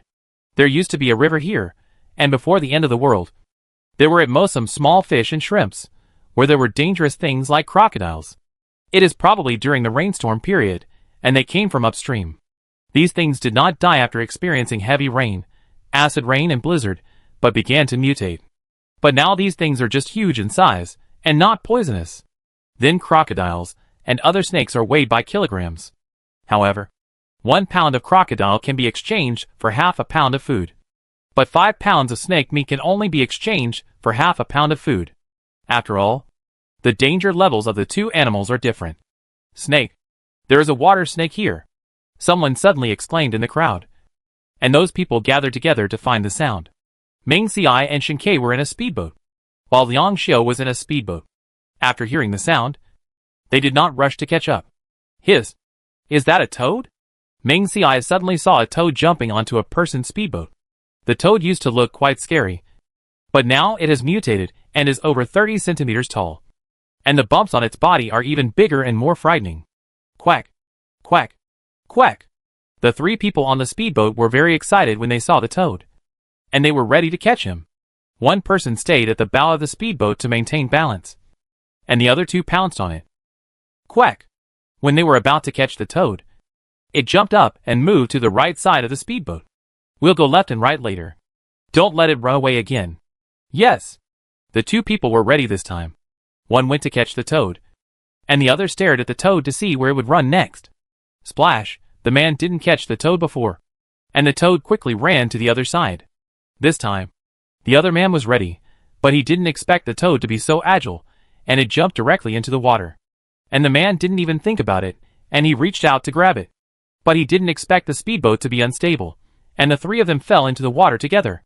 Ming Si saw them catching toads, and asked curiously, Shin-Kei, what are they catching toads for? To eat, Shin-Kei replied. Ming Si couldn't believe what he heard, so he turned to Liang Xiu. Liang Xiu nodded. Ming Si's eyes widened. They can eat toads. Are these people starving? Aren't they afraid of being poisoned? Ming Si couldn't help asking. Chapter 148. Here they come, starting to catch crocodiles.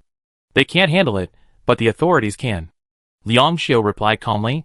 When the toads came out, the authorities caught a few and processed them, to ensure that humans would not be poisoned after eating them. And they waited until the taste was almost the same before selling them. Therefore, as long as you catch a toad, you can exchange it for a box of canned toads. Ming Si was quite speechless. When people are hungry to a certain extent, they can really eat anything. We caught it. We caught it. The water snake over there was caught by several people, and they shouted excitedly. Ming Si watched from a distance. The snake was about 5 meters long, and its diameter was thicker than his wrist. It was indeed a mutated water snake. Ming Si imagined in his mind what a canned water snake would look like, and he almost vomited. If they were to eat it this way, when the zombie era came, the authorities would not even can zombies for people to eat. The authorities would not be so crazy as to eat human zombies. But there were many animal zombies they could try. The men used a fork to fork the water snake, and then stuffed it into a large bag, and left happily with the things. When the others saw the water snake being caught, they scattered with regret, and could only look for other ones. As for the three people who fell into the water while catching the toad, 2 of them struggled to climb onto the speedboat. Brother, help! Help! The remaining person struggled in the water, but he didn't know where he touched, and his leg was scratched, and a trace of blood came out. The 2 people on the speedboat drove the speedboat over and extended the oar. Hold on. The man quickly grabbed the oar, and the panic on his face disappeared. Here they come! Ming Si was still watching the rescue, when he suddenly heard Shin-Kei's voice, and hurriedly looked into the water. The floodwater was originally dirty, but he could still vaguely see a black shadow in the water slowly approaching the surface of the water, and that shadow alone was more than 3 meters long. Hurry up! Ming Si couldn't help but shout to the 3 people. Liang Xiu had already set up the compound bow, and aimed at the black shadow. The people on the speedboat over there heard this, and also saw the black shadow in the water. Crocodile, it's a crocodile. Water snakes and crocodiles are different in size, so their images in the water are naturally different. When the others heard this, they drove their speedboats and ran away. When the people in the water heard this, they struggled. Help! Help me! Because of his anxiety, the man's hands were not steady, and he accidentally let go of the oar. The 2 people on the boat did not give up on their partner, and handed the oar back to him. The moment the man grabbed the oar, the shadow moved faster and bigger. Splash! The man did not shout for help again, and was dragged into the water by the shadow. After struggling twice, the man waved his hands and shouted again and floated to the surface of the water, but was soon pulled under again. Then, blood floated to the surface of the water. The person in the water was silent. The 2 men, seeing that there was no possibility of saving their companions, and not wanting to die here, hurriedly drove the speedboat away. What should we do now? Ming Si saw that the black shadow in the water had not come up for a long time, and wondered if the crocodile, whose head had finally come out, was about to run away. We can lure it out, Liang Xiu suggested. Then he took out a can of rat food from a bag in the speedboat, opened it, and threw it into the water. But because the rats had been dealt with, the smell of blood was not strong, and it did not attract crocodiles. Liang Xiu only had canned meat to attract crocodiles, but now it seemed that the effect was not good. However, he did not give up. He thought that quantitative change might lead to qualitative change. So he took out a few more cans and planned to open them and throw them into the water. Meng Xiai stopped him quickly. Uncle Liang, I have a rabbit here. Why not try it? If you only throw canned rats, you will not be able to throw as many as you want. However, this rabbit was the one he strangled to death when he moved house before, because there were too many rabbits, and the blood was not spilled yet. When it was put into the space machine, it was still a little warm after it was taken out. Liang Xiu knew that Meng Xiai raised many rabbits, so he didn't doubt it. But he was still puzzled. Why did he bring rabbits with him when he came to catch crocodiles? Did he think of using rabbits to lure crocodiles? Then why did he ask again in confusion just now? Unable to figure it out, Liang Xiu stopped thinking about it and just took the bow and arrow to aim at the rabbit. Meng Xiai first took a rope, tied the rabbit with one end, and tied the other end to the oar, and then cut its throat. Drops of blood fell into the water, and the smell of blood soon spread. Bang! The rabbit was thrown into the water. Soon, the black shadow that had disappeared reappeared. The three were excited, but no one spoke. Splash! Seeing that the crocodile was about to bite the rabbit, Meng Xiai quickly raised the paddle high. The crocodile chased the rabbit and ran more than a meter out of the water. Whoosh! Shinkei seized the opportunity and shot an arrow from the compound bow in his hand, hitting the crocodile's neck with great force and close distance. The arrow penetrated the crocodile's skin to a depth of several centimeters. The crocodile felt the pain and roared and chased after Meng Xiai and his speedboat. Meng Xiai drove the speedboat away at high speed, while Shinkei stood firmly on the speedboat and drew the compound bow in his hand again. When the crocodile opened its mouth and bit the speedboat again, with a whoosh, the arrow shot out and shot into the crocodile's mouth. The crocodile noticed something was wrong and turned around to leave. And Liang Xiu, who was following behind not far behind, stopped the speedboat when he saw the crocodile was about to turn around and shot the arrow with his bow. With a whoosh, it shot the crocodile's eyes. Although Liang Xiu did not shoot a rocket, he put a dartboard in his study before the end of the world. When he worked for too long and his back ached, he would get up and throw darts to stretch his muscles. Although archery and dart throwing are different, accuracy is not a big problem. The crocodile was completely enraged and shook a few more times in the water, shaking the arrows out of its eyes and mouth. Only a little blood flowed from its eyes, which did not affect the crocodile's speed. Then the crocodile swam quickly towards Liang Xiu. Meng Xiai took a look. The crocodile was not very long, only about 9 meters. Uncle Liang, let's go! Liang Xiu put down the oars and quickly turned the speedboat around. Meng Xiai drove the speedboat around and saw that the crocodile was furious and wanted to leave. How could Meng Xiai just leave it alone? He deliberately approached the crocodile and continued to lure it with a rabbit. After arousing the crocodile's anger, he sped away. There was a braided rope on the speedboat. After approaching Liang Xiu, Meng Xiai threw one end to Liang Xiu and then turned around tacitly. The rope was made of nylon, and the net was very strong. When approaching the crocodile, the rope was straightened and the crocodile's mouth was caught. The rope was tied to the seatboard, and then the boat sped away. 2 speedboats, one on the left and one on the right, pulled the crocodile backwards. Even if the crocodile was angry, it would not be able to break free. The speedboats went west all the way to the road to Shangxi Mountain. The 2 speedboats did not stop, but rushed to the shore. The crocodile in the net was also pulled ashore. Chapter 149 Kill. The chainsaw was pointed at the crocodile. Swish! Soon, Meng Xiai felt the speedboat under him was deflating, and then it quickly deflated. The speedboat was going too fast, and this road was a cement road, which was not cleaned by anyone, and there were many stones, so it was expected that the speedboat would be scratched. However, Meng Xiai did not feel sorry. After all, the extreme heat was coming soon, and there would be no water anywhere, so the speedboat would be useless. The crocodile was controlled all the way, and now there was nothing to hold it back, so it naturally shook in various ways, trying to get rid of the net that had half of its body. However, the more the crocodile struggled, the deeper the net was tied. The speedboat rushed to the shore more than 20 meters away, so the crocodile's entire body also came ashore. In the water, because of the water's obstruction, it was not very good to attack the crocodile. At this time, it would be easier to deal with it on the shore.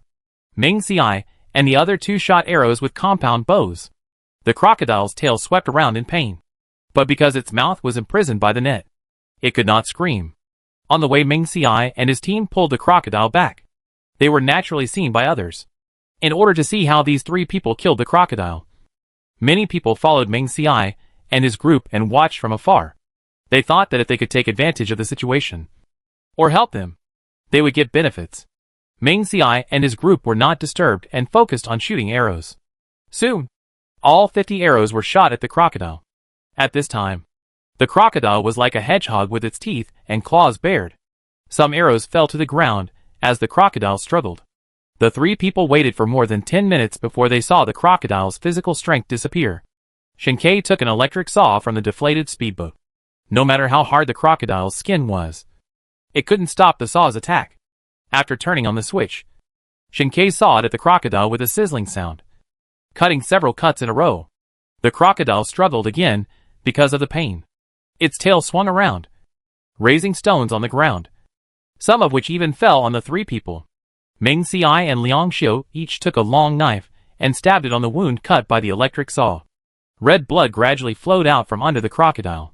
Half an hour passed, and the crocodile's struggles became less and less. Ming Xiai sat down on the ground and exhaled deeply. I've worked so hard today. Let's have a good meal when I get home. Ming Xiai turned his arm and spoke angrily. If it weren't for the need to have a reasonable reason for the solar panels to appear, Ming Xiai said he would never do such a hard job. Shinkei and Liang Xiu first picked up the arrows that were swept around by the crocodile and put them together with the compound bow, and then sat down to rest. Those who were watching the fun, some wanted to fish in troubled waters, taking advantage of the three people's exhaustion to reap the benefits. But after seeing their compound bows, they all lost interest. After all, they saw that the compound bow could even shoot through crocodile's skin, although it was only a few centimeters. But humans don't have the hard shell of crocodiles. If they were hit by an arrow, they would probably die. But they still didn't leave. If they can't take the crocodile, it's not bad to learn a few tricks to subdue the crocodile. Uncle Liang, where are your glasses? Ming Xiai had rested enough and wanted to see if Shinkei and Liang Xiu were injured. He didn't see any external injuries, but he saw that Liang Xiu's gold-rimmed glasses on his nose were gone. Can you still see? Liang Xiu held an arrow and wiped it on his wet pants. Why can't you see? I'm not nearsighted. Liang Xiu wore glasses just to make himself look more mature, so that the people under his management can be convinced. Okay. Ming Xiai was embarrassed. He really didn't expect that Liang Xiu, who always wore glasses, was not nearsighted. But Liang Xiu without glasses did look a little childish. If he didn't wear glasses, he might not be able to manage his employees. However, after wearing it for a long time, Liang Xiu got used to it. So even at the end of the world, he did not take it off. Now that you don't have glasses, won't you be able to wear them in the future? Ming Xiai asked curiously. Hearing this, Liang Xiu silently took out the bag he brought with him from the deflated speedboat, took out a glasses case from it, and took out a pair of gold-rimmed glasses again. Seeing the glasses on Liang Xiu's nose, Ming Xiai was surprised. He really couldn't figure it out. Why would Liang Xiu wear glasses when he came out to catch crocodiles? Did you catch the crocodiles? Ming Xiai and his friends rested for more than 10 minutes, and suddenly heard voices behind them. Looking back, I found that the leader was Li Wenqian from the Zishang office, and there were more than a dozen soldiers following behind him. Hello, Comrade Li. Ming Xiai stood up and greeted him. We really caught this crocodile. Comrade Ming is awesome. Li Wenqian patted Ming Xiai on the shoulder. Since the crocodiles came out, except for the 3 crocodiles caught by the officials, no one else has caught one. And the crocodiles they caught were not as big as the ones caught by Ming Xiai and his men.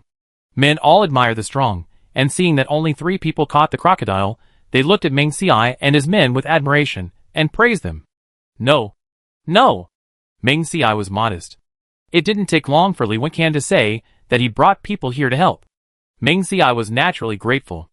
After making sure that the crocodile was no longer breathing, Ming Xiai and the other 2 pulled out the arrows and put them aside. The crocodile was too big, so they could only tie it up with ropes and pull it up the mountain.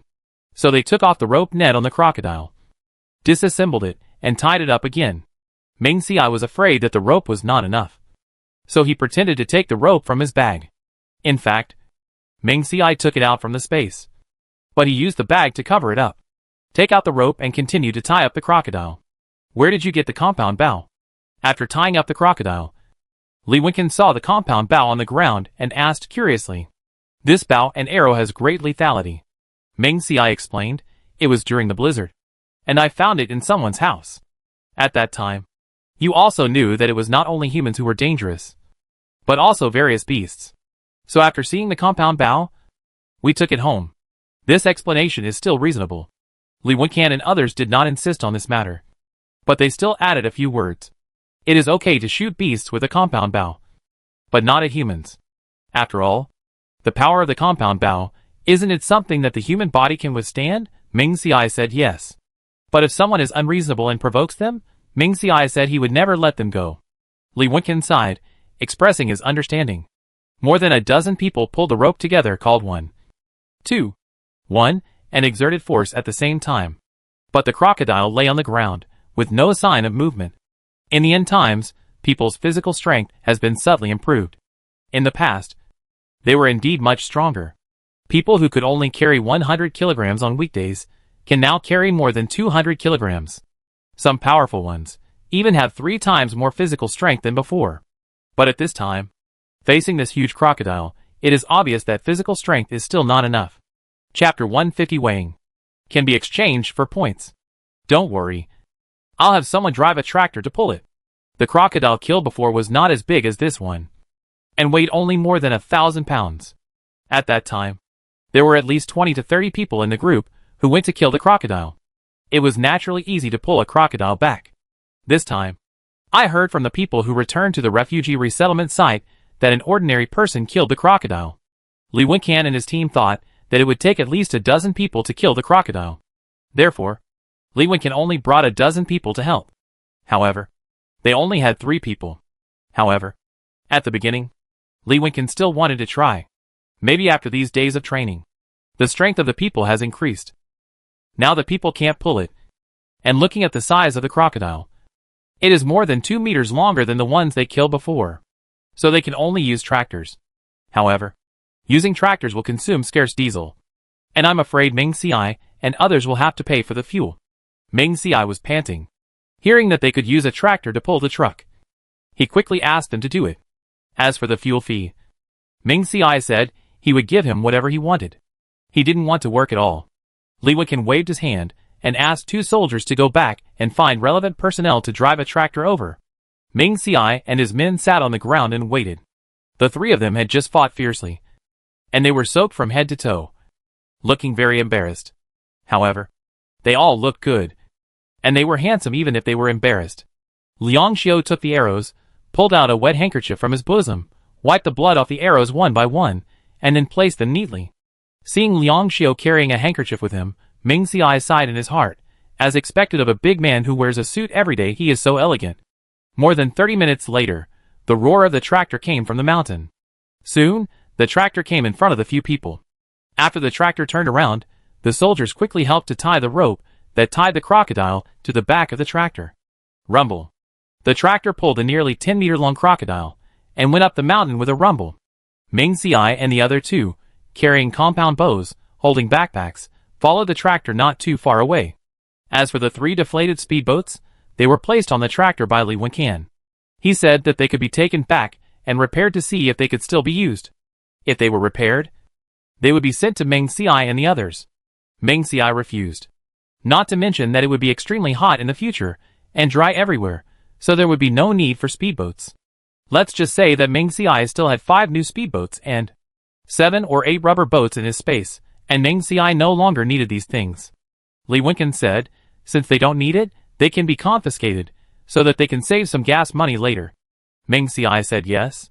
On the way, the enthusiastic Li Wenqian was still praising them for their greatness, and then mentioned that the refugee resettlement site would start collecting rent in early October. However, now you can exchange things or work for points. To exchange for points, it's about 10 points for 1 kilogram of food, and of course other things can also be exchanged. Similar to glass, solar panels, even red bricks can be exchanged for points. Meng Xiai and his friends lived in their own villas, and did not need points. Others who lived in the newly built houses at the refugee resettlement site naturally needed points. After walking for more than 20 minutes, They arrived at the previous fork in the road. Ming Xiai remembered that if he went straight up, there was a villa area on one side and a refugee resettlement site on the other. If he went to the left at this fork in the road, it was the place where he rented a car before. He thought he would go right this time. Sure enough, the tractor rumbled to the right. When the crocodile was pulled, Li Wencan and his friends helped to adjust it. After walking for another 20 minutes, we finally saw the tractor pulling the crocodile parked in an open space. In front of us was a place made of red bricks, similar to a warehouse. Li Wencan explained at the right time, "This is the warehouse we built. Before the end of the world, the government sent people to dig here and built 3 warehouses in a row. The warehouse in the front had some machines for making instant noodles and canned food. The 2 warehouses in the back were the food that the government had tried every means to dispatch from various places before the end of the world.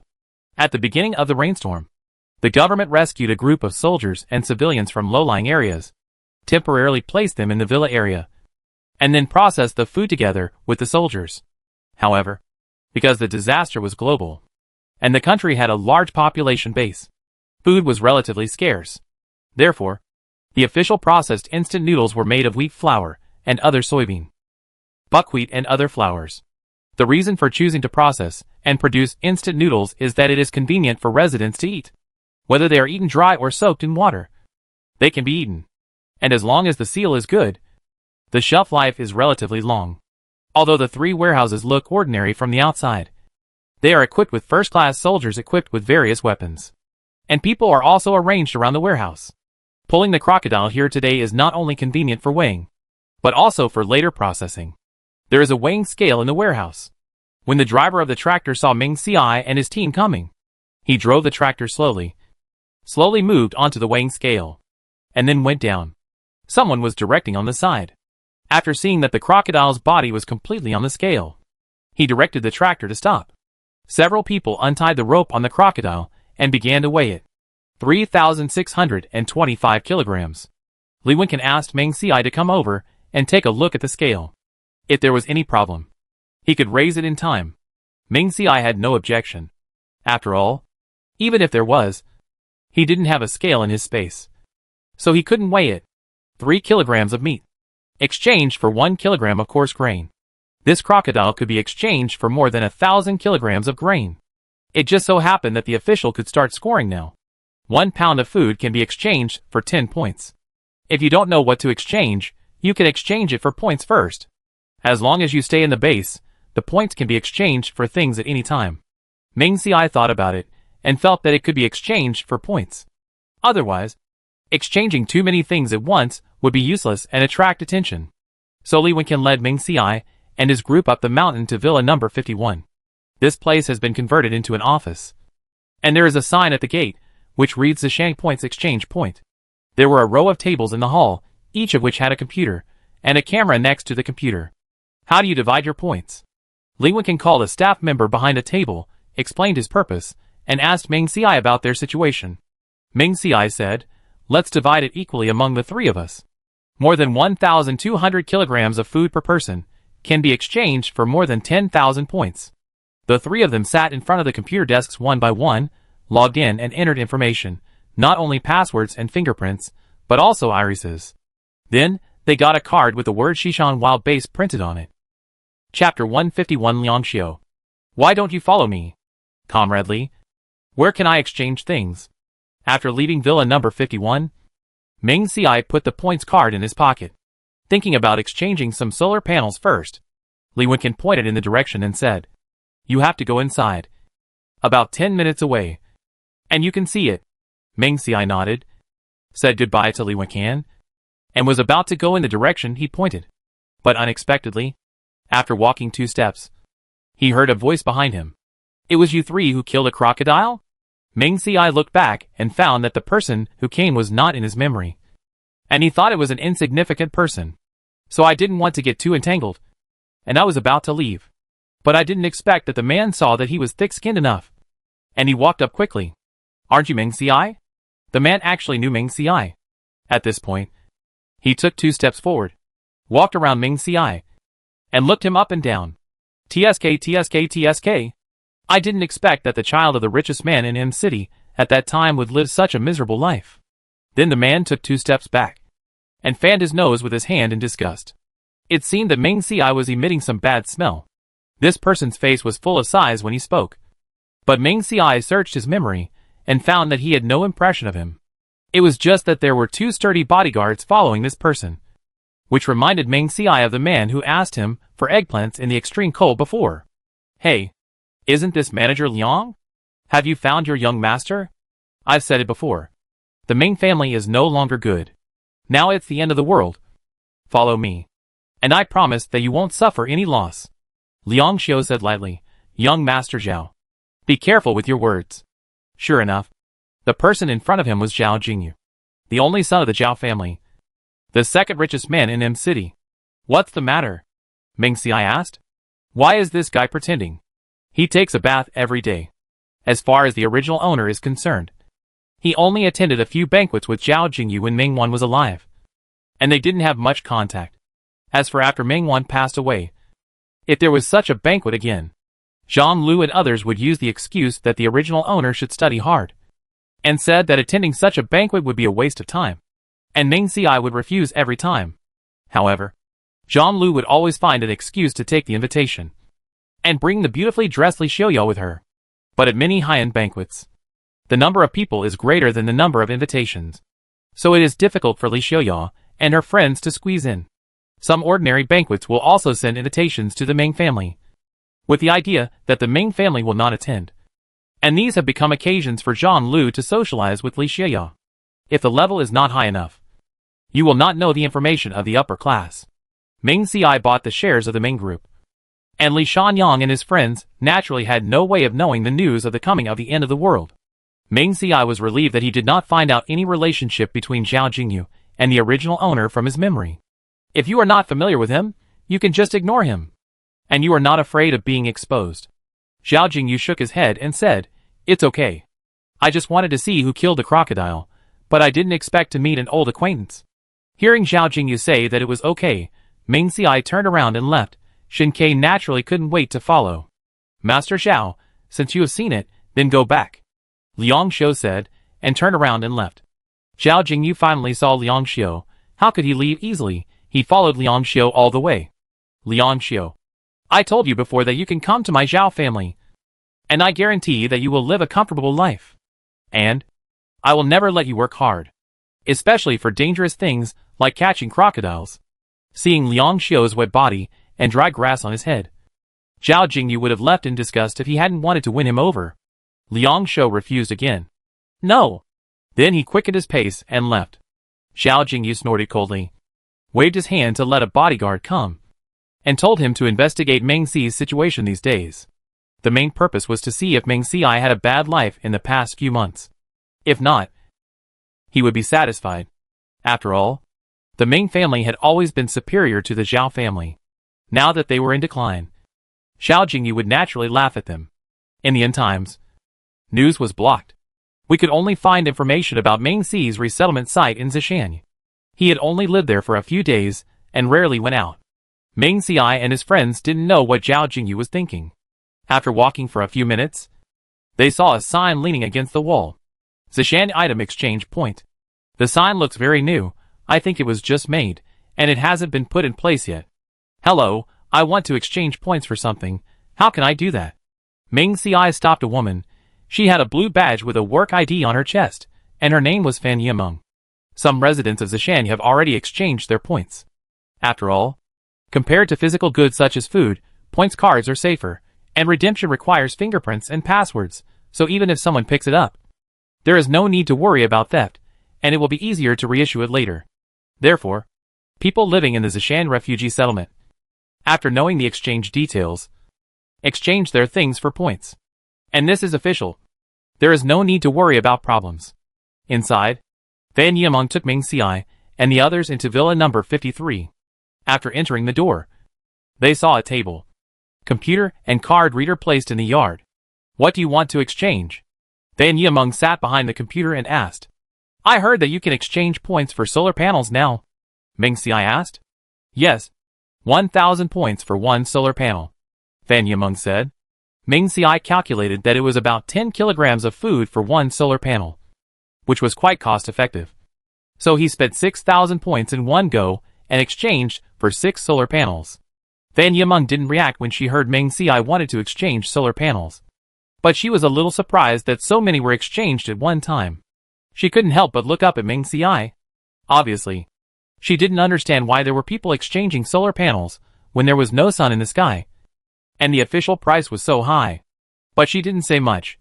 After all, the points belonged to others, and she couldn't control it. After deducting the points, Fan Yimeng asked people to move the solar panels. These solar panels are about 50 by 60 centimeters in size. However, the quality looks average, and there is still some soil, which means they have just been dug out. Hello. If you take the solar panel back and can't use it, can you exchange it? Meng Xiai pointed to a solar panel, one corner of which was obviously damaged. Don't worry. These solar panels have been inspected by a special person after they were brought back, and there is no problem. Of course, if you take it back and can't use it, as long as it is not man-made damage, you can exchange it, Fan Yimeng replied. Meng Xiai was relieved after hearing this. Although he didn't care about such a small number of points, he didn't want to be a sucker either. What he got had to be good. Thank you. Meng Xiai thanked him. Then he asked Shen Ke and Liang Xiu if they wanted to exchange anything. The two had already looked through the things they could exchange, but didn't find what they needed. So they each took 2 solar panels and went back. Chapter 152 Meng Xiai, exchange your villa with me. Oh, we meet again. Meng Xiai and his companions just arrived at Villa number 8, and saw Zhao Jingyu leaning outside the yard with his arms folded. Seeing the two of them, he stood up straight immediately. What's the matter? Meng Xiai walked in front. Actually, he didn't want to pay attention to this guy, but he had to enter the password to enter the house, and didn't want to be seen by him. My young master, I like your villa. Tell me, how much are you willing to exchange? 1,000 kilograms of flour, is it enough? In fact, before the heavy rain, Zhao Jingyu had taken a fancy to this villa, and sent someone to negotiate with Liang Xiu at that time, but Liang Xiu refused to change at all. And he said he was just a temporary resident, not the owner of the villa. Zhao Jingyu wanted to force his way in at first, but it turned out that not only was there electricity on the door, but there was also an electric grid on the wall, and the electricity was quite large. No one wanted to take the risk. Zhao Jingyu had to give up, until the power grid was completely paralyzed. Zhao Jingyu wanted to lead people out to rob again in the rain, but he didn't expect that the army of City M was stationed here, in order to maintain public order, and patrolled in various ways. So there was no chance to rob. Moreover, these guys were not willing to listen to anyone, and even bribes didn't work. The rainstorm was getting heavier and heavier. When Zhao Jingyu went out, his face was hurt by the rain, so he didn't come to grab it again. Now, Zhao Jingyu saw the villa and thought of taking it for himself again. Meng Xiai raised his eyebrows. If you want food, I can just kill another crocodile. The things you want to exchange for can't impress me. So, it's impossible to exchange. After that, Meng Xiai motioned Shen Ke to open the door, and he stood in front of Zhao Jingyu to prevent him from seeing the password. Bang! The door was opened. Shen Ke and Liang Xiu walked in one after another, and Meng Xiai was the last one to leave. Seeing the door was closed, Zhao Jingyu walked forward angrily, and kicked the door twice. Hiss! Why is this door so hard? What are you so arrogant about? It's the end of the world, and you still think you are the richest man in the world. Master, the master asked me to call you back. When Zhao Jingyu was waiting for Meng Xiai and others here just now, he asked the bodyguards to go back. Hearing this, he could only leave reluctantly. When Zishan's villa was first built, the distance between them was large, and there was about 100 meters between each building. Zhao Jingyu and his family now live in Villa number 6. Uncle Liang, it's been almost a year since the end of the world. How come the Zhao family still has so much food? Meng Xiai entered the house, and thought that Zhao Jingyu didn't take 1,000 kilograms of food seriously, and felt strange. After all, even if the Zhao family is the richest, money is useless in the end of the world. Liang Xiu said, this is not a rare thing. After all, the Zhao family is not ordinary rich, they can know some gossip. Or before the rainstorm, the money spent was high. Before people realized that something was wrong, they could still get a lot of things. In fact, Liang Xiu has figured it out these days. Before the rainstorm, the government rushed to build a warehouse, which was used to make instant noodles, canned food and other machines. And then when the extreme cold arrived, the extreme cold seeds were developed. No matter how you look at it, the government doesn't seem to be unprepared. Therefore, Liang Xiu thought that maybe the authorities had known about the end of the world long ago. And that's why they prepared for these things. And the wealthy and powerful families, such as the Zhao family, must have received the news long ago. As for the Ming family, Liang Xiu was busy selling company shares and dealing with various properties during that time. So he naturally had no time to know about this. Liang Xiu remembered that when the Zishani villa was just completed, many people bought houses, but didn't have time to decorate them. Later, when he worked in various places in Zishan, Liang Xiu learned that these dozen villas were decorated overtime a few days before the rainstorm. Moreover, many villas have high walls built outside. For this reason, no one thinks there is anything wrong with the stable villa decorated by Ming Ci. It is just that due to time constraints, the walls are not as high as Ming Ci's. Moreover, many walls are not stable. After several days of heavy rain, they have been washed away by water. After Zishan officially accepted some refugees, many rich people sneaked into their homes at night and stole a lot of things. Later, these rich people could only use food and other things to hire bodyguards. Find some workers who can build walls and rebuild the walls. Ming Ci's sturdy villa number 8 was naturally favored by many people. However, Liang Xiu refused. Ming Ci nodded. It is not unreasonable that rich people can live well, whether before or after the apocalypse. In the early stage, many people were willing to run errands and bring things for money. In the middle and late stages, they worked hard to exchange food for the things they brought. Whether before or during the apocalypse, the miserable people are still the lower class. When it was time for dinner, Liang Xiu went to cook, while Shen Kai and Ming Ci went to the roof and started to install solar panels. 6 solar panels are too few, and they are useless. Of course, Ming Ci does not plan to exchange points for solar panels later. Just find time to go out every day and take out a solar panel from the space. Liang Xiu will go out to work when he has nothing to do, and Ming Ci can take 2 panels back when he has nothing to do. It took more than an hour to connect the solar panels, and they can generate electricity when the sun comes out. The power grid on the wall must also be used. When Zhao Jingyu returned home, he saw someone dismantling the wall of his house. Zhao Tingzhu, Zhao's father, was standing at the door with a cane. When he saw Zhao Jingyu coming back, he used the cane in his hand to hoe the ground several times. It's already so late. What are you doing running out every day? You don't even bring a bodyguard. Aren't you afraid of encountering danger? Zhao Jingyu looked indifferent and stood aside with his arms folded. There are many military people here. What's the danger? Cough, cough, cough. Zhao's father coughed several times in anger, and the housekeeper beside him patted his back. Master, just give in and stop talking back to me. Besides, have you forgotten how the young master of the Lin family died? Less than a month after the rainstorm. Because the families living in the villas kept a closer watch on food and other things. It was more difficult for people in the refugee resettlement site to steal things. Among these villas, the Lin family's security was much worse than that of other families. Therefore, 3 people broke into the Lin family in the dark, captured the young master of the Lin family, and asked them to exchange for things. The Lin family was worried that these desperate criminals would not release the people after taking the food. So they sent people to inform the military and prepare food.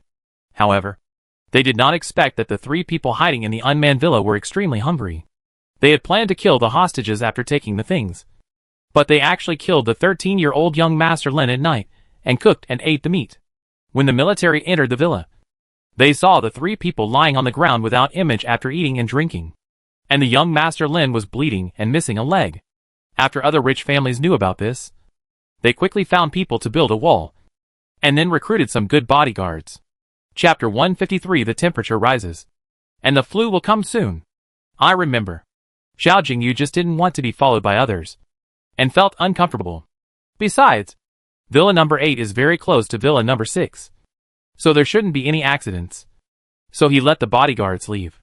Zhao Ting said, "It's good to know. I don't know when this end of the world will end. My body is not good anymore, and the future of the Zhao family depends on you." Then Zhao Ting sighed again. Cough, cough, cough. Zhao Jingyu hurriedly asked someone to bring out some water, and fed Zhao Ting 2 sips. Zhao Ting finally came to his senses. Zhao Ting was already 62 years old, and he was an old man who had a son. He was very doting on Zhao Jingyu before the end of the world. He thought that as long as he earned enough money, it would be enough for him to live. But now it is the end of the world. Although there is a lot of food stored in the basement, it will be consumed one day. If Zhao Jingyu continues to be so ignorant of the world, I am afraid that I will not be able to rest in peace even in the underworld. Dad, you will definitely live a long life. Don't think too much. I will find a doctor to see you now, Zhao Jingyu said, and was about to go out. Ahem. Come back. Zhao Ting stopped the man. What's the point of looking for a doctor? I know my own body. What you need to do now is to make yourself stronger. Zhao Jingyu nodded. I know. These days, Zhao Jingyu has been learning fighting skills from the bodyguard. But the effect is average. So after thinking about it, he thought it would be better to find a protective umbrella. Bang! Zhao Jingyu, who was originally thinking about something, was frightened by this sound. Dad, what are they doing? The originally broken wall was now completely pushed down. Now that the blizzard is over, the weather is finally back to normal. We don't know what will happen in the future. While the weather is normal now, we should build the wall well and prepare for a rainy day, Zhao Ting explained. Zhao Jingyu nodded. The workers outside were busy. The nanny in the house had already prepared the meal and called the two owners in. Looking at the dishes on the table, Zhao Ting asked Zhao Jingyu to go to the basement to get a bottle of red wine so that the father and son could celebrate. Zhao Jingyu went. There were 3 doors leading to the basement. Digital password. Fingerprint. Iris. The door is so strong that it cannot be opened by ordinary collision. Even the ceiling is covered with thick iron sheets. This basement was built by Zhao Ting 1 month before the rainstorm. When he heard that the end of the world was coming, whenever he wanted to eat something, either Zhao Jingyu would go down to get it, or Zhao Ting would go to get it. The basement has everything from food to gasoline. There is also a wall of red wine.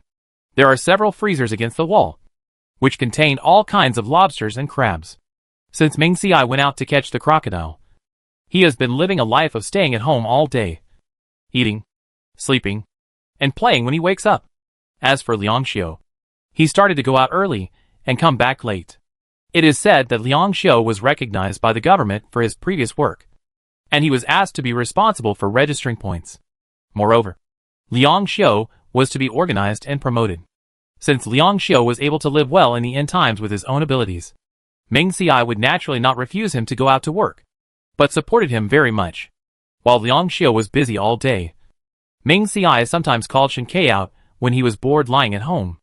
Find a remote place, while no one is paying attention, take out a solar panel, smear some dust on it, and go home in a swagger. The solar panel on the roof has been installed, and it has been connected to the power grid. When the sun comes out, this villa will be an iron wall. Ming Xiai plans to stay in the basement, with a fan, eating ice cream, not going out, just waiting for the extreme heat to end. When Liang Xiu is not at home during the day, Ming Xiai runs into the space to make ice cubes, gets some snacks to eat, and does some intimate things with Shen Kai. However, Ming Xiai did not dare to bring Shen Kai into the space most of the time, because he was afraid that he would be bullied and unable to get up. On August 15th, the sun hidden in the clouds finally showed up. The temperature rose to 30 degrees.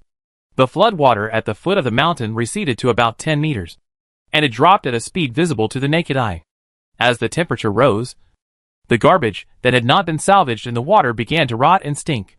Because they had to salvage the garbage for their lives, many people made simple masks and continued to salvage.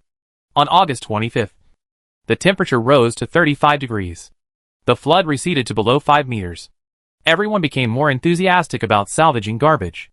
As the flood receded, people could salvage the garbage at the bottom. This meant that they could exchange for more food. At the same time, these people couldn't help but look forward to it. Could it be that the end of the world was over and people returned to their normal lives? But within 2 days, some people began to catch a cold and have a fever. Everyone thought it was because the temperature was too high and they changed clothes too quickly. So no one cared.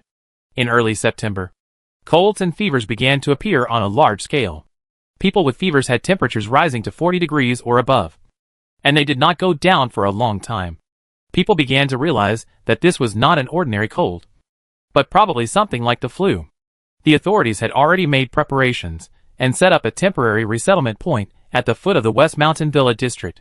The security team and military personnel strictly guarded the resettlement point, and only people could enter, and they could not leave until their illness was treated.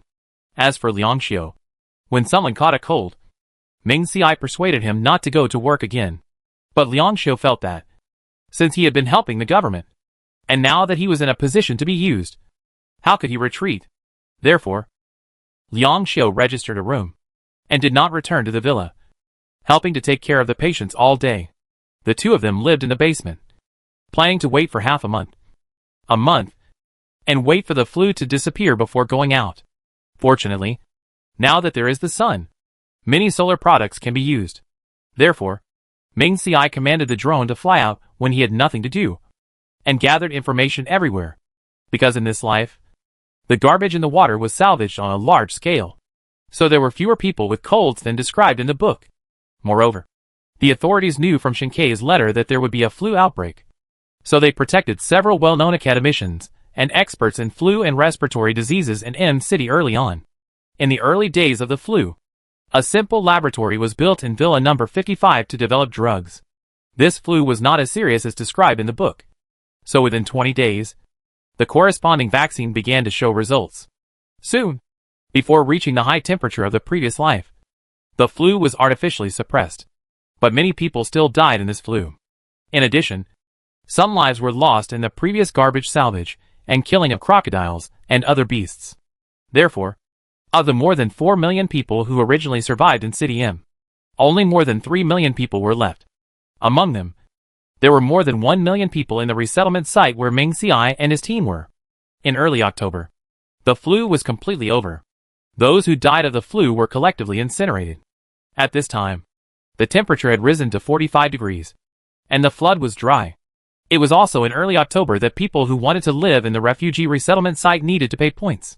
Chapter 154 Shinkei, find a way to get a car. What? I have to pay to live in this shabby house? Is there any justice? If I don't pay, I don't believe that they dare to kick me out if I don't pay points. Why, in the end of the world, you don't know how to serve the people? Ming Xiai and the others, after finally waiting for the flu to end, came out for a walk, and saw many people expressing dissatisfaction in front of a notice. Ming Xiai walked closer and took a look. The notice said that starting from October 1 ST, points would be required for housing. 1 room, 30 points. 1 room, 1 living room, 1 kitchen, 1 bathroom, 50 points. 2 rooms, 1 living room, 1 kitchen, 1 bathroom, 70 points. 3 rooms, 1 living room, 1 kitchen, 1 bathroom, 90 points. Of course, there are also large rooms, 10 points per month, and 6 people live in 1 room. Another notice is about working at the foot of the mountain and exchanging points. Now that the flood has long receded, the official has begun to work on the establishment of the base. 2 soldiers stood in front of the notice, standing in standard military posture, holding rifles in their hands. You don't have to pay the points. You must move out of here tomorrow night at the latest. Otherwise, we will find someone to help you move. At the Zhejiang refugee resettlement site, there are less than 26-story buildings, and only 1/3 of them were occupied before. But many houses, because of the heavy rain, and because they were soaked in the flood for so long, many houses have collapsed long ago. Now that the temperature has risen, even 2/3 of the houses in Jinshan Jiayuan have collapsed, and the remaining 1/3 are also cracked. It must be very dangerous to live in. Therefore, many people came to live in the resettlement site. There is not enough space, so it is understandable to collect points. Moreover, the government has built solar panels to provide free electricity to everyone. So even if there is a fee, the resettlement site will be full soon. However, the government has planned an area at the foot of the mountain, and started to build walls and bases with the materials exchanged before. I think soon, everyone will have a place to live. Liang Xiu has become a formal employee of the Zhejiang refugee resettlement site because of his outstanding performance during the flu period. 5 kilograms of food, 2 cans of food, and some vegetables were provided every month. Liang Xiu originally wanted to live in the official dormitory, but because the dormitory was tight, 4 people lived in 1 dormitory, and as the temperature rose, even if everyone loved cleanliness, it was unbearable for several men to live together, and in the dormitory, it was difficult to take a shower every day. Meng Xiai, after knowing this situation, asked Liang Xiu to move back. After all, Liang Xiu had to move out at that time. Now that the flu is over, we should move back. Besides, when the villa was renovated, a room was prepared for Liang Xiu. Liang Xiu agreed, but he went out at around 8 a.m. every day and came back at around 5 p.m. He also took a month's salary in advance and brought back food. Ming Xiai and Shen Ke stayed at home all day, eating ice cream and drinking cold drinks. And they were very happy. As for the air conditioner, Ming Xiai hadn't turned it on yet. It wasn't too cold in the basement, and the ventilation system was well done, so the room wasn't stuffy. The temperature will only go higher in the future, and air conditioning may not be useful at that time. Now when the temperature is not hot, we still have to get used to it. Ming Xiai and Shen Ke sometimes go out for a walk.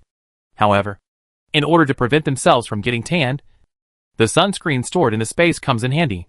However, the weather outside is getting hotter and hotter, and it is likely to exceed 50 degrees. Ming Xiai is afraid that if he has to go out in the future, he can only be exposed to the sun. When the temperature is too high, no matter whether it is physical or chemical sunscreen, it is probably useless. And if you are not used to high temperatures, you might have health problems. Thinking about going out recently, you will see various vehicles coming and going from time to time. Ming Xiai wondered if he could take out a car from the space. And I heard that the government has taken over several gas stations, but changing oil is expensive. 30 points can be exchanged for 1 kilogram of oil. Ming Xiai has a lot of oil in his space, so he doesn't have to worry about the oil problem. Having a car makes traveling much more convenient. So he talked about this with Shen Ke, and Shen Ke naturally agreed to everything Ming Xiai did. It was already past 10 o'clock in the evening. According to Liang Xiu's biological clock, he was probably asleep. So Ming Xiai did not hesitate and took Shen Ke into the space. Shen Ke, choose a car and use it when the time comes. Ming Xiai took Shen Ke to the place where the cars were stored. There were 23 cars in a row, from 2-wheeled to 8-wheeled, from motorcycles to RVs, everything was available. Shen Ke knew cars, and he knew that these cars were all top-notch after touching them one by one, and some important parts were also replaced with top-notch ones. It's just that your cars are too new. If you drive them out, I'm afraid it will attract criticism. Shen Ke said. These vehicles, even the paint on the outside is shiny. And the others, even the official cars, are soaked in water, and then repaired before they can be used again. No matter the appearance, or the various parts, they are all very old. Ming Xiai nodded. It's okay, we can make it look old. Ming Xiai took a bucket from the side, and soaked some parts in it. It was during the previous rainstorm, and Ming Xiai put it in to soak, and placed it in the corner of the room. The part floating on the water now has rust on it. Shen Ke nodded. The two of them did not rush out of the space, but went to the place where clothes were stored, intending to pick some clothes to take out. Ming Xiai flipped through it, and unexpectedly found a few shorts, and his eyes lit up. It's so hot outside. Wouldn't it be cool to wear these? Holding a few denim shorts in his hand, Ming Xiai planned to take them to the space room to try them out. If the size is right, they can be worn. Shen Ke saw it. His eyes dimmed, and he hurriedly followed. Bang! But before Shen Ke entered the bedroom, the door of the room was closed by Ming Xiai. Shen Ke paused to open the door, waited for a few minutes, and then opened the door. A pair of straight white legs appeared in front of him. Hey! I haven't put on my pants yet. What are you doing in here? Ming Xiai hurriedly pulled up his shorts, although the two of them had done all kinds of intimate things in the past. At this time, Ming Xiai still felt embarrassed. The length of the black shorts was only above the knees, and they were tightly attached to Ming Xi's legs, making Ming Xi's legs look even wider. This look was like a beautiful painting in Shen Ke's eyes. Ming Xiai looked in the mirror and found that they were still quite tight, so he planned to take them off and try another one. As a result, just when he was halfway off, Shen Ke grabbed his hand from behind. What's wrong? Ming Xiai turned his head and saw Shen Ke's red eyes. You? Before Ming Xiai finished speaking, Shen Ke threw him on the bed. Xiao Xiai, we haven't had sex for several days. Shen Ke leaned on Ming Xi's shoulder, with some grievance in his tone. Chapter 155 Shen Ke, stay away from me. Xiao Xiai, Xiao Xiai. Shen Ke didn't give Ming Xiai a chance to speak, and pressed him down eagerly like a hungry wolf. Ming Xiai was a little breathless under the pressure, and he pushed Shen Ke's chest with both hands. Get out of the way. Because it was too hot outside, Ming Xiai often pushed Shen Ke away when he went to bed at night, and sometimes even let Shinkei sleep on the ground. Shinkei was actually quite upset, but he had no choice, after all. This was someone else's territory. Although he knew that he could enter Meng Xi's space, but Meng Xi didn't mention it, Shinkei had no reason to say it. Maybe Meng Xi wanted to save time, for later use? Now, the two of them finally entered the space, Shinkei would naturally not let him go. You haven't showered yet. Meng Xi was still struggling.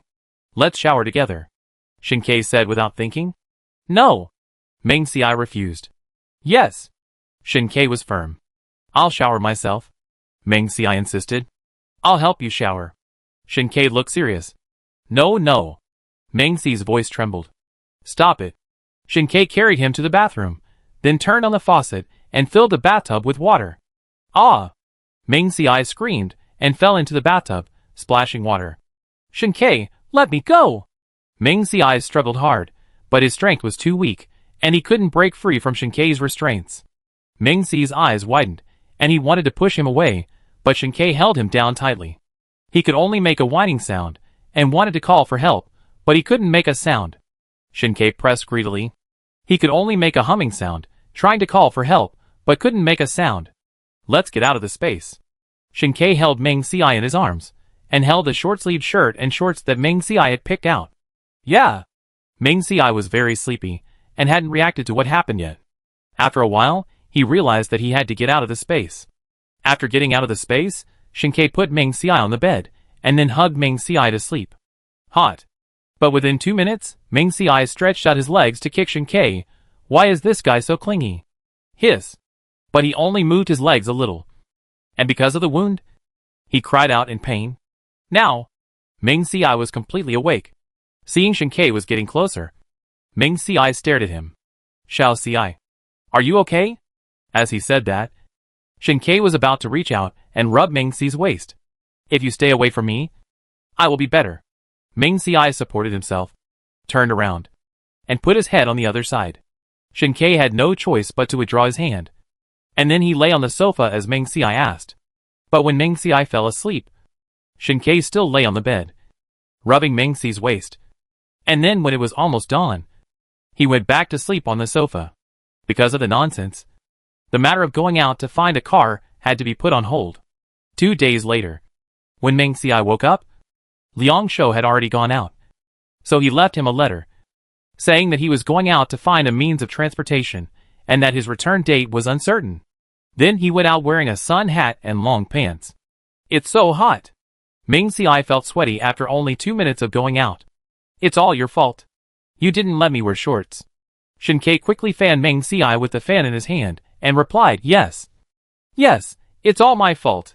If Meng Xi was allowed to wear shorts at home, and Liang Shou didn't see it, Shinkei said he could accept it.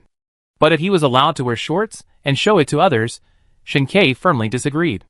Meng Xi's legs can only be seen by himself. Okay, stop fanning. It's all hot air.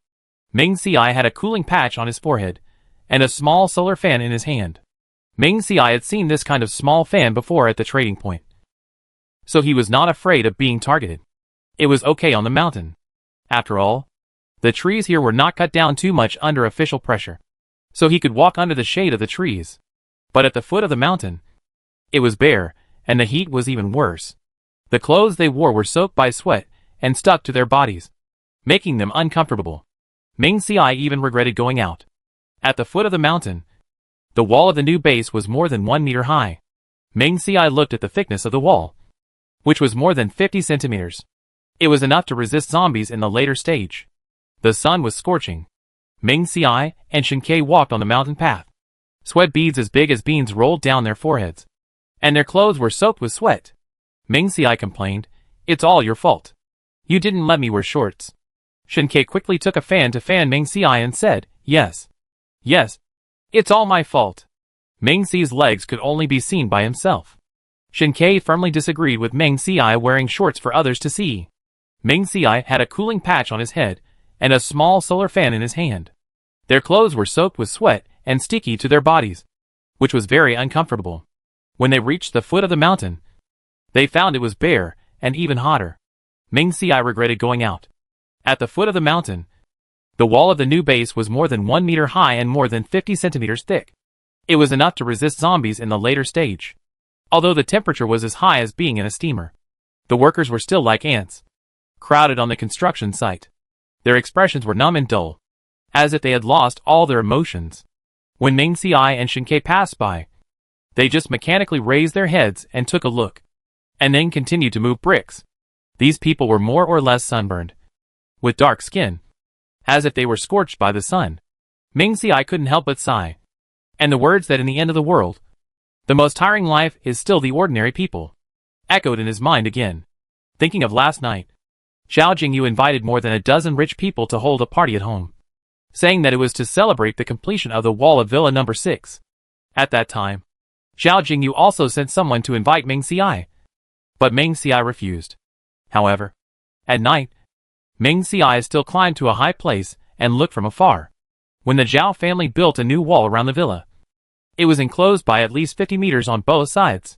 That night, the villa was brightly lit, and in the newly built swimming pool, all kinds of girls in cool clothes were playing and frolicking in it. There were all kinds of exquisite cakes, fruits, seafood and abalone, and they drank red wine, which was very impressive. Compared with what Ming Si saw now, ordinary people sweating profusely to survive, this is simply, why not eat meat porridge? Ming Si even thought in his heart, why not go and rob the Zhao family's food and distribute it to everyone? But this idea was quickly suppressed by Ming Si. It's better not to do such things that benefit others, but not yourself. The base was planned to be very large. Ming Si and Shinkei walked along the wall for more than an hour before they reached the edge. Of course, it may also be because it was too hot, so the two walked slowly. Not far away, there was a parasol, and under it was a table, on which were computers and other things. There was also a notice board on the side, which said that 100 bricks could be exchanged for 10 points.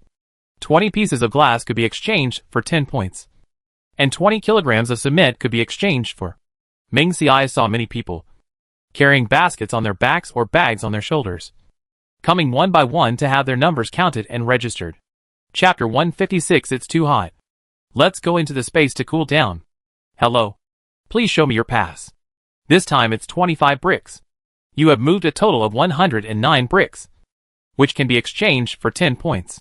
If you need to exchange, go to Villa number 53 tomorrow. Take your points card and exchange it. Okay. Ming Si and Shinkei didn't stay here for long, and left quickly. Ming Si was powerless to stop the disaster brought by the natural disaster. He could only sigh in his heart that these people were pitiful. But he couldn't take out the things in the space to share. After all, they also had to survive. Moreover, the government asked them to exchange points for various jobs, which was also to prevent them from getting something for nothing. Where are we going now? Ming Si asked. Shinkei thought for a while. We can go to the place where we lived before. Ming Si nodded. The mud and messy garbage on the road were cleaned up by the government when the flood receded. The trees planted on the roadside were washed away by the flood. Some were left with only a pit, and some were cut in half. Ming Si wanted to take shelter under the trees, but there was no way. The road was also broken, but some wood was placed on it to facilitate traffic. Some houses collapsed on the road, so one could only climb up the ruins carefully. This place was close to the base. So many bricks were picked up, and the steel bars were also pulled away. The two walked for 2 hours before they arrived at Jinshangjia. Walking all the way to the building where the two lived. Many people were in front of the collapsed building, using hammers, axes, etc. to knock on bricks. Shinkei, why are all the glass in these houses gone? In Jinshangjia, some buildings only had some cracks, and did not collapse, but the glass in every house disappeared. Shinkei explained, maybe they removed the glass and took it to the trading point to exchange for things. Some time ago, Liang Xiu said that the government was going to build a glass greenhouse, so the glass could also be exchanged for points. I think it was those people who removed all the glass. During the blizzard, many people pried open uninhabited houses, and now it is very easy to get in. Ming Si remembered that. In the novel, it was written that, after many hardships, the people finally cultivated wheat, vegetables and other drought-resistant foods, and it was time to harvest them. However, they did not expect that. Without any warning, a large-scale locust invasion occurred, and the food that everyone had worked hard to cultivate disappeared in an instant. Now that they thought about it, The glass greenhouse was probably built to prevent locusts. The two went up to the 17th floor and saw that the wall that was built at the beginning was full of potholes and holes. But fortunately, it was not broken open. It's just that it's hotter upstairs than downstairs. However, the two of them came up not to live in the house, but just to avoid being seen. At this time, the clothes on the two people were soaked with sweat. They opened the iron sliding door and quickly closed the 3 doors tightly. Ming Xiai didn't wait to enter the house and dragged Shen Ke into the space. Then Ming Xiai took off his clothes and went straight to the bathroom. Seeing Ming Xiai was going to take a shower, Shen Ke hurriedly stopped him. Xiao Xiai, take your time. Ming Xiai also knew that it was not suitable to take a shower when it was too hot, but he felt uncomfortable all over at this time. Shen Ke took a towel from the wall and used some hot water to wipe the sweat off Ming Xi's face. Ming Xiai felt better. The temperature in the room was about 20 degrees. It took the two of them more than 10 minutes to feel comfortable, and then they took a shower. After putting on clean clothes, they left the room. Ming Xiai took a cup of passion fruit with ice and drank it, and picked a strawberry-flavored homemade ice cream. After eating, Ming Xiai felt the heat dissipate. It was time to eat. The two picked a few dishes and put them on the dining table to finish eating, and then went to bed to rest. It's 2 o'clock now. Let's stay in the space for 6 hours before going out. Ming Xiai lay on the bed, feeling like a fish out of water. There were several drinks on the bedside table, as well as mineral water. After saying that, he gulped down half a bottle of mineral water, and then lay on the bed again, closing his eyes and pretending to sleep. Shen Ke had no objection, changed into a pair of loose shorts, and got on the bed, hugging Ming Xiai in his arms. Ming Xiai didn't refuse this time. He just thought to himself, I must never go out during the day in the future. Otherwise, I will be sunburned sooner or later. Shen Ke took a cell phone, set an alarm for 6:30, kissed Ming Xiai on the forehead, closed his eyes, and fell asleep. However, the alarm did not ring, and the two woke up one after the other. Each of them had a portion of hot and sour cold noodles. And after eating, they picked ripe watermelons from the field and stayed in the space until 7:30 before leaving. It's so hot. If it weren't for the time limit in the space, Ming Xiai would have stayed in the space all the time. There was no way to stay still. And it was even hotter upstairs. So the two had to go downstairs. At this time, the people collecting bricks wore headlamps. But there were fewer people than during the day. The knocking sound was particularly obvious in the dark. There were many flies flying around in the light. Suddenly, frogs were heard everywhere, and several people ran over with bricks on their backs, saying that they would have meat to eat soon. Ming Xiai and Shen Ke did not stay for long and walked out of the community. The commercial building where they were looking for something before had a 2-story large parking lot in the basement, where they could park their cars. But when the two arrived at the commercial building, they found that half of the building had collapsed, and the remaining half was also tilted. Ming Xiai and Shen Ke did not give up. They walked around the commercial building and finally found a hole more than 1 meter wide. So they walked in. As soon as they reached the entrance, they could smell the stench of sweat coming from inside. But since they were already here, there was no reason to go back.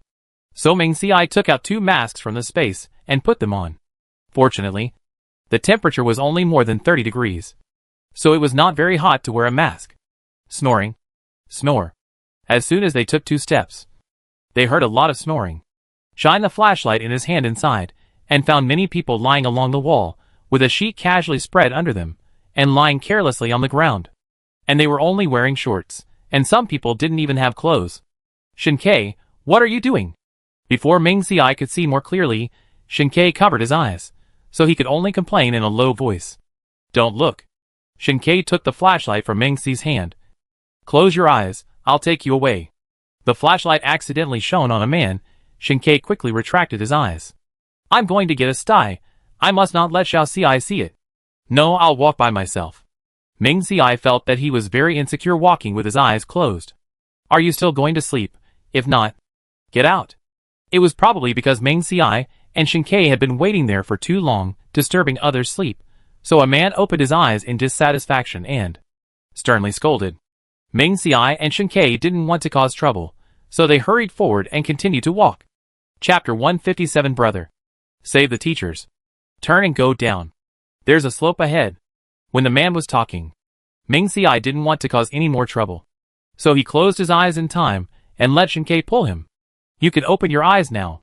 Meng Xiai was speechless. We've been walking for so long. What's the point of still holding on? Not to mention that they're so close. Aren't you afraid of the heat? But Shinkei still enjoyed being close to Meng Xiai. If he hadn't felt that Meng Xiai was sweating, and that he was getting angry, he wouldn't have let go easily. It's okay, Shinkei said softly. Meng Xiai heard this, opened his eyes, and jumped far away from Shinkei, silently complaining. Stick, stick, stick. What are you sticking? It's so hot. Meng Xiai was disgusted in his heart and on his face. If the situation did not allow it, he would have wanted to beat Shinkei to the ground. After going down to the second floor of the basement, there were fewer people sleeping here than upstairs. The main reason was that there was no ventilation here, and it was very stuffy. The two of them continued to walk inside with flashlights. There were not many cars parked in the basement. The rainstorm started at 6 o'clock. Even if someone parked their car here at that time, they would probably drive away by force. The two continued to walk in, until they reached the innermost part, where 2 rows of cars were neatly parked. Shinkei observed the surroundings and confirmed that there were no suspicious people around. So he asked Meng Xiai to release the car he had chosen before. In 1 second, an off-road vehicle stopped silently in the parking space. When Meng Xiai and Shinkei were in the space before, they scratched some marks on the off-road vehicle with a knife and replaced some parts with old ones. During the day, the two of them had slept enough, and it was so hot now that they had no intention of sleeping. Meng Xiai took out a basin from the space, filled it with soil and water, and smeared it all over the inside and outside of the car. Meng Xiai also took a small brush and brushed the wheels a little bit at a time. When it was completely done, it was already past 3 o'clock in the morning. The temperature dropped to more than 20 degrees at this time. The two of them sat on the ground, leaned against each other, and fell asleep slowly. It's so hot. In his sleep, Meng Xiai felt like he was holding a stove in his arms, and he couldn't throw it away even if he wanted to.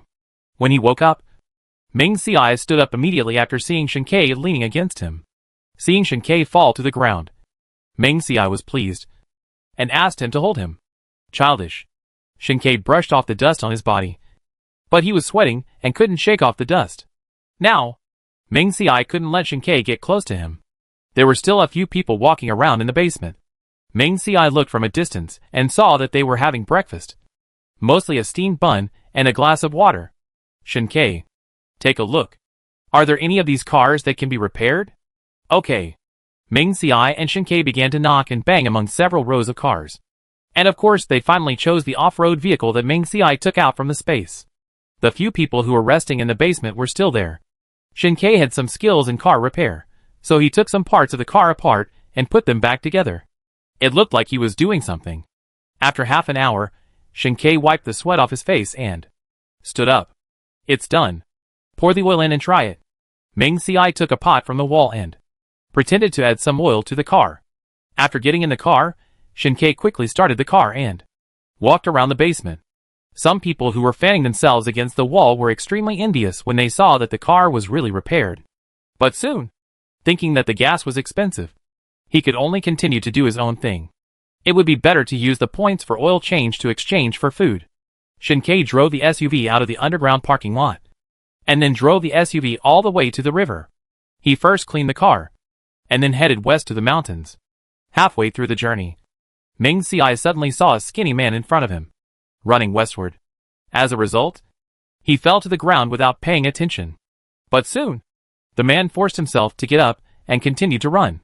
Meng Xiai just looked at it, and didn't want to meddle in other people's business. After all, in the end times, there are many pitiful people, and he can't help them even if he wants to. The off-road vehicle quickly approached the man, and the man's weak voice also reached Meng Xiai's ears. Help! Help! After hearing the car sound, the man thought it was an official, and rushed to the off-road vehicle without caring, shouting for help. Shinkei was a good driver, and he turned the steering wheel in time to prevent the man from hitting the car, and then stepped on the accelerator to the bottom, and the car quickly drove past the man. Shinkei, stop the car.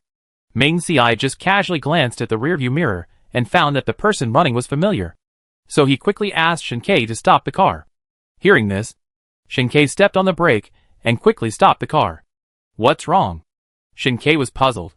Ming Xiai opened the car door and said, "Why do I see that person? He looks a lot like Wan Qing." Wan Qing? Shin-Kei remembered that he was a boy who lived with Yun Jingsen and others when he lived on the 17th floor. He was well protected by several teachers. How could he be so miserable? Could it be someone who is trying to scam people? Thinking of this, Shin-Kei hurriedly got out of the car and ran behind Ming Xiai to check the situation. And the man who was suspected to be Wan Qing, because he ran too fast, was not careful enough and tripped over a stone, hit his chin, and his palms were bleeding. But the man did not hesitate, nor did he cry out in pain, and continued to struggle to get up. "Are you okay?" Suddenly, the man noticed that someone was holding him up. The man looked up, and when he saw the face of the person coming, tears fell down. "Brother, brother." Ming Xiai carefully identified, and found that this person was indeed Wan Qing. However, the fair and tender child raised by Yun Jingsen and others in the past now became dark and skinny, and only bones were left. What happened? Did Teacher Yun and others abandon Wan Qing, or did Teacher Yun and others have an accident? Wan Qing? Ming Xiai helped the person up, looking him up and down. "Why are you like this? Where are Teacher Yun and others?" After saying that, Ming Xiai helped Wan Qing walk to the car. "Let's go to the car, I'll help you treat your wound." Shin-Kei also came over at this time. Seeing that Ming Xiai was having some difficulty in supporting Wan Qing, he helped to support the other side. "No, I can't treat the wound yet. Brother, please, save the teachers," Wan Qing said, breaking away the hands of Ming Xiai, and Shin-Kei knelt on the ground and kowtowed vigorously. "Teacher?" Ming Xiai hurriedly pulled Wan Qing, let him stand up. "Teacher Yun, what happened?" Ming Xiai frowned and asked. Wan Qing was crying bitterly. "Woo, teacher, something happened." Teacher Yun and his friends were quite skilled, and even Wan Qing was in such a state, pulling people into the car. "Where are the teachers?" Sitting in the car, Ming Xiai hurriedly asked. Wan Qing wiped the tears from his face, and quickly pointed the way. Chapter 158. Teacher, can I call you Daddy? "We're here, just in front." Ming Xiai looked around. This place is quite close to where they cut trees before. There are fewer and fewer people along the way. Ming Xiai frowned. What kind of danger will Teacher Yun and the others encounter in this uninhabited place? Could they be targeted by some ferocious beast? Teacher Duan. The road ahead was blocked by trees and some stones. Shin-Kei had to stop the car. Wan Qing got out of the car and hurriedly walked ahead. When crossing a small hill, I don't know what he saw, but I heard Wan Qing roar and quickened his pace. When Ming Xiai and Shin-Kei saw it, they also quickened their pace. "I'll make you talk tough. I'll make you talk tough. Bring out the food, Teacher Yun. If you serve us well today, maybe I can let you go." "Hey, you are a coward. Why are you here again? It's good that you are here. Let's die together." "Ah!" Ming Xiai and Shin-Kei came over and saw a dozen teenagers holding sticks in their hands, beating Yun Jingsen and others. The person closest to Ming Xiai and Shin-Kei was Duan Yin. Wan Qing, on top of Duan Yin, was still spitting blood from his mouth. "Block?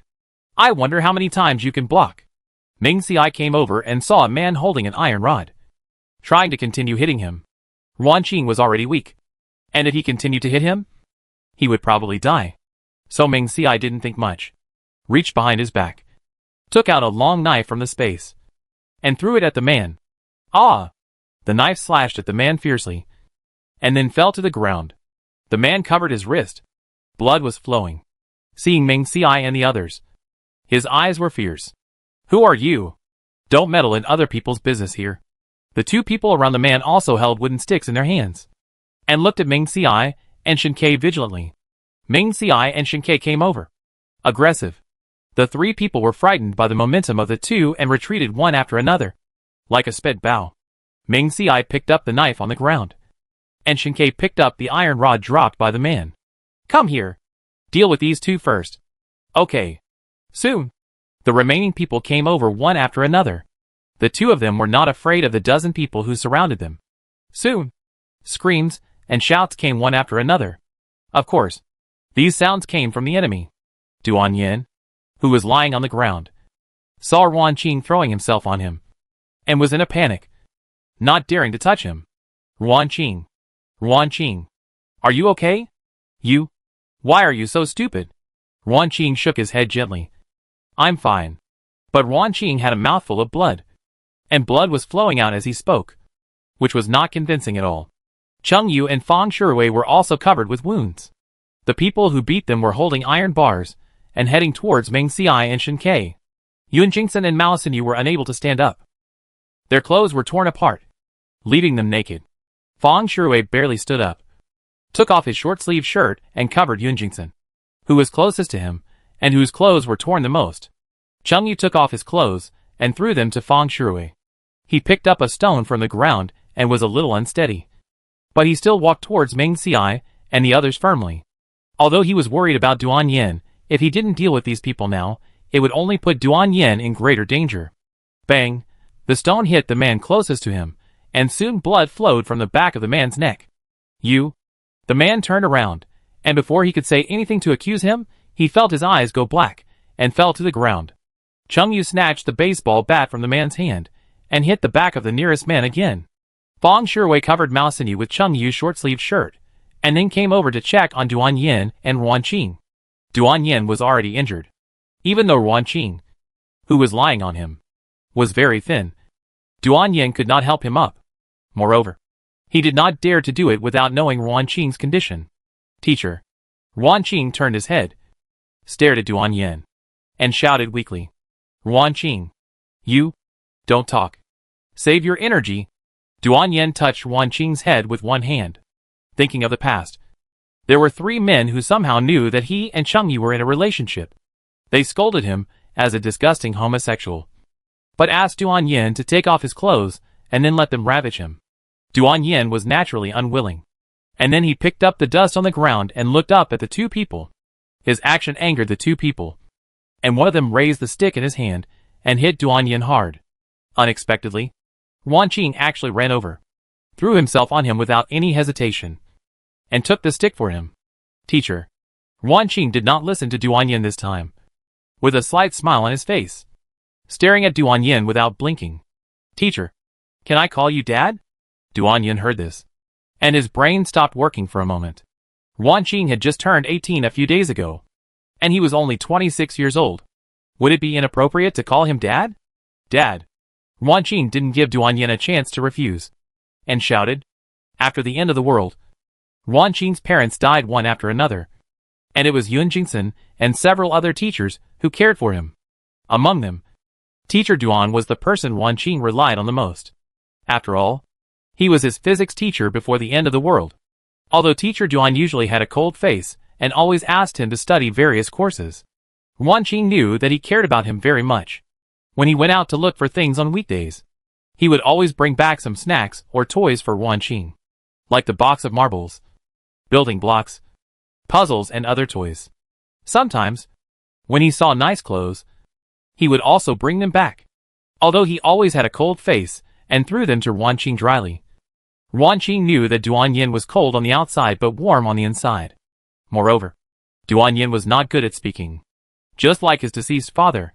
Since Ruan Qing could remember, every day when his father came back from work, he would take out some toys from his briefcase and stuff them into his pocket without saying a word. Sometimes Ruan Qing didn't know how to play with toys, and he pestered his taciturn father, who always had a stiff body and dry words to explain. When Ruan Qing was older, his father would bring back some delicious snacks. After losing his parents, Ruan Qing was rescued by Duan Yin's teachers. He naturally couldn't bear to see Duan Yin die in front of him. So, Ruan Qing rushed to Duan Yin without hesitation. Dad. Ruan Qing stretched out a hand, wanting to touch Duan Yin. For some reason, Ruan Qing felt that Duan Yin's face had turned into the appearance of his deceased father. When Duan Yin touched his hand, Ruan Qing's eyes were clear.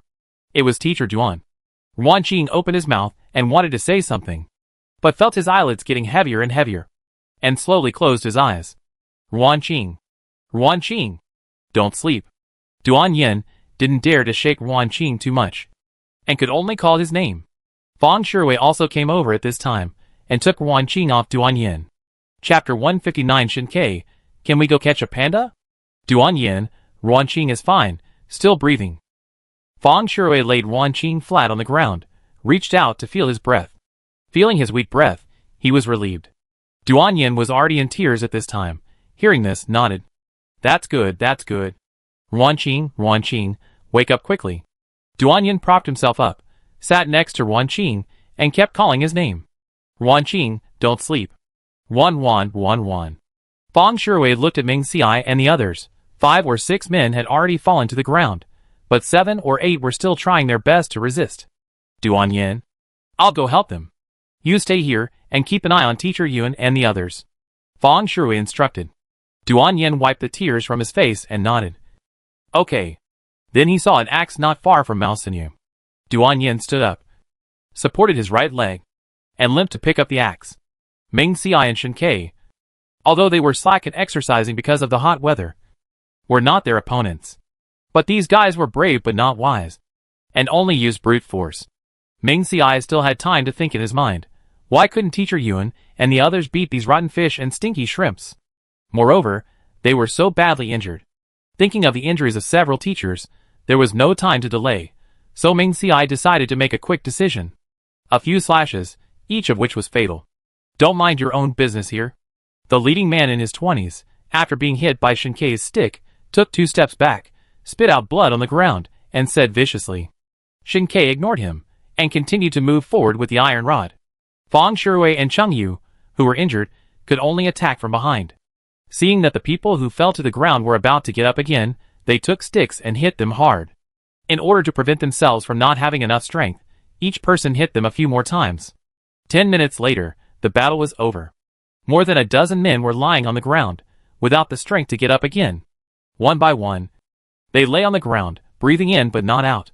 Ming Xiai and Shen Ke had no wounds on their bodies, seeing that Yun Jingsen and the others were seriously injured. Especially Cheng Yu and Fang Shuhui, after knocking down the last person, knelt on the ground with sticks, breathing deeply. Send them to the hospital first, Ming Xiai said. According to the teacher's current condition, they may not be able to walk. Thinking of the stones on the road just now, Ming Xiai went over and moved the stones with Shen Ke. Then Shen Ke drove the SUV over, and the two of them quickly lifted them into the car. Fortunately, the SUV had a large space. Yun Jingsen and Ming Xiai sat in the passenger seat together. Ming Xiai took out a quilt from the space while they were not paying attention, spread it in the trunk, and then put Ruan Qing in it. Ruan Qing was thin and frail, and it wasn't too crowded for him to lie inside. The remaining 4 people, Mao Xinyu, squeezed in and sat in the back seat. Shen Ke stepped on the accelerator, and the SUV sped out. During the flu season, the government built a simple hospital at the foot of the West Mountain. As the flu season ended, the hospital was not demolished, but many instruments were moved down from the mountain, and many tents were set up. The experts who previously studied vaccines, as well as the doctors and nurses recruited later, were stationed here to treat everyone. Shen Ke and Ming Xiai had never been here before. They just knew the general direction. Fortunately, they met an official vehicle on the road. Seeing that several people in their car were seriously injured, they hurriedly led the way. Soon, the vehicle arrived at the hospital. The soldiers leading the way had a clear division of labor.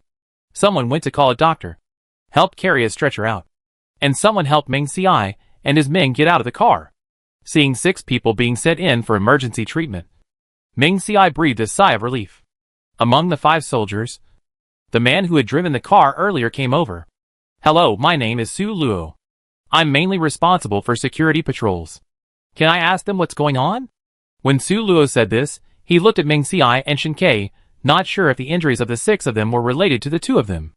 Ming Xiai was frank and explained what he knew. We know the 6 of them. On the way back, we met one of them, and he told us that someone was being bullied. So we drove over and rescued them. Su Luo nodded, and after checking Ming Xiai and Shen Ke's residence permits, he asked where the fight took place, and then hurriedly took the others to go there. Ming Xiai didn't care about it anymore. He took his points card, paid the fees for Yun Jingsen and others, and deposited 1,000 points before leaving with Shen Quebec. He drove home.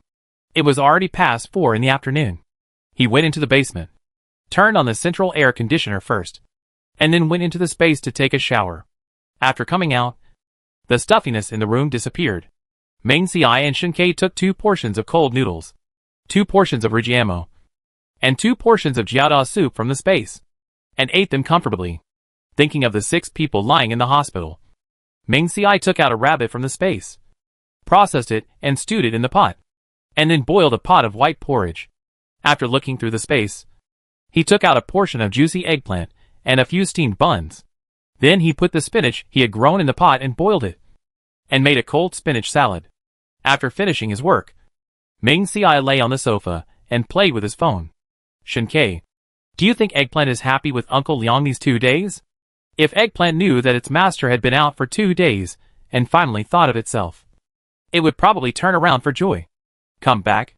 You can ask it. Shinkei sat on the ground and continued to build Lego pandas. Ming Xiai saw it, thinking that he had bought so many Lego sets. Shinkei only picked a few pandas to build. Could it be that he likes pandas? I don't know if there are any pandas left after such a long apocalypse. Ming Xiai sat up straight.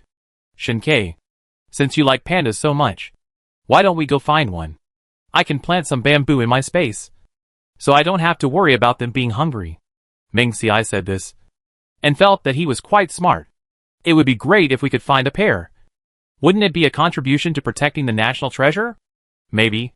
We can even give birth to a baby panda. If I remember correctly, the panda is in S province. Even if you drive there, it will take 2 days, and that's if you take the highway. If the highway is broken, you'll have to take a detour. And there's no map. Shinkei analyzed rationally. If you really like pandas, I'll put this together, and you can put it wherever you want.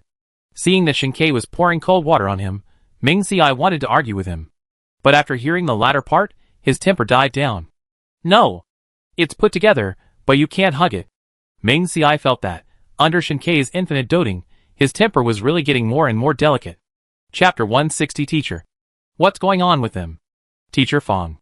After the rabbit meat and porridge were cooked, Ming Xiai and Shinkei drove the car to take the food down, and took 6 disposable bowls and chopsticks from the space. Fong Shuhui and Cheng Yu's injuries were better than others. So after they were treated, Fong Shuhui stayed with Mao Xinyu and Yun Jingxin. As for Cheng Yu, because Duan Yin and Ruan Qing were seriously injured, he stayed there, especially Ruan Qing, who had not woken up after the operation. Meng, Shin.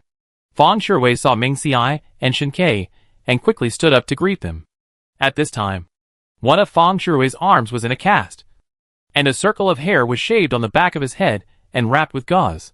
As for other parts that could not be seen, it was not known how badly they were injured. Teacher Fong, this is some food that we two made. You can share it. Ming Xiai put the things in his hand on the only table in the simple ward. Thinking that Fong Shuhui's arm was injured, Ming Xiai opened the lids one by one. Fong Shuhui waved his hand and refused. Thank you for your kindness. Classmates, you have already saved us and sent us to the hospital. As for food, I won't bother you anymore. I heard from the nurse that the hospital has simple meals. You can just buy them when the time comes.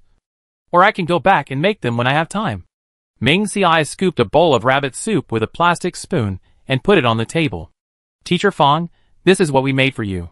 The temperature is too high now. If you don't eat it, it will go bad tomorrow. We all know each other.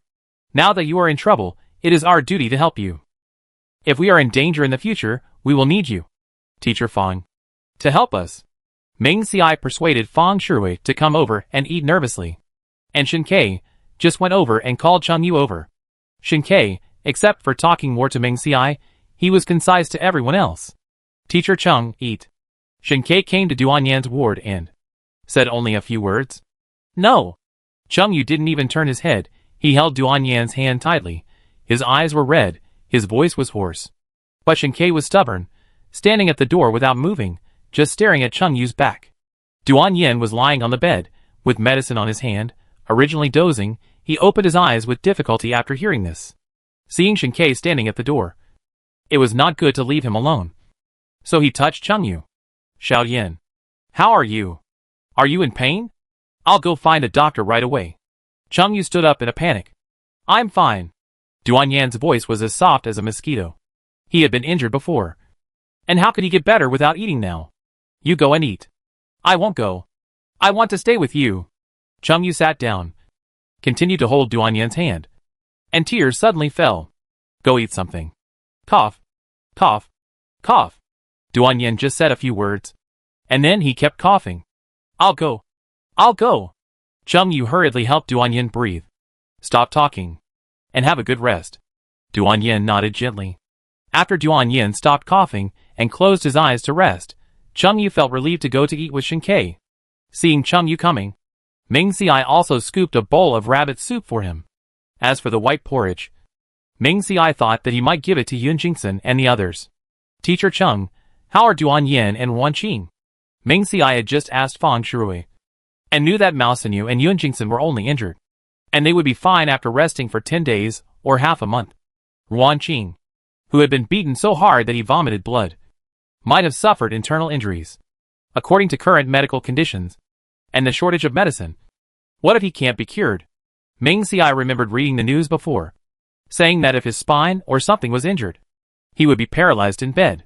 Hearing Duan Yan's name, Chung Yu, who had no appetite to eat, couldn't eat anymore with the spoon in his hand. The 1.85-meter tall man's tears fell into the bowl. Fang Shui paused while eating, and seeing that Chung Yu didn't want to speak, he spoke for Chung Yu. Duan Yan, his ribs were broken, and his left leg was injured. As for Wan Qing, his spine was injured when he was hit, and his internal organs were bleeding. Ming Ci frowned, unexpectedly. The two were injured so seriously.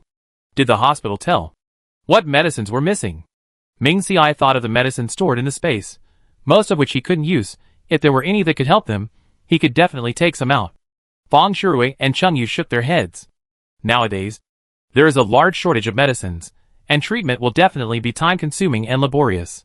Before, the government arranged for people to plant Chinese herbal medicines, and Deanly took people to see them. Whether they can be used depends on the situation.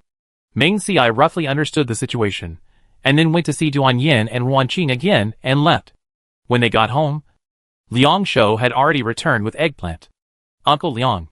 Ming Ci greeted Liang Xiu. Awu! Awu! When Eggplant saw Ming Ci, it rushed to his side, crying in grievance and acting coquettishly, and its tail was wagging quickly.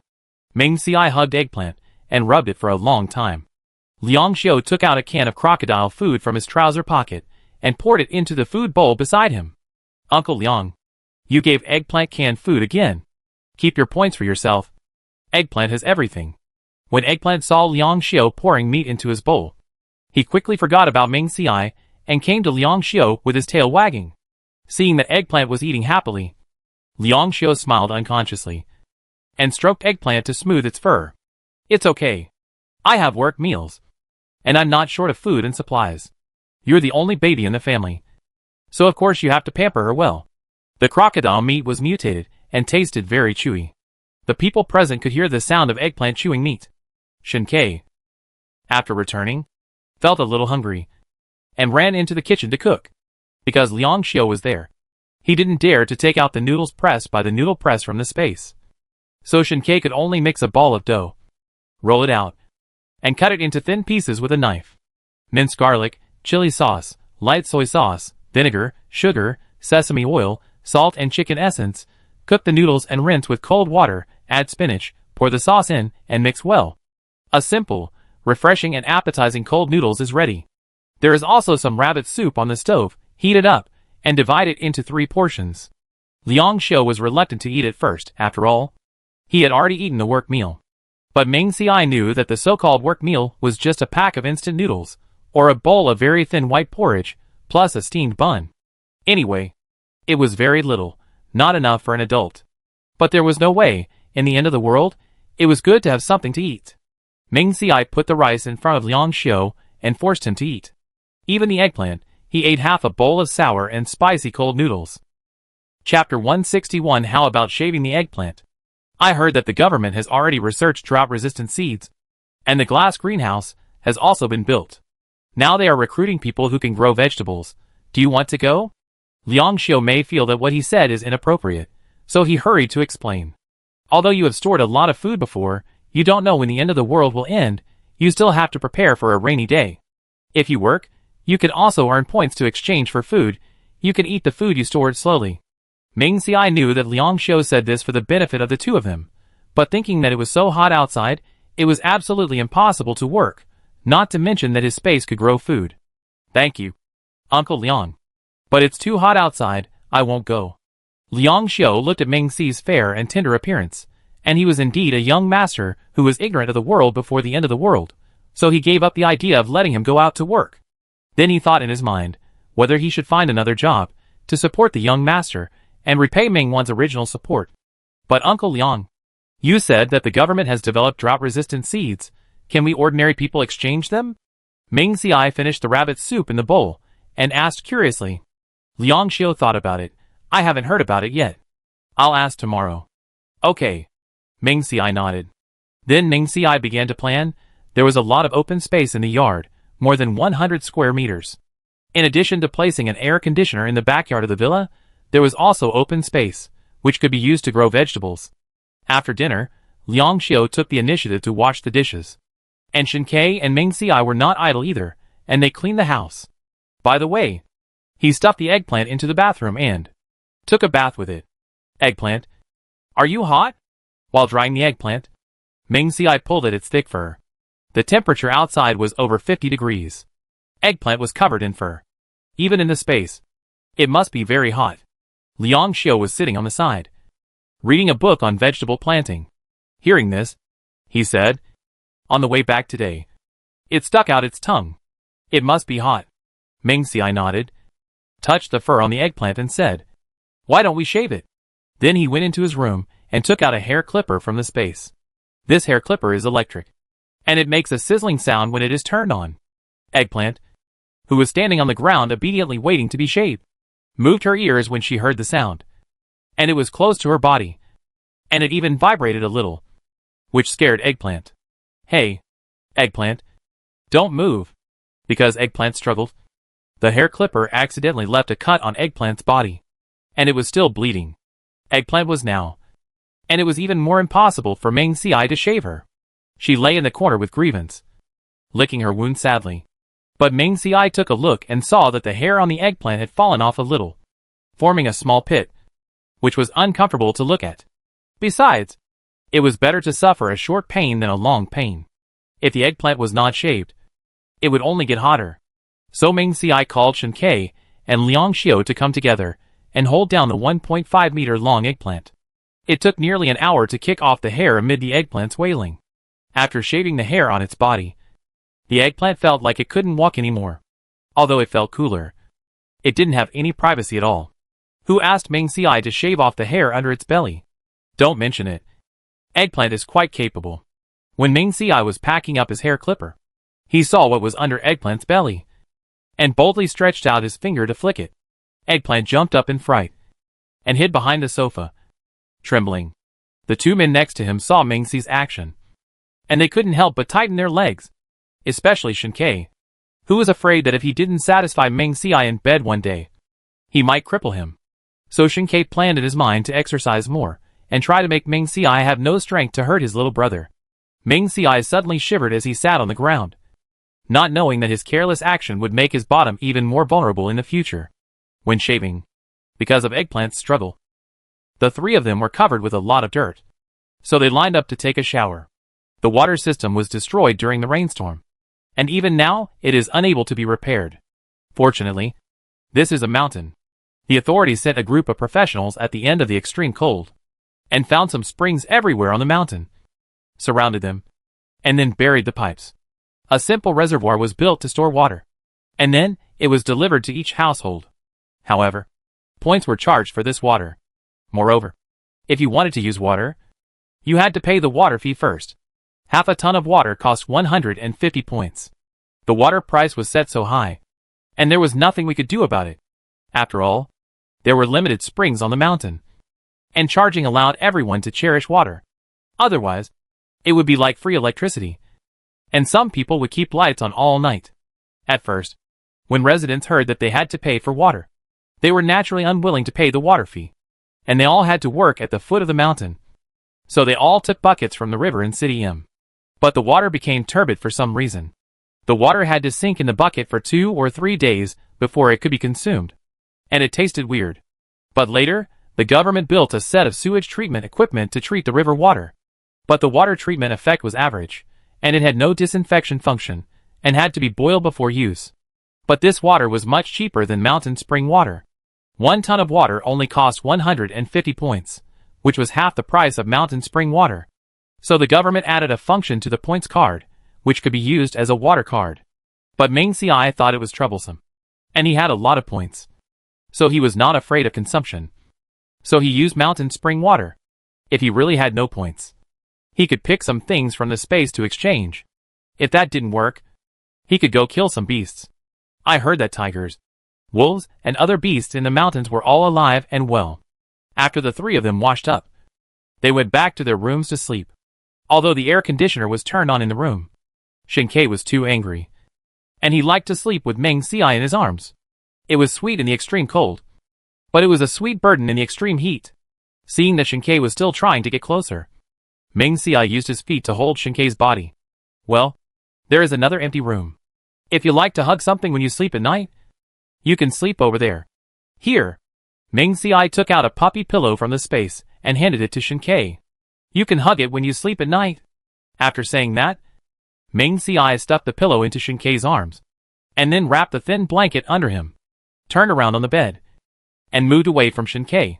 Shinkei looked at the pillow in his arms, feeling particularly disgusted. What's so good about this thing? It's far less comfortable than Meng Xiai hugging it. So Shinkei threw it on the sofa in the room, and pounced on Meng Xiai and hugged him in his arms.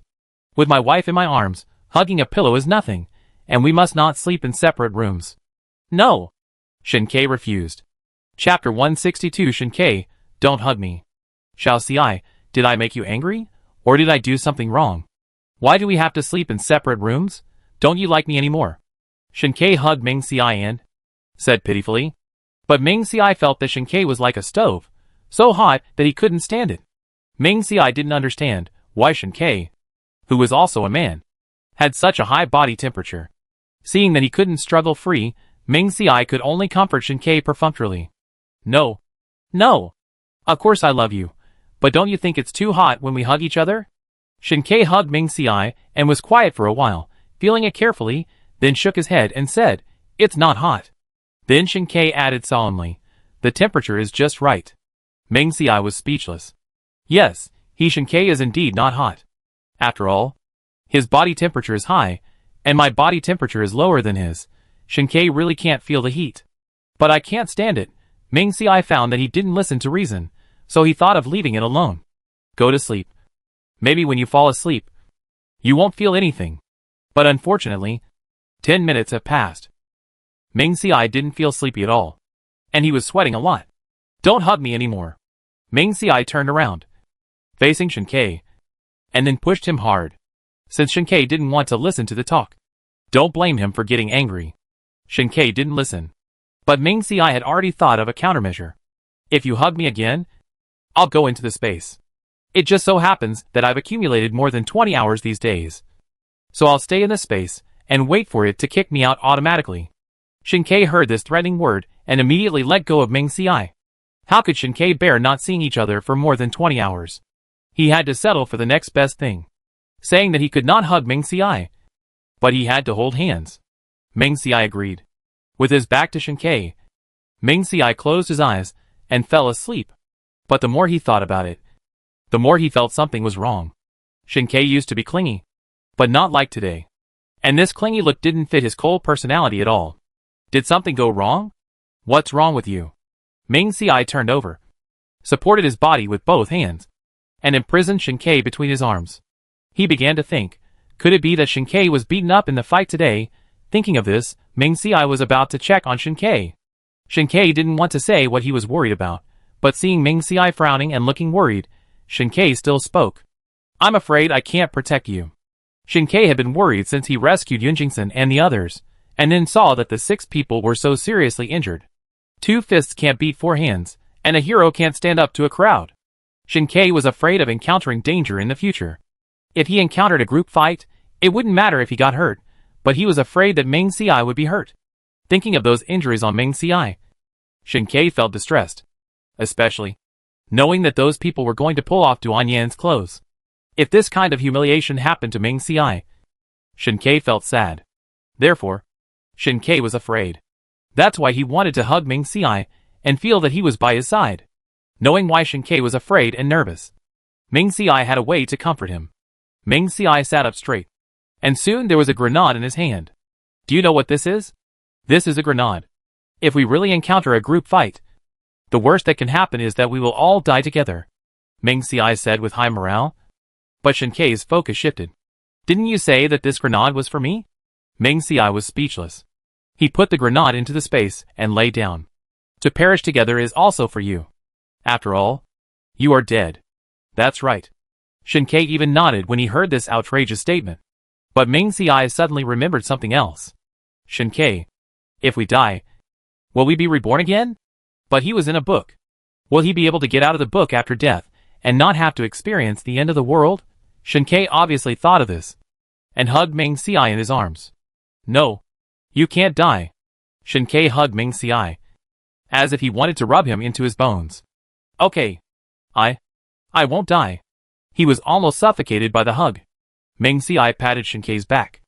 And when he was almost comforted, Shen Kei's hand around him loosened. Huh? Meng Xiai finally felt that he had recovered. At this moment, seeing Shen Kei's eyes red because of fear, Meng Xiai did not dare to struggle, and could only let Shen Kei hold him. It was already past 2 in the morning. The temperature had dropped, and with the air conditioner on, it wasn't as hot as before. Therefore, Meng Xiai quickly fell asleep in Shen Kei's arms. After Shen Kei turned off the lights, he still stubbornly stared at Meng Xiai greedily in the dark. He was afraid that Meng Xiai would disappear if he wasn't paying attention. In fact, Shen Kei was also worried about this before. What if Meng Xiai really disappeared? What should he do? But he didn't want Meng Xiai to worry, so he buried his worries deep in his heart. Now, when he heard Meng Xiai say that if he died, he could leave this novel, Shen Kei felt flustered. What if Meng Xiai doesn't want to experience the end of the world and really commit suicide? Or what if Meng Xiai is hurt by someone if he's not paying attention? No, I must always watch over Meng Xiai, and never let him out of my sight. Of course, Shen Kei has also thought about it. If Meng Xiai really leaves, he won't live alone. If you don't sleep late at night, it's easy to think too much. So Shen Kei, who originally just wanted to stare at Meng Xiai, thought more and more in his mind. What if I die, and then I'm reborn, after rebirth? I meet a different Meng Xiai from the book. What should I do then? Several questions popped up in Shen Kei's mind, making it even harder for him to fall asleep, who already couldn't sleep. So when Meng Xiai woke up the next day, he saw the tiredness in Shen Kei's eyes. His dark circles were the same as the Lego panda on the bedside table. Shen Kei, what's wrong with you? Shen Kei shook his head, feeling depressed. Meng Xiai wanted to say something, but was stopped by Shen Kei. I'm fine. I just couldn't sleep last night. Shen Kei took the phone, checked the time. It was already past 8 o'clock. So he got up, changed his clothes, washed up, and went out to cook. Meng Xiai rolled over on the bed. Because he had been sleeping in Shen Kei's arms all night, he was sweating all over. So Meng Xiai went to the bathroom to take a shower, and then went out. The vegetables that were planted on the 17th floor before were all brought here by Meng Xiai. Because these seeds are cold-resistant rapeseed, so as the temperature rises, the vegetables that were finally grown turn yellow one after another. Thinking the drought-resistant rapeseed has been developed, Meng Xiai pulled out all the vegetables inside. All the edible ones are left, and the unedible ones are treated as garbage and thrown into the septic tank, which can be used as fertilizer.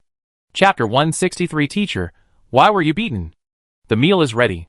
Hearing this, Meng Xiai went to the bathroom to wash his hands, and came out to eat. A bowl of mung bean soup, a plate of shredded potatoes, a portion of braised eggplant, a pot of potato cakes. After the two of them finished eating, Meng Xiai put the remaining food into a thermos box, and drove to Yunqingsen and the others to take it. But this time, Fang Shuhui said that they had already eaten, and declined Meng Xi's kindness. Thank you, classmate Meng, classmate Shen. We have already eaten, and we won't bother you anymore. Fang Shuhui even bowed deeply to Meng Xiai and Shen Kei. We will return the points you paid in advance later. Meng Xiai helped Fang Shuhui up and said, don't rush to return the points. Wait until you are fully recovered. As for the food, it has been brought here. You should keep it, since the teacher said that you can make it yourself in the future. We will not send it anymore. Fang Shuhui nodded, knowing that Meng Xiai agreed to let them return the points. The burden on his heart was relieved a little. When they lived on the 17th floor before, they were taken care of by Meng Xiai and his friends. Now they have caused trouble for them again. It is inevitable that they feel bad. Although they were older than Meng Xiai and Shen Kei, they were not as capable as them. The only thing they could do was to pay back what they owed. When Ming Xiai asked why they were beaten, Fang Shiwei sighed deeply and explained the whole story. Among those people, there were students we taught before. The matter was very simple. When Yun Jingson and his friends went out to pick up bricks yesterday, they suddenly met two students they had taught before. After the two students appeared, they didn't say anything else, but suddenly knelt in front of Yun Jingson and his friends, crying and saying that they came out to pick up bricks and ran into a group of people. Not only did they steal their bricks, they even injured several people. The two students hit one of them on the head with a brick, and they ran out desperately. Teacher Yun, Teacher Fang, please help us. If we don't go, Jiang Yi and the others will die. The two students kowtowed and cried bitterly. Yun Jingson and Fang Shiwei have lived in the end times for so long. If they were others, they would not easily believe what they said. But the two people in front of them kowtowed so much that their heads turned red, and the true feelings they showed did not seem fake. Furthermore, these two people were students they had taught before, so they could not bear to see them get hurt. So, Yun Jingson and the others followed them. Yun Jingson and the others thought that their 6 people had improved their skills in the apocalypse, so they were not afraid of danger. However, they did not expect that they would be surrounded by a dozen people hiding around them just after they crossed the small hill. Among these dozen people, almost all of them were students they had taught. Although they were all covered in dust, they could still identify some familiar faces.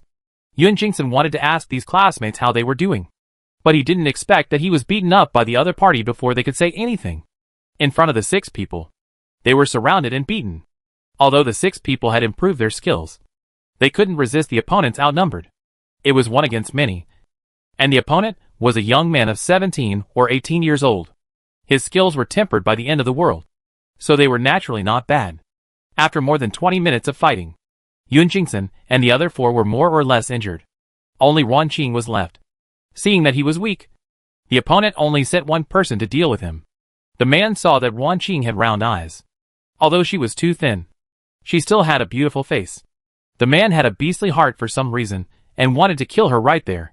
Cheng Yu knew that they were outnumbered and couldn't beat the other party, and all 5 of them had injured legs and feet. So Cheng Yu and Fang Shiwei slowly retreated to Ron Qing's side. The two beat away the people surrounding him, and then stopped them, letting Ron Qing run to find official people to save them. When those people saw Ron Qing running away, they vented their anger and attacked more severely. What is the purpose of those people? Ming Xiai asked. Fang Shiwei said, they must have been eyeing us for a long time. They knew that we rented a house with points, so they thought we were rich. So they threatened us to take out all the things in our house and exchange our points for things for them. Points are very important online, so Yun Jingson and the others were naturally unwilling to give them. Therefore, the other party became more angry and attacked more severely. They even wanted to humiliate Yun Jingson and the others. Fortunately, Ron Qing came in time and found Ming Xiai and the others. After Fang Shiwei finished explaining the cause of the incident, his straight back bent down, and his face was confused. They are all students, and they are all students we have taught. Even if there are difficulties, just tell them, and we will help if we can. But why? Fang Shiwei, who was originally calm and self-controlled, hugged his head in pain. Fang Shiwei and his friends in the end times would not trust others, but they were all their students. When they were in school, although these students were a little naughty, they were not bad people. How could they do such things as beating people and stealing things in the end times? Even, they wanted to kill them. Yun Jingson and others could only take care of themselves in the end times, and sometimes they would help others without damaging their own interests. Even after so much experience, they did not forget their identity as teachers. Seeing that the students they taught had changed beyond recognition, they were naturally puzzled and even heartbroken. Ming Xiai said, Teacher Fang, you also said that they were your students. But now, it's the end times now. In the end times, anything is possible to survive. Some people eat the corpses of their relatives to fill their stomachs. Some people fought fiercely to get bricks and glass in exchange for points. Some people degenerate and exchange their bodies for food in order to survive. Can you say they are wrong? Before the end of the world, every step these people took was wrong. But now it is the end of the world. They just want to survive. What's wrong with wanting to survive? And maybe they have already done something immoral. Fang Shiwei leaned back in his chair, lowered his head, and actually figured it out. A few young boys. If they want to survive in the end of the world, They may not survive without being cruel. It's their own fault. After saying what they needed to say, Ming Xiai and Shen Ke went to see the other people and left. But they didn't expect to see the people who brought them here yesterday at the gate. Su Luo stepped forward and greeted them first. Hello. Ming Xiai didn't know what he was doing here. Could it be that the dozen people he injured yesterday were too serious? So he came to trouble him? Hello, Comrade Su. Are those people yesterday okay? When mentioning those people yesterday, Su Luo's face was not good. They are all dead. Chapter 164. Tell me, how to get unlimited electricity. What? Those guys were only seriously injured yesterday, but they were not dead. Could it be that someone took advantage of the situation? After they left, someone went up to finish them off? They were just a few men with no points. What was there to finish off? They were not here to eat meat. Were they? Su Luo explained. When we went there, they were being eaten by tigers. Ming Xiai swallowed his saliva. Being eaten by tigers? Ming Xiai suddenly felt a chill on his back. The tiger came in time. Does that mean that the tiger had been waiting for them when they were fighting? If they hadn't fought, wouldn't they have become the tiger's meal? Thinking of this, Ming Xiai felt frightened. When Su Luo and his men arrived, they saw the tigers gnawing at the bodies of those people. They quickly attacked the tigers with pistols, and after scaring them away, Su Luo went over to check their breath, and found that all the dozen people had stopped breathing. And each person's neck had several bloody holes. I think the tiger bit his neck. And then he had no chance to resist. And let the tiger eat him. Su Luo and his men didn't bring any tools. And even if they buried him, he would be dug out by the tiger. So they had to leave. Ming Xiai had no other reaction after hearing this, except that he had survived the disaster. After all, they deserved it. And Ming Xiai didn't feel guilty. The weather was too hot. So the two drove back to Villa number 8. They parked the car directly outside the villa. So they were not afraid of being stolen. After all, after the sun came out, Ming Xiai took out a surveillance camera and connected it to the surroundings. Although the function was limited, it was still able to intimidate people. After entering the villa, the two went directly to the basement. After opening the two doors, they did not see Eggplant wagging its tail like in the past. Ming Xiai walked around the house and finally saw Eggplant in its nest. Then he looked at its food bowl. How much food did he put out in the morning? It was still the same now. This was really far from Eggplant's image of a hungry tiger pouncing on food in the past. What's wrong? Ming Xiai poked Eggplant, seeing that it protected its key parts tightly, and was in a low mood. Ming Xiai wondered if it was shy. What's there to be shy about? I've touched you before. Come out quickly, it's time to eat. Eggplant whimpered softly, burying its head deeper. Ming Xiai patted Eggplant's head. We're all grown men. What's there to be shy about? After comforting him for a long time, Eggplant still didn't respond. Ming Xiai was furious. Okay, if you don't want to eat, then don't eat. I guess you ate too much before. You can come out to eat when you're hungry. Ming Xiai ignored the eggplant, turned the soil in the flower pot, and planted some rapeseed that he had taken from the seed factory. However, he did not move it to the ground, because the temperature outside was too high, and it might not grow. Ming Xiai and Shen Ke moved the flower pot to the bedroom where no one slept, and then took out a few fill lights from the space to illuminate the flower pot. Shen Ke, do you think it is possible to have unlimited electricity in the space? Ming Xiai suddenly asked. The water heaters and other electrical appliances in the space are now used by generators.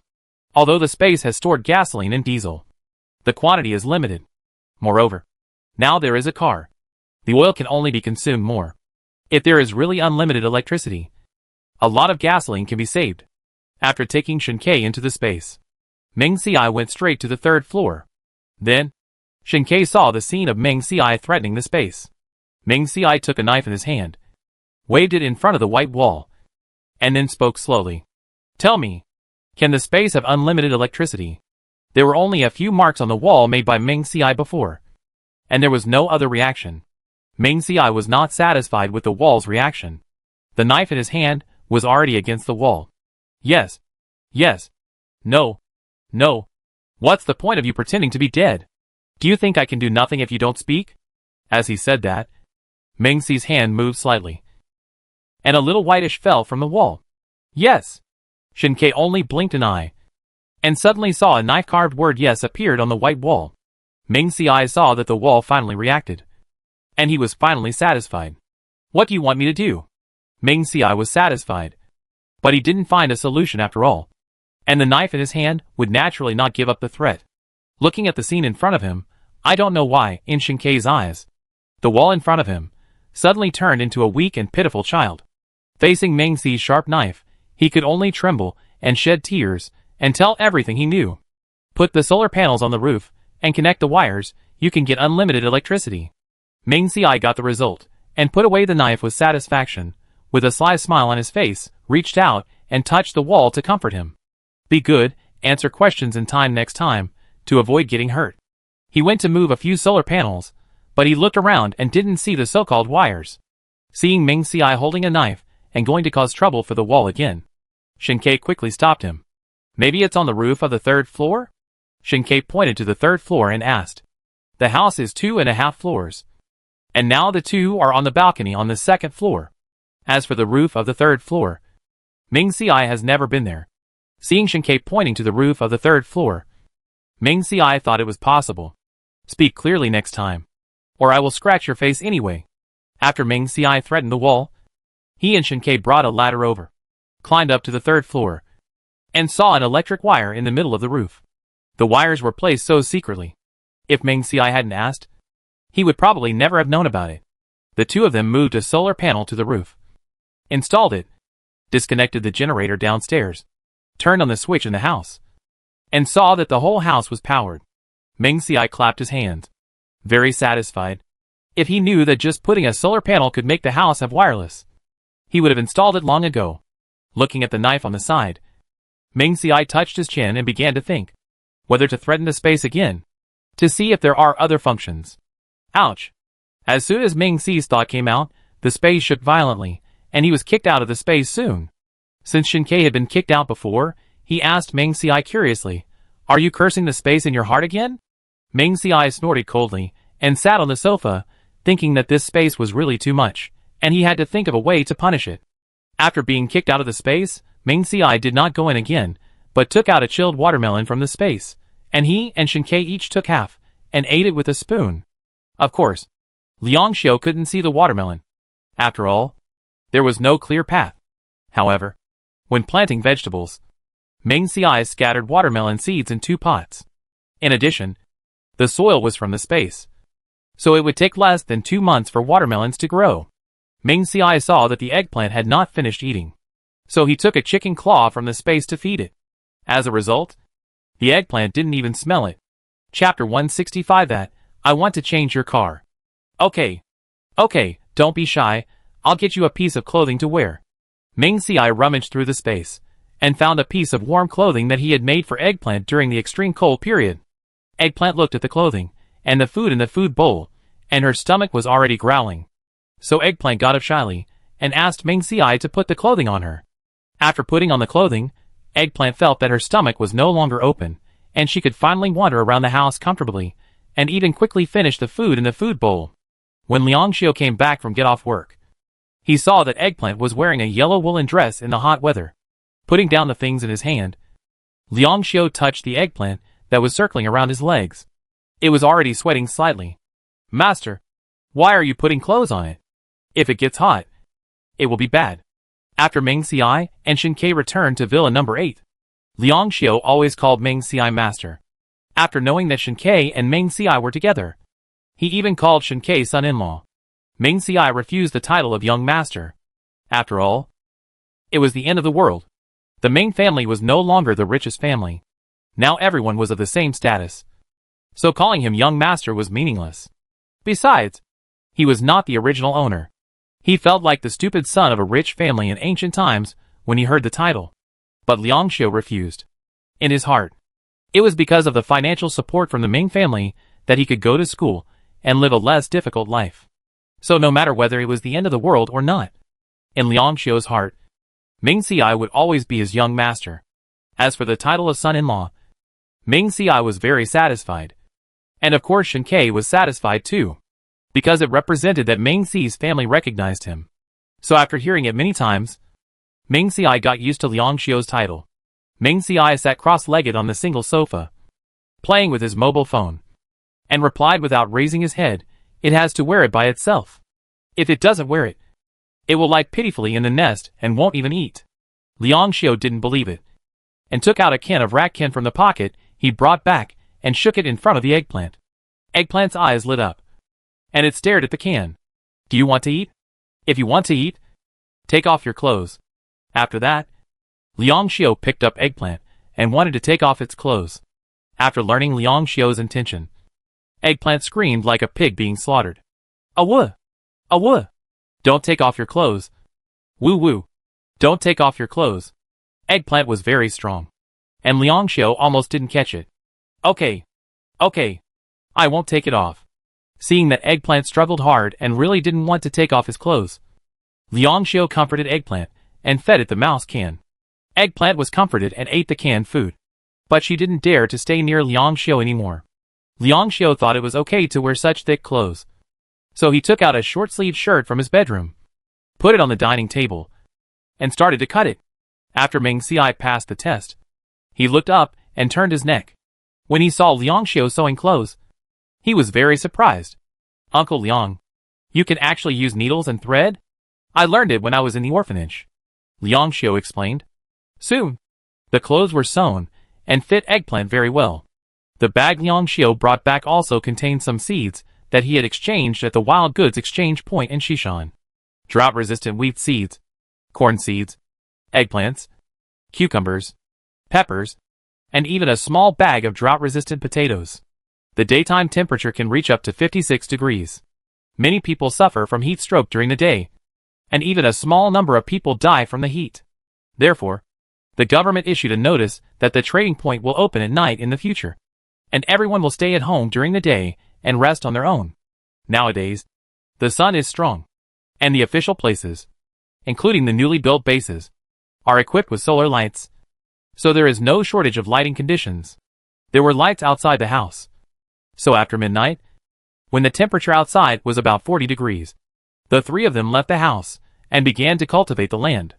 During this time, Meng Xiai took advantage of the short field of vision at night and sprinkled a layer of infinite soil from space on the ground when Liang Xiao was not paying attention.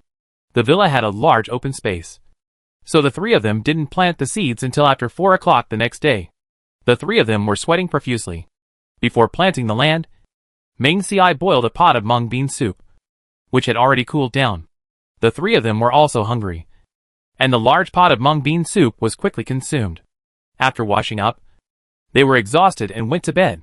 Fortunately, the central air conditioner was on all day, so even if the temperature outside was over 50 degrees, the three people in the room slept comfortably. After the seeds were planted, Meng Xiai and Shinkei had no reason to go out. They stayed in the air-conditioned room day after day, living a comfortable life. Liang Xiao, on the other hand, switched from working during the day to working at night. Fortunately, the room was well soundproofed, so they could avoid disturbing each other. The hair on the eggplant gradually grew out, but he was used to not having hair before, and it was indeed much cooler without hair than with hair. Therefore, that day, Eggplant actually brought the hair clipper to him and asked Meng Xiai to help shave his hair. When Meng Xiai saw Eggplant's action, he was extremely surprised. Why, are you not shy now? Eggplant opened its mouth and gently bit Meng Xiai's wrist holding the hair clipper, asking him to shave its hair quickly. Meng Xiai touched Eggplant's hair and then shaved it. This time, with Eggplant's cooperation, it was quick to shave its hair. When shaving its belly, Eggplant even took the initiative to lie down and let Meng Xiai shave it. At 8 o'clock, it was time for Liang Xiao to go out to work. Meng Xiai and Shinkei took their things and went out for the first time. Liang Xiao was curious and asked them what they were going out for. Meng Xiai shook the incubator in his hand and explained, "Going to see a friend." He briefly talked about what happened to Yun Jingson and the others recently. Liang Xiao nodded and said that if he needed help, he could ask. Meng Xiai agreed. After leaving the villa, he unexpectedly saw Zhao Jingyu. Zhao Jingyu leaned on the SUV at the door. When he saw the three people, he stood up straight. "Is this car yours?" Zhao Jingyu looked Meng Xiai up and down, doubting it in his heart. Before the end of the world, Zhao Jingyu raced cars and went to bars a lot. Naturally, he could see this car, but it was the best off-road vehicle in M City at that time, and it seemed to cost more than 10 million yuan, and there was only one in the whole M City. At that time, Zhao Jingyu was eager to buy it, and he begged Zhao Ting at home for a long time. But he didn't let him buy it for him. But he didn't expect that he would see it now. Ming Xiai said, I just found it outside. Zhao Jingyu didn't believe it. How could you find such a good car just by looking? But at this time, Zhao Jingyu didn't care about these things, and even wanted to drive it for a while. Well, I want this car. Name a price. As many points as you want. As long as it's reasonable. I'll give it to you. Ming Xiai was speechless. How come Zhao Jingyu likes his own things so much? He had to change the eggplant before. And now he has to change the car. No! Ming Xiai refused. Then the three of them got into the car together. Drove away. And Zhao Jingyu was left stamping his feet. Chapter 166. Going down the mountain, there are more important things. First, Liang Xiu was sent to his workplace. Then Ming Xiai and Shen Ke drove to the simple hospital at the foot of the mountain. Fang Shirui, Cheng Yu, their arms and legs were still in plaster. Although Yun Jingsen and Mao Xinyu did not have any fractures, they were not in good health.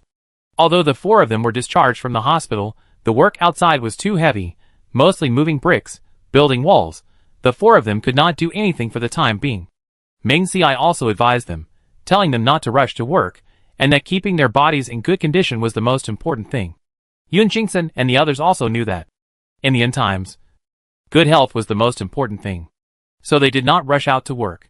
Instead, they used the points they had saved before to exchange for some seeds, and planted them in the flower pots on the balcony. The rabbits that Ming Xiai had given them before were also well raised and had bred several litters.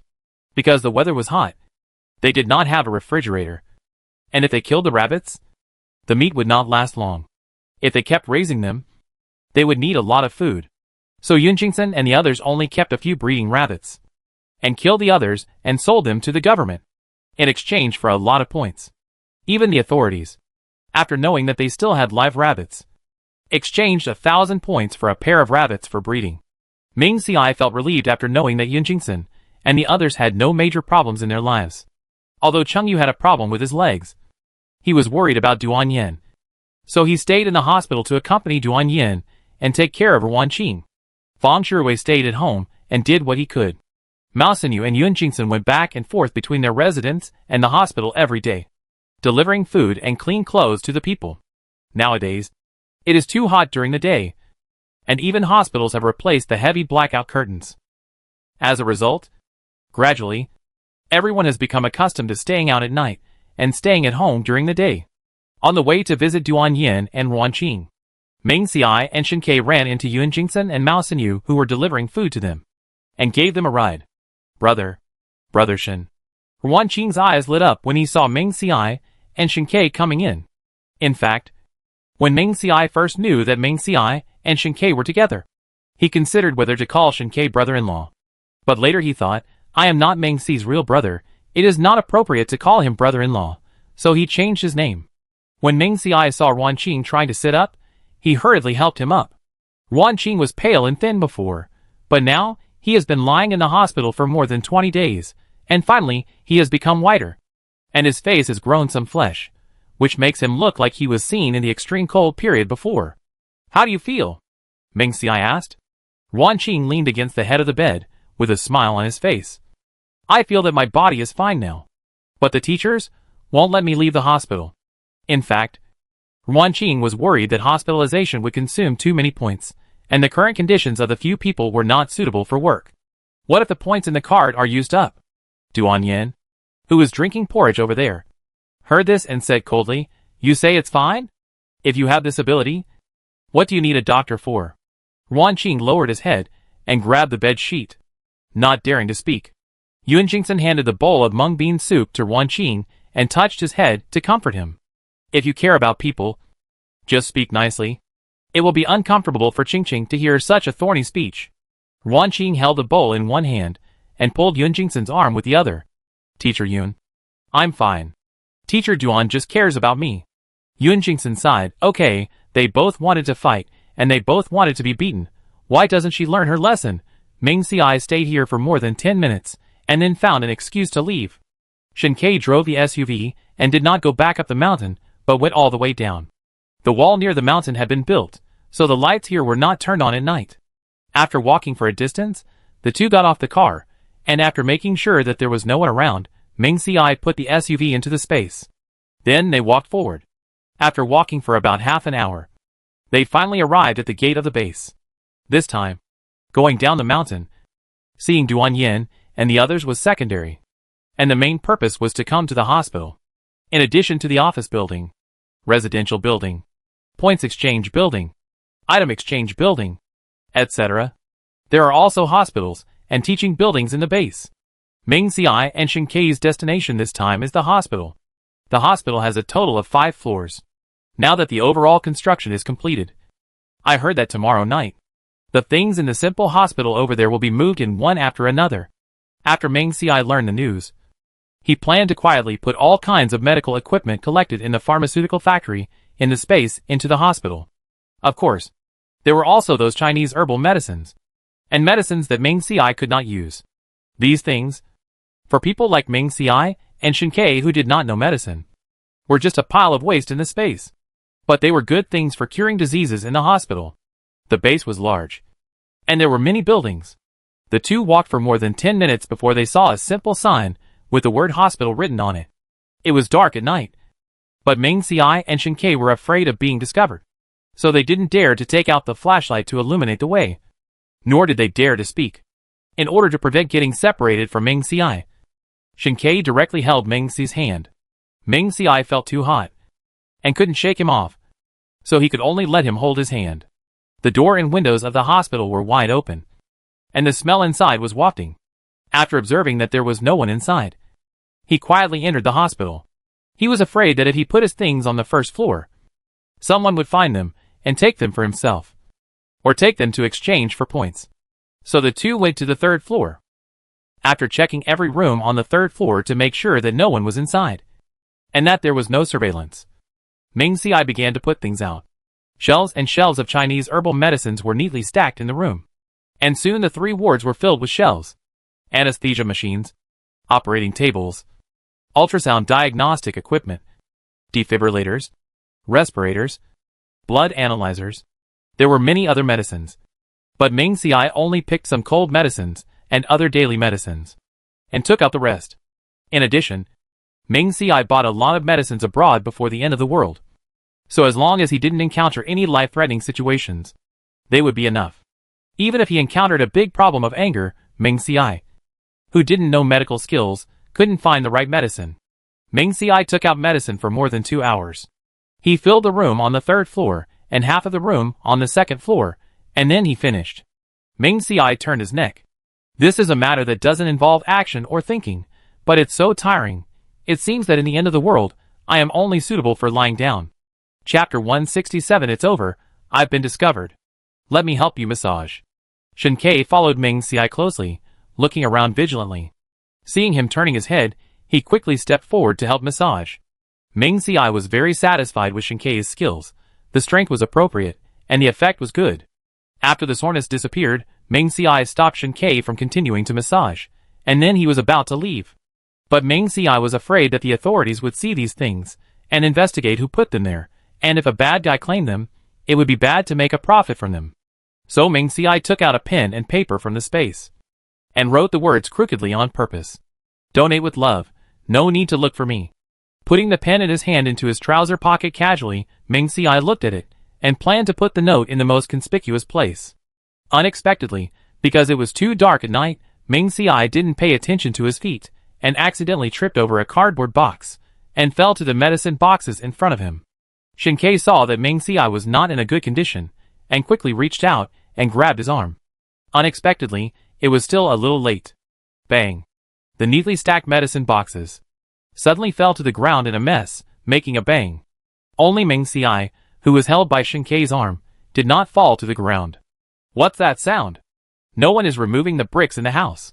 Because the bricks near the base had been picked up long ago, everyone could only run to farther places to pick up bricks. But as the weather got hotter, some opportunists took advantage of the night to remove the bricks of the houses that had already been built, or just take the bricks that have been officially registered. In order to prevent this from happening again, the authorities sent a group of soldiers to patrol back and forth. The soldiers patrolling outside did not know when they patrolled here. After hearing the sound from the hospital, The group rushed to the hospital. Ming Si and Shin Kei saw that something was wrong, and hurriedly jumped down from the second floor.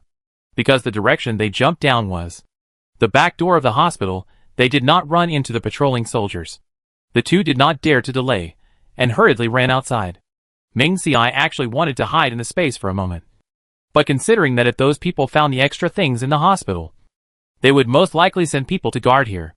Moreover, the time to stay in the space is limited. If they are kicked out at that time and meet those people directly, the existence of the space will be exposed, and the consequences will be disastrous. Therefore, the two of them can only run away. Just as Ming Si and Shin Kei jumped from the second floor. In less than a minute, the patrolling people had arrived at the hospital. Two of them ran to the back door of the hospital and looked around.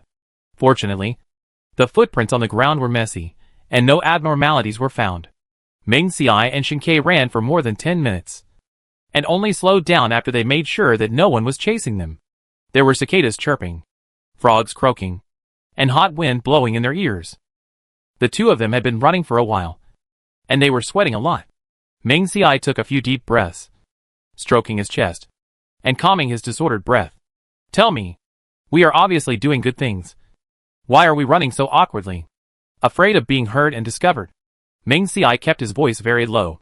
When running away, Shin Kei had been holding Ming Si's hand. Hearing this, he shook their clasped hands vigorously. Because you want to be my only one, and don't want others to discover your goodness. Shin Kei took advantage of the darkness. Ming Si couldn't see the blush on his face, so he said boldly. Ming Si heard this, and shuddered with disgust. Shin Kei, are you possessed by a ghost? Ming Si couldn't help but look down at Shin Kei's feet. It is said that when a person is possessed by a ghost, his heels will stand on tiptoe. But the night was too dark, and nothing could be seen. Ming Si thought, why not take the risk of being exposed and take out a flashlight to see? Look at the road. Shin Kei held Ming Si's hand tightly, and dared not say anything else, just wanting the words he just said to be blown away by the wind. If it were daytime, Ming Si would probably have noticed Shin Kei's red ears that could bleed. The two of them left the base and found that there was no one around. But they still didn't dare to drive the off-road vehicle, and they were afraid of being discovered on the main road. So they chose to go into the dense woods and then go up the mountain. Along the way, the two of them were just like going on a picnic. They wore headlamps, held the ice cream they had made earlier, and various snacks. In order to conceal their tracks, all the garbage was thrown into the space. At about 3 o'clock in the morning, the two of them took a detour out of the forest and came to the road. After making sure that there was no one around, Ming Si took out the SUV, and then waited for a while before driving back to Villa number 8. When they opened the door and went home, Eggplant immediately crawled out of the nest and circled around the two people's feet, acting coquettishly. Because the hair on the eggplant had been shaved, it felt uncomfortable to touch. So Ming Si just touched the eggplant's head, and then took out a sausage and fed it. The eggplant was satisfied and returned to its nest with the sausage in its mouth. Ming Si and Shin Kei took a shower and went to bed tiredly. After getting a car, the two of them did not use their feet when going out.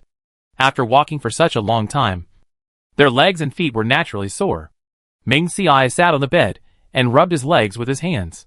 Shin Kei had a towel on his shoulders, and his hair was still dripping with water.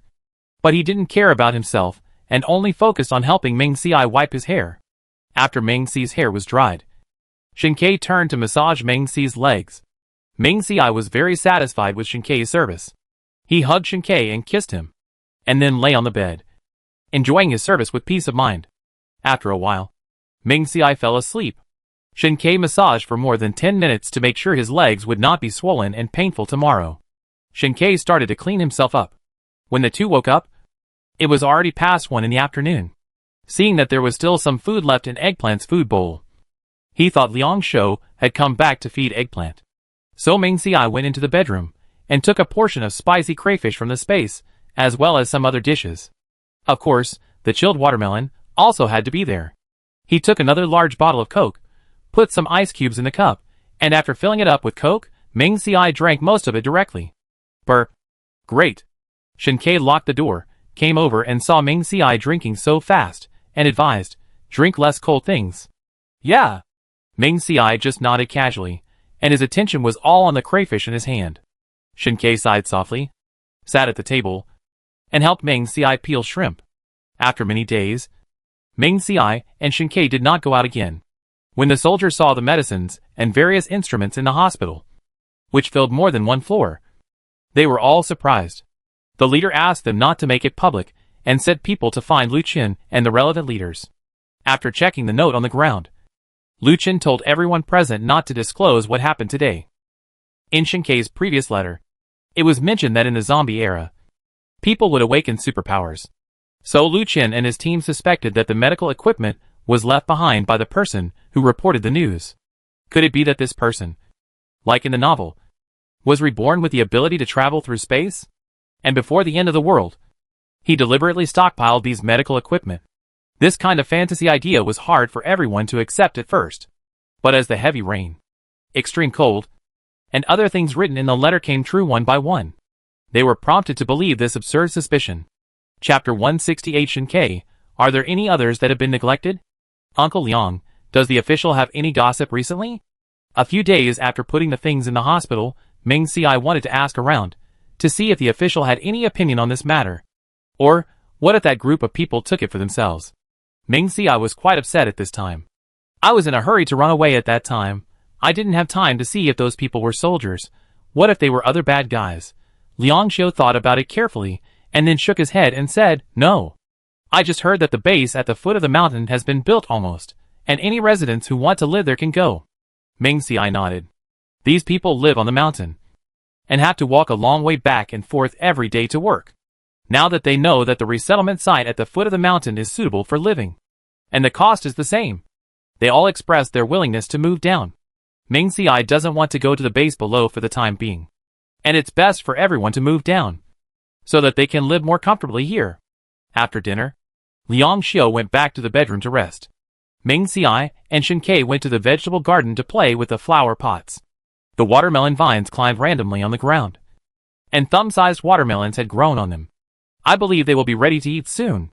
Meng Ci held a shovel in his hand, turning over a flower pot in front of him, with a worried look on his face. For some reason, Meng Ci felt very uneasy in the past 2 days, as if something important had been overlooked by him. Shinkei, do you remember what happened recently? Meng Ci sat cross-legged on the ground, supporting his face with one hand. The more he thought about it, the more he felt that there must be something that was overlooked. Although Meng Ci had read the novel, he only remembered the main plot, and some minor natural disasters in the book were only mentioned briefly by the author. Just like locusts attacking the vegetables that everyone has worked so hard to grow, the author only wrote a few sentences. Therefore, Meng Ci touched his abnormally beating heart, felt that there must be something important that he had overlooked. When Shinkei heard this, his hand that was originally picking eggplants stopped, and he touched his chin and thought seriously. After a while, Shinkei seemed to have thought of something. Indeed, suddenly, Shinkei quickly stood up from the ground, then walked out quickly to pick up the phone, and after confirming the date on it, he felt relieved. Meng Ci followed Shinkei closely, and when he saw his nervous expression disappear, his own tense expression also disappeared. Did you remember something we overlooked? Meng Ci asked. Shinkei nodded and said, yes. It was an earthquake. On December 5th, the temperature outside rose to 60 degrees. While people were active during the day and night, an earthquake suddenly struck during the day. In the previous life, the houses everyone lived in were soaked by floods, and the foundations were already unstable. Although there were official bases, there were few newly built houses at that time, and only a small number of humans lived there. So the sudden earthquake caused many people to lose their lives. However, the official base, because it was a newly built house, was fine. Meng Ci was also shocked when he heard this. They lived in the mountains. If they hadn't thought about this, when the earthquake hit, they would have nowhere to run. However, the two were in the living room at this time, afraid that Liang Xiu would hear this and notice something was wrong. So Meng Ci pulled Shinkei into the bedroom, locked the room, and dragged Shinkei into the space.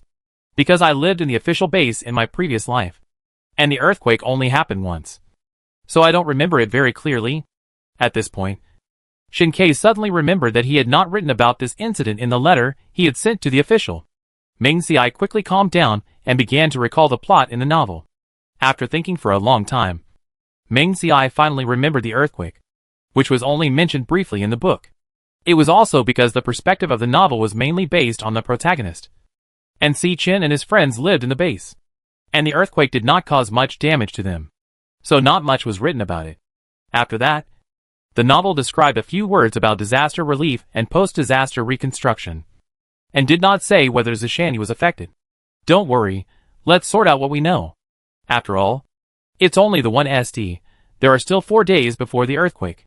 Meng Si pulled Shinkei to sit down, and handed Shinkei a bottle of mineral water on the table. Shinkei opened the bottle cap and took a sip, nodded and said, "Yes, there's still time."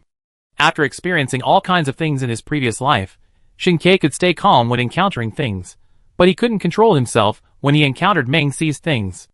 After all, if he didn't remember, what if Meng Si really got into trouble because of the earthquake? What if Meng Si disappeared at that time? In the previous life, the official base was initially built in the city center, so Shinkei didn't know much about Zishan's situation, and the novel didn't write about Zishan's situation. It's understandable that the two didn't remember the earthquake. So the two decided unanimously to find an excuse to go out on the evening of the 4th. It's best to find an open space, where there are no towering dangerous objects around. The two opened the map, studied it carefully, and finally decided to go to the exchange built by the government. There was a park there, and the surrounding commercial buildings were far away, and some of them had collapsed. Then the two began to consider whether to tell the government about the upcoming earthquake. In the end, they decided not to tell. The main reason was that time was too tight. Moreover, no matter whether it was the points exchange point or the item exchange point, or the surrounding area of the office, surveillance cameras were installed. They had no way to send the letter, and if they were discovered, they would only be in a passive position. Besides, this earthquake was only briefly mentioned in Shinkei's memory and in the novel, so it is not that serious. M City has not had an earthquake in all these years. At most, M City could feel a little bit of the tremor because of the earthquake in the neighboring province. Moreover, the government has built so many new houses, and people have moved into the bases below, so it is not likely that many people will be affected. Therefore, the two of them unanimously decided not to say anything. After making the decision, Meng Si and Shinkei left the space. Then just wait for the arrival of the 4th. The two of them also recalled from time to time whether there were other disasters that they had overlooked. On the evening of the 2nd, Liang Xiu went out to work after dinner, and Shinkei took Eggplant to the living room on the 1st floor and began training. In fact, at the beginning, Shinkei took Eggplant to train in the basement, but because the place was too small, he could not do it. And he also knew that the temperature would rise to more than 60 degrees in the future. Eggplant was covered with hair, so he should let it gradually adapt to the high temperature, so that it would not faint directly from the heat when going out in the future. Therefore, the training place was placed on the 1st floor. All the furniture on the 1st floor was moved away, and the lap counter was installed, and then Eggplant began to train. The living room of the villa is more than twice as large as that of the 17th floor, so Shinkei let it increase from 50 laps slowly, and now it can run 70 laps at a time. Chapter 169 Son-in-law, can you do me a favor? Click.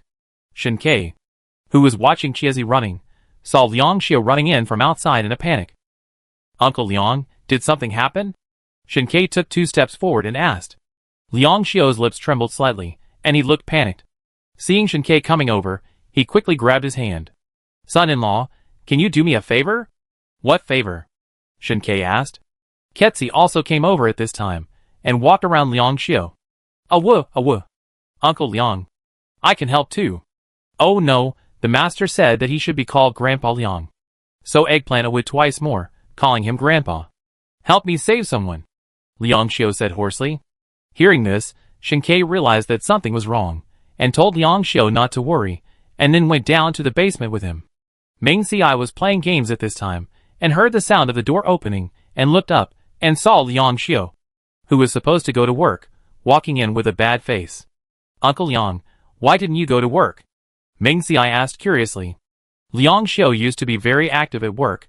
Why is he not so anxious today? Liang Xiu didn't say anything, but came over and bowed deeply to Meng Si, then said, Master, please do me a favor. Meng Si was so scared by Liang Xiu's series of actions that he stopped playing the game, threw his phone on the sofa, and quickly stood up from the sofa. Help, no matter what. Uncle Liang, why are you so polite? No matter what, Liang Xiu was an elder in Ming Xi's heart, and he had helped him so much before. We are all family, and it is only right to help. Uncle Liang, what do you want to help? Ming Xi asked. Liang Xiu swallowed and said, help me save someone. Ming Xi was puzzled. He had been in Villa number 8 for 4 or 5 months. Liang Xiu always went to get off work on time and rarely went out. The most he did at home every day was reading. I have never seen him get close to anyone. But seeing Liang Xiu was anxious, Ming Xi did not ask more. He took out 3 compound bows, put arrows on his back, and then each of them took a long knife and went out. Ming Xi originally thought that the person Liang Xiu rescued was at the foot of the mountain, or that there was a problem at the item exchange point. But he didn't expect that he was actually heading towards the villa area 1 to 7. Liang Xiu explained, it was Zhao Jingyu. His father died 2 days ago, and Zhao Jingyu himself was tied up by the group of bodyguards, and threatened to take out the food from the basement. If he didn't take it out, he would be killed. In the end times, if he gave them the food easily, he would probably die faster. So Zhao Jingyu was imprisoned by the bodyguards for 2 days, and he didn't reveal the password to the basement. As they were talking, the 3 of them had already arrived outside villa number 6. Ming Xi didn't have time to ask Liang Xiu why he knew about this. After rescuing him, he would have more time to ask. Although Zhao Ting had someone rebuild the wall outside villa number 6 before, the sand and gravel and other materials were limited, so the wall was only built to about 2 meters. There was no electric net installed on the top of the wall, only some bottle fragments were placed. Those bodyguards kidnapped the owner, but didn't dare to make a fuss. They just drove away the other people in the house, and threatened to make them look bad if they dared to complain outside. These bodyguards were all strong and sturdy, and they were ruthless. Ordinary people certainly didn't dare to say anything. They could only keep the matter to themselves. There was no one guarding outside the villa, so the 3 of them took a ladder and quickly entered the villa. Ming Xi and the others had originally thought that the 3 of them would have to climb over the wall to get in, and it would be difficult for Chiezi to get in.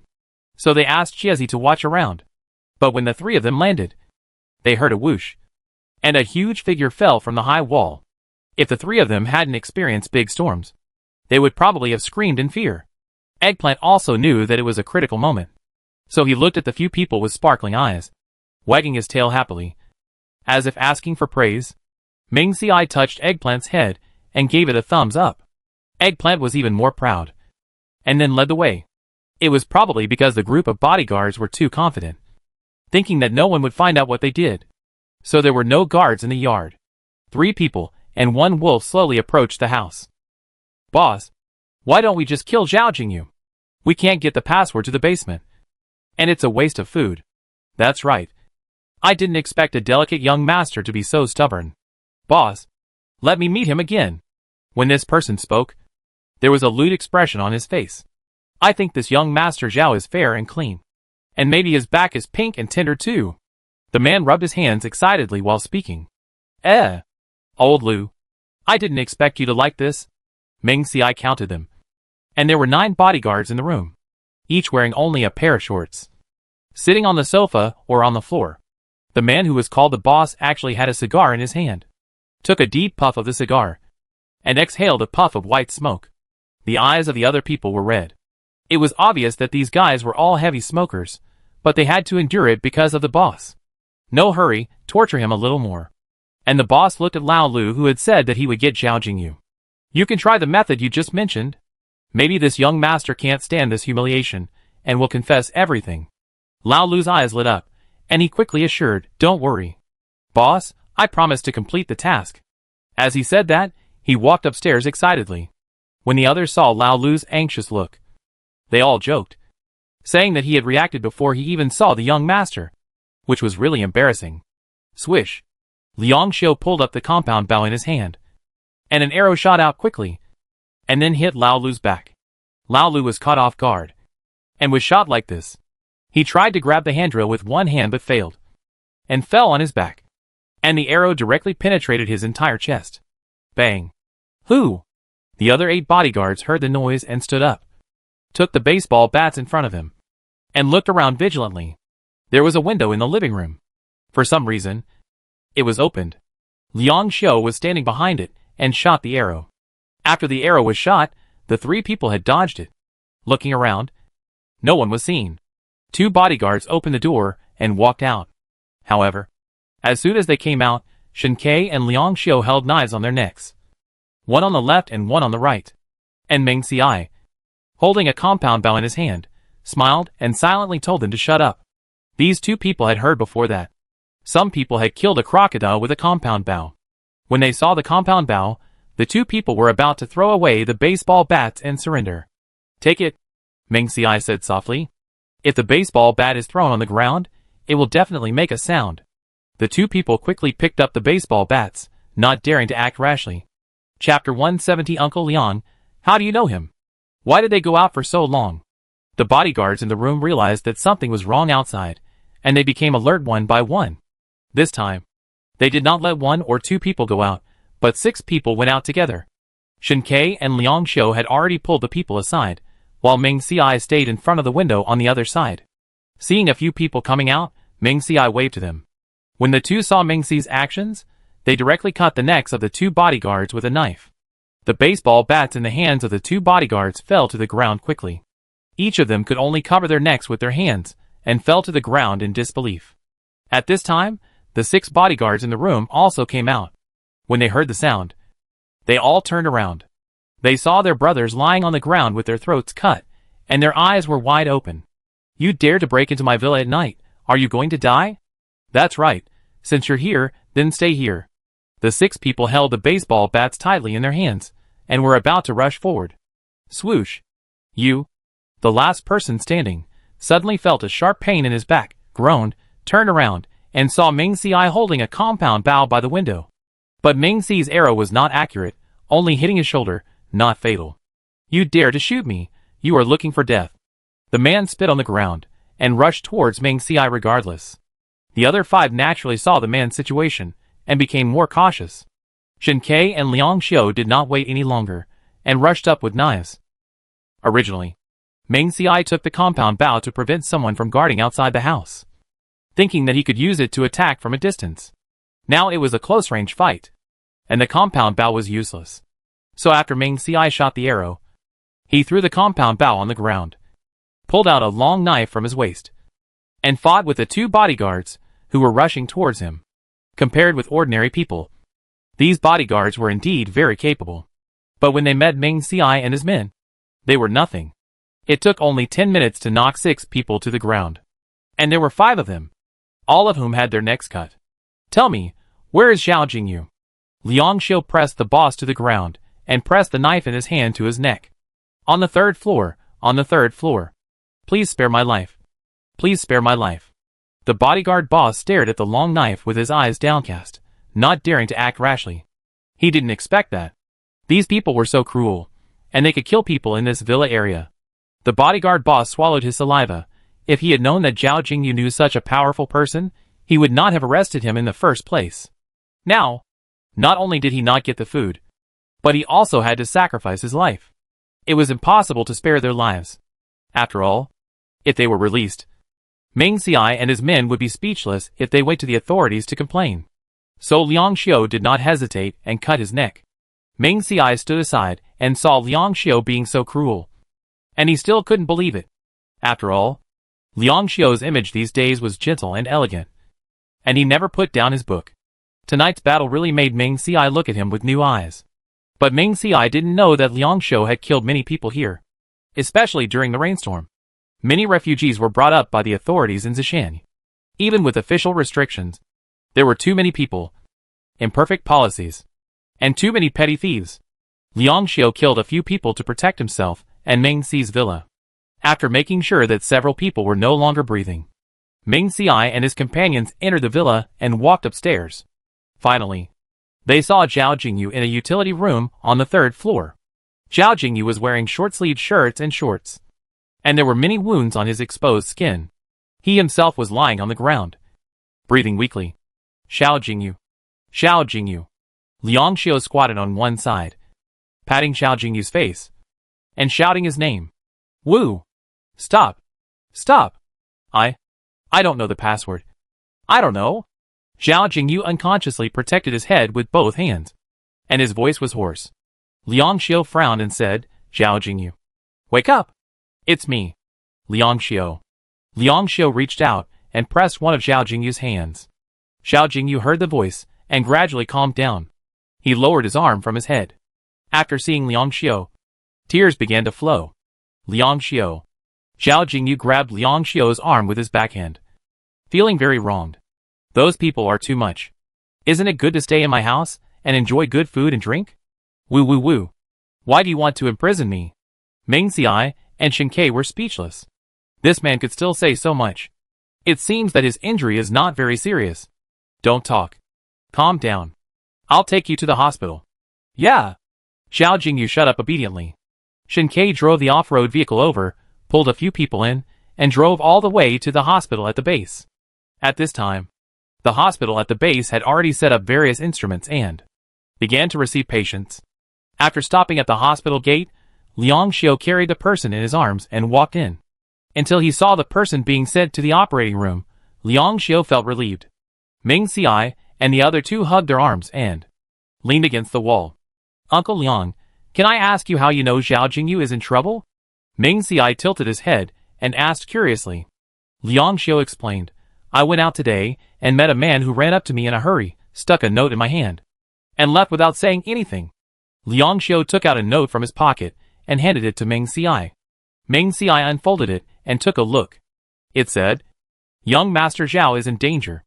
I didn't believe it at first. But then I felt something was wrong. So I went to the Zhao family to check. I found that it was not pitch black outside the house. So I went in to take a look.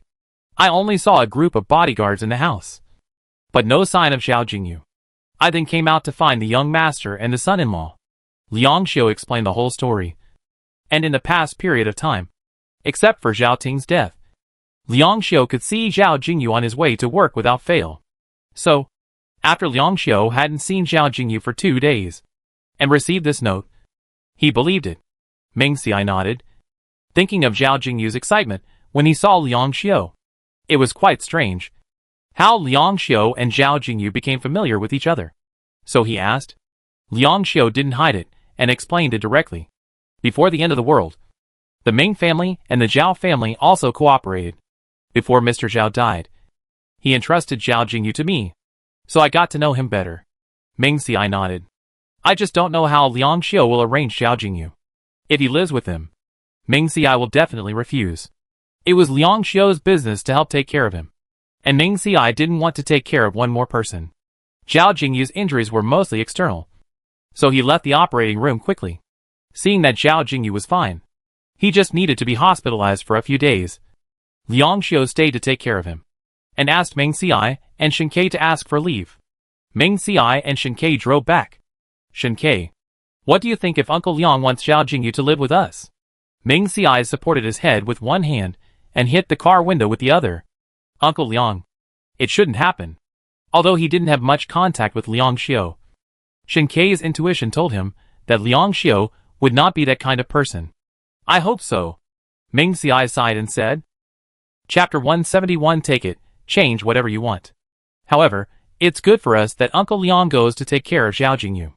Ming Xiai suddenly thought that they would drive away to avoid the earthquake on the evening of the 4th, and they were still struggling to find an excuse to let Liang Xiu go out with them for a few days.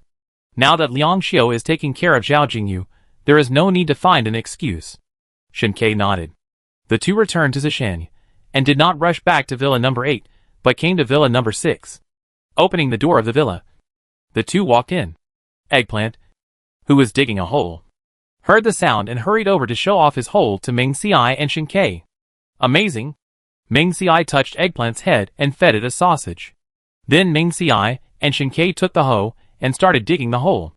Liang Xiu and the others had something to do, so the aftermath fell on Ming Xiai and Shen Ke. After all, it was not appropriate to leave these corpses outside. And now the weather is hot. They might stink in less than 2 days. Now we can only dig a pit to bury the bodies, and then sprinkle some feces and urine on top to cover up the stench. We only hope that after the earthquake, the people on the mountain will move away and the bodies will not be found. At first, Ming Xiai was considering whether to throw the bodies into space and find a time to throw them somewhere else. But looking at these bodies, each bleeding, Ming Xiai felt disgusted. so we can only dig a pit to bury the bodies. Meng Xiai and Shen Ke dug hard for more than 2 hours before digging a big pit, throwing the bodies in, and then burying them. Before leaving, Meng Xiai wanted to go into Villa number 6 to take a look. Maybe he could find something good inside. But then he thought, the villa had been occupied by that group of people for 2 days, and the good things inside must have been moved away and eaten. So he turned around, locked the door, and went home. The two of them and the dog took a bath. While Liang Xiu was away, Meng Xiai took out a lot of delicacies from the space.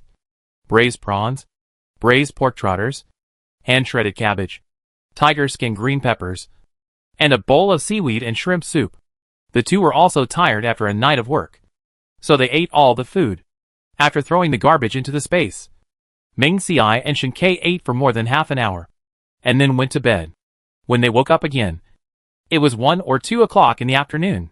Meng Xiai looked around the house, put the flower pots and other important things into the space, and then locked the door to prevent Liang Xiu from finding them when he suddenly returned. He also helped Liang Xiu pack a few sets of clothes to change, waiting to drive away at night. It was a pity for the vegetables planted in the pits outside, and I hope the earthquake will not affect them. For dinner, Meng Xiai took out the cold noodles, Rigiamo, and a few skewers of barbecue from the space, and paired them with cola with ice cubes. Meng Xiai ate very happily. Knowing that Shen Ke didn't like drinking Coke, Meng Xiai gave him a can of cold beer. When it was past 8 o'clock in the evening, the two drove out. They drove all the way to the hospital, because hospitalization requires points. Many people nowadays would not be hospitalized if they could avoid it. So it was easy to find out where Zhao Jingyu was. The 3-person ward only had Zhao Jingyu. In the ward, Zhao Jingyu had one black eye. His hair was shaved short, and he was lying on the bed, staring around with bored eyes. When he saw Meng Xiai and the other man, his eyes lit up. Why are you here? As if he felt that he was too enthusiastic, Zhao Jingyu's tone became calm again. I heard from Liang Xiu that you saved me. Thank you very much. Meng Xiai was quite surprised to hear Zhao Jingyu thank him. After all, this guy used to be so arrogant. Seeing the 4-drip Zhao Jingyu was hanging on, he thought it was the batch he had given to the hospital before. It's okay. Meng Xiai put the things in his hand on the simple table at the foot of the bed. Where's Uncle Liang? Zhao Jingyu said. He went to get food. Thinking of something, Zhao Jingyu stretched out his uninjected hand, rummaged under his pillow, and then took out a points card and handed it to Meng Xiai and Shen Ke. I can't repay you for saving my life. Take this points card and exchange it for anything you want. You're welcome. Seeing that Meng Xiai and Shen Ke didn't take it, Zhao Jingyu didn't take it back. Don't worry. There are nearly 100,000 points in this card, which is definitely enough for you to use. Meng Xiai was quite surprised when he heard this. He didn't expect Zhao Jingyu to have so many points. I think Xiao Ting made enough preparations for his foolish son when he knew he was going to die. As long as he doesn't waste the points in it, he should be able to live for a while. The reason why the group of people didn't rob Zhao Jingyu's points card was mainly because the card required a password and iris unlocking. And if someone was caught stealing someone else's points card, he would be arrested. So the bodyguards only wanted the food in the basement. Zhao Jingyu also thought of this, and took back the hand holding the points card. I forgot that the card requires iris authentication. But don't worry. I will take you to buy it when I am well. Meng Xiai refused. No need. We help you because of Uncle Liang. Zhao Jingyu saw that Meng Xiai really didn't want it, and angrily stuffed the card under the pillow. Forget it. If you ask me for a thank you gift later, there won't be any. Yeah. Meng Xiai nodded lightly. At this time, Liang Xiu came in with 2 lunch boxes in his hands. When he saw Meng Xiai and Shen Ke, he was quite surprised.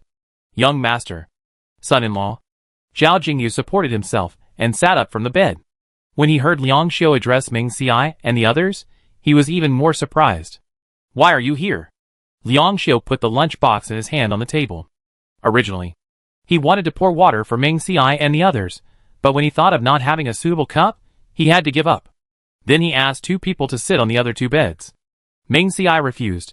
No, we thought you would take care of Zhao Jingyu here, so we took the initiative to pack some daily necessities for you. Liang Xiu naturally saw the bag on the table and said, Thank you. Young master. Looking at the food on the table, Liang Xiu asked, Young master, have you eaten? Meng Xiai nodded. Yes. There is one more thing, Uncle Liang, I discussed it with Shinkei, and it just so happens that you have to take care of Xiao Jingyu here these few days. Shinkei and I are going to drive out for a while. If we can find anything good, we can come back to exchange points. Liang Xiu thought it was so hot outside, and there were many criminals. What if it was dangerous to go out? So he did not agree. He even took out his own points card, handed it to Meng Ci, and let them spend it. Chapter 172 Go out. Find a place to wait for the earthquake. No need. Meng Ci refused.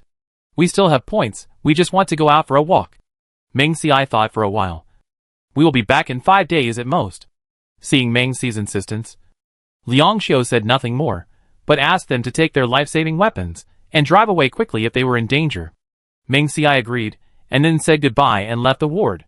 Going downstairs to the SUV, Meng Ci opened the co-pilot. Eggplant quickly stuck his head out of the back seat and rubbed Meng Ci. It cried, indicating that it wanted to get off the car. Meng Ci touched Eggplant's head. Fortunately, the air conditioner was on in the car, so Eggplant didn't sweat. Okay. Wait here for a while. I'll go up again. And then we'll go. Awah! Eggplant whimpered softly, lying back in the back seat, and then looked at its owner eagerly. Meng Ci looked around, and veiledly gave Eggplant a chicken leg, then took something, and went into the hospital with Shinkei again. Eggplant held the chicken leg in his mouth, got off the seat, and lay on the car, crying while eating the chicken leg. At the same time, be careful to keep your voice down, so that no one can hear you. This time, the two of them were heading to Duan Yan's ward. However, Meng Ci was quite surprised when he saw Yun Jingson and the other 6 people in the room. Meng, Shin, Yun Jingson was the first to greet them. Come in and sit down. The teachers who were sitting by the bed stood up one after another. Meng Ci nodded and walked into the ward and said, Teacher Yun. Seeing them packing up, he asked in confusion, Teacher, what are you doing? Yun Jingson explained. Yesterday the doctor said that Duan Yin and Qingqing could be discharged from the hospital. So we came together today to help them pack up. Hearing this, Meng Ci congratulated Duan Yin and Ruan Qing, and handed them the plastic bag in his hand. These are the eggplants, cowpeas and other vegetables we planted before, which have been dried outside. You can take them back and eat them. Just consider it as a gift to celebrate the discharge of Teacher Duan and Ruan Qing. Yun Jingson and the others were too embarrassed to accept it. After all, Meng Ci had not yet paid back the 1,000 points he had paid for them. But Meng Ci insisted, so Yun Jingson and the others had to accept it. Meng Ci, however, was very distressed at this time. After all, he came here to find an excuse to ask Yun Jingson and the others not to return to Zishan. But now that the 2 patients were about to be discharged, he had no good excuse. Teacher Yun, are you going back to the mountain after you are discharged from the hospital? Our car is at the hospital entrance, and we can help you carry your things. Meng Ci decided to ask about their plans first, and then find an excuse. Yun Jingson smiled and said, Thank you for your kindness. It's just that our health is not very good. So after we can move into the base, we returned the villa on the mountain and rented a new house in the base. These days, we have moved our things down one by one. Meng Ci nodded. So there is no need to find an excuse. The earthquake was not serious. The houses in the base were newly built, so there would be no accidents. Therefore, Meng Ci was relieved. Although Yun Jingson and the others refused, Shinkei still drove the car and took Ruan Qing and Duan Yin to the bottom of their building before leaving the base. It's just a pity that I didn't meet Zhang Mingtian and the others. After remembering the earthquake, Meng Ci tried to walk around the resettlement site several times, thinking that if he could meet Zhang Mingtian and the others, he would also find a way to get them down the mountain. But he didn't expect that he didn't meet them even once. Don't worry. The earthquake is not big. They will be fine. Shinkei comforted. Meng Ci nodded. Then in the night, Shinkei drove to the location of the previous exchange. The park that was thought to be empty was now crowded with people. When they saw the SUV, they looked at them curiously. The 2 people parked at the entrance were stunned. How could there be so many people living in this place? Shinkei had no choice but to drive around the park and finally found an open space not far from the back door of the park. Shinkei and Meng Ci opened the trunk, took out 2 large bags, locked the car, and headed for the destination. Many people lived in the flat area of the park. Some of them set up tents, and some built simple nests with wooden boards. Ming Xiai actually understood it quickly, and probably these people were reluctant to spend their points to live in the base. So they lived here. This park was flat around, and not far away was the river where Ming Xiai and his friends had fished before, and it was located in the city center, so it was convenient to go anywhere. This place is indeed suitable for living. The eyes of the original residents were full of vigilance. When they saw the eggplant, they stared at it intently. They felt that the dry bun in their hands was not tasty, and wanted to eat meat. Ming Xiai and Shinkei ignored them. The eggplant was quite capable, and could even jump over a 2-meter-high wall. It was quite easy to deal with these people, so Ming Xiai was not worried. The place Ming Xiai and Shinkei chose was surrounded by several large flower beds, several dead trees, and only 5 or 6 square meters of open space. Only Ming Xiai and Shinkei planned to stay here temporarily, so they chose this inconvenient place to enter and exit. The two cooperated tacitly, set up the tent, and threw the remaining backpack directly into the tent. Ming Xiai patted Chiazi's head. "Look after the house, we'll be back soon." Ketzi stood at the door of the tent with a heroic look, nodded, and let out a roar, indicating that he would definitely finish it. And Ming Xiai and Shinkei walked towards the off-road vehicle. The distance between the tent and the off-road vehicle was only about 20 meters. Because it was dark, I walked 2 or 3 meters before I saw a few people wandering around the car, some even trying to open the door. After seeing Ming Xiai and Shinkei, they dispersed at once. The two looked unhappy, walked over to take a look, and made sure that the car was not damaged. And then they felt relieved. Ming Xiai opened the back door, pretending to take something inside, but actually took out a few cans of cockroaches from the space. There were only 6 left in total.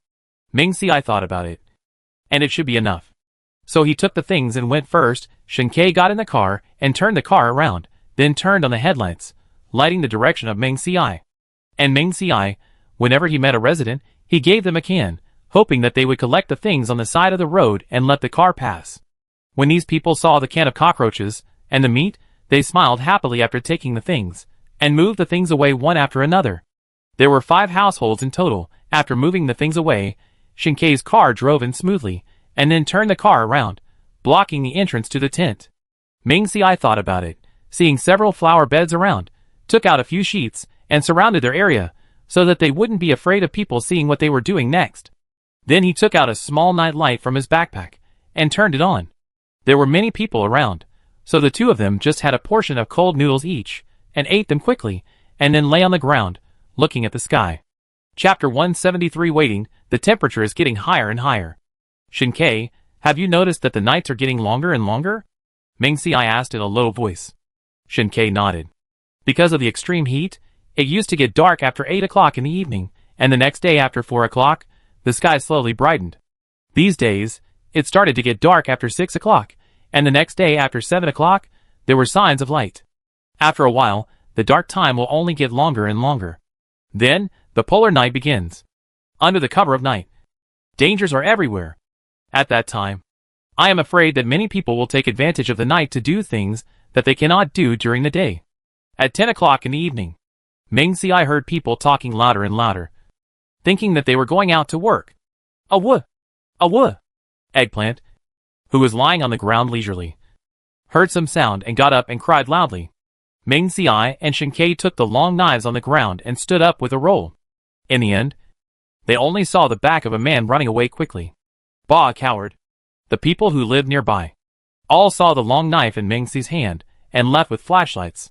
Ming Xiai looked around and made sure there were no other dangerous people.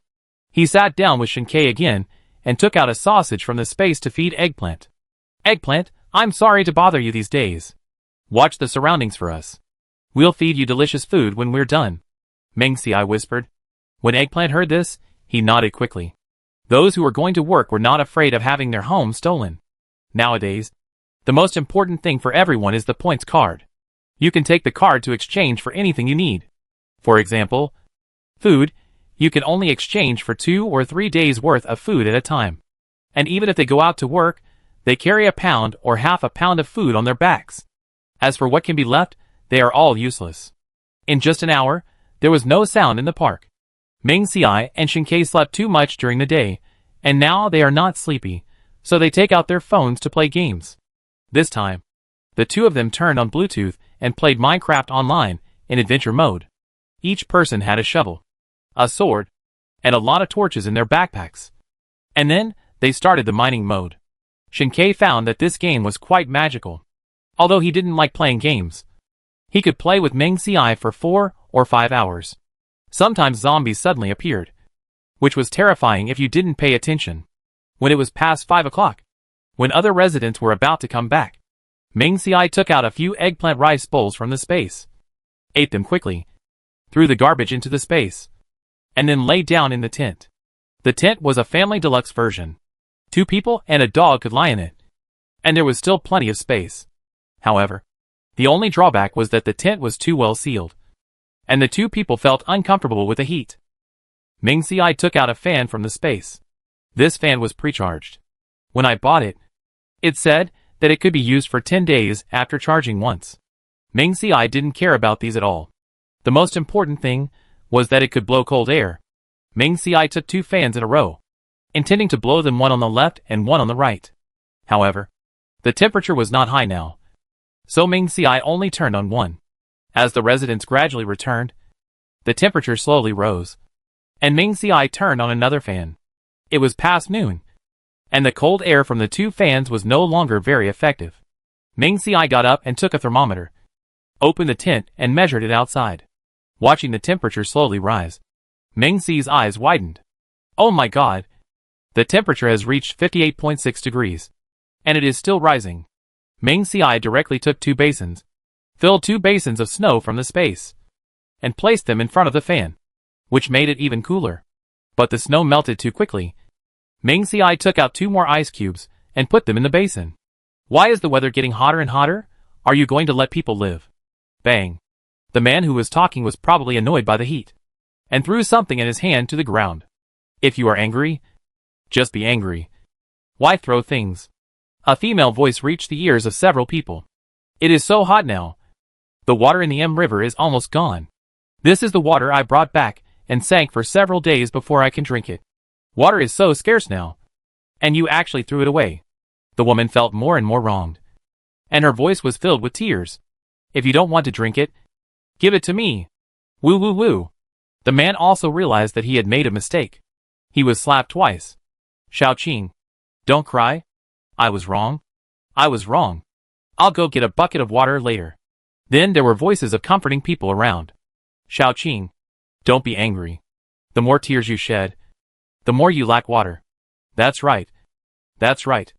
If it doesn't work, hit him twice. Meng Ci didn't care what happened outside, but took out 3 ice creams from the space. Each of them took one and took a big bite. It was refreshing. Hiss. This ice cream melts really fast.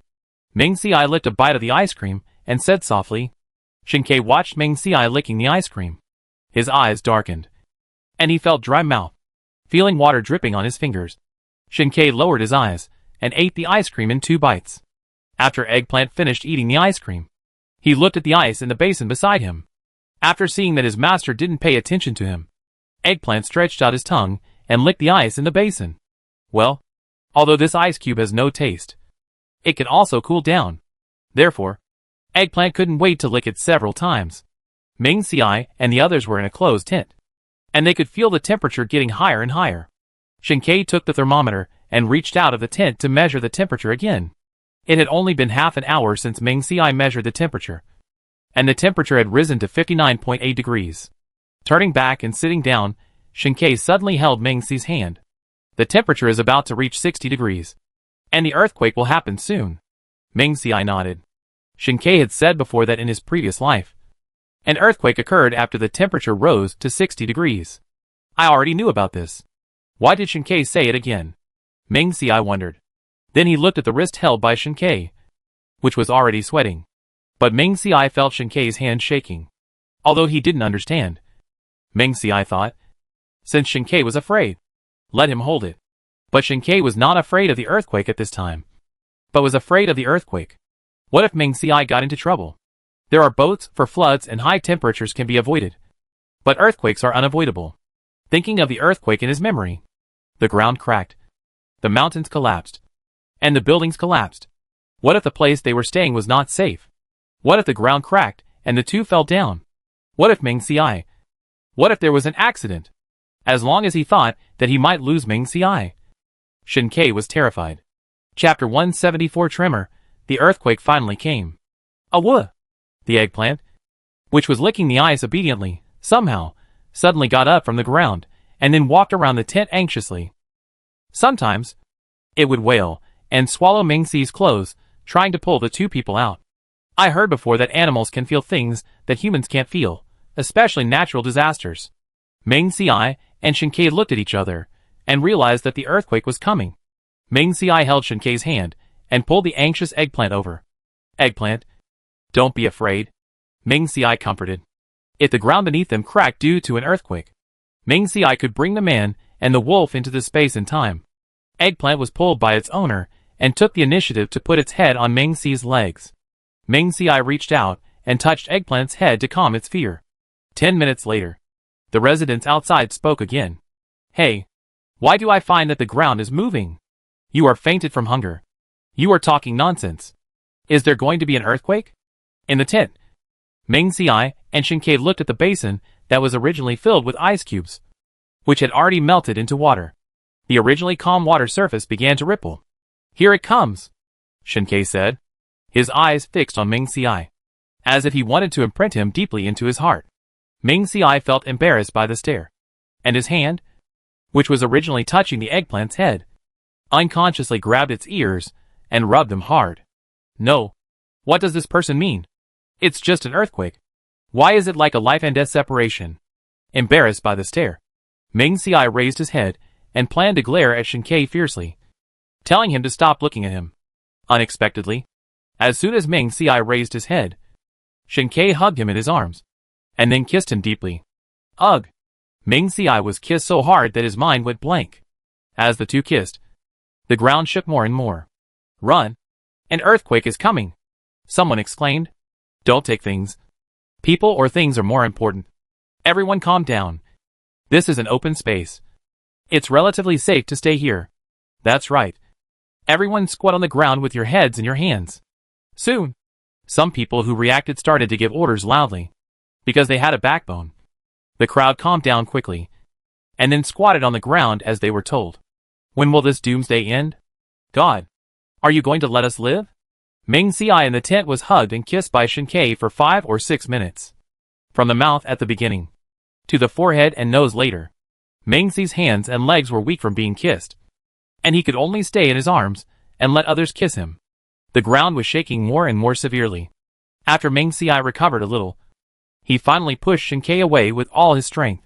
You're crazy! Although Ming Ci was saying harsh words, but because of Shin Kei's kiss, his voice was soft and had no killing power. It's already this time, and you're still thinking about this. Yeah, I'm crazy. Shin Kei looked down and saw Ming Ci's wrist, which had been held by him before, and now it was red. Only in this way, Shin Kei could be sure that Ming Ci was staying by his side, and had not disappeared. Shin Kei pursed his lips and held Ming Ci's wrist, and began to rub it gently. Let's go out, Ming Ci suggested. Although it was hot outside, the earthquake was so severe that if the tent collapsed, it would be bad to crush them. Besides, there were several large flower beds around. Ming Ci put the fan and basin into the space, and then opened the tent and came out. The ground was shaking violently, and the two people were a little unstable. Ming Ci grabbed the flower bed, barely stabilized his body, and looked around. A simple shed that had been built with great difficulty collapsed because of the earthquake, and the owner beside it cried miserably. Someone had his leg injured by the tent, and cried while covering his foot. Some people were cursing God, the government, and the injustice of fate. Be careful.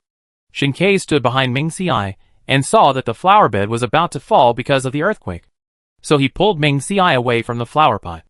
The flower pot just shook twice and did not fall. After thinking about it, Shin Kei felt that this place was too dangerous, untied the rope, and pulled Ming Ci to the open space. Eggplant followed the two masters closely, and his body was tightly attached to them. Awoo! If I have to die, I want to die with my masters. Dong. Suddenly, there was a sound of a huge house collapsing not far away. A few people looked over and saw an office building next to the park collapsed. Some people said that there were still people living in the office building, and they probably lost their lives. Some people were also thankful that the building collapsed, so they could pick up more bricks to exchange for points and live longer. Ming Xiai and Shinkei held their hands tightly together, squatted on the ground, and tried their best to keep their bodies stable. Shinkei stretched out another hand and hugged Eggplant. Boom! Boom! It was only a dozen minutes before and after the earthquake, and several buildings around had collapsed. Fortunately, there were no casualties in the park. Eggplant relaxed against Ming Xi's body, and Ming Xiai guessed that the earthquake was about to end. Sure enough, 2 minutes later, the shaking on the ground ended. The two breathed a sigh of relief. Shinkei let go of Eggplant, and then pinched Ming Xi's waist, and put him on his legs. He touched Ming Xi's body up and down with his hands, and Shinkei's eyes also looked around, to make sure Ming Xiai was okay. Although he knew that Shin was trying to confirm whether he was injured. His action was like that of a hooligan. Besides, there were too many people around, and Ming Xiai was a little shy. But after the ground stopped shaking, the people around him wiped their sweat and returned to their own residences. Then they tried to find a way to rebuild the collapsed shed, and had no time to care about them at all. Even if someone saw them, they would only think that they had a good relationship. After all, they had just experienced a life and death moment, so it was okay for them to be a little intimate. Perhaps at this point, what does homosexuality matter? It is so lucky to have a lover by your side. After making sure Ming Xiai was fine, Shinkei hugged him tightly in his arms. Ming Xiai couldn't stand the heat and pushed him. Okay, are you hot? Stop hugging me. Shinkei let go of Ming Xiai obediently, and then pulled him back to his tent. Fortunately, although the flower bed rolled just now, it did not affect Ming Xi's tent. Shinkei continued to tie the bed sheet with a rope, blocking everyone's view. Then the two men and the wolf entered the tent. Ming Xiai went into the space and took out 2 basins of water. The fan and the basin with ice cubes were left on. The two wiped their bodies casually with handkerchiefs, and then lay down comfortably. Xiao Xiai, there will only be this one earthquake. Should we leave here? Shinkei's arm was tightly against Ming Xiai. Ming Xiai sat up, thought about it, and felt that it was okay. Originally, we chose this place just because it was open. Now that the earthquake is over, it is really not appropriate to stay here. And it is not convenient. Without saying goodbye, the two men left the tent and began to pack up. Chapter 175. Look, there's a crack in the ground. Ouch, ouch! Ming Xiai and Shinkei had just put away the tent, and Eggplant started to scream anxiously again. Fuck.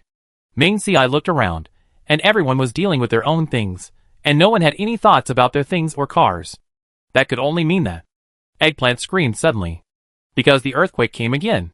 What's going on? Ming Xiai leaned close to Shinkei and asked softly. Didn't they say there was only one tremor? Shinkei shook his head. He just quickly threw the tent and other things on the off-road vehicle, and then continued to untie the sheets and ropes. Earthquake, an earthquake is coming again. The ground shook again. Everyone had the experience just now, and squatted on the ground with their heads protected. But this time, the shaking was not as strong as before, so everyone was still in the mood to chat. There has never been an earthquake in M Province. How can there be such a shaking again and again? M Province has never been so hot, so an earthquake is nothing. That's right, it's the end of the world, so nothing is strange. Perhaps because the shaking was too small, or perhaps because everyone had experienced too much, they quickly stabilized and were in the mood to talk. Ming Xiai and Shinkei leaned against the off-road vehicle, which just blocked their figures. The two sat on the ground without any image, which could burn their buttocks, and fanned themselves with a piece of cardboard. Crack! Look! This ground. Get out of the way. Ming Xiai and Shinkei didn't know what happened yet, because the ground was shaking less. So they stood up when they heard this. They saw that the originally flat ground had cracked a little during the slight shaking. But in the blink of an eye, the crack suddenly became larger, and some people didn't have time to dodge, and fell in without even a chance to ask for help. Husband. Husband. A woman lay on the ground, reaching her hand into the crack. Lao Zhao. There were many people shouting names, and I think many people fell into the crack this time. Dad? Dad. At this time, a little girl climbed to the front of the crack regardless of anything and shouted into it.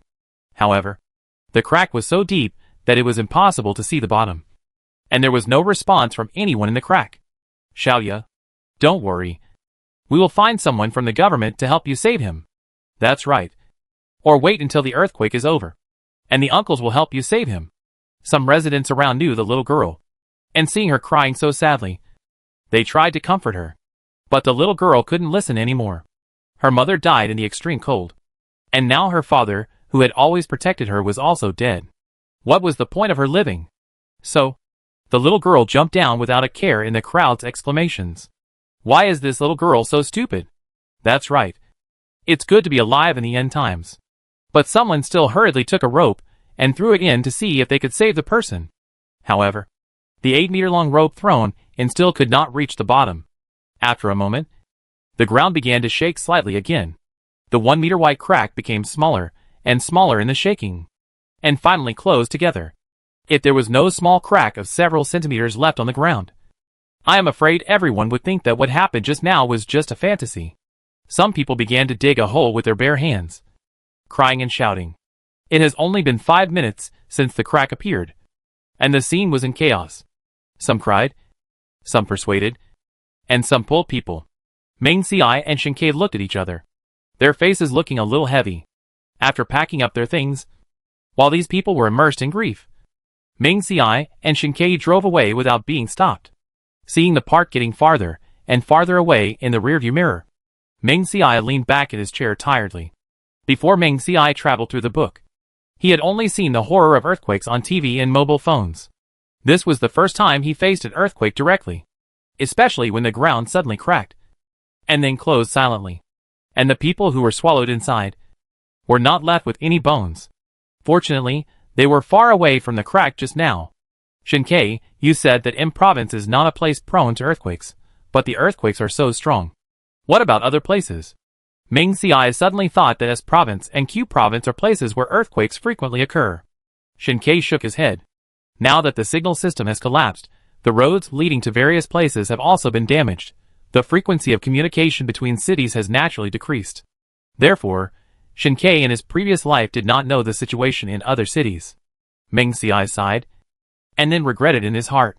If he had remembered the earthquake earlier, maybe Lu Chen and the others would have found a way to notify Province S and Province Q, knowing what Meng Xiai was thinking. Shinkei reached out a hand and touched his head. Okay. Don't think about it. We have done more. If it weren't for Shinkei's letter, and the medical equipment Meng Xiai left in the hospital, I'm afraid there would be more deaths. Meng Xiai nodded. He was just sad for a while. After all, natural disasters are not something that ordinary people can avoid. Therefore, Meng Xiai quickly became energetic. At this time, due to the sudden earthquake, not only did the dangerous buildings in S province and Q province collapse, but even the refugee houses that were built with great difficulty also collapsed.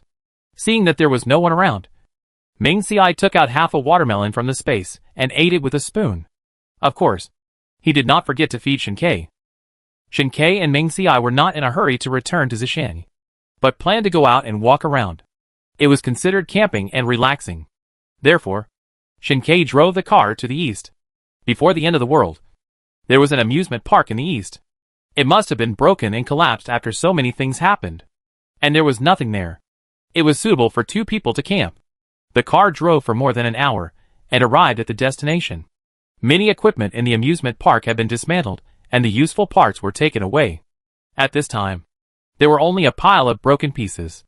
Shinkei drove directly into the amusement park and finally stopped in front of the haunted house. I don't know what the word haunted house is written with. It is still quite conspicuous after so many things.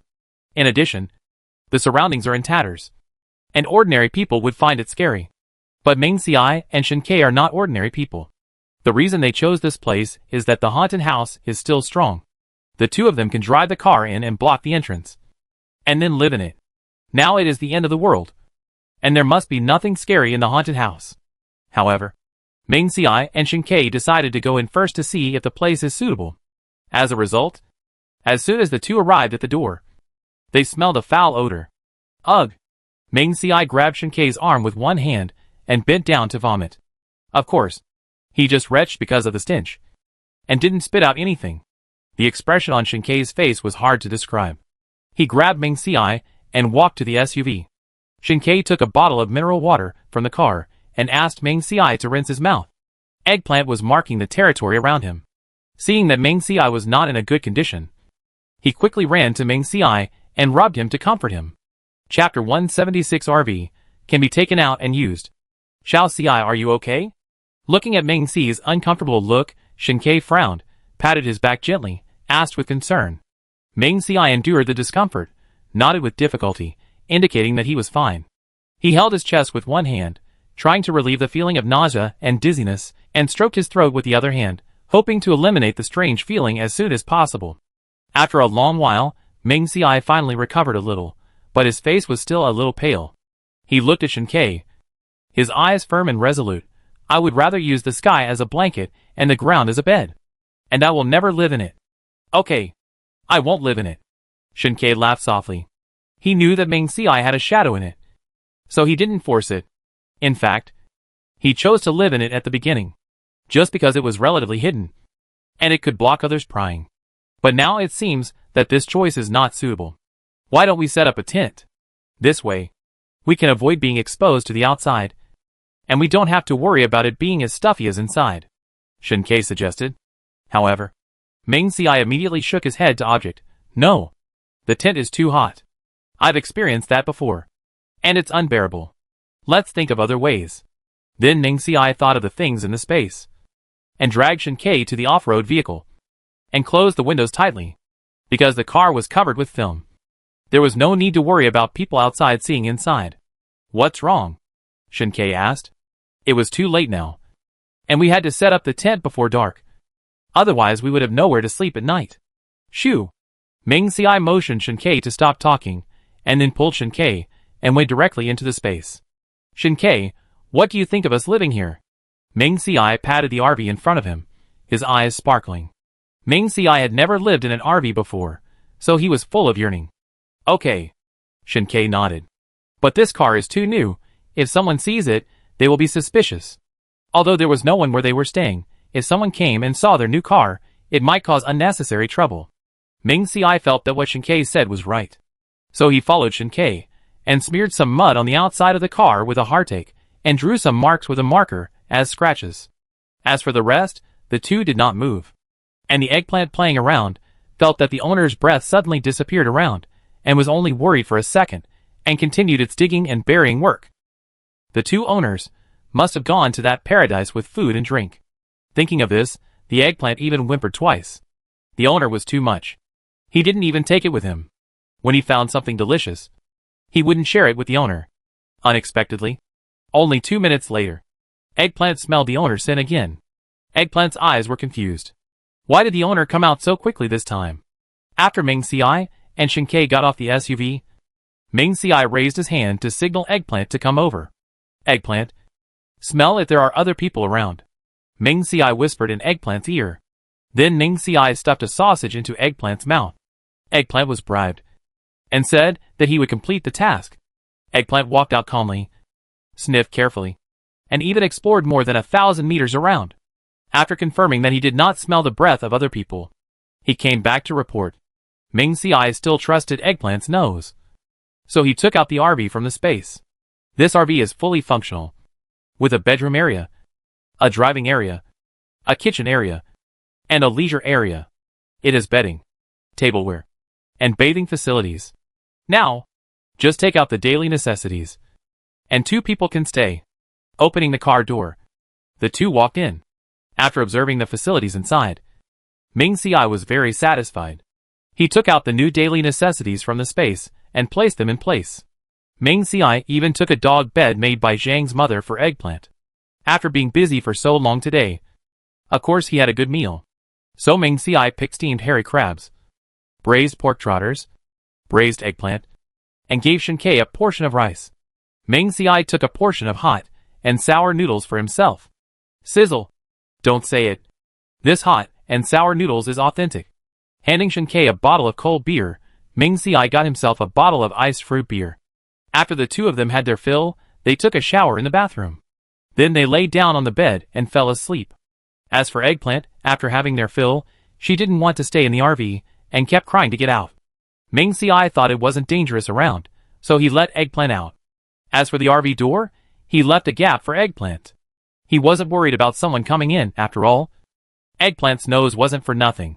Ming Si and Shinkei woke up at around 9 o'clock in the evening. After dinner, Ming Si and Shinkei climbed onto the roof of the RV, each with a pillow, and lay there looking at the sky. Perhaps because of the end of the world, there were not even a few stars in the sky, or the shadow of the moon.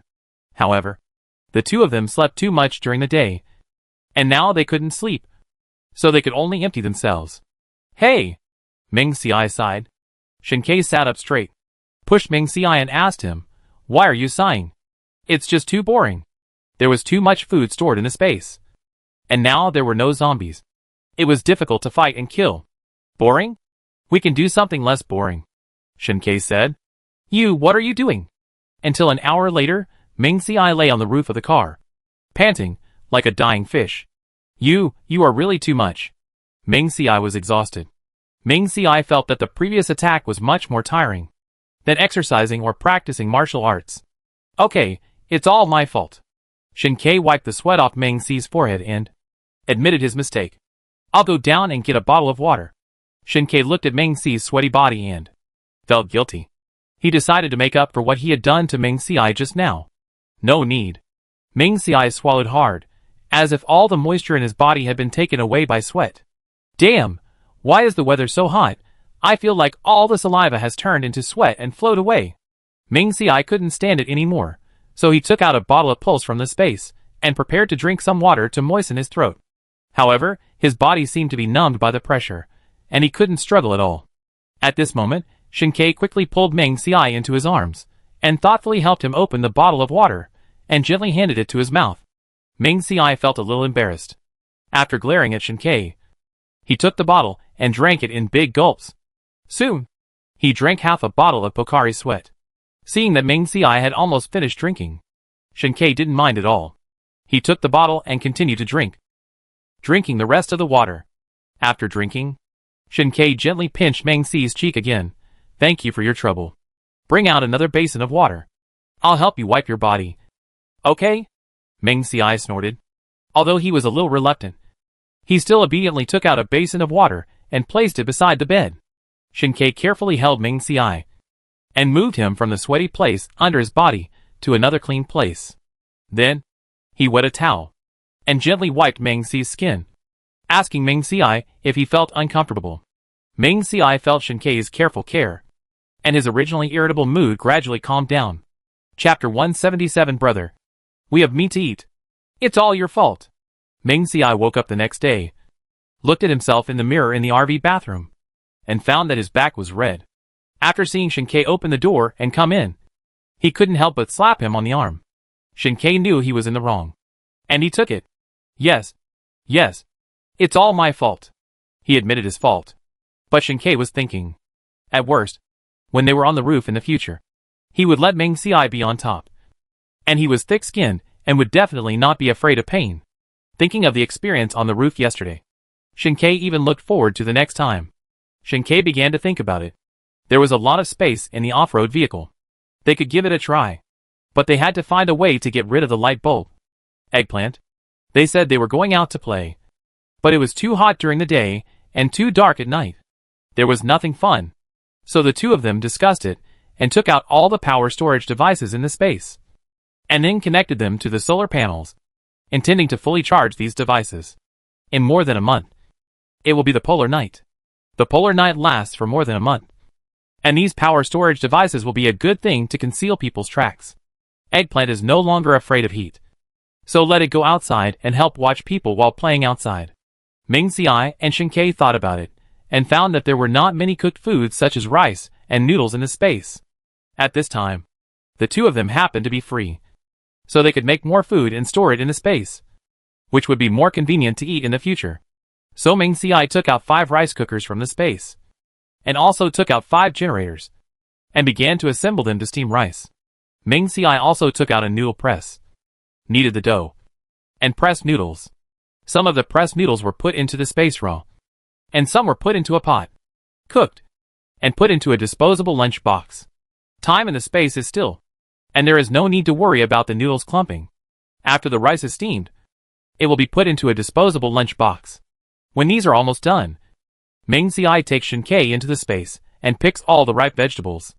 Eggplant, beans, potatoes, tomatoes, peppers, lettuce, Chinese cabbage. One vegetable can fill a large bag. Now the space has several acres of land after 2 people cultivated it, and the vegetables grown are enough to eat. So Ming Xiai cultivated 2 more plots of land some time ago to grow various fruits. Watermelon, strawberry, cantaloupe. After leaving the space, the 2 people cooperated tacitly and started cooking.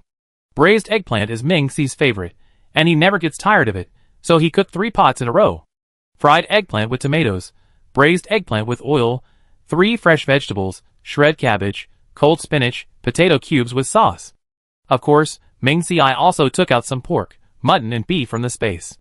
Braised pork, meat with green pepper, boiled pork slices, fried pork belly, stir-fried lamb, braised lamb, beef with chopped pepper, beef stewed with tomato and egg. Ming Xiai also took out some rabbit meat, fish meat and other things, defrost them first. In the RV, the 2 people were busy cooking. Outside the RV, Eggplant was wandering around marking the territory. Eggplant would come to the car from time to time, and with a few groans, he would get a piece of meat that Ming Xiai would throw out of the car window impatiently. By the way, he would also get a word from Ming Xiai saying go play or you're so greedy. But Eggplant didn't care about these things for food. He would walk around, make sure no one was around, and then run back to ask for another piece of meat. Ming Xiai would also curse at him and throw another piece to Eggplant. At around 3 p.m., Ming Xiai and Shin Kei each took a cup of iced milk tea and drank it. There was too much food, and the 2 of them didn't feel hungry at all, smelling their bodies. Although there was the smell of vegetables, the smell of oil smoke was stronger. Ming Xiai thought to himself. After the food was ready, he would drive the car to ventilate and clean the house inside and outside. Awoo! Awoo! Eggplant's cry came from outside. Ming Xiai sat on the sofa and didn't want to move at all. Hearing Eggplant's cry, he didn't want to pay attention. Awoo! Awoo! Hearing Eggplant's cry getting more and more fierce, Shin Kei felt that something was wrong, put down the milk tea in his hand, and stood up and said, I'll go out and take a look. Yeah. Ming Xiai took out spicy strips and potato chips from the space. Then he took off his shoes and put his feet on the sofa opposite, not to mention how comfortable it was. Shall Xiai, come to work. Shin Kei got off the car not long ago and walked to the door of the RV again and spoke in a deep voice. Ming Xiai ate the spicy strips in the package in one bite and wiped his mouth with a napkin. No, they were staying in the wilderness. How could someone come here? But Ming Xiai was not in a hurry. He drank the rest of Shin Kei's milk tea and then walked out. Well, we will fight later, and we will definitely sweat. So I had to drink some water first. Boss, look. There's a motorhome over there. What's that on the ground? Let me see. It looks like a solar panel. Boss, let's go and rob that motorhome, so we don't have to walk. As the men got closer, their voices got louder. Ming Xiai took out Shin Kei's butcher knife from the space and tightened his own long knife at the same time. If this group of people saw their things, they would definitely not let anyone leave alive. Awoo, awoo! Ming Xiai and Shin Kei hid behind the RV, planning to ambush. But Eggplant didn't know what the 2 owners were thinking, and went out directly, howling, trying to scare the group away. When the people on the other side heard Eggplant's cry, they were not afraid at all, but saw stars. Boss, that's a wolf! The man swallowed his saliva as he spoke. We have meat to eat. The group was still discussing that Eggplant was so fat, and his owner must have more food to feed him. Just by looking at the appearance of the RV, they could imagine that it was full of food. Ming Xiai released the fly surveillance camera and took a look. There were 5 people in total. They were all bald, bronze-colored, carrying a big bag on their backs, and strong and muscular. Ming Xiai couldn't help but sigh twice. It seemed that today was going to be a fierce battle. After finding the surveillance camera, Ming Xiai and Shin Kei stood on the front and rear of the car, one on each side, with their feet in front of the wheels, and they were not afraid of being seen. After seeing Chiazi, the group of people quickened their pace. Boss, we have been talking for so long, and no one has come out.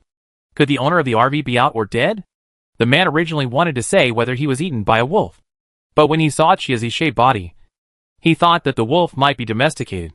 Walking in front, the man with a long scar on his face remained silent. When he was about 100 meters away from the RV, Scar Boss spat the stick in his mouth on the ground, and then took out a tang sword from the back of his backpack. Stop talking nonsense and be cautious.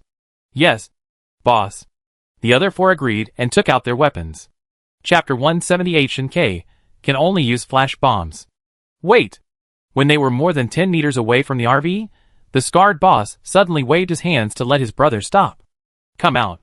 The scarred boss stared at the rear of the car with sharp eyes and said, Don't think that if you hide behind the car, we can't find you. Ming Xiai and Shinkei looked at each other. The two of them walked out on the left and right. Is there something wrong? Ming Xiai asked with his hands on his chest and raised his eyebrows. I didn't expect this man to have such a strong observation ability. However, no matter how strong or weak the people are, when they see the RV and solar panels, these people's lives must be saved here. A man with shifty eyes next to Scar Boss said domineeringly, We have our eyes on this RV. If you know what's good for you, leave quickly. Otherwise, you will bear the consequences. By the way, there are also the solar panels and batteries on the ground, and this wolf, all of them are ours. When Eggplant heard that this guy actually let it separate from its owner, it took a few steps forward and howled twice. The momentum was like a bell, and it really frightened them, but none of them retreated. What if I don't? Ming Xiai was nonchalant, and looked like he didn't care about these people. But he was a little anxious, after all. These 5 people looked difficult to deal with. Then leave your own body here too. The scarred man snorted coldly. Ming Xiai scolded lightly. I don't know if you have heard a saying. The more nonsense you talk, the weaker your ability. They are just a few trash if you want to fight. Then fight, if you don't fight. Then commit suicide here. The reason why Ming Xiai angered them with words was to make them impulsive. If they were impulsive, they might fight without any rules, which would be very helpful for them to defeat the other side. Several people were called trash, and they were all very angry. In the apocalypse, the 5 of them had fought a lot. Even when they were facing more than 10 or 20 people, they never backed down. Now they were called trash. How could they bear it? So they took off their backpacks, and then took out weapons from the bags. The two sides looked at each other. Their eyes were intimidating, and the fight was about to break out. Then, with a roar from Eggplant, the two sides instantly fought fiercely. Swords flashed. Blood and wind blew. Ming Xiai stabbed a muscular man with a long knife in his hand. The muscular man held an axe in his hand and easily blocked Ming Xiai's attack. The other man with a long knife slashed at Ming Xiai viciously.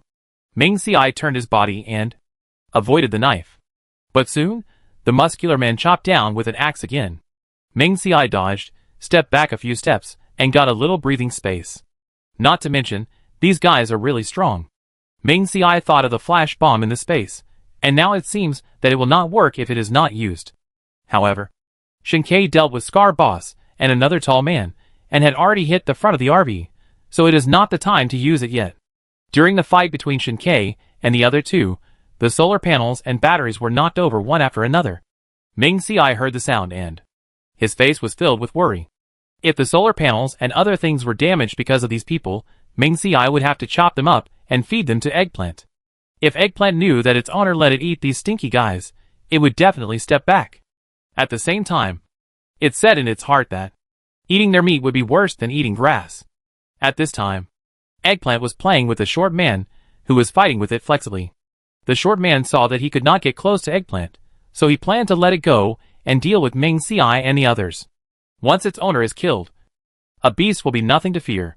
However, the Eggplant that had run far away saw that he was not chasing it anymore, and turned around and pounced, biting the short man's arm when he was not paying attention. When the short man turned around in pain and chopped at the Eggplant with an axe, the Eggplant had already run far away. You beast! Don't let me catch you! The short man was furious and chased the Eggplant again. After Shinkei's training, the Eggplant ran very fast, and it was not something a two-legged human could catch up with. Don't run if you have the guts. The short man was a little out of breath after chasing. Ouch! Ouch! Eggplant sneered. It wasn't a fool. It would just run and get hit. Bang! Ming Xiai dodged the attack, but he didn't expect the guy to stop and chop the RV with an axe. Ming Xiai was very distressed, seeing the short man chasing Eggplant away, and Shinkei not far away. Ming Xiai thought that he couldn't continue to fight like this. Otherwise, he would suffer even more losses. So Ming Xiai fought and retreated, until he was back to back with Shinkei. Scar Boss and his 4 men surrounded Ming Xiai and the other two. Put down your weapons now. Surrender, and we can spare your lives. Scarface boss tilted his head, rubbing the blood on his face with his arm. I didn't expect these two people to be so hard to kill. Ming Xiai ignored him and said to Shinkei, flash. Shin Xiai immediately understood that Ming Xiai still had 2 flash bombs in his space. Okay. Ming Xiai and Shinkei went up again. But this time, the two of them deliberately approached the rear of the RV. After Shinkei cut Scarface boss's shoulder and bled, Ming Xiai seized the opportunity, took out the flash bomb from his space, and threw it out. The 4 people on the opposite side hadn't reacted to what Ming Xiai had thrown, and some even looked at the thing. Bang! The flash bomb soon made a harsh sound, and a white light. What is this? Fuck, I'm blind. As the 4 people on the opposite side cursed, Ming Xiai and Shinkei, who had dodged the flash bomb, rushed up again. The long knife in his hand stabbed several people straight at their chests, kidneys, neck. If one knife can't kill them, then 2 knives will do. The cursing voices gradually became smaller, and the world was about to become quiet. As expected of the boss, Scarface quickly recovered from the impact of the flash bomb, and continued to fight with Ming Xiai and the others despite his wounds. The other 3 were already lying on the ground, and Ming Xiai and Shinkei teamed up to kill Scarface. After hearing the sound of the flash bomb, the short man turned his head and took a look. When he saw that they had such a dangerous thing as a flash bomb in their hands, his surprise quickly turned into fear, and he ran out without thinking. Eggplant, stop him. After hearing the master's order, Eggplant rushed forward without hesitation. Because Eggplant ran fast, it quickly surpassed the short man, and then suddenly rushed to the short man. Ouch! Eggplant bit the short man's neck. But the man found Eggplant's intention and blocked it with his arm. Eggplant saw that it was an arm, and did not hesitate, biting it hard. The short man's face was distorted in pain, and his other hand fumbled around. And after finding a stone, he smashed Eggplant's head hard. Eggplant! Ming Xiai rushed over and saw that the short man was actually hitting Eggplant, and his voice was trembling when he called Eggplant. Chapter 179 Xiao Xiai, you need a tetanus shot. Ouch! Although Eggplant's head was hit, it did not let go of the short man's arm, but bit it even harder. Let go, you beast. The short man's forehead was sweating from the pain, and the force he used to hit Eggplant was much less. At this time, Ming Xiai and Shinkei arrived. Seeing that the short man was still trying to hit Eggplant's head, Shinkei kicked his hand. Seeing that Eggplant's head was bleeding from the hit, Ming Xi's eyes were cold, and the knife in his hand cut the short man's throat like a gust of wind. The short man covered his neck in vain, blood gushing out. And then he slowly died in reluctance. It's okay. Eggplant. He's dead. Ming Xiai patted Eggplant's back, his voice calm and comforting. Ouch. Eggplant rubbed his master aggrievedly, lowered his head to let him see the wound on his head. Ming Xiai squatted down and took a look. Fortunately, it was just a little skin injury, and no bone was injured. The 2 people and the dog returned to the RV. Ming Xiai took out water from the space, filled the water storage device in the RV with water, and then took a large basin filled with water and placed it under the sun. I planned to wait for the water to heat up before giving Eggplant a bath. After the water in the bathroom was turned on, the 2 of them took a bath one after another, and then began to bandage each other's wounds. Hiss! Shinkei was treating the wound on Ming Xi's shoulder. The wound was caused by someone chopping with an axe. Thinking about how many things the axe had chopped, there might be rust on it. What if he got tetanus? Thinking about it, Shinkei unconsciously increased his strength. Ming Xiai cried out in pain. Shinkei, do you want to stab me to death? Ming Xiai stared at Ming Xiai, trying to snatch the cotton swab from Shinkei's hand, but was rejected by Shinkei. I see. Shinkei changed a cotton swab, dipped it in alcohol, and disinfected it gently and calmly. Xiao Xiai, let's go back. Ming Xiai looked puzzled. Why? Shinkei said seriously, let's go to the hospital to see if there is a tetanus shot. The wound on your shoulder is a bit deep, and disinfecting with alcohol alone may not be of much use. The 2 looked outside, and the axe that had chopped Ming Xi's shoulder was lying alone on the ground, and there was indeed some red on it. I just don't know if it's blood or rust. I have it here. Ming Xiai took out the tetanus medicine from the space. This thing was taken by Ming Xiai from the pharmaceutical factory before. It was lying quietly in the refrigerator at that time, so Ming Xiai put it into the space.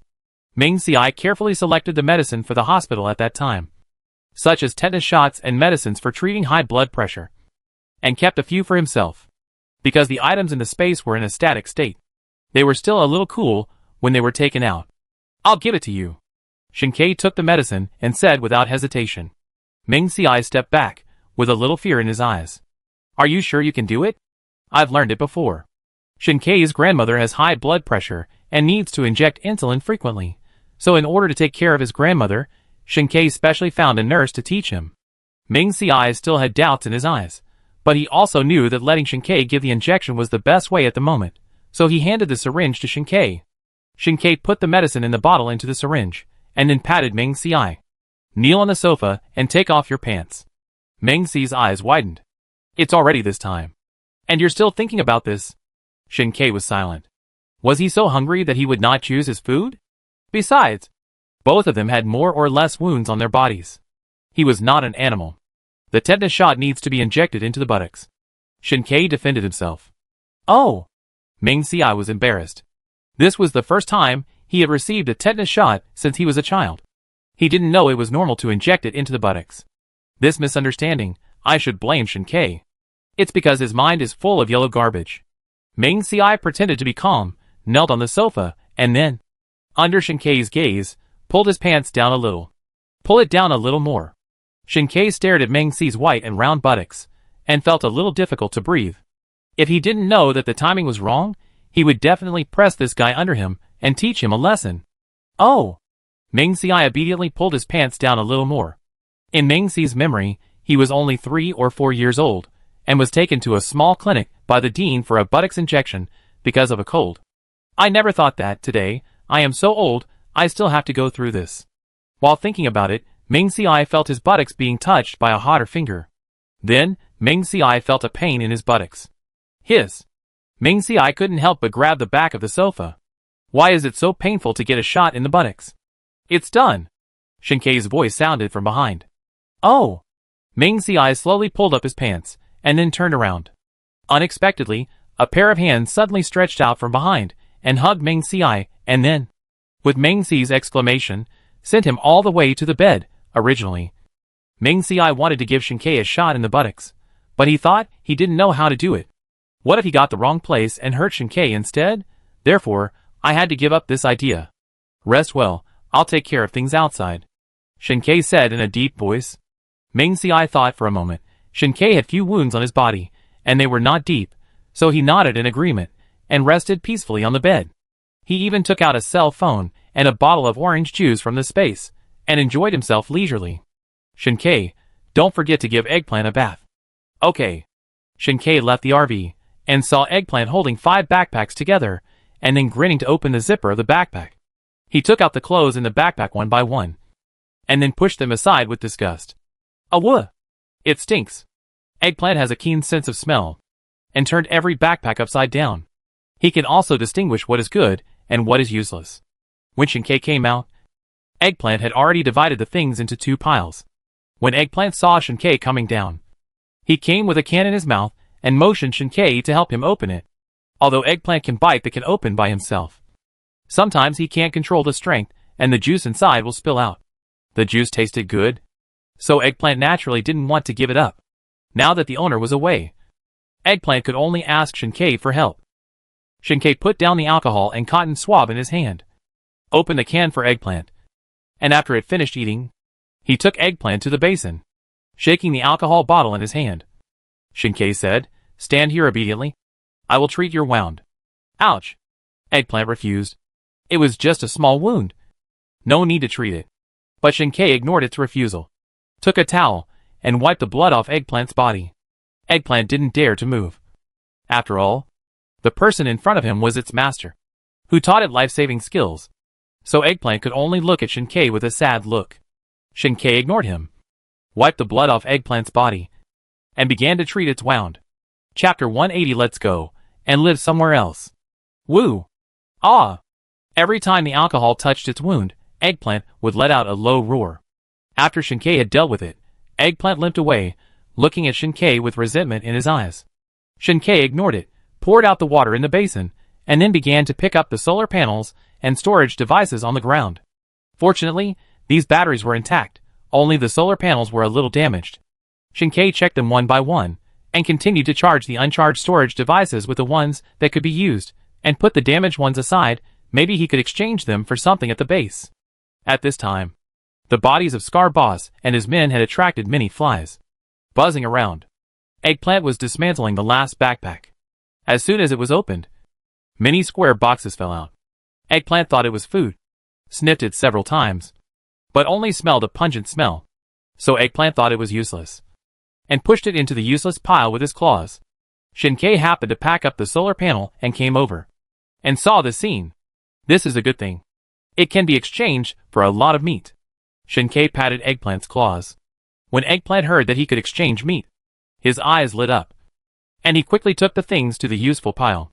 Shinkei chuckled, got on the RV, found a few plastic bags, and got off to pack the things. These men didn't bring much, but each of them was a scarce item in the end times. For example, the backpack that Eggplant opened at the end was filled with a whole pack of cigarettes. There were also more than 20 boxes of condoms that Eggplant had picked up and had no use for. These two things might not necessarily get you good stuff at the official exchange point, but if you exchange them privately with those rich people, you could indeed get a lot of things. Moreover, at this time, some people even carried a large bag of gold, from various gold jewelry to small goldfish, to 500-gram gold bars. Everything was available. Shinkei didn't understand. What was the point of carrying these things? It would be better to carry some food. It is true that people die for money and birds die for food. But now these things have become Shinkei's possession. Then Shinkei picked up the eggplants, thinking that they were useful. But in fact they were just a pile of food that filled 2 large plastic bags. There were all kinds of canned rats, luncheon meat, and rice. Shinkei flipped through the useless things again, and found a diamond watch and a few flashlights. Shinkei packed up everything. He didn't need them, so he exchanged them for points. After moving them back and forth 3 times, Shinkei finally stuffed the things into the RV. Ming Si had already fallen asleep on the bed, so Shinkei didn't wake him up. It was past 6 o'clock, and the sky was getting dark. Shinkei drove away. After all, the bloody smell here is strong. At night, it might attract wild animals. It is safer to leave early. While Shinkei was looking for a suitable parking spot, Ming Si yawned and got up. Shinkei, where are we going now? Ming Si leaned against the door frame and yawned again. Not sure, Shinkei replied. I don't know if the earthquake will come again, so we have to find a flat place. And we can't get close to the woods in case there are wild animals. We can't get too close to the city in case we meet other people. After all, the RV is too conspicuous. So Shinkei drove around the suburbs and finally stopped the car in front of a self-built house. This place is flat, and it is very easy to observe the surrounding situation. Moreover, there are no other buildings within 1,000 meters. Those residents who pick up bricks, stones, and steel bars will probably not come here, so it is a good place to stay temporarily. Shinkei and Ming Si got out of the car with flashlights and looked around vigilantly. After Chiazi got out of the car, he took the initiative to run to a farther place to check the situation. Shinkei stepped forward and kicked open the 3-story self-built house in front of him, and checked it up and down. After confirming that there was no one inside, the two of them were relieved. After searching everywhere, they only saw a pile of rotten things. The house was full of dust, and it smelled terrible. The two did not stay for long, and saw a door leading to the backyard, and they pushed the door open and walked out. They found that there were several sheds behind the house. The two only looked at the door dopping, and found that the rotten things on the ground seemed to be hay, and there were some cow-like bones hidden in the haystack. After confirming that there was no danger inside, the two were relieved. After coming out, Ming Si saw that some grass was still growing on the ground, but it had turned yellow long ago. I think, before the end of the world, this place was a cattle farm, and the owner planted a lot of cattle grass. Later, because of the end of the world, the owner gave up the cattle, and these cattle were detained here, had nowhere to escape, and eventually died here. Ming Si felt sorry.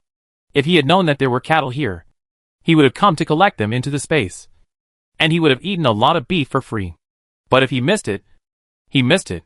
Ming Si didn't think much about it. After confirming that there was no one around, Ming Si and Shinkei felt relieved. Then Shinkei drove over, circled a few times, and drove the car to the middle of the self-built house and the greenhouse, so that there would be shelters in front and behind, and it would be safer. After the door of the RV was opened, Eggplant quickly ran out of the car and marked the territory everywhere. Then he brought a beef bone and chewed it. Ming Si and Shinkei felt that it was too hot outside, so they opened the gas tank, filled it up, and returned to the car. They took out some food from the space, and after eating, Shinkei went to bed because he had to deal with things during the day. Ming Si flipped through the things he took back from those people and was surprised. These cigarettes and condoms alone can be exchanged for many things. However, Ming Si did not lack these things. He just saw that the rice in the rice cooker was not filled, so he bought a disposable lunch box. The two of them had a big appetite, so when Ming Si packed the rice, he pressed it again and again. Soon, the rice in the 5 rice cookers was all filled, and Ming Si cooked another pot. Since it was troublesome to pack the lunch boxes, the two of them just took a basin and poured the vegetables into it when they started cooking, planning to pack them when they had time. Now Ming Si had nothing to do, so he just sat cross-legged on the ground and started packing. The next day, the two of them woke up and were still awakened by Eggplant shouting. Ming Si rubbed his eyes and walked out of the bedroom, and saw Eggplant shouting at the door of the RV. Eggplant, what's wrong? When sleeping at night, the other windows of the RV were all closed with curtains. Only the front door of the RV had 2 pieces of glass, so you could see outside clearly. When talking, Ming Si had already walked to the door. He accidentally saw the outside and was startled. Shinkei! Ming Si stared at the outside and called for help. Shinkei still had a toothbrush in his mouth. When he heard Ming Si calling him, he hurried out. What's wrong? Ming Si pointed outside and said, there's a wild boar outside.